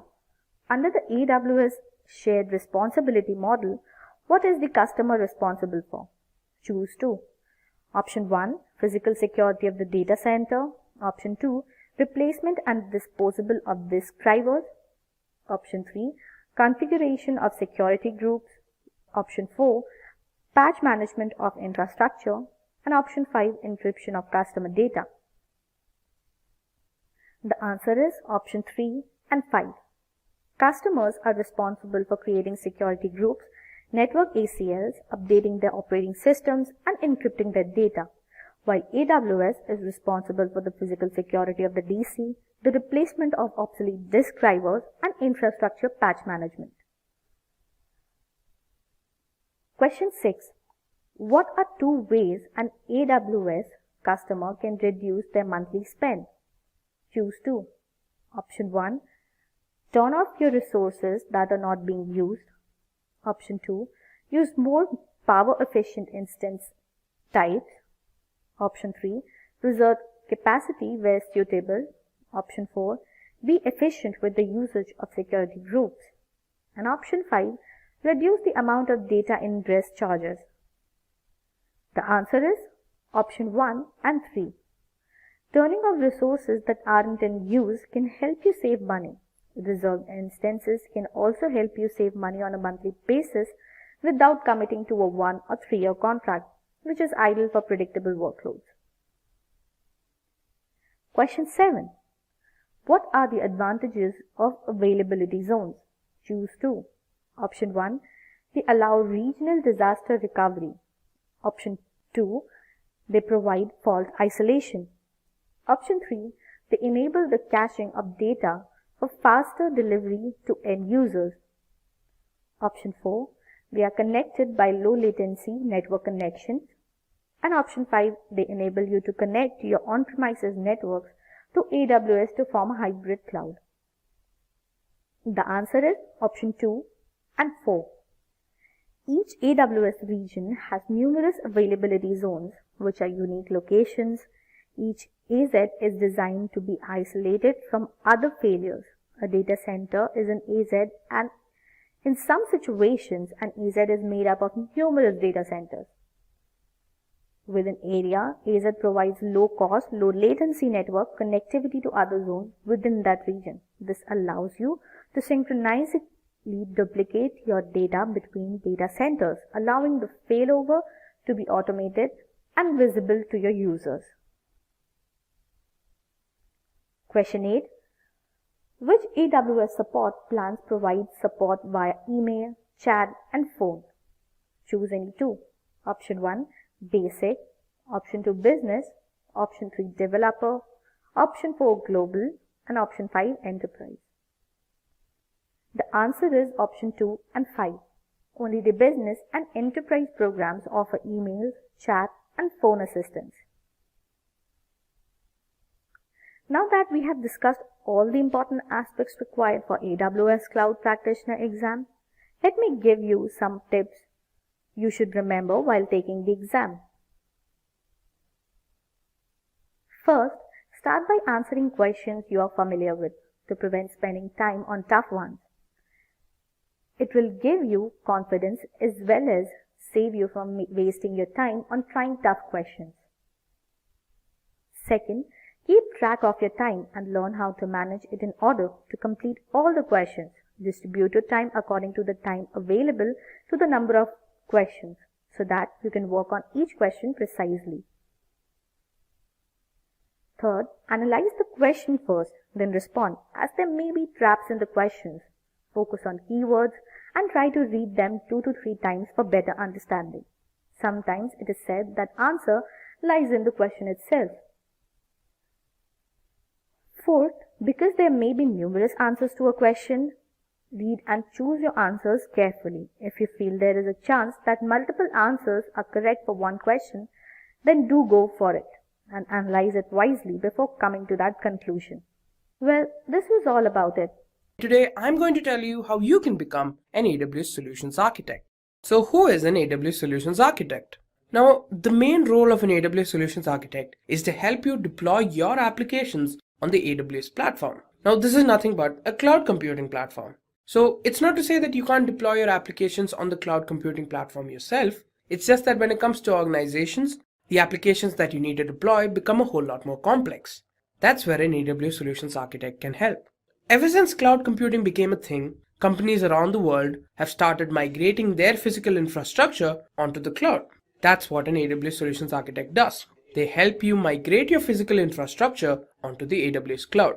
Companies around the world work on a budget, and an AWS Solutions Architect will help design a cloud infrastructure based on the organization's budget. Before that can be done, however, an AWS Solutions Architect has to create a design with an intricate and detailed blueprint of the cloud infrastructure that they plan to set up. Now, AWS Solutions Architects also have to focus mainly on non-functional requirements like usability, reliability, scalability, and performance of the cloud infrastructure. They're also responsible when it comes to minimizing risks that an organization can face when it comes to cloud computing platforms. Now, they could face risks like security leaks, calculation mistakes, and application downtimes. An AWS Solutions Architect has to ensure that these don't happen. Before we can talk about how you can become an AWS Solutions Architect, I have some exciting news for you guys. We've launched our own YouTube community. You'll get to see a lot of quizzes, polls, offers, and much more to make your learning experience a whole lot more fun. You can find all of this on your subscription feed, or you can also click on the top right corner right now to get started. And let's get back to how can you become an AWS Solutions Architect. Now, to become an AWS Certified Solutions Architect, you need to clear the AWS Certified Solutions Architect Associate Level Examination. Now, here's some details about it. The exam score ranges from 100 to 1000 marks, and the minimum passing score is 720. However, there's a catch. The passing marks are actually set using statistical analysis, so they can be changed based on how difficult the examination actually is. The exam fee is $150. And you can also take a practice examination, which costs $20. Now, regardless of the examination you take, be it Solutions Architect, SysOps Administrator, or Developer, any associate level examination costs $150. For the professional level examination, it's $300. Now, if you want to learn more about the AWS certifications, I suggest you click on the top right corner and watch our video AWS certifications in 10 minutes to learn more. Now, the exam duration is of 130 minutes, and you have 2 types of questions: multiple choice and multiple answer. Now, the multiple choice questions have 4 options, out of which 1 of them is right, and you have multiple answer where you have 5 options, out of which 2 of them are correct. You can take the examination in English, Japanese, Korean, and simplified Chinese. Now, let's talk about how you can schedule an examination. First, let's go to Google and search for AWS certifications. Click on the first link. So on this page, we can go to the bottom and find the different certifications AWS provides. Click on Architect and select the AWS Certified Solutions Architect Associate certification. Click on Register Now. And here you need to click on the AWS certification account. You can sign in with your Amazon account or create a new one. I already have an Amazon account that I'll be using for signing in here. In case you don't, you can click on the Create Your Amazon Account button here and create an account for yourself.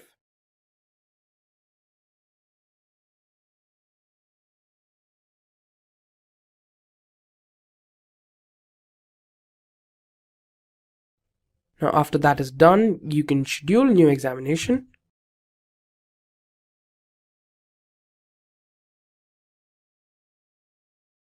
And you can scroll down to the bottom. Here, AWS Certified Solutions Architect Associate Level Certification. Click on Schedule Exam. Press Continue. And here you need to select your language, which I'm assuming is English. I'm from India, so I don't need to change anything here, but you can change your country or time zone and other details based on your requirement. And select your preferred month. I want to do it in October. Now select Search for Exam Center. Select the one that's closest to you. I'm going to select this one. And here you can select the day that you want to take your test and the time available. I want to do it on the 15th. I select the time that I want and press Continue.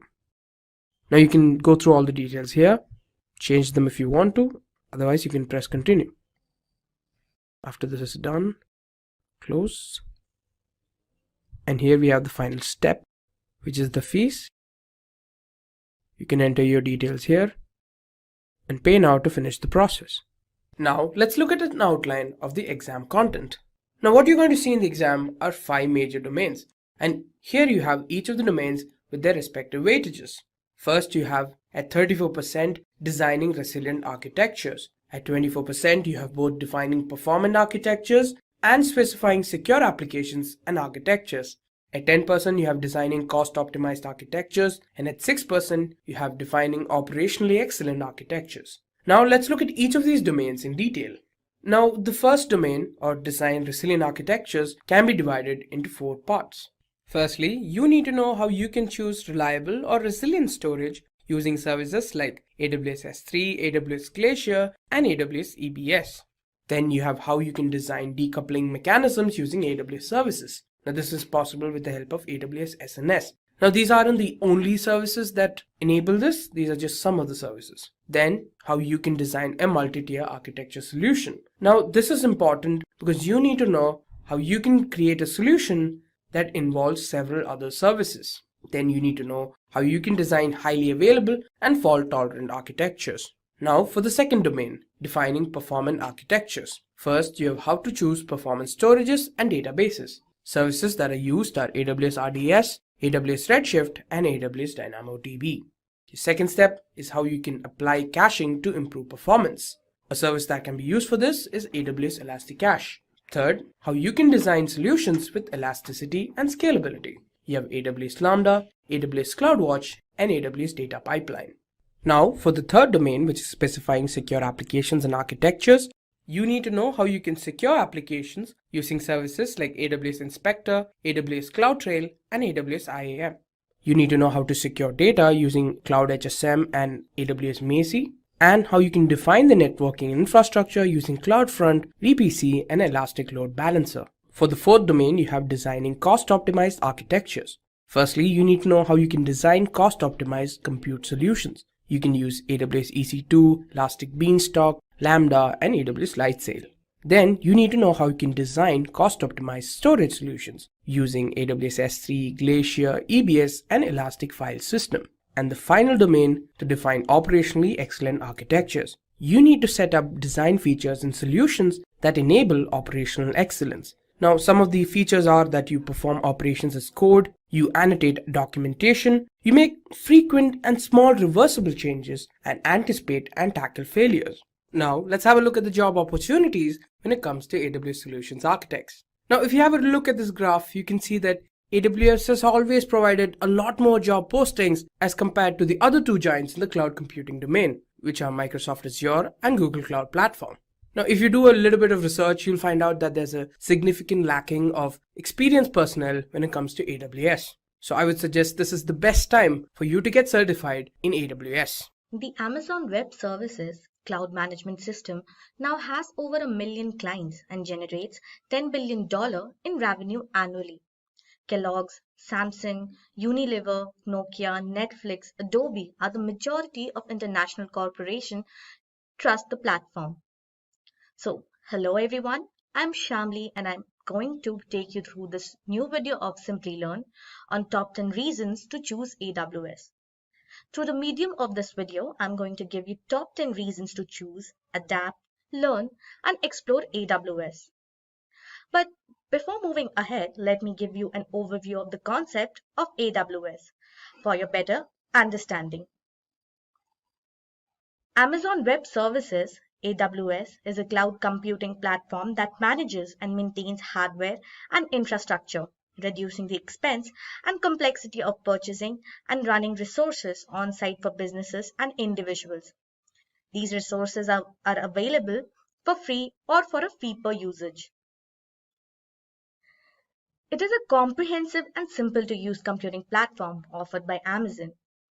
Infrastructure as a service, platform as a service, and packaged software as a service are all used to build the platform. So let's move ahead and explore the top 10 reasons to choose AWS, starting with the first one, which is flexible pricing options. The most popular motivation for learning AWS is because of its cost-effective pricing alternatives. AWS provides a year of free access to the free tier, which is ideal for novices who wish to learn about AWS technology. For beginners, we believe this is plenty. AWS is highly customizable with pay-as-you-go options to match any company need. Flexible pricing is a great approach to scale up or down the architecture as needed. The AWS tariffs are comparable to those for water and electricity. Second reason to proceed with is the global architecture. One of the most appealing features of AWS is that it is offered in 24 different zones across 16 different countries. You can connect to the server from any country. You may use all of the advantages by hiring an AWS developer from anywhere. There are no restrictions on who can use the servers based on their location. Third is automated multi-region backups. AWS offers a variety of backup options, including AMIs and EBS snapshots. AWS's decentralized design and global reach makes storing crucial data in several geographical locations simple and cost-effective. As a result, if your main production environment is brought down by a natural or man-made calamity, your backup data will be unaffected. Third-party solutions can also let businesses automate backups between AWS sites without the need for internal scripting. Fourth reason that we will come across is flexibility and scalability. One of the most valuable AWS features is its flexibility. It lets you pick your operating system, programming language, web application platform, database, and other services. AWS provides a virtual environment in which your application may load all of the services it requires. It also makes data migration easier. When demand increases or drops, auto scaling and elastic load balancing techniques are automatically scaled up or down via AWS. AWS approaches are useful for dealing with unpredictably high or unpredictable loads. Organizations gain from lower cost and more user satisfaction as a result of this. Moving on, fifth is streamlined recovery. Even a small bit of downtime or data loss might be disastrous for some services. For others, the cost of downtime data loss is not greater than the expense of maintaining a multi-site hot standby recovery strategy. Regardless of your organization's resilience to downtime or data loss, AWS Adaptable Platform can provide you with the tools you need to implement a disaster recovery strategy. In the event of a disaster, AWS Disaster Recovery restores your data fast across several locations. Sixth one is PaaS offering. The most prevalent model is platform as a service, which has a market share of roughly 32% and is likely to rise in the next few years.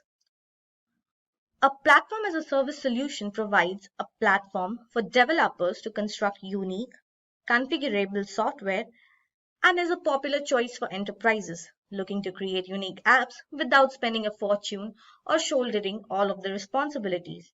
Seventh reason I will take you through is customization. Customization for AWS Control Tower is a solution that combines AWS Control Tower with other highly available trusted AWS services to assist customers set up a secure multi-account AWS environment faster and more efficiently using AWS best practices. Customers must first have an AWS Control Tower landing zone set up in the account before installing the solution. Eighth one is scheduling. AWS clients can start and stop services at any moment. Thanks to its service scheduling feature, you can keep track of your assets, pay for the service you use, and run them at a certain time. It enables you to create sample planners to test consumers' viability and schedule services as required. Consider Elastic Computing Cloud, EC2, and Relational Database Service as examples of scheduling services. You are not required to conduct these services on a daily basis. Set the timetable for the service based on the day of the week you utilize it.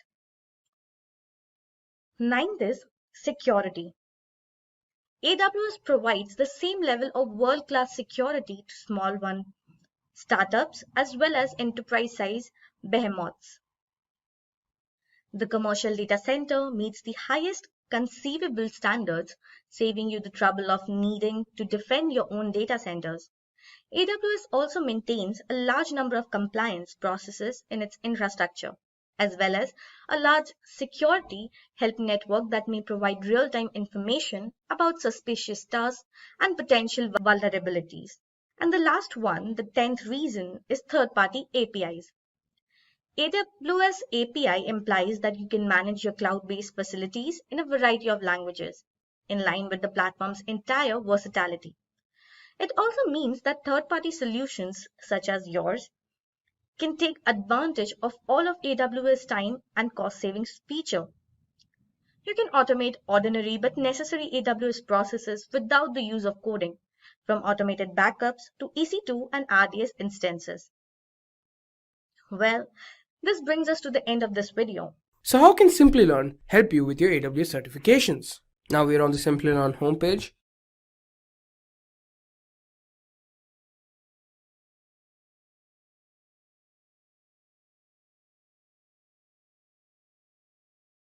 And here we have the AWS Solutions Architect course. On this course, which is the AWS Solutions Architect Certification Training course, we have 36 hours of instructor-led training, 20 hours of self-paced learning, 16 live demos, 3 simulation exams, 3 hands-on practice projects, and so much more. Here, our main emphasis is on making sure that you have enough hands-on experience with the services that you crack the examination at your first attempt. So here we also go through some of the more important services that you need to learn, like IAM, VPC, EC2, S3, and so much more. We'll also talk about databases, application services, security practices, disaster recovery, and so on. We even have practice examinations to help you prepare for the real one. Choose from over 300 in-demand skills and get access to 1,000 plus hours of video content for free. Visit Skill Up by Simplilearn. Click on the link in the description to know more. I'm here to walk you through some of the AWS interview questions which we find are important. And our hope is that you would use this material in your interview preparation and be able to crack that cloud interview and step into your dream cloud job. By the way, I'm a cloud technical architect, trainer, and an interview panelist for cloud, network, and DevOps. So as you progress in watching, you're going to see that these questions are practical scenario-based questions that tests the depth of the knowledge of a person in a particular AWS product or in a particular AWS architecture. So why wait? Let's move on. All right, so in an interview, you would find yourself with a question that might ask you, define and explain the 3 basic types of cloud services and the AWS products that are built based on them. See, here, it's a very straightforward question. Just explain 3 basic types of cloud service. And when we talk about basic type of cloud service, it's compute, obviously, that's a very basic service. Storage, obviously, because you need to store your data somewhere. And networking, that actually connects a couple of other services to your application. These basic will not include monitoring. These basic will not include analytics because they are considered as optional. They are considered as advanced services. You could choose a non-cloud service or a product for monitoring and for analytics. So they're not considered as basic. So when we talk about basics, they are compute, storage, and networking. And the second part of the question says, explain some of the AWS products that are built based on them. Of course, compute EC2 is a major one. That's the major share of the compute resource. And then we have platform as a service, which is Elastic Beanstalk. And then function as a service, which is Lambda. Auto Scaling and Lightsail are also part of compute services. So the compute domain, it really helps us to run any application, and the compute service helps us in managing the scaling and deployment of an application. Again, Lambda is a compute service, so the compute service also helps in running event initiated stateless applications. The next one was storage. A lot of emphasis is on storage these days because if there's one thing that grows in a network on a daily basis, that's storage. Every new day we have new data to store, process, manage. So storage is again a basic and an important cloud service. And the products that are built based on the storage services are S3, object storage, Glacier for archiving, EBS, Elastic Block Storage as a drive attachment for the EC2 instances, and EFS file share for the EC2 instances. So the storage domain helps in the following aspects. It holds all the information, and we can also archive old data using storage, which would be Glacier, and any object files and any requirement for block storage can be met through Elastic Block Store and S3, which is again an object storage. Talking about networks, it's just not important to answer the question with the name of the services and the name of the product. It'll also be good if you could go in depth and explain how they can be used. Right, so that actually proves you to be a person knowledgeable enough in that particular service or product. So talking about networking domain, VPC, networking, can't imagine networking without VPC in a cloud environment, especially in AWS cloud environment. And then we have Route 53 for domain resolution or for DNS. And then we have CloudFront, which is an edge caching service that helps customers to read their application with low latency. So networking domain helps with some of the following use cases. It controls and manages the connectivity of the AWS services within our account. And we can also pick an IP address range. If you're a network engineer or if you are somebody who works in networks or are planning to work in network, you will soon realize the importance of choosing your own IP address for easy remembering. So having an option to have your own IP address in the cloud, own range of IP address in the cloud, it really helps, really helps in cloud networking. The other question that gets asked would be the difference between the availability zone and the region. Actually, the question generally gets asked So to test how well you can actually differentiate and also correlate the availability zone and the region relationship, right? So a region is a separate geographic area like the US West 1, which represents North California, or the AP South, which represents Mumbai. So regions are a separate geographic area. On the contrary, availability zone resides inside the region. You shouldn't stop there. You should go further and explain about availability zones. And availability zones are isolated from each other, and some of the services will replicate themselves within the availability zone. So availability zone does replication within them, but regions, they don't generally do replication between them. The other question you could be asked is, what is auto scaling? What do we achieve by auto scaling? So in short, auto scaling, it helps us to automatically provision and launch new instances whenever there is an demand. It not only helps us meeting the increasing demand, it also helps in reducing the resource usage when there is low demand. So auto scaling also allows us to decrease the resources or resource capacity as per the need of that particular hour. Now, this helps business in not worrying about putting more effort in managing or continuously monitoring the server to see if they have the needed resource or not, because auto scaling is going to handle it for us. So business does not need to worry about it. And auto scaling is one big reason why people would want to go and pick a cloud service, especially an AWS service. The ability to increase and shrink based on the need of that hour. That's how powerful is auto scaling. The other question you could get asked is, what's geo-targeting in CloudFront?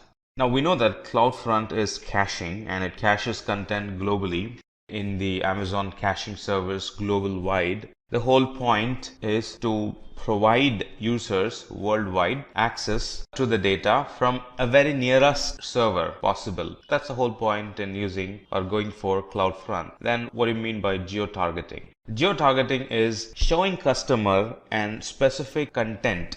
Based on language, we can customize the content.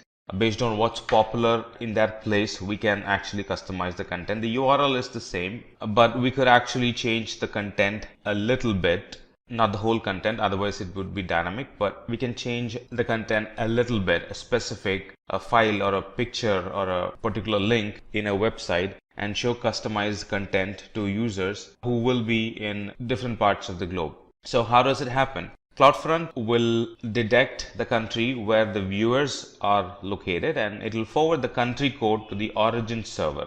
And once the origin server gets the specialized or a specific country code, it will change the content and it will send to the caching server, and it gets cached there forever. And the user gets to view a content which is personalized for them for the country they are in. The other question you could get asked is the steps involved in using CloudFormation or creating a CloudFormation or backing up an environment with a CloudFormation template. We all know that if there is a template, we can simply run it and it provisions the environment, but there is a lot more going into it. So the first step in moving towards infrastructure as a code is to create the CloudFormation template, which as of now supports JSON and YAML file format.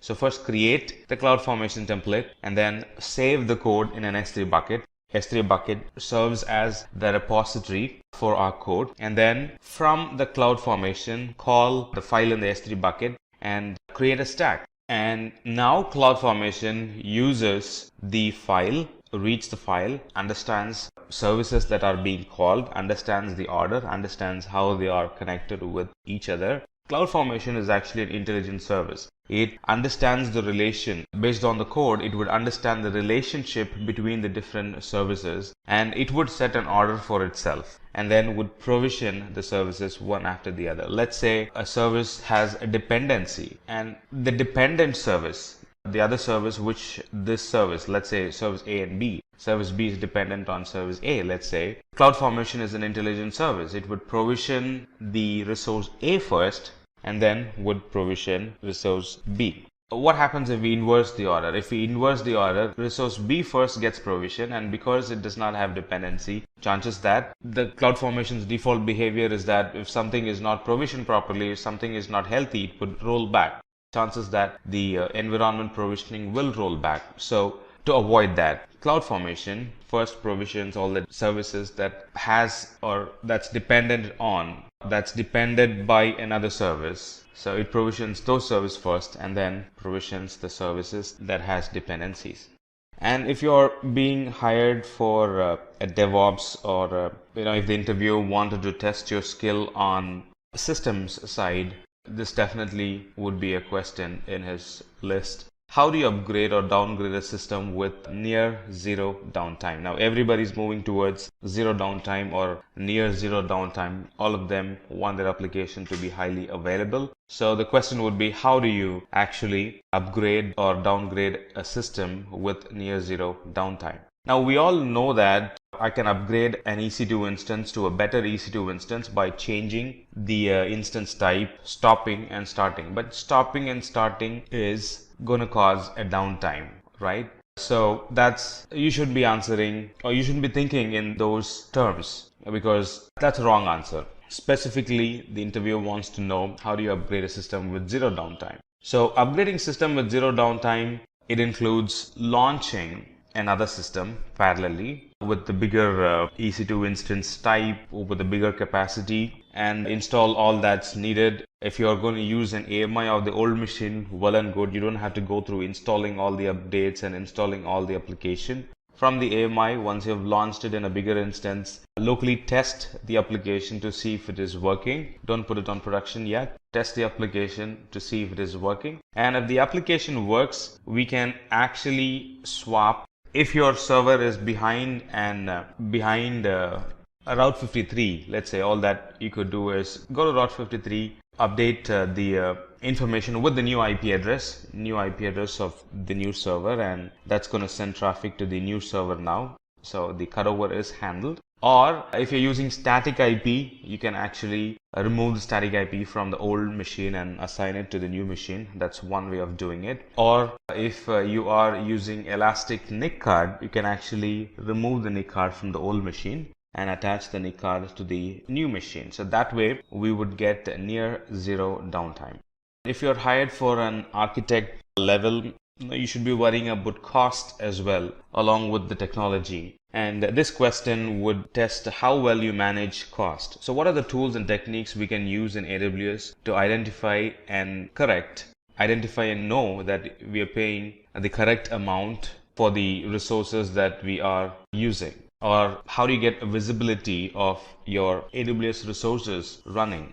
One way is to check the billing. There's a place where you can check the top services that were utilized. It could be free and it could be paid service as well. Top services that can be utilized. It's actually in the dashboard of the cost management console. So that table here shows the top 5 most used services. So looking at it, you can get it. All right, so I'm using a lot of storage. I'm using a lot of EC2. Why is storage high? You can go ahead and try to justify that, and you will find if you are storing things that shouldn't be storing, and then clean it up. Why is compute capacity so high? Why is data transfer so high? So if you start thinking in those levels, you'll be able to dig in and clean up unnecessary and be able to save your bill.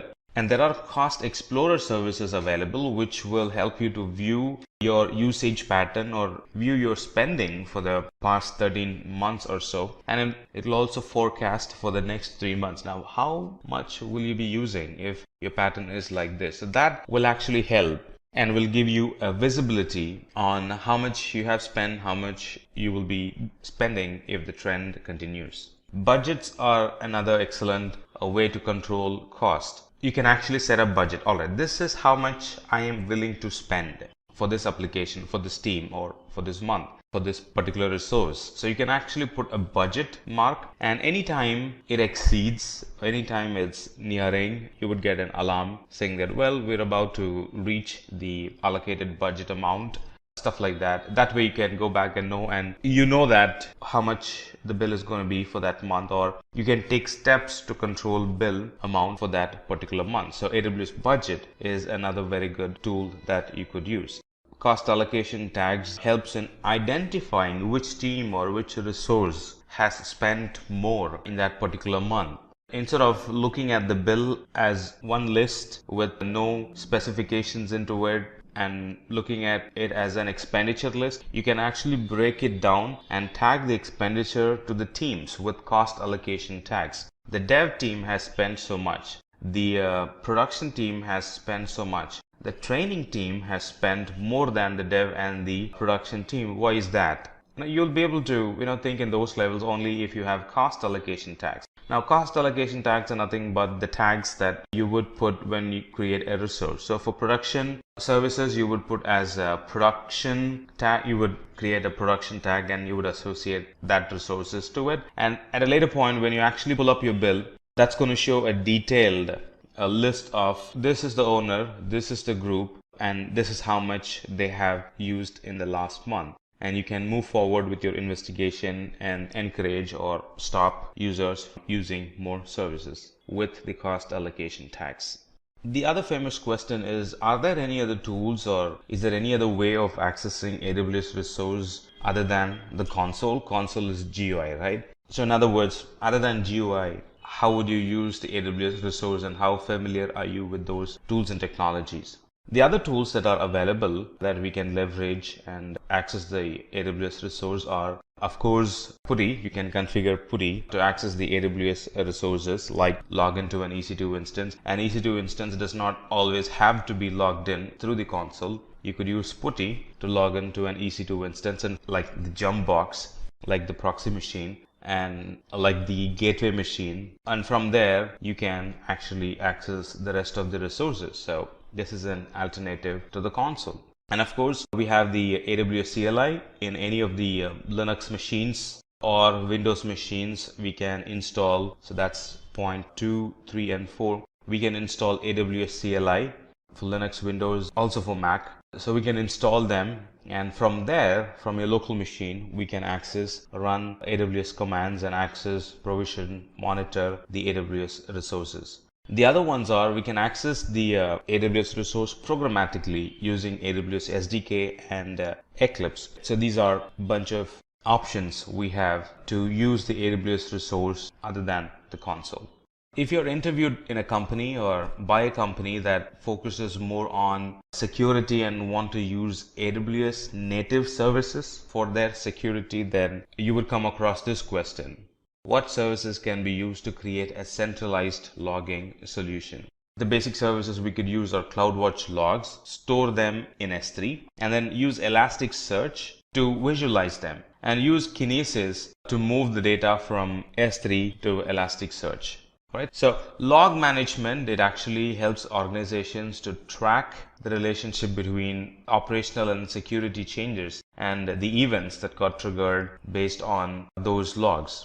Instead of logging into an instance or instead of logging into the environment and checking the resources physically, I can come to a fair conclusion by just looking at the logs. Every time there's a change, the system would scream and it gets tracked in the CloudWatch, and then CloudWatch pushes it to S3. Kinesis pushes the data from S3 to Elasticsearch, and I can do a time-based filter, and I would get a fair understanding of what was going on in the environment for the past 1 hour or whatever the time window that I wanted to look at. So it helps in getting a good understanding of the infrastructure as a whole. All the logs are getting saved in one place, so all the infrastructure logs are getting saved in one place, so it's easy for me to look at it in an infrastructure perspective. So we know the services that can be used, and here are some of the services and how they actually connect to each other. It could be logs that belongs to one account. It could be logs that belongs to multiple accounts. It doesn't matter. Those three services are going to work fairly good, and they're going to inject or they're going to suck logs from the other accounts, put it in one place and help us to monitor. So as you see, you have CloudWatch here that actually tracks the metrics. You can also use CloudTrail if you want to log API calls as well. push them in an S3 bucket. So there are different types of log. Flow logs are getting captured in an instance. Application logs are getting captured from the same VPC, from a different VPC, from the same account, from a different account, and all of them are analyzed using Elasticsearch using the Kibana client. So step 1 is to deploy the ECS cluster. Step 2 is to restrict access to the ECS cluster because it's valid data. You don't want anybody to put their hands and access their data. So restrict access to the ECS dashboard.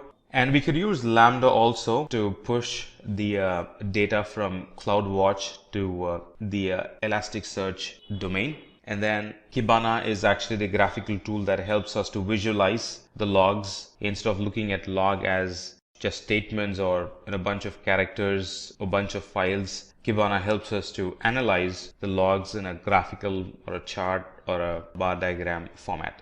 Again, in an interview, the interviewer is more concerned about testing your knowledge on AWS security products, especially on the logging, monitoring, event management, or incident management. Then you could have a question like this: what are the native AWS security logging capabilities? Now, most of the services have their own logging in them, like S3. S3 has its own login, and CloudFront has its own logging. DS has its own logging. VPC has its own logging. In addition, there are account level logins like CloudTrail and AWS config services. So there are a variety of logging options available in the AWS, like CloudTrail, config, CloudFront, Redshift logging, RDS logging, VPC flow logs, S3 object logging, S3 access logging, stuff like that. So we're going to look at two servers in specific. CloudTrail. Now this CloudTrail, the very first product in that picture we just saw, the CloudTrail provides an very high level history of the API calls for all the accounts. And with that, we can actually perform a very good security analysis of our account. And these logs are actually delivered to, you can configure it, they can be delivered to S3 for long time archivals. And based on a particular event, it can also send an email notification to us saying, hey, just got this error, thought I'll let you know, stuff like that. The other one is config service. Now, config service helps us to understand the configuration changes that happened in our environment, and we can also set up notifications based on the configuration changes.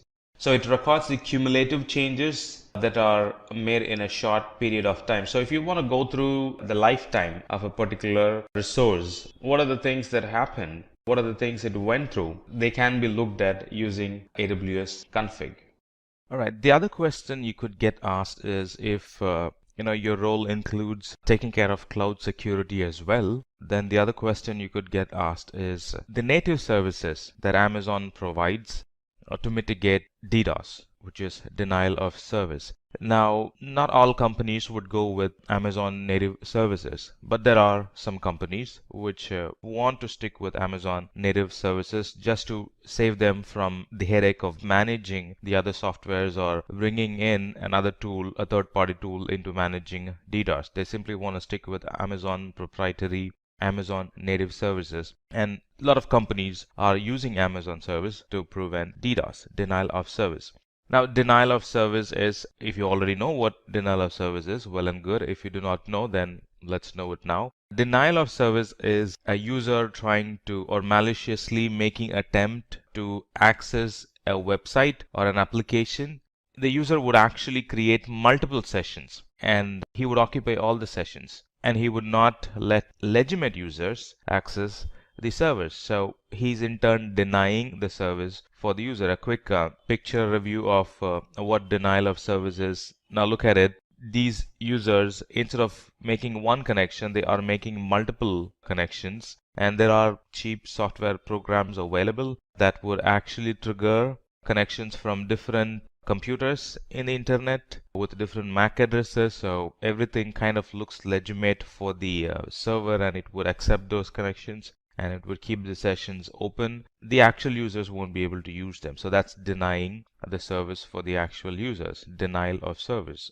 All right, and distributed denial of service is generating attacks from multiple places, from a distributed environment. So that's distributed denial of service. So the tools, the native tools that helps us to prevent the denial of service attacks in AWS is Cloud Shield and Web Access Firewall, AWS WAF. Now they are the major ones. They are designed to mitigate a denial of service. If your website is often bothered by denial of service, then we should be using AWS Shield or AWS WAF. And there are a couple of other tools that also does. When I say that also does, denial of service is not their primary job, but you could use them for denial of service. Route 53's purpose is to provide DNS. CloudFront is to provide caching. Elastic Load Balancer, ELB's work is to provide load balancing. VPC is to create a secure virtual private environment. But they also support mitigating denial of service, but not to the extent you would get in AWS Shield and AWS WAF. So AWS Shield and WAF are the primary ones, but the rest can also be used to mitigate distributed denial of service. The other tricky question is this actually will test your familiarity with the region and the services available in the region. So when you're trying to provision a service in a particular region, you're not seeing the service in that region. How do we go about fixing it, or how do we go about using the service in the cloud? It's a tricky question.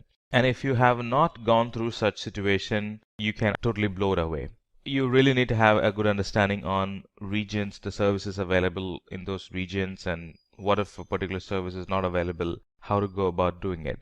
The answer is not all services are available in all regions. Anytime Amazon announces a new service, they don't immediately publish them on all regions. They start small, and as and when the traffic increases, as and when it becomes more likable to the customers, they actually move the service to different regions. So as you see in this picture, within America, North Virginia has more services compared to Ohio or compared to North California. So within North America itself, North Virginia is the preferred one. So similarly, there are preferred regions within Europe, Middle East, and Africa, and preferred regions within Asia Pacific. So anytime we don't see a service in a particular region, chances that the service is not available in that region yet, we got to check the documentation and find the nearest region that offers that service and start using the service from that region.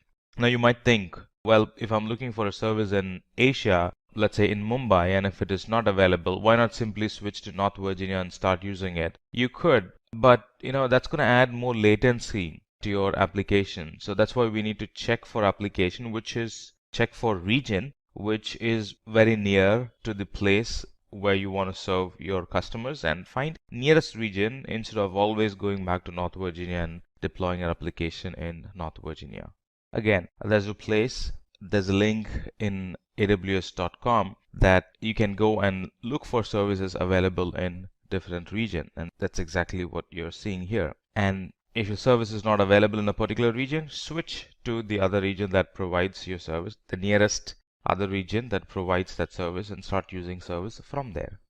With the coming up of cloud, a lot of companies have turned down their monitoring team. Instead, they want to go with the monitorings that cloud provides. Nobody wants to, or at least many people don't want to go through the hassle of, at least new startups and new companies that are thinking of having a monitoring environment. Now, they don't want to go with traditional NOC monitoring. Instead, they would like to leverage AWS monitorings available, because it monitors a lot of stuff, not just the availability, but it monitors a lot of stuff like failures, errors. It also triggers emails, stuff like that. So how do you actually set up a monitor to how do you set up a monitor to monitor the website metrics in real time in AWS? The simple way, anytime you have a question about monitoring, CloudWatch should strike your mind, because CloudWatch is meant for monitoring, is meant for collecting metrics, is meant for providing graphical representation of what's going on in a particular network at a particular point of time. So CloudWatch helps us to monitor applications, and using CloudWatch we can monitor the state changes. Not only the state changes, the auto scaling life cycle events. Anytime there are more services added, there is a reduction in the number of servers because of less usage. Very informative messages can be received through CloudWatch. And CloudWatch can now support scheduled events. If you want to schedule anything, CloudWatch has an event that would schedule an action, right? Schedule a trigger, time-based, not incident-based. Anything happening and then you get an action happening that's incident-based. On the other hand, you can simply schedule few things on time-based. So that's possible with CloudWatch. So this CloudWatch integrates very well with a lot of other services like notifications for notifying the user or for notifying the administrator about it. And it can integrate well with Lambda. So to trigger an action, anytime you're designing an auto healing environment, this CloudWatch can actually monitor and send an email if we are integrating it with SNS, Simple Notification Service. Or this CloudWatch can monitor and based on what's happening, it can trigger an event in Lambda. And that would in turn run a function till the environment comes back to normal. So CloudWatch integrates well with a lot of other AWS services. All right, so CloudWatch has 3 statuses. Green, when everything is going good. Yellow, when the service is degraded. And red, when the service is not available.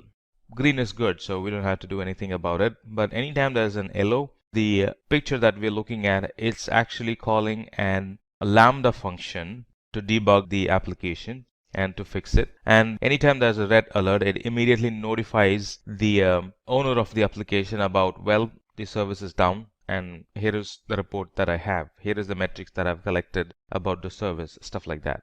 If the job role requires you to manage the service as well, there are certain job roles which are on the system side. There are certain job roles which is development plus system side. Now you're responsible for the application and the server as well. So if that's the case, you might be tested with some basic questions like the different types of virtualization in AWS and what are the difference between them. Alright, the 3 major types of virtualization are HVM, which is hardware virtual machine. The other one is PV, para virtualization. And the third one is PV on HVM, para virtualization on hardware virtual module. Alright, the difference between them, or actually describing them, is actually the difference between them. HVM, it's actually a fully virtualized hardware. The whole hardware is virtualized and all virtual machines act separate from each other.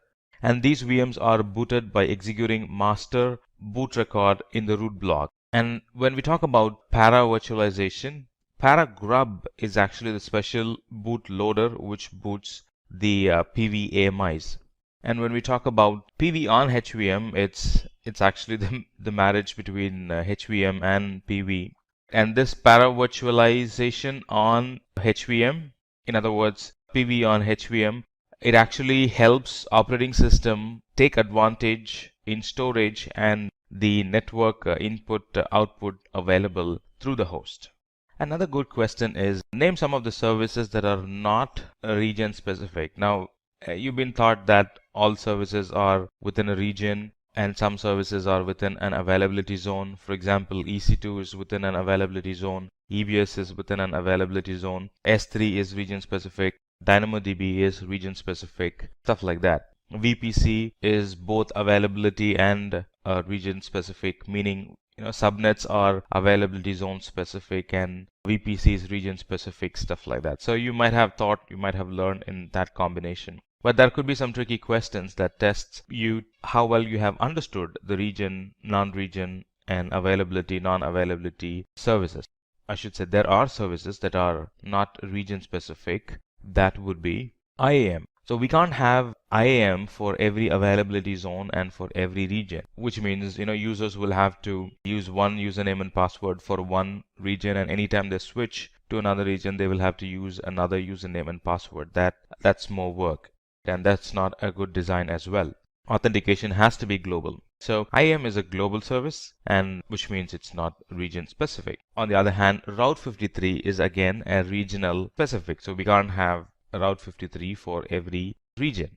Route 53 is not a region specific service. It's a global service. And it's one application. Users access from everywhere or from every part of the world. So we can't have one URL or one DNS name for each region if your application is a global application. And then Web Application Firewall works well with CloudFront. then CloudFront is a region-based service. So the Web Application Firewall, it's not a region-specific service, it's a global service. And CloudFront is again a global service, though you can cache content on a continent and country basis, it's still considered a global service, right? It's not bound to any region. So when you activate CloudFront, you're activating it away from region or availability zone. So when you're activating a web application firewall, because it's not a region specific service, you're activating it away from availability zone and regions. So a quick recap: IAM users, groups, roles, and accounts, they are global services. They can be used globally. Route 53 services are offered at edge locations and they are global as well.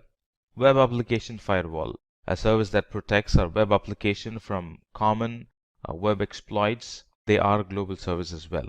CloudFront is Global Content Delivery Network, CDN, and they are offered at edge locations, which are a global service. In other words, non-region specific service or beyond region service. All right, this is another good question as well. In the project that you are being interviewed, if they really want to secure their environment using NAT, or if they are already securing their environment using NAT by any of these two methods like NAT gateway or NAT instances, you can expect this question. What are the difference between a NAT gateway and NAT instances? Now, they both serve the same thing, right? So they're not two different services trying to achieve two different things. They both serve the same thing, but still they do have differences in them, right? On a high level, they both achieve providing NATing for the service behind it, but the difference comes when we talk about the availability of it. NAT gateway is a managed service by Amazon, whereas NAT instance is managed by us. Now I'm talking about the third point, maintenance here. NAT gateway is managed by Amazon, NAT instance is managed by us, and availability of NAT gateway is very high and availability of NAT instance is less compared to the NAT gateway because it's managed by us. It's on an EC2 instance which could actually fail, and if it fails we'll have to relaunch it. But if it is NAT gateway, if something happens to that service, Amazon would take care of reprovisioning it. And talking about bandwidth, it can burst up to 75 gigabits. Traffic through the NAT gateway can burst up to 75 gigabits. But for NAT instance, it actually depends on the server that we launch. And if we are launching a T2 micro, it barely gets any bandwidth. So there's a difference there. And the performance, because it's highly available because of the bigger pipe, 75 gigabits, the performance of the NAT gateway is very high, but the performance of the NAT instance is going to be average. Again, it depends on the size of the NAT instance that we pick. And billing. Billing for NAT gateway is the number of gateways that we provision and the duration for which we use the NAT gateway. But billing for NAT instance is number of instance and the type of instance that we use. Of course, number of instance, duration, and the type of instance that we use. Security in NAT gateway cannot be assigned, meaning it already comes with full packed security. But in NAT instance, security is a bit customizable. I can go and change the security because it's a server managed by me or managed by us. I can always change the security. Well, allow this, don't allow this, stuff like that. Size and load of the NAT gateway is uniform, but the size and the load of the NAT instance changes as per a NAT gateway is a fixed product, but NAT instance can be small instance, can be a big instance, so the size and the load through it varies. Right. The other question you could get asked is, what are the difference between stopping and terminating an EC2 instance? Now you will be able to answer only if you have worked on environments where you have your instance stopped and where you have your instance terminated. If you have only used lab and are attending the interview, chances are that you're always lost when answering this question. It might look like both are the same. Well, stopping and terminating, both are the same. But there is a difference in it. So when you stop an instance, it actually performs a normal shutdown on the instance and it simply moves the instance to the stopped state. But when you actually terminate the instance is moved to the stop state.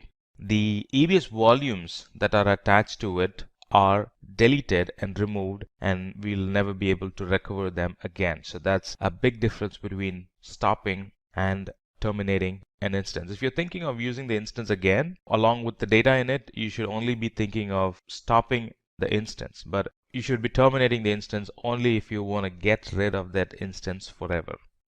If you are being interviewed for an architect level position or a junior architect level position or even an cloud consultant level position or even in an engineering position, this is a very common question that get asked. What are the different types of EC2 instances based on their cost or based on how we pay them, right? They're all compute capacity. For example, the different types are on-demand instances, spot instances, and reserved instances. It kind of looks the same. They all provide the compute capacity. They all provide the same type of hardwares for us. But if you're looking at cost saving or optimizing cost in our environment, we got to be very careful about which one are we picking. Now we might think that, well, I'll go with on-demand instance because I pay on a per hour basis, which is cheap. I can use them anytime I want, and anytime I don't want, I can simply get rid of it by terminating it. You're right, but if the requirement is to use the service for 1 year, the requirement is to use the service for 3 years, then you'll be wasting a lot of money buying on-demand instances. You'll be wasting a lot of money paying on an hourly basis. Instead, we should be going for reserved instance where we can reserve the capacity for the complete 1 year or complete 3 years and save huge amount in buying reserved instances. Alright, so on-demand is cheap to start with if you're only planning to use it for a short while, but if you're planning to run it for a long while, then we should be going for reserved instance. That is what is cost efficient. So spot instance is cheaper than on-demand instance.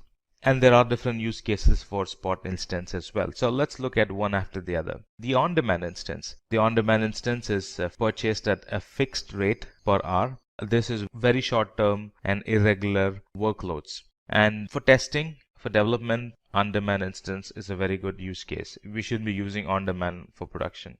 Spot instance. Spot instance allows users to purchase EC2 at a reduced price, and anytime we have more instances, we can always go and sell it in spot instances. I'm referring to anytime we have more reserved instances, we can always sell them in spot instance catalog. And the way we buy spot instance is we actually put a budget. This is how much I'm willing to pay. All right, would you be able to give service within this cost? So anytime the price comes down and meets the cost that we have put in, we'll be assigned an instance. And anytime the price shoots up, the instance will be taken away from us. But in case of on-demand instances, we have bought that instance for that particular hour and it stays with us. But with spot instances, it varies based on the price. If you meet the price, you get the instance. If you don't meet the price, it goes away to somebody else. And the spot instance availability is actually based on supply and demand in the market. There's no guarantee that you will get spot instance at all time. All right, so that's a caveat there you should be familiar with. That's a caveat there you should be aware when you are proposing somebody that we can go for spot instance and save money. It's not always going to be available. If you want your spot instance to be available to you, then we need to carefully watch the history of the price of the spot instance. Now, how much was it last month and how much is it this month? So how can I quote, or how much can I quote, stuff like that. So you got to look at those history before you propose somebody that, well, we're going to save money using spot instance. On the other hand, reserved instance provide cost savings for the company. We can opt for reserved instances for 1 year or 3 years. There are actually 3 types of reserved instances: light, medium, and heavy reserved instances. They are based on the amount that we would be paying. And cost benefit also depends with reserved instance. The cost benefit also depends based on, are we doing all upfront or no upfront or partial payment, then split the rest as monthly payments. So there are many purchase options available. But overall, if you're looking at using an application for the next 1 year and 3 years, you should not be going for on-demand instance. You should be going for reserved instance, and that's what gives you the cost benefit.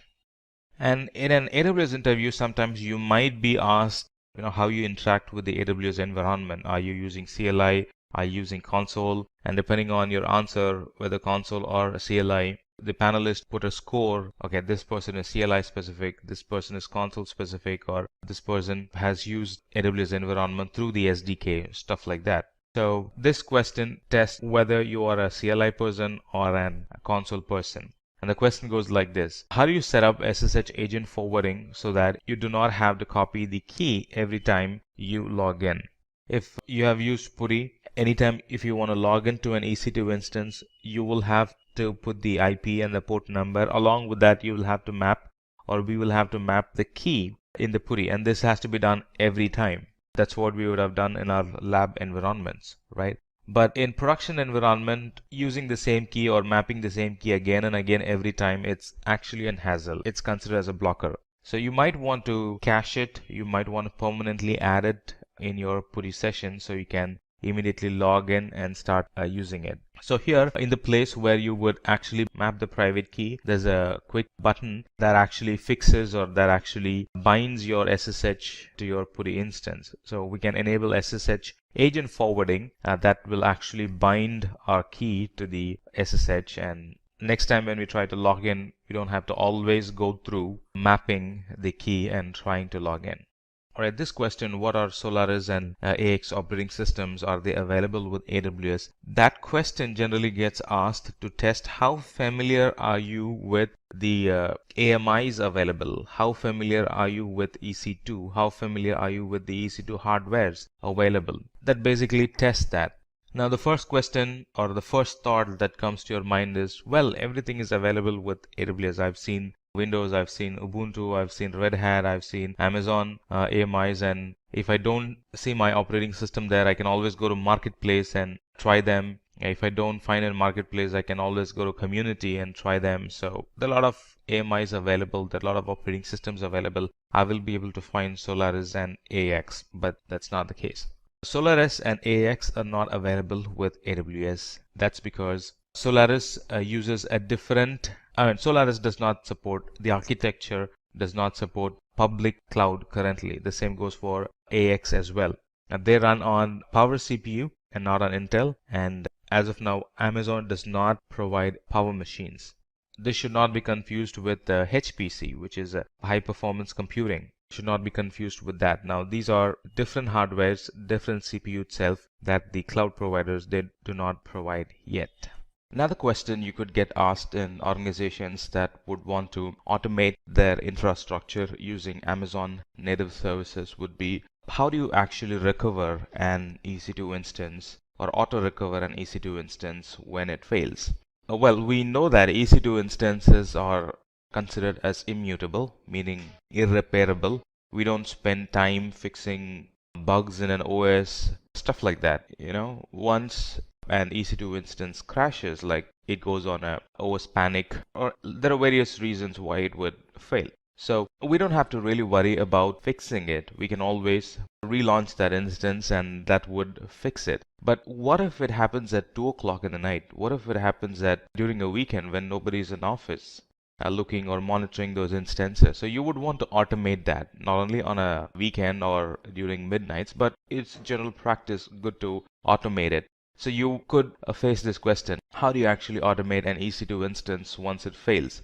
And the answer to that question is using CloudWatch, we can recover the instance. So as you see, there is an alarm threshold set in CloudWatch. And once the threshold is met, meaning if there is an error, if there is a failure, if the EC2 instance is not responding for a certain while, we can set an alarm. And once the alarm is met, let's say the CPU utilization stayed high for 5 minutes, right? It's not taking any new connections, or the instance is not pinging for 5 minutes, or in this case, it's 2 minutes. It's not pinging, so it's not going to respond connection. So in those cases, you would want to automatically recover that EC2 instance by rebooting the instance. All right, now look at this, the take this action section under the action. So there we have a bunch of options like recover this instance, meaning reboot the instance. So that's how we would recover. The other two options are beyond the scope of the question, but still you can go ahead and apply, just like I'm going to do it. So the other option is stop the instance. That's very useful when you want to stop instances that are having low utilizations. Nobody's using the system as of now. You don't want them to be running and wasting the cloud expenditure. So you can actually set an alarm that stops the EC2 instance that's having low utilization. So somebody was working in an instance and they left it without, or they forgot to shut down that instance, and it gets, they will only use it again the next day morning. So in between there could be like 12 hours that the system is running idle, nobody's using it, and you're paying for it. So you can identify such instances and actually stop them when the CPU utilization is low, meaning nobody is using it. The other one is to terminate. Let's say you want to give system to somebody temporarily and you don't want them to hand the system back to you, right? This is actually an idea. In other words, this is actually the scenario. So you hand over a system to somebody, and when they're done, they're done. We can actually terminate the system. So you could instruct the other person to terminate the system when they're done, and they could forget and the instance could be running forever. Or you can monitor the system after the specified time is over and you can terminate the system. Or best part, you can automate the system termination. So you assign a system to somebody and then turn on this CloudWatch action to terminate the instance when the CPU is low for like 2 hours, meaning they've already left, or CPU is low for 30 minutes, meaning they've already left, stuff like that. So that's possible.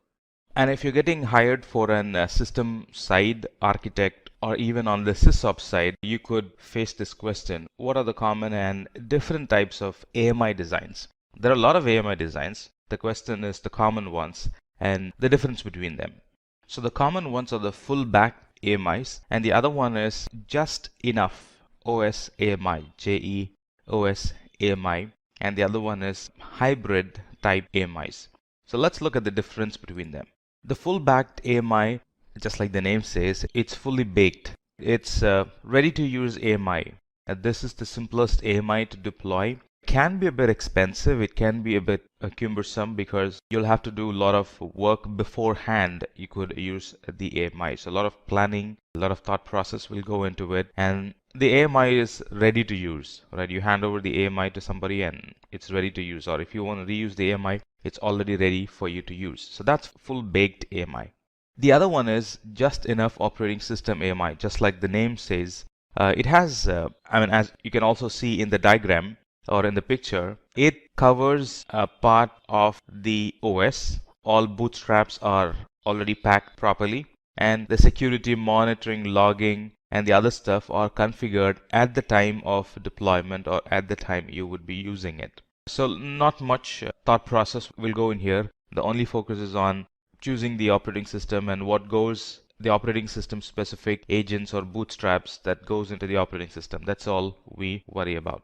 The advantage of this is it's flexible, meaning you can choose to install additional softwares at the time of deploying, but that's going to require an additional expertise on the person who will be using the AMI. So that's another overhead there. But the advantage is that it's kind of flexible. I can change the configurations during the time of deployment. The other one is a hybrid AMI. Now the hybrid AMI actually falls in between the fully baked AMI and just enough operating system options. So these AMIs have some features of the baked type and some features of the just enough OS type. So as you see, the security monitoring, logging are packed in that AMI, and the runtime environments are installed during the time of a deployment. So this is where the strict company policies would go into the AMI. Company policies like you got to log this, you got to monitor this. These are the ports that generally gets open in all our systems, stuff like that. So they strictly go into the AMI and sits in an AMI format. And during deployment, you have the flexibility of choosing the different runtime and the application that sits in an EC2 instance. Another very famous question you would face in an interview is, how can you recover login to an EC2 instance to which you lost the key? Well, we know that if the key is lost, we can't recover it. There are some organizations that integrate their EC2 instances with an AD. That's different. Right, so you can go and reset the password in the AD and you will be able to log in with the new password. But here the specific tricky question is, you are using a key to log in, and how do you recover if you have lost the key? Generally, companies would have made a backup of the key so we can pick from the backup, but here the specific question is, we have lost the key, literally no backups on the key at all. So how can we log in? And we know that we can't log into the instance without the key present with us. So the steps to recover is that make the instance use another key and use that key to log in. Once the key is lost, it's lost forever. We won't be able to recover it. You can't raise a ticket with Amazon. Not possible. They're not going to help. It's beyond the scope. So make the instance use another key. It's only the key that's the problem. You still have valid data in it. You got to recover the data. It's just the key that's having the problem. So we can actually focus on the key part alone and change the key, and that will allow us to log in. So how do we do it? Step-by-step procedure. So first, verify the EC2 config service is running in that instance. If you want, you can actually beforehand install the EC2 config in that service, or you can actually make the EC2 config run through the console. Just a couple of button clicks and that'll make the EC2 config run in that EC2 instance, and then detach the root volume for that instance. Of course, it's going to require a stop and start. So detach the root volume from the instance, attach the root volume to another instance as a temporary volume, or it could be a temporary instance that you've launched only to fix this issue, and then log in to that instance and to that particular volume and modify the configuration file. Modify it to use the new key, and then move the root volume back to its original position and restart the instance. And now the instance is going to have the new key, and you also have the new key with which you can log in. So that's how we go ahead and fix it. Now let's move on to some product specific or S3 product specific questions. A general perception is S3 and EBS can be used interchangeably, and the interviewer would want to test your knowledge on S3 and EBS. Well, EBS uses S3, that's true, but they can't be interchangeably used. So you might face this question: what are some key differences between AWS S3 and EBS? Well, the differences are: S3 is an object store, meaning you can't install anything in it. You can store drive files, but you can't actually install in it. It's not a file system. But EBS is a file system. You can install services, install applications in it, and that's going to run stuff like that. And talking about performance, S3 is much faster and EBS is super faster when accessing from the instance, because from the instance, if you need to access S3, you'll actually have to go out through the internet and access the S3, or S3 is an external service, very external service. You'll have to go through, or you'll have to go outside of your VPC to access S3. S3 does not come under a VPC, but EBS comes under a VPC. It's on the same VPC, so you would be able to use it kind of locally. Compared to S3, EBS is very local, so that way it's going to be faster. And redundancy, talking about redundancy of S3 and EBS. S3 is replicated. The data in S3 is replicated across the data centers, but EBS is replicated within the data center, meaning S3 is replicated across availability zones. EBS is within an availability zone. So that way redundancy is a bit less in EBS. In other words, redundancy is higher in S3 than EBS. And talking about security of S3, S3 can be made private as well as public, meaning anybody can access S3 from anywhere in the internet. That's possible with S3. But EBS can only be accessed when attached to an EC2 instance. Right? Just one instance can access it, whereas S3 is publicly directly accessible. The other question related to S3 security is: how do you allow access to a user to a certain bucket, which means this user is not having access to S3 at all, but this user needs to be given access to a certain bucket. How do we do it? The same case applies to servers as well. In few cases, there could be an instance where a person is new to the team and you actually don't want them to access the production service.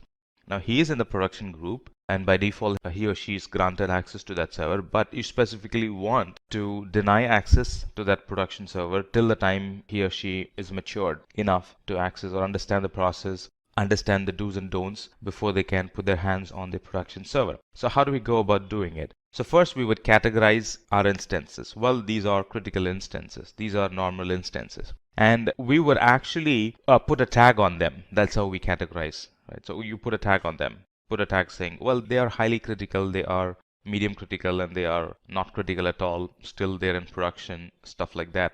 And then you would pick the users who wants to, or who should be or should not be given access to a certain server, and you would actually allow the user to access or not access servers based on a specific tag. In other words, you can use actually tags. In the previous step, we put tags on the critical server, right? So you would define that this user is not going to use this tag. All right, this user is not allowed to use the resources with this tag. So that's how you would make your step forward. So you would allow or deny based on the tags that you have put. So in this case, he or she will not be allowed to servers which are tag critical servers. So that's how you allow deny access to them. And the same goes for bucket as well. Right, if an organization is excessively using S3 for their data storage because of the benefit that it provides, the cost and the durability, you might get asked this question, which is organizations would replicate the data from one region to another region for additional data durability and for having data redundancy. Not only for that, they would also do that for DR purposes, for disaster recovery. If the whole region is down, you still have the data available somewhere else and you can pick and use it. Some organizations would store data in different regions for compliance reasons, to provide low latency access to their users who are local to that region, stuff like that. So when companies do replication, how do you make sure that there is consistency in the replication? How do you make sure that the replication is not failing and the data gets transferred for sure and there are logs for that replication? This is something that the companies would use where they're excessively using S3 and they're fully relying on the replication in running their business. And the way we could do it is we can set up a replication monitor. It's actually a set of tools that we could use together to make sure that the cloud replication, region level replication, is happening properly. So this is how it happens. Now on this side, on the left hand side, we have the region 1, and on the right hand side we have region 2, and region 1 is the source bucket and region 2 is the destination bucket. Alright, so object is put in the source bucket and it has to go directly to the region 2 bucket, or made a copy in the region 2 bucket. And the problem is sometimes it fails and there is no consistency between them. So the way you would do it is connect these services together and create an cross-replication or cross-region replication monitor that actually monitors your environment. So there are cloud watch that make sure that the data is moved, no data is failing. Again, there's cloud watch on the other end, make sure that the data is moving. And then we have the logs generated through CloudTrail, and that's actually written in DynamoDB. And if there is an error, if something is failing, you get notified through an SMS or you get notified through an email using the SNS service. So that's how we could leverage these tools and set up an cross-region replication monitor that actually monitors your data replication. Some common issues that companies face in VPC is that we all know that I can use Route 53 to resolve an IP address externally from the internet, but by default the servers won't connect to the other servers using our custom DNS name. That it does not do that by default. So it's actually a problem. There are some additional things that as an administrator or as an architect or as a person who uses it, you will have to do. And that's what we're going to discuss. So the question could be, VPC is not resolving the server through the DNS. You can access it through the IP, but not through the DNS name. And what could be the issue and how do you go about fixing it? And you will be able to answer this question only if you have done it already. It's a quick and simple step. By default, VPC does not allow, that's the default feature. And we will have to enable the DNS hostname resolution before. Now this is for the custom DNS, not for the default DNS that comes along. This is for the custom DNS. So we will have to enable the DNS hostname resolution. So we'll have to enable the DNS hostname resolution so they actually resolve. Let's say I want to connect to server1.simplylearn.com. By default, it's not allowed. But if I enable this option, then I will be able to connect to server1.simplylearn.com.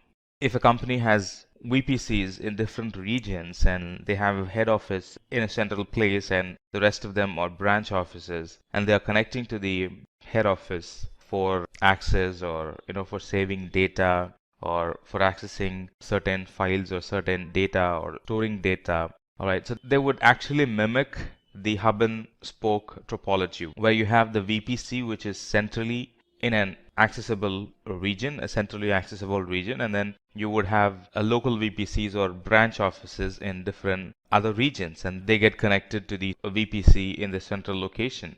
And the question is, how do you actually connect the multiple sites to a VPC and make communication happen between them? By default, it does not do that.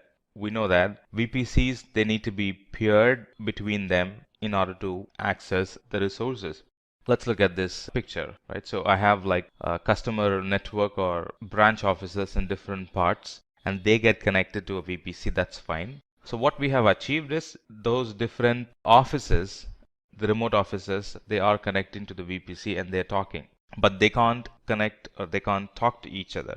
That's what we have built. But the requirement is the traffic needs to, or they should be able to talk to each other, but they should not have a direct connection between them, which means that they will have to come and hit the VPC and then reach the other customer network, which is in Los Angeles or which is in New York, right? That's the requirement. So that's possible with some architecting in the cloud. So that's using VPN Cloud Hub. You look at these dotted lines, which actually allows customers, or which actually allows the corporate networks to talk to each other through the VPC. Again, by default, it doesn't happen. Cloud Hub is an architecture that we should be using to make this happen. And what's the advantage of it? As a central office or as the headquarters office, which is in the VPC, or headquarters data center, which is in the VPC, you have control, or the VPC has control on who talks to who, and what traffic can talk to, what traffic can be routed to the other head office, stuff like that. That centralized control is on the VPC.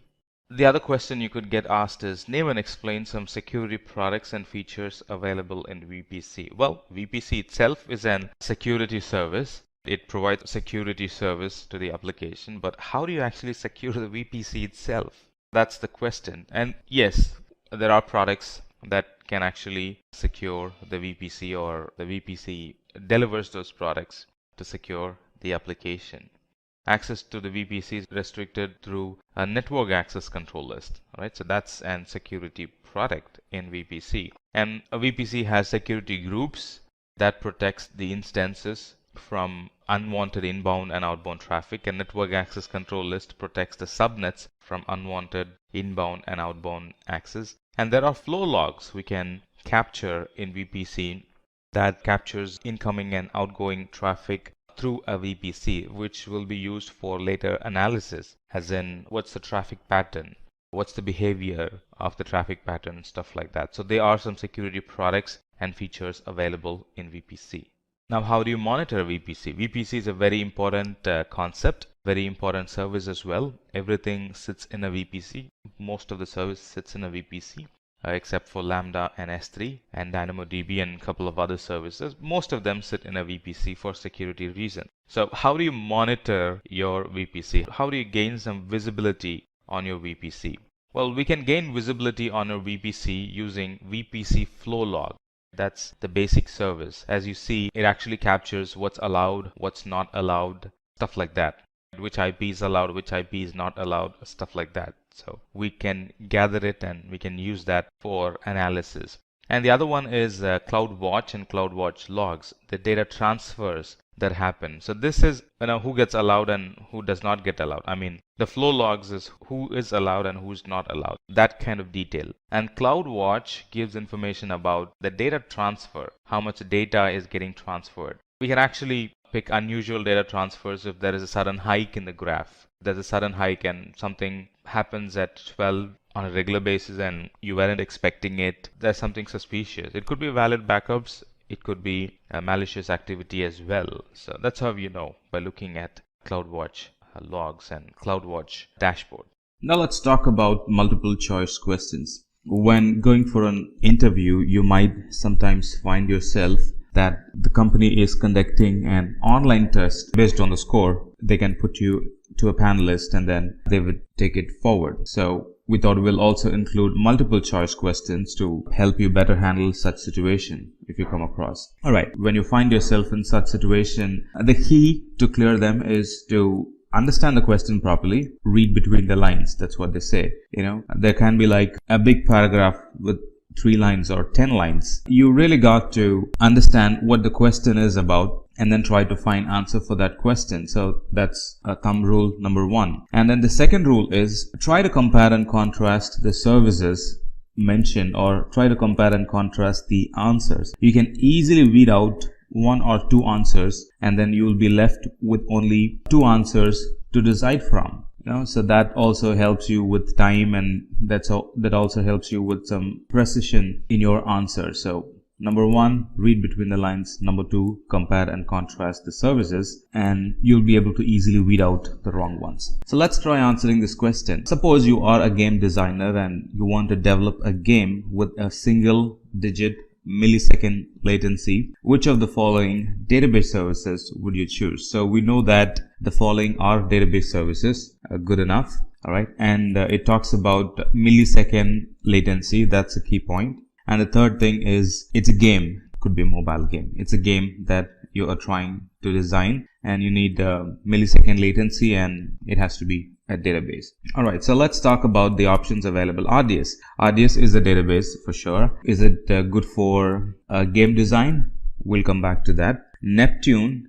Neptune is a graph, a database service in Amazon. So that's kind of out of the equation. And Snowball is actually a storage. All right, it's a transport medium, I would say. So that's again out of the equation. So the tie is between RDS and DynamoDB. So if we need to talk about RDS, RDS is a platform as a service. It provides cost-efficient, resizable capacity, but it's an SQL database, meaning the tables are kind of strict. It's good for banking and other type of applications, but not really good for anything that has to do with gaming. So the only option left is DynamoDB. Again, it's the right answer. DynamoDB is actually an fast and flexible NoSQL database service, and it provides a single-digit millisecond latency at any scale.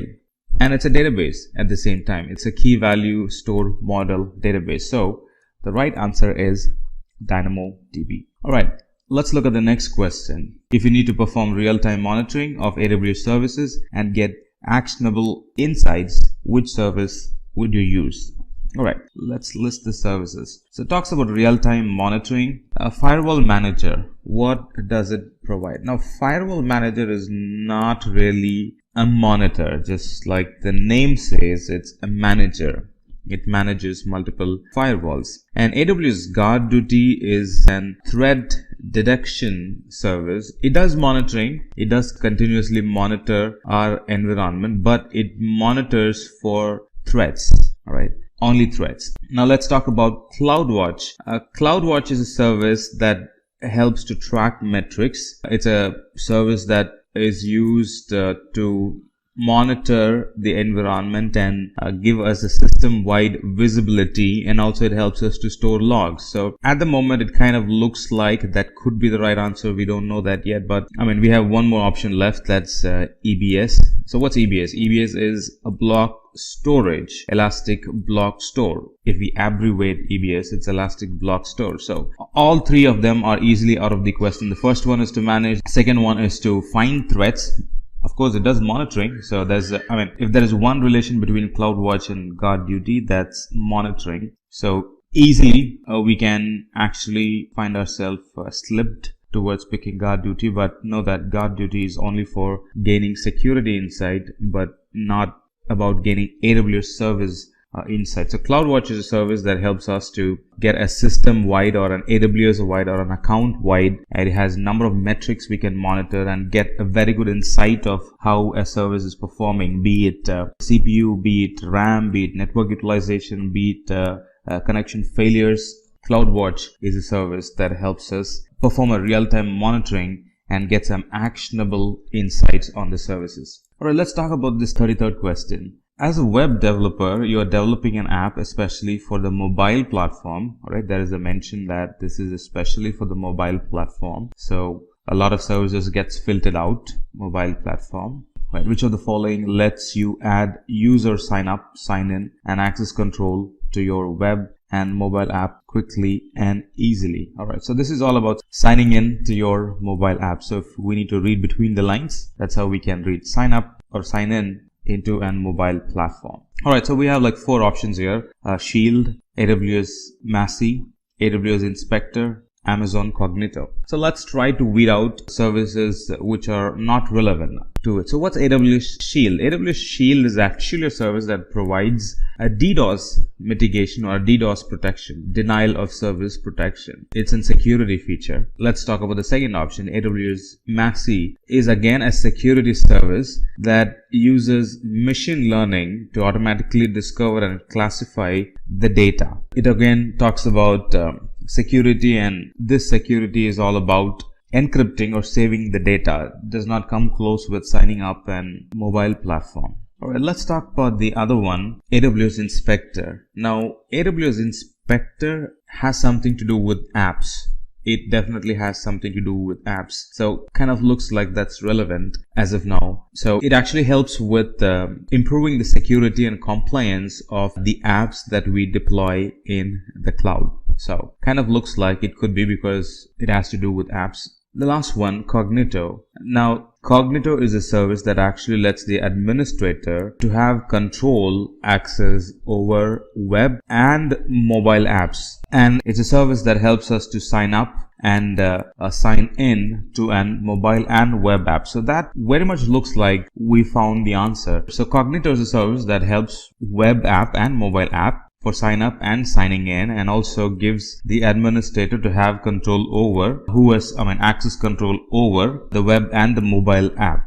Pretty much we found it. So it's Cognito. Cognito is a service that helps us to set up, sign in, and have access control over the users who would be using our mobile and web app. Alright, how about this question? You are an ML engineer or a machine learning engineer who is on the lookout for a solution that will discover sensitive information that your enterprise stores in AWS and then uses NLP to classify that data and provide business related insights. Which among the following services would you choose? So we have a bunch of services that's going to help us achieve, or one of it is going to help us achieve the above requirement. So it's a service that deals with machine learning. You're a machine learning engineer who's looking for a service that will help you to discover information at your enterprise store. So we're talking about storage, discover information in store, and then classify the data depending on severity, sensitivity, classify the data. So which service is that? So firewall manager, just like the name says, it's a manager. And AWS IAM, if we abbreviate it, it's identity and access management. So it's identity and access management, nothing to do with identifying sensitive data and managing it. So the first two is already out of the equation. And then the AWS Massey, we already had a quick definition description for AWS Massey, that it's actually a security service that uses machine learning. Kind of looks like it could be it. It's a security service that uses machine learning, and it discovers and classifies the sensitive information. Not only that, it does not stop there. It goes beyond and protects the sensitive data. AWS Massey kind of looks like. But we still have one more option to look at, which is Cloud HMS. Cloud HMS is also a security service. Kind of looks like that could be the answer as well. And it enables us to generate encryption keys and save the data. So kind of 50% of it. It's a security service. It encrypts, helps us protect the data, but AWS Massey is right on spot. It's a machine learning service. It helps us to classify the data and also to protect the data. So the answer for this question would be AWS Massey. So hope you kind of get it how this is going. So first we apply the thumb rule, identify the question that's being asked, read between the lines, and then try to find the service that meets your requirement. And finding the service is by first weeding out the wrong ones, recollect everything that you've learned about the service and see how well that matches with those hints that you have picked up. And if that doesn't match, weed that out, and you'll end up with just two to decide from at some point, and then it becomes easy for you to decide. Click on the question, submit it, and then move on to the other question in your interview. Alright, so how about this one? You are a system administrator in your company which is running most of its infrastructure on AWS. You are required to track your users and keep a look on how your users are being authenticated. Alright, so this is where the problem statement starts. Alright, you need to keep track of how your users are being authenticated, and you wish to create and manage AWS users and use permissions to allow and deny their access to the AWS resources. Alright, so you are to give them permission, number one. And then, if we put them in the right order, first giving them permissions and then tracking their usage. Let's see which of the service will help us achieve it. IAM is a service that helps us to, looking at the permissions, we can actually predict whether the user or the group will have service or not. So that helps us to get a track of who is able to use, who's not able to use certain service and all that stuff. So it kind of looks like, but we have other three options left. Let's look at AWS Firewall Manager. Just like the name says, it's actually a firewall manager. It helps us to manage multiple firewalls. Simple as that. And Shield is a service. It's a service that's used to protect denial of service or distributed denial of service. An API Gateway is a service that makes it easy for developers to create, publish, maintain, and monitor and secure APIs. So, it's completely on the API side, very less on user and how you authenticate your user. We can get that by looking at the name itself,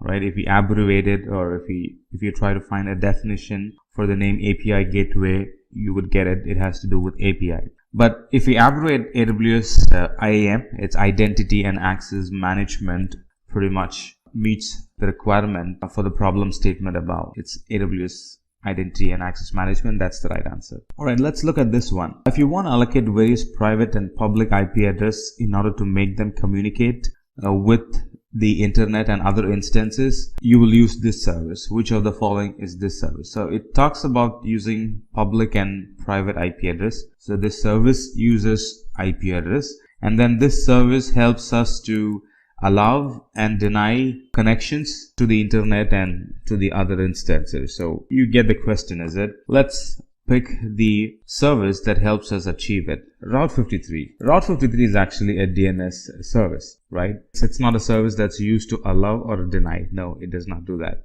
VPC uses public and private IP address.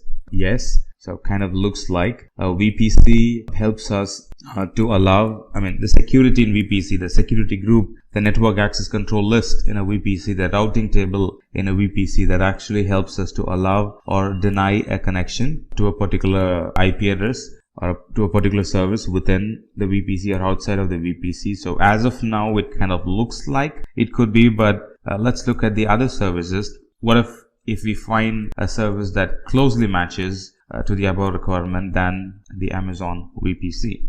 Gateway, API Gateway, we know that it's a managed service that makes it easy for developers to create, publish, maintain, and monitor APIs and secure APIs. So that has completely to do with API, not with IP. CloudFront, we know about CloudFront that it's a content delivery network, and it provides global distribution of servers where our content can be cached. It could be video or bulk media or anything else. They can be cached locally, so users can easily access them and download them easily.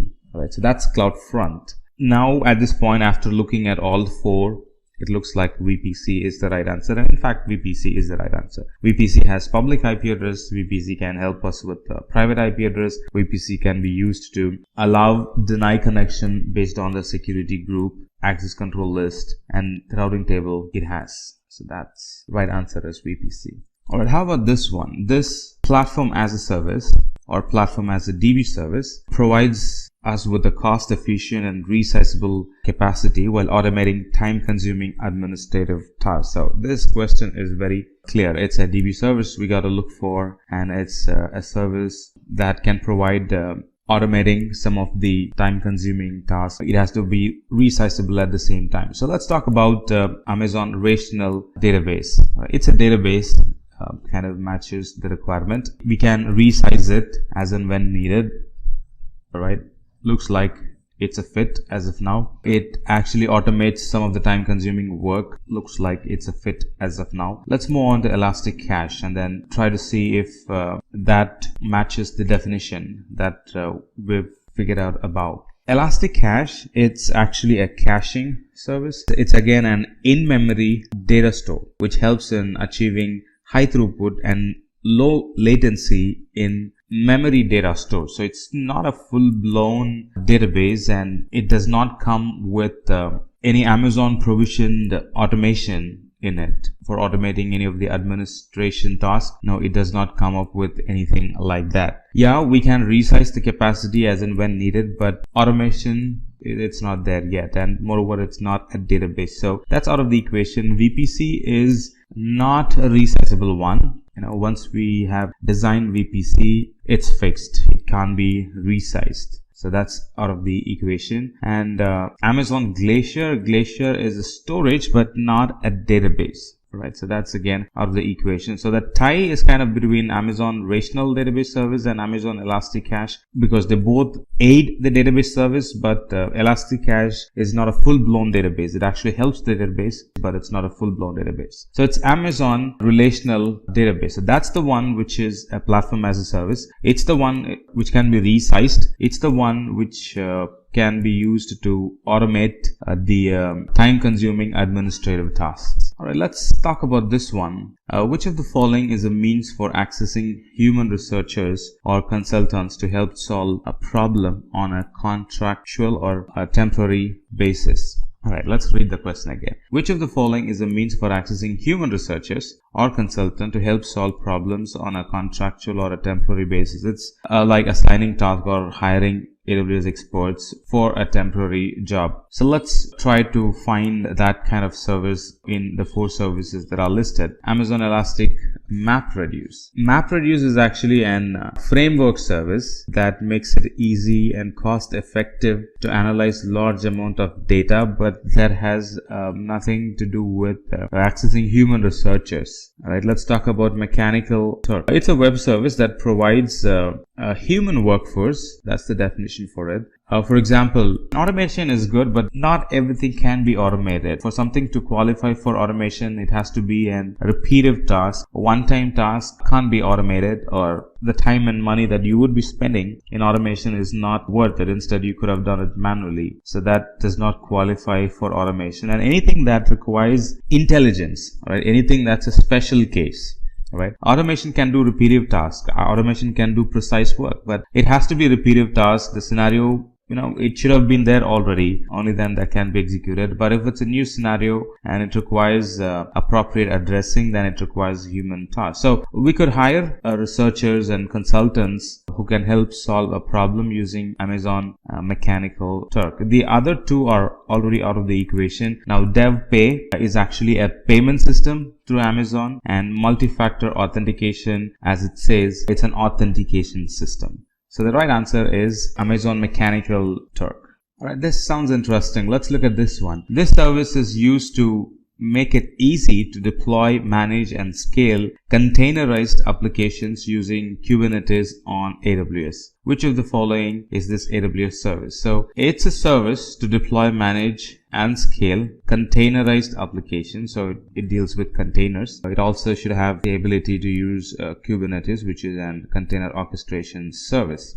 Alright, the first one, Amazon Elastic Container Service. Kind of looks like it's the one. The name itself has the word and the relation we're looking for, Elastic Container Service. So this container service is an highly scalable, high performance container orchestration service. Let's look at the other one, AWS Batch. It's a service that enables IT professionals to schedule and execute batch processing. I mean, the name itself says that that's meant for batch processing. Elastic Beanstalk, that's another service that helps us to deploy, manage, and scale, but it helps us with EC2 instances, not with containerized instances. So that's again out of the equation. Would Lightsail be a good tie for Elastic Container Service? What's Lightsail? Now, Lightsail is a service. It's called as a virtual private server without a VPC. It's called as a virtual private server. It comes with predefined compute, storage, networking capacity. It's actually a server, not a container. Right? So at this point, that also becomes out of the equation. So it's Amazon Elastic Container Service. That's the one that helps us to easily deploy, manage, scale container services, and it helps us orchestrate the containers using Kubernetes. Alright, how about this one? Alright, this service lets us to run code without provisioning or managing servers. So no servers, run code. Select the correct service from the below option. Alright, so no servers, but we should be able to run code. Amazon EC2 Auto Scaling. EC2 Auto Scaling. EC2 is Elastic Compute Cloud, which is a server, and Auto Scaling is a service that helps us to achieve scaling the server. So that's the definition for it. Could be that's out of the equation. AWS Lambda. Now Lambda is a service. It's actually an event-driven serverless computing platform, and Lambda runs code in response to the event that it receives, and it automatically manages the compute resource that's required for that code. As long as we have uploaded a code that's correct and set up events correctly to map to that code, it's going to run seamlessly. So that's about Lambda. It kind of looks like it could be the answer because Lambda runs code. We don't have to manage servers. It manages servers by itself. But we can't conclude as of now. We have other two services to talk about. AWS Batch. Alright, Batch is a service that enables IT professionals to run batch job. We know that. And about Inspector, Amazon Inspector, it's actually a service that helps us to increase and identify any security issues and align our application with compliance. Well, that's not the requirement in the question. The requirement in the question was run code without provisioning a server, and without any more space for confusion, AWS Lambda is a service, or is the service that runs code without provisioning and managing services. Right? The right one would be AWS Lambda. I'm very excited that you're watching this video, and I'm equally glad that we were able to provide you a second part in AWS interview questions. Alright, let's get started. So in an environment where there's a lot of automation, infrastructure automation, you'll be posted with this question: how can you add an existing instance to a new auto-scaling group? Now this is when you are taking an instance away from the auto-scaling group to troubleshoot, to fix a problem, to look at logs, or if you have suspended the auto-scaling, you might need to re-add that instance to the auto-scaling group. Only then it's going to take part in it, right? Only then the auto scaling is going to count it as part of it. It's not a straight procedure. When you remove them, it doesn't get automatically re-added. And I've worked with some clients when their developers were managing their own environment, they had problems adding the instance back to the auto scaling group. Irrespective of what they tried, the instance was not getting added to the auto scaling group, and whatever they fix that they were provided, or whatever fix that they have provided, were not getting counted in the auto scaling group. So like I said, it's not a straight a click button procedure. There are ways we'll have to do it. So how can you add an existing instance to the auto scaling group? There are a few steps that we need to follow. So the first one would be to, under the EC2 instance console, right, under the instance, under actions in specific, there's an option called attach to auto scaling group, right? If you have multiple auto scaling groups in your account or in the region that you're working in, then you're going to be posted with the different auto scaling groups that you have in your account. Let's say you have 5 auto scaling groups for 5 different applications. You're going to be posted with 5 different auto scaling groups, and then you would select the appropriate auto scaling group and attach the instance to that particular auto scaling group. While adding to the auto scaling group, if you want to change the instance type, that's possible as well. Sometimes when you want to add the instance back to the auto scaling group, there would be requirement that you change the instance type to a better one, to a better family, to the better instance type. You could do that at that time. And after that, you have completely added the instance back to the auto scaling group. So it's actually a 7-step process, adding an instance back to the auto scaling group. In an environment where they're dealing with migrating the instance, or migrating an application, or migrating an instance, migrating an VM into the cloud, if the project that you're going to work with deals with a lot of migrations, you could be posted this question: what are the factors you will consider while migrating to Amazon Web Services? The first one is cost. Is it worth moving the instance to the cloud, given the additional bells and whistles features available in the cloud, is this application going to use all of them? Is moving into the cloud beneficial to the application in the first place? Beneficial to the users who will be using the application in the first place. So that's a factor to think of. So this actually includes cost of the infrastructure and the ability to match the demand and supply transparency. Is this application in high demand? Is it going to be a big loss if the application becomes unavailable for some time? So there are a few things that needs to be considered before we move the application to the cloud. And then if the application needs to be provisioned immediately, is there an urge? Is there an urge to provision the application immediately? That's something that needs to be considered. If the application requires to go online, if the application needs to hit the market immediately, then we would need to move it to the cloud. Because in on-premises, procuring, buying an infrastructure, buying the bandwidth, buying the switch port, buying an instance, buying the softwares, buying the license related to it, it's going to take time, at least like 2 weeks or so, before you can bring up an server and launch an application in it, right? So if the application cannot wait, waiting means workforce productivity loss, is it? So we would want to immediately launch instances and put application on top of it. In those cases, if your application is of that type, if there is an urge in making the application go online as soon as possible, then that's a candidate for moving to the cloud. And if the application, or if the software, or if the product that you're launching, it requires hardware, it requires an updated hardware all the time, that's not going to be possible in on-premises. We try to deal with legacy infrastructure all the time in on-premises, but in the cloud, they're constantly upgrading their hardwares. Only then they can keep themselves up going in the market. So the cloud providers are constantly updating their hardwares. And if you want to be benefited, or if your application wants to be benefited by the constant upgrading of the hardwares, making sure the hardware is as latest as possible, the software version, the licensing is as latest as possible, then that's a candidate to be moved to the cloud. And if the application does not want to go through any risk, if the application is very sensitive to failures, if the application is very much tagged to the revenue of the company, and you don't want to take a chance in seeing the application fail and seeing the revenue drop, then that's a candidate for moving to the cloud. And business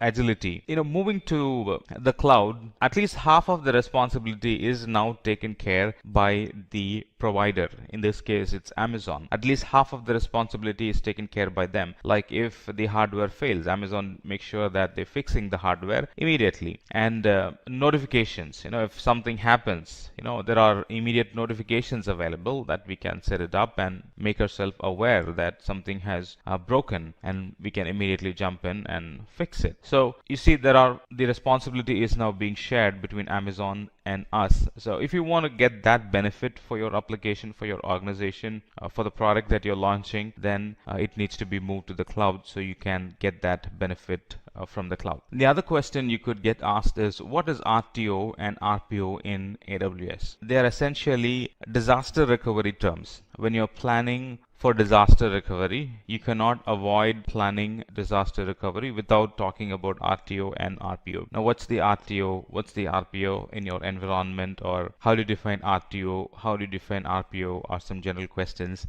that get asked. RTO is recovery time objective. RTO stands for the maximum time the company is willing to wait for the recovery to happen, or for the recovery to finish when a disaster strikes. So RTO is in the future, right? How much time is it going to take to fix and bring everything to normal? So that's RTO. On the other hand, RPO is recovery point objective, which is the maximum amount of data loss your company is willing to accept as measured in time. RPO always refers to the backups, the number of backups, the frequency of the backups, right? Because when an outage happens, you can always go back to the latest backup, right? And if the latest backup was data storage, right? So RPO is the acceptable amount. If the company wants less RPO. RPO is 1 hour. Then you should be planning on taking backups every 1 hour. If RPO is 12 hours, then you should be planning on taking backups every 12 hours. So that's how RPO and RTO helps disaster recovery. The fourth question you could get asked is if you would like to transfer huge amount of data, which is the best option among Snowball, Edge, and Snowmobile? Again, this is a question that gets asked if the company is dealing with a lot of data transfer into the cloud, or if the company is dealing with migrating data into the cloud. I'm talking about a huge amount of data in petabytes. Snowball and all of the Snowball series deals with petabyte-sized data migrations. So there are three options available as of now. AWS Snowball is an data transport solution for moving high volume of data into and out of a specified AWS region. On the other hand, AWS Snowball Edge adds additional computing functions. Snowball is simple storage and movement of data, and Snowball Edge has a compute function attached to it. Snowmobile, on the other hand, is an exabyte scale migration service that allows us to transfer data up to 100 petabytes. That's like 100,000 terabytes. So depending on the size of data that we want to transfer from our data center to the cloud, we can rent any of these three services. Let's talk about some CloudFormation questions. This is a classic question. How is AWS CloudFormation different from AWS Elastic Beanstalk? From the surface, they both look like the same. You don't go through the console provisioning resources. You don't go through CLI and provision resources. Both of them provision resources through click button. Right? But underneath, they are actually different services. They aid different services. So knowing that is going to help you understand this question a lot better. Let's talk about the difference between them, and this is what you will be explaining to the interviewer or the panelist. So the CloudFormation service helps you describe and provision all the infrastructure resources in the cloud environment. On the other hand, Elastic Beanstalk provides an simple environment to which we can deploy and run application. CloudFormation gives us an infrastructure, and Elastic Beanstalk gives us a small contained environment in which we can run our application. And CloudFormation supports the infrastructure needs of many different types of application, like the enterprise application, the legacy applications, and any new modern application that you want to have in the cloud. On the other hand, the Elastic Beanstalk, it's a combination of developer tools. They are tools that helps manage the life cycle of a single application. So CloudFormation, in short, is managing the infrastructure as a whole, and Elastic Beanstalk, in short, is managing and running an application in the cloud. And if the company that you're getting hired is using CloudFormation to manage their infrastructure, or if they're using infrastructure or any of the infrastructure as a code services, then you would definitely face this question: what are the elements of an AWS CloudFormation template? So it has 4 or 5 basic elements, right? And the template is in the form of JSON or in YAML format. Right, so it has parameters, it has outputs, it has data, it has resources, and then the format or the format version or the file format version for the CloudFormation template. So parameter is nothing but it actually lets you to specify the type of EC2 instance that you want, the type of RDS that you want, right? So EC2 is an umbrella, RDS is an umbrella, and parameters within that EC2 and parameters within that RDS are the specific details of the EC2 or the specific details of the RDS service. So that's what parameters in a CloudFormation template. And then the element of the CloudFormation template is outputs. for example, if you want to output the name of an S3 bucket that was created, if you want to output the name of the EC2 instance, if you want to output the name of some resources that have been created, instead of looking into the template, instead of navigating through in the console and finding the name of the resource, we can actually have them outputted in the result section. So you can simply go and look at all the resources created through the template in the output section, and that's what output values or output does in the CloudFormation template. And then we have resources. Resources are nothing but what defines what are the cloud components or cloud resources that will be created through this CloudFormation template. Now, EC2 is a resource, RDS is a resource, and S3 bucket is a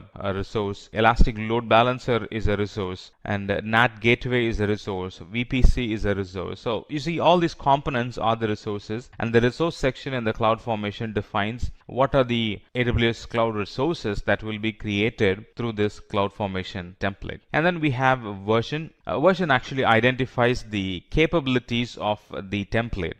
We just need to make sure that it is of the latest version type, and the latest version is 0909 2010. That's the latest version number. You'll be able to find that on the top of the CloudFormation template, and that version number defines the capabilities of the CloudFormation template. So just need to make sure that it's the latest all the time. Still talking about CloudFormation, this is another classic question. What happens when one of the resources in a stack cannot be created successfully? Well, if the resource in a stack cannot be created, the CloudFormation automatically rolls back and terminates all the resources that was created using the CloudFormation template. So whatever resources that were created through the CloudFormation template from the beginning, let's say we have created like 10 resources and the 11th resource is now failing, CloudFormation will roll back and delete all the 10 resources that were created previously. And this is very useful when the CloudFormation cannot go forward. CloudFormation cannot create additional resources because we have reached the Elastic IP limits. Elastic IP limit per region is 5, right? And if you have already used 5 IPs and your CloudFormation is trying to buy 3 more IPs, we have hit the soft limit. Till we fix that with Amazon, CloudFormation will not be able to launch additional resources and additional IPs. So it's going to cancel and roll back everything. That's true with a missing EC2 AMI as well. If an AMI is included in the template but the AMI is not actually present, then CloudFormation is going to search for the AMI, and because it's not present, it's going to roll back and delete all the resources that it created. So that's what CloudFormation does. It simply rolls back all the resources that it created. I mean, if it sees a failure, it would simply roll back all the resources that it created. And this feature actually simplifies the system administration and layered solutions built on top of AWS CloudFormation. So at any point, we know that there are no orphan resources in our environment, because something did not work, or because there was an CloudFormation executed some, there are no orphan resources in our account. At any point, we can be sure that if CloudFormation is launching a resource and if it's going to fail, and it's going to come back and delete all the resources it's created, so there are no orphan resources in our account. Now let's talk about some questions in Elastic Block Store. Again, if the environment deals with a lot of automation, you could be thrown this question: how can you automate EC2 backup using EBS? It's actually a 6-step process. To automate the EC2 backups, we'll need to write a script to automate the below steps using AWS API. And these are the steps that should be found in the scripts. First, to get the list of instances, and then the script that we are writing should be able to connect to AWS using the API and list the Amazon EBS volumes that are attached locally to the instance. And then it needs to list the snapshots of each volume, make sure the snapshots are present, and it needs to assign a retention period for the snapshot, because over time the snapshots are going to be invalid, right? Once you have some 10 latest snapshots, any snapshot that you have taken before that 10 becomes invalid because you have captured the latest, and 10 snapshot coverage is enough for you. And then the fifth point is to create a snapshot of each volume, create a new snapshot of each volume, and then delete the old snapshot. Anytime a new snapshot gets created, the oldest snapshot in the list needs to go away. So we need to include options, we need to include scripts in our script, lines in our script that make sure that it's deleting the older snapshots which are older than the retention period that we are mentioning. Another question that you could see in the interview, be it a written interview, be it online interview, or be it an telephonic or face-to-face interview, is what's the difference between EBS and instance store? Let's talk about EBS first. EBS is kind of permanent storage. The data in it can be restored at a later point. When we save data in EBS, the data lives even after the lifetime of the EC2 instance. For example, we can stop the instance and the data is still going to be present in EBS. We can move the EBS from one instance to another instance and the data is simply going to be present there. So EBS is kind of permanent storage when compared to instance. On the other hand, instance store is temporary storage, and that storage is actually physically attached to the host of the machine. EBS is an external storage, and instance store is locally attached to the instance or locally attached to the host of the machine. We cannot detach an instance store from one instance and attach it to another, but we can do that with EBS. So that's a big difference. One is permanent data and another one is EBS is permanent, instance store is volatile data, and instance store, with instance store we won't be able to detach the storage and attach it to another instance. And another feature of instance store is data in an instance store is lost if the disk fails or the instance is stopped or terminated. So instance store is only good for storing cache data. If you want to store permanent data, then we should think of using EBS and not instance store. While talking about storage on the same lines, this is another classic question. How can you take backups of EFS like EBS? And if you can take backup, how do you take that backup? The answer is yes, we can take EFS to EFS backup solution. EFS does not support snapshot. Like EBS, EFS does not support snapshot. Snapshot is not an option for EFS, Elastic File System. Right? We can only take backup from one EFS to another EFS, and this backup solution is to recover from unintended changes or deletions of the EFS, and this can be automated. Right? Any data that we store in EFS can be automatically replicated to another EFS, and once this EFS goes down or gets deleted or data gets deleted, or the whole EFS is for some reason interrupted or deleted, we can recover the data from, we can use the other EFS and bring the application to consistency. And to achieve this, it's not an one-step configuration, it's a cycle. There are a series of steps that's involved before we can achieve EFS to EFS backup. The first thing is to sign in to the AWS Management Console, and under EFS, or click on EFS to EFS restore button from the services list, and from there we can use the region selector in the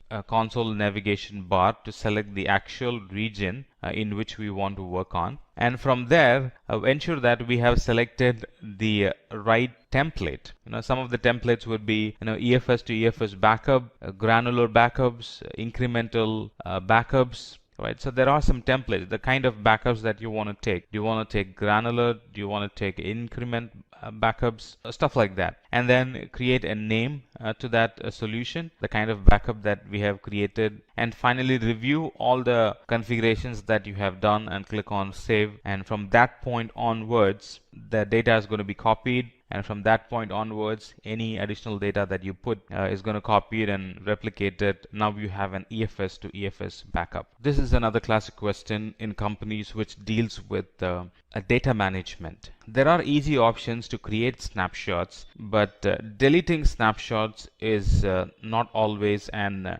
click button or a single step configuration. So you might be facing a question like, how do you auto delete old snapshots? And the procedure is like this. Now, as best practice, we will take snapshots of EBS volume to S3. All snapshots get stored in S3. We know that now. And we can use AWS Ops Automator to automatically handle all snapshots. The Ops Automator service, it allows us to create, copy, delete EBS snapshots. So there are CloudFormation templates available for AWS Ops Automator, and this Automator template will scan the environment and it would take snapshots. It would, copy the snapshot from one region to another region if you want, if you're setting up a DR environment. And not only that, based on the retention period that we create, it's going to delete the snapshots which are older than the retention period. So life or managing snapshot is made a lot easier because of this Ops Automator CloudFormation template.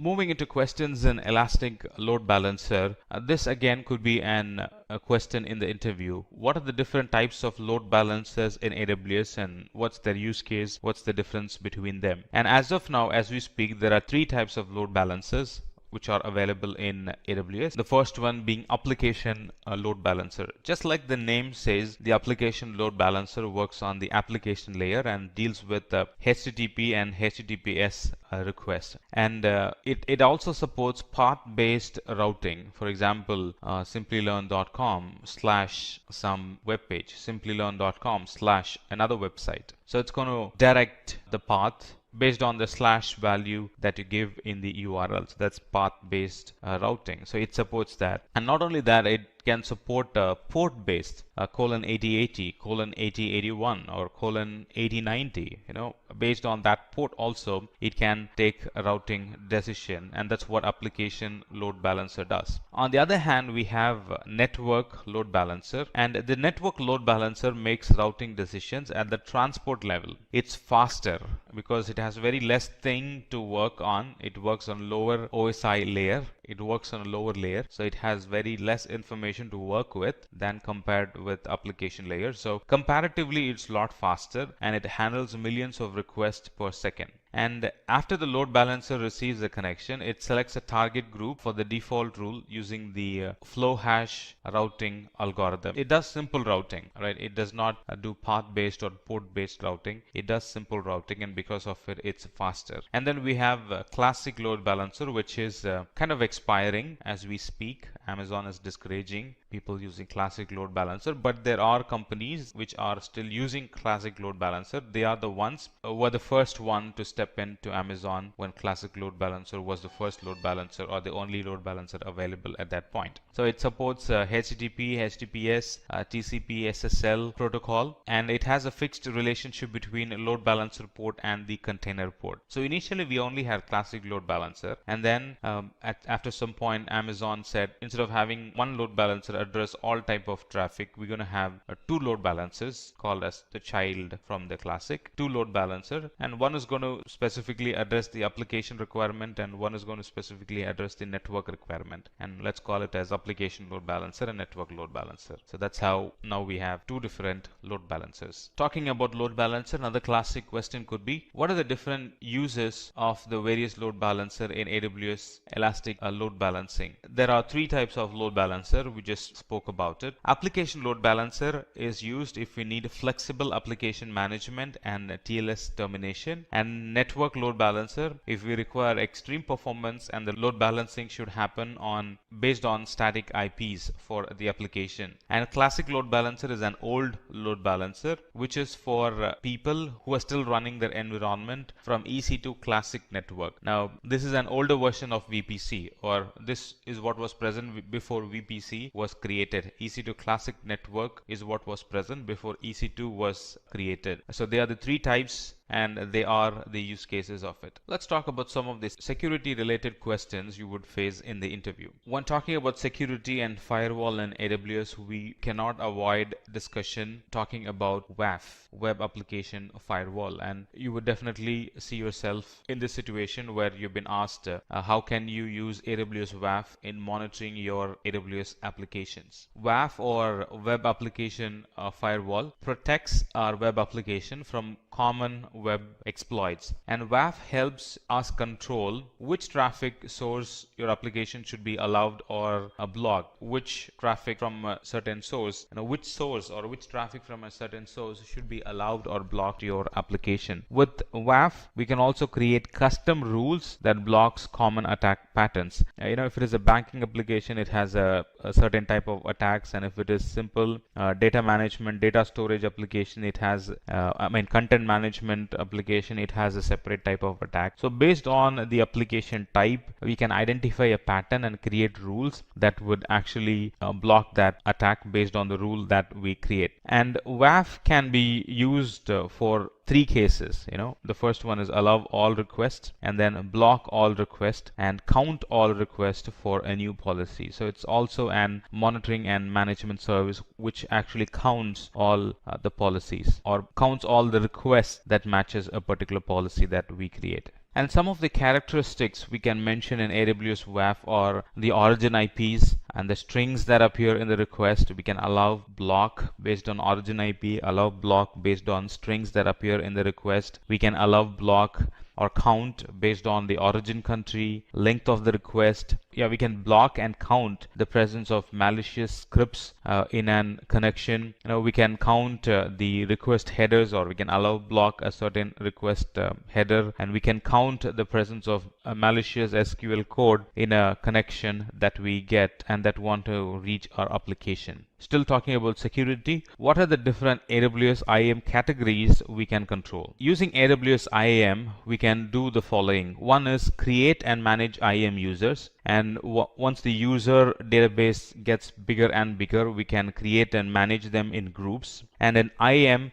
we can use it to manage the security credentials, kind of setting the complexity of the password, setting additional authentications, like MFA, and rotating the passwords, resetting the password. There are a few things we could do with IAM. And finally, we can create policies that actually grants access to AWS services and resources. Another question you will see is, what are the policies that you can set for your user's password? So some of the policies that we can set for the user password is the minimum length, or the complexity of the password by at least having one number or one special characters in the password. So that's one. And then the requirement of a specific character types, including uppercase, lowercase, number, and non-alphabetic characters. So it becomes very hard for somebody else to guess what the password would be and try to hack them. So we can set the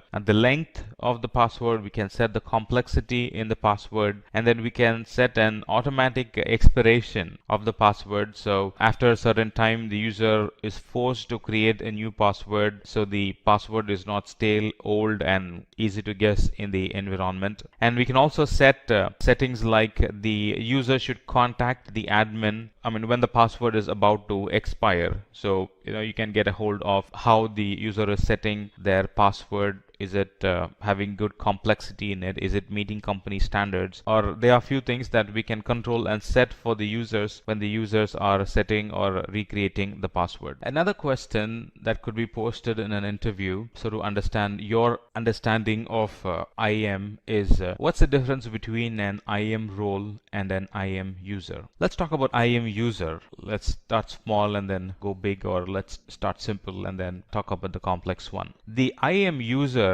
has a permanent long-term credential, and it's used to interact directly with AWS services. And on the other hand, IAM role is an IAM entity that defines a set of permissions for making AWS service requests. So IAM user is an permanent credential and role are temporary credentials. And IAM user has full access to all AWS IAM functionalities. And with role, trusted entities such as IAM users, application, or AWS services assume the role. So when an IAM user is given a permission, it sticks within the IAM user. But with roles, we can give permissions to applications, we can give permissions to users in the same account, in a different account, the corporate ID. We can give permissions to EC2, S3, RDS, VPC, and lot more. Role is wide, and IAM user is not so wide. It's very constrained only for that IAM user. Let's talk about managed policies in AWS. Managed policies, there are two types,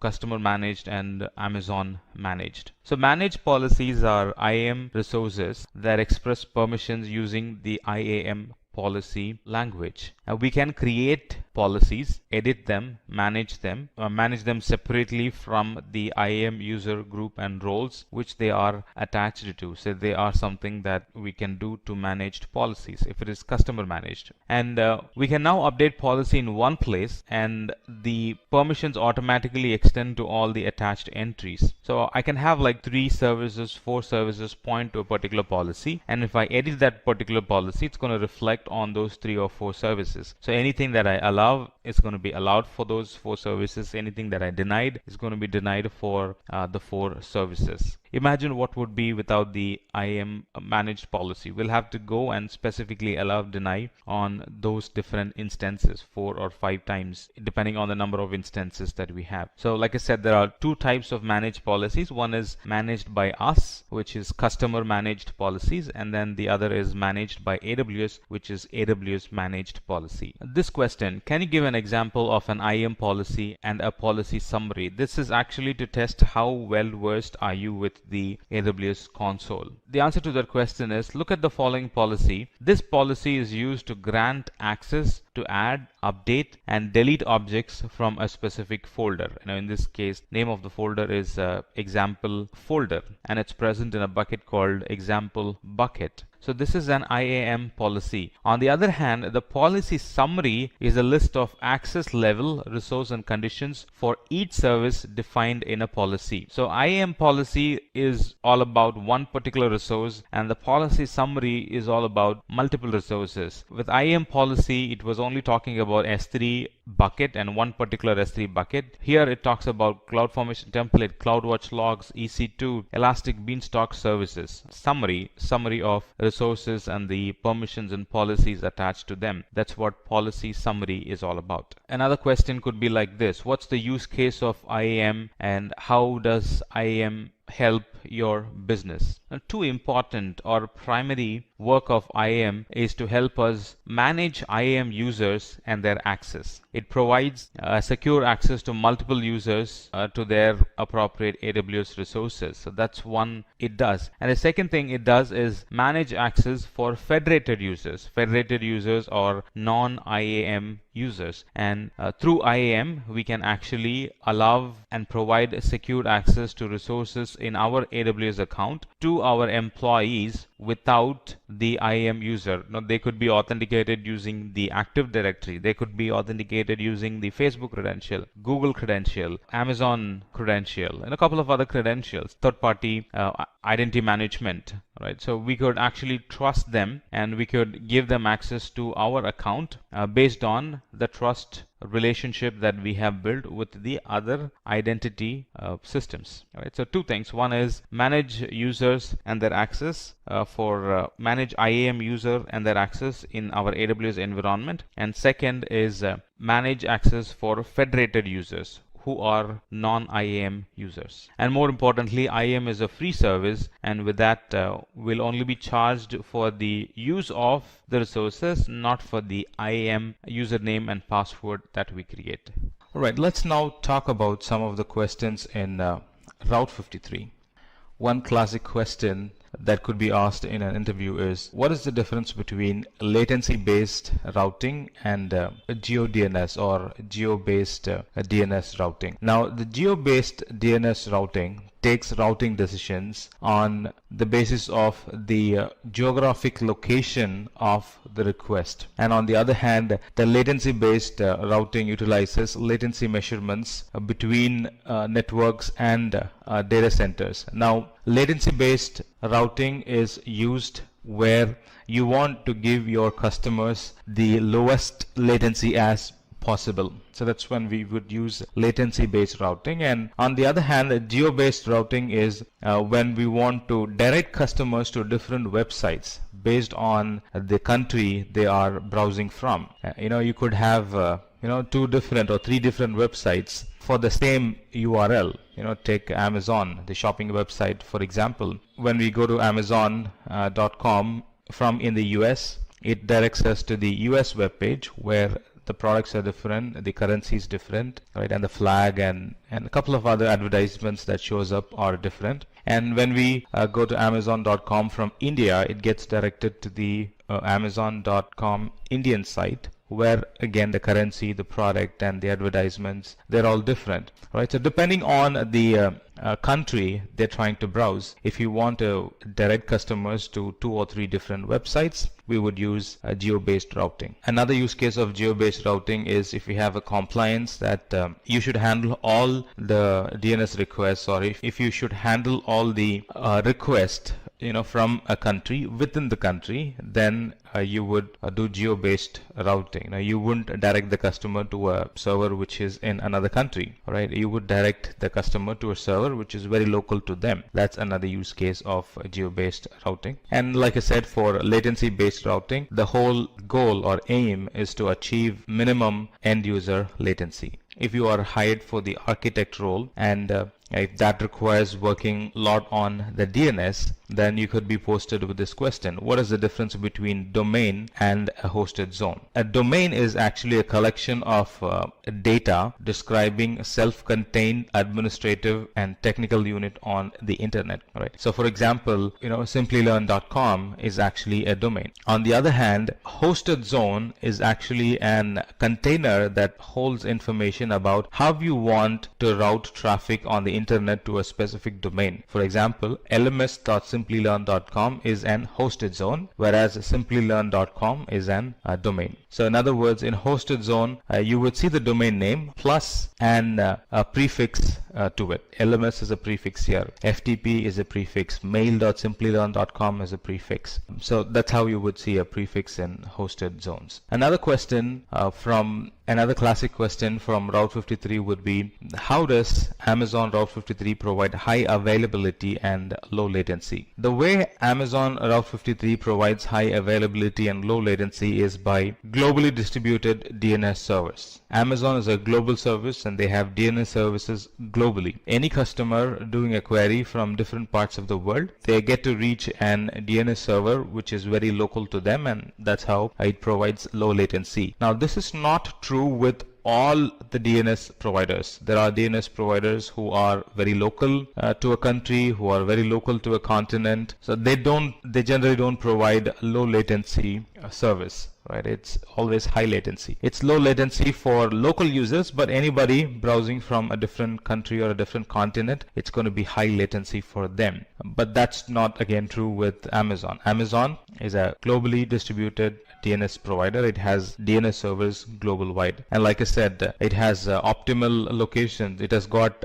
global servers, or in other words, it has got servers around the globe, different parts in the globe, and that's how they are able to provide high availability. And because it's not running on just one server but on many servers, they provide high availability and low latency. If the environment that you're going to work on is going to take a lot of configuration backups, environmental backups, then you can expect questions in AWS config. A classic question would be: how does AWS config work along with AWS CloudTrail? AWS CloudTrail actually records user API activity on the account, and any HTTPS access or any sort of access that's made to the cloud environment, that's recorded in the CloudTrail. In other words, any API calls, the time is recorded, the type of call is recorded, and what was the response given? Was it a failure? Was it successful? They also get recorded in CloudTrail. It's actually a log. It actually records the activity in your cloud environment. On the other hand, config is a point-in-time configuration details of your resources. For example, at a given point, what are all the resources that were present in my environment? What are all the resources, or what are the configuration in those resources at a given point? They get captured in AWS config, right? So with that information, you can always answer the question: what did my AWS resource look like at a given point in time? That question gets answered when we use AWS config. On the other hand, with CloudTrail, you can answer the question, by looking at the CloudTrail or with the help of CloudTrail, you can easily answer the question, who made an API call to modify this resource? That's answered by CloudTrail. And with the CloudTrail, we can detect if a security group was incorrectly configured and who did that configuration. Let's say there happened to be a downtime and you want to identify,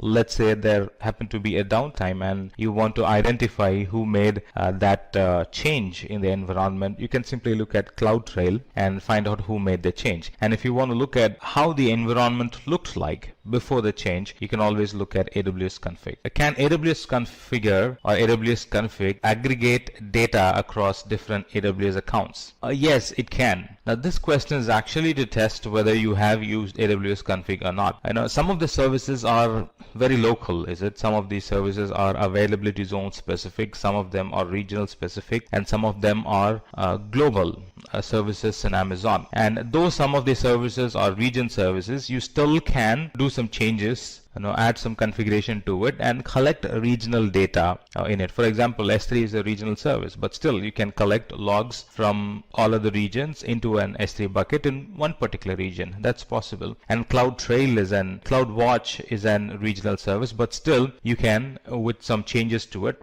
with some adding permissions to it, you can always monitor the CloudWatch that belongs to CloudWatch logs that belongs to other regions. They're not global by default, but you can do some changes and make it global. Similarly, AWS config is a service that's a region-based service, but still you can make it act globally. We can aggregate data across a different region and different accounts in an AWS config and deliver the updates from different accounts to one S3 bucket and can access it from there.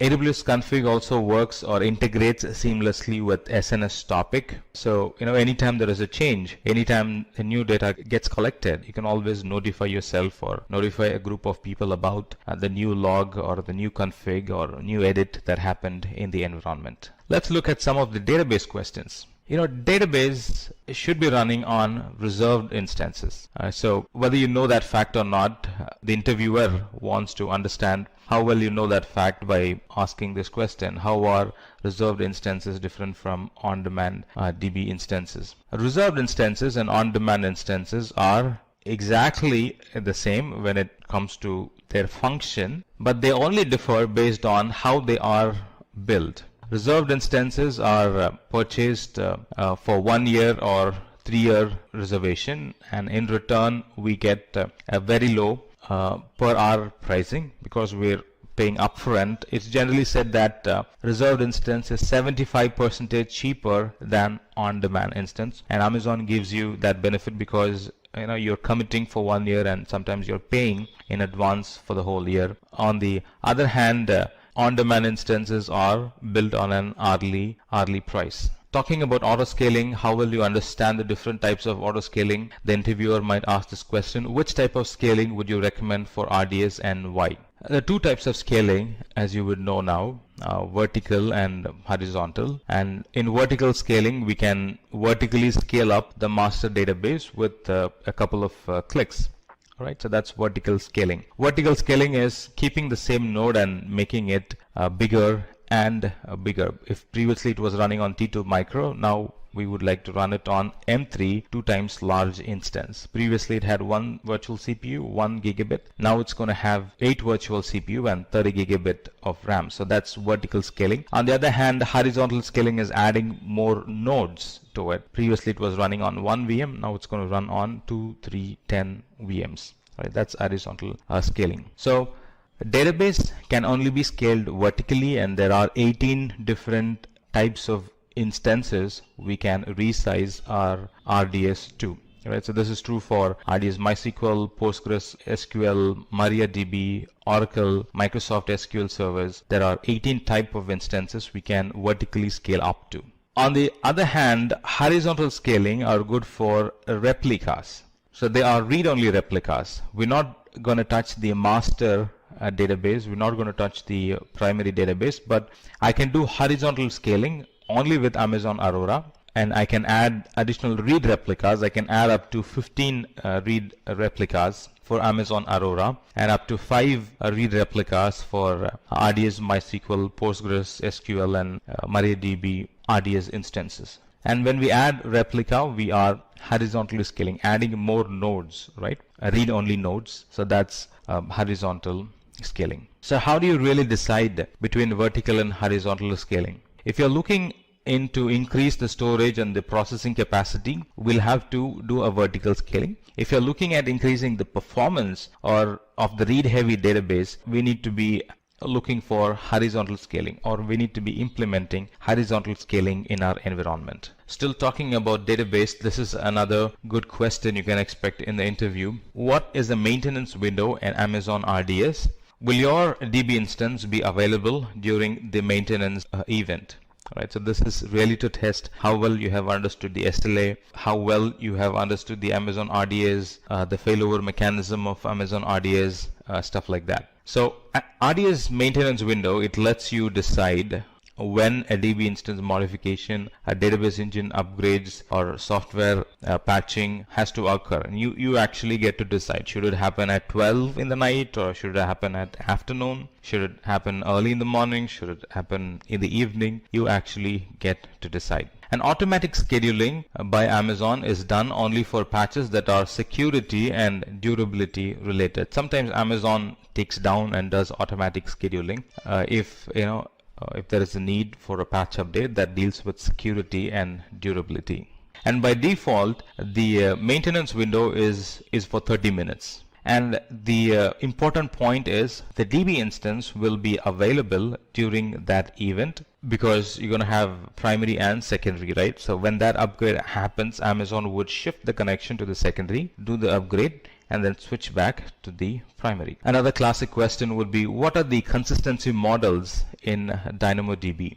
In DynamoDB, there is eventual consistency read. This eventual consistency model, it actually maximizes your read throughput. And the best part with eventual consistency is all copies of data reach consistency within a second. And sometimes when you write and when you're trying to read immediately, chances that you would still be reading the old data. That's eventual consistency. On the other hand, there is another consistency model called the strong consistency, or strongly consistent read, where there is going to be a delay in writing the data, making sure the data is written in all places, but it guarantees one thing, that is, once you have done a write and then you're trying to do a read, it's going to make sure that it's going to show you the updated data, not the old data. You can be guaranteed of it that it is going to show the updated data and not the old data. That's strongly consistent. Still talking about database, talking about NoSQL, DynamoDB or NoSQL database, which is DynamoDB in Amazon. You could be asked this question: what kind of query functionality does DynamoDB support? DynamoDB supports get and put operation. DynamoDB supports, or DynamoDB provides flexible querying by letting you query on non-primary key attributes using global secondary index and local secondary indexes. A primary key can be either a single attribute partition key or a composite partition sort key. In other words, a DynamoDB indexes a composite partition sort key as a partition key element and a sort key element. And by holding the partition key, when doing a search or when doing a query, by holding the partition key element constant, we can search across the sort key element to retrieve the other items in that table. And the composite partition sort key should be a combination of user ID partition and a timestamp. So that's what the composite partition sort key is made of. Let's look at some of the multiple choice questions. Sometimes some companies would have a written test or an MCQ type online test before they call you for the first level or before they call you for the second level. So these are some classical questions that companies ask in their multiple choice online questions. Let's look at this question. As a developer, using this pay-per-use service, you can send, store, and receive messages between software components. Which of the following is being referred here? Let's look at it. Right, we have AWS Step Functions, Amazon MQ, Amazon Simple Queue Service, Amazon Simple Notification Service. Let's read the question again. As a developer, using this pay-per-use service, so the service that we are looking for is a pay-per-use service, you can send, store, and retrieve messages between two software components, kind of like a queue there. So what would be the right answer? It would be Amazon Simple Queue Service. Now, Amazon Simple Queue Service is the one that's used to decouple the environment. It breaks the tight coupling, and then it introduces decoupling in that environment by providing a queue or by inserting a queue between two software components. Let's look at this other question. If you would like to host a real-time audio and video conferencing application on AWS, right? It's an audio and video conferencing application on AWS. This service provides you with a secure and easy to use application. What is this service? Let's look at the options. They are Amazon Chime, Amazon Workspace, Amazon MQ, Amazon AppStream. You might tend to look at Amazon AppStream because it's real-time and a video conference, but it's actually for a different purpose. It's actually Amazon Chime that lets you create chat and create a chat board and then collaborate with the security of the AWS services. So it lets you do the audio, it lets you do the video conferencing, all supported by AWS security features. It's actually Amazon Chime. Let's look at this question. As your company's AWS Solution Architect, you are in charge of designing thousands of individual jobs which are similar. Which of the following service best serves your requirement? AWS EC2 Auto Scaling, AWS Snowball, AWS Fargate, AWS Batch. Let's read the question again. As your company's AWS Solution Architect, you are in charge of designing thousands of individual jobs which are similar. It looks like it's batch service. Let's look at the other options as well. AWS Snowball is actually an storage transport service. EC2 Auto Scaling is introducing scalability and elasticity in the environment, and AWS Fargate is container services. AWS Batch is the one is being referred here that actually runs thousands of individual jobs which are similar. AWS Batch is the right answer. Right, let's look at the other one. You are a machine learning engineer and you're looking for a service that helps you build and train machine learning models in AWS. Which among the following are we referring to? So we have Amazon SageMaker, AWS Deep Lens, Amazon Comprehend, AWS Device Farm. Let's read the question again. You are a machine learning engineer and you're looking for a service that helps you build and train machine learning models in AWS. Which among the following are referred here? The answer is SageMaker. It provides every developer and data scientist with the ability to build, train, and deploy machine learning models quickly. That's what SageMaker does. Now, for you to be familiar with the products, I would recommend you to simply go through the product description. There's one page available on Amazon that explains all the products, quick, neat, and simple. That really helps you to be very familiar with what the product is all about and what it is capable of. Is it a DB service? Is it a machine learning service? Or is it a monitoring service? Is it a developer service? Stuff like that. So get that information, get that details before you attend an interview, and that should really help to answer or face such questions with great confidence. So the answer is Amazon SageMaker, because that's the one that provides developers and data scientists the ability to build, train, and deploy machine learning models quickly as possible. All right, let's look at this one. Let's say that you are working for your company's ID team and you are designated to adjust the capacity of the AWS resource based on the incoming application and network traffic. How do you do it? So what's the service that actually helps us to adjust the capacity of the AWS resource based on the incoming application? Let's look at it. Amazon VPC, Amazon IAM, Amazon Inspector, Amazon Elastic Load Balancing. Amazon VPC is a networking service. Amazon IAM is an username password authentication. Amazon Inspector is a service that actually does a security audit in our environment. And Amazon Elastic Load Balancer is a service that helps in scalability. That's in one way, indirectly that helps in increasing the availability of the application, right? And monitoring how much requests are coming in through the Elastic Elastic Load Balancer, we can actually adjust the environment that's running behind it. So the answer is going to be Amazon Elastic Load Balancer. All right, let's look at this question. This cross-platform video game development engine that supports PC, Xbox, PlayStation, iOS, and Android platforms allows developers to build and host their games on Amazon's servers. So we have Amazon GameLift, Amazon Greengrass, Amazon Lumberyard, Amazon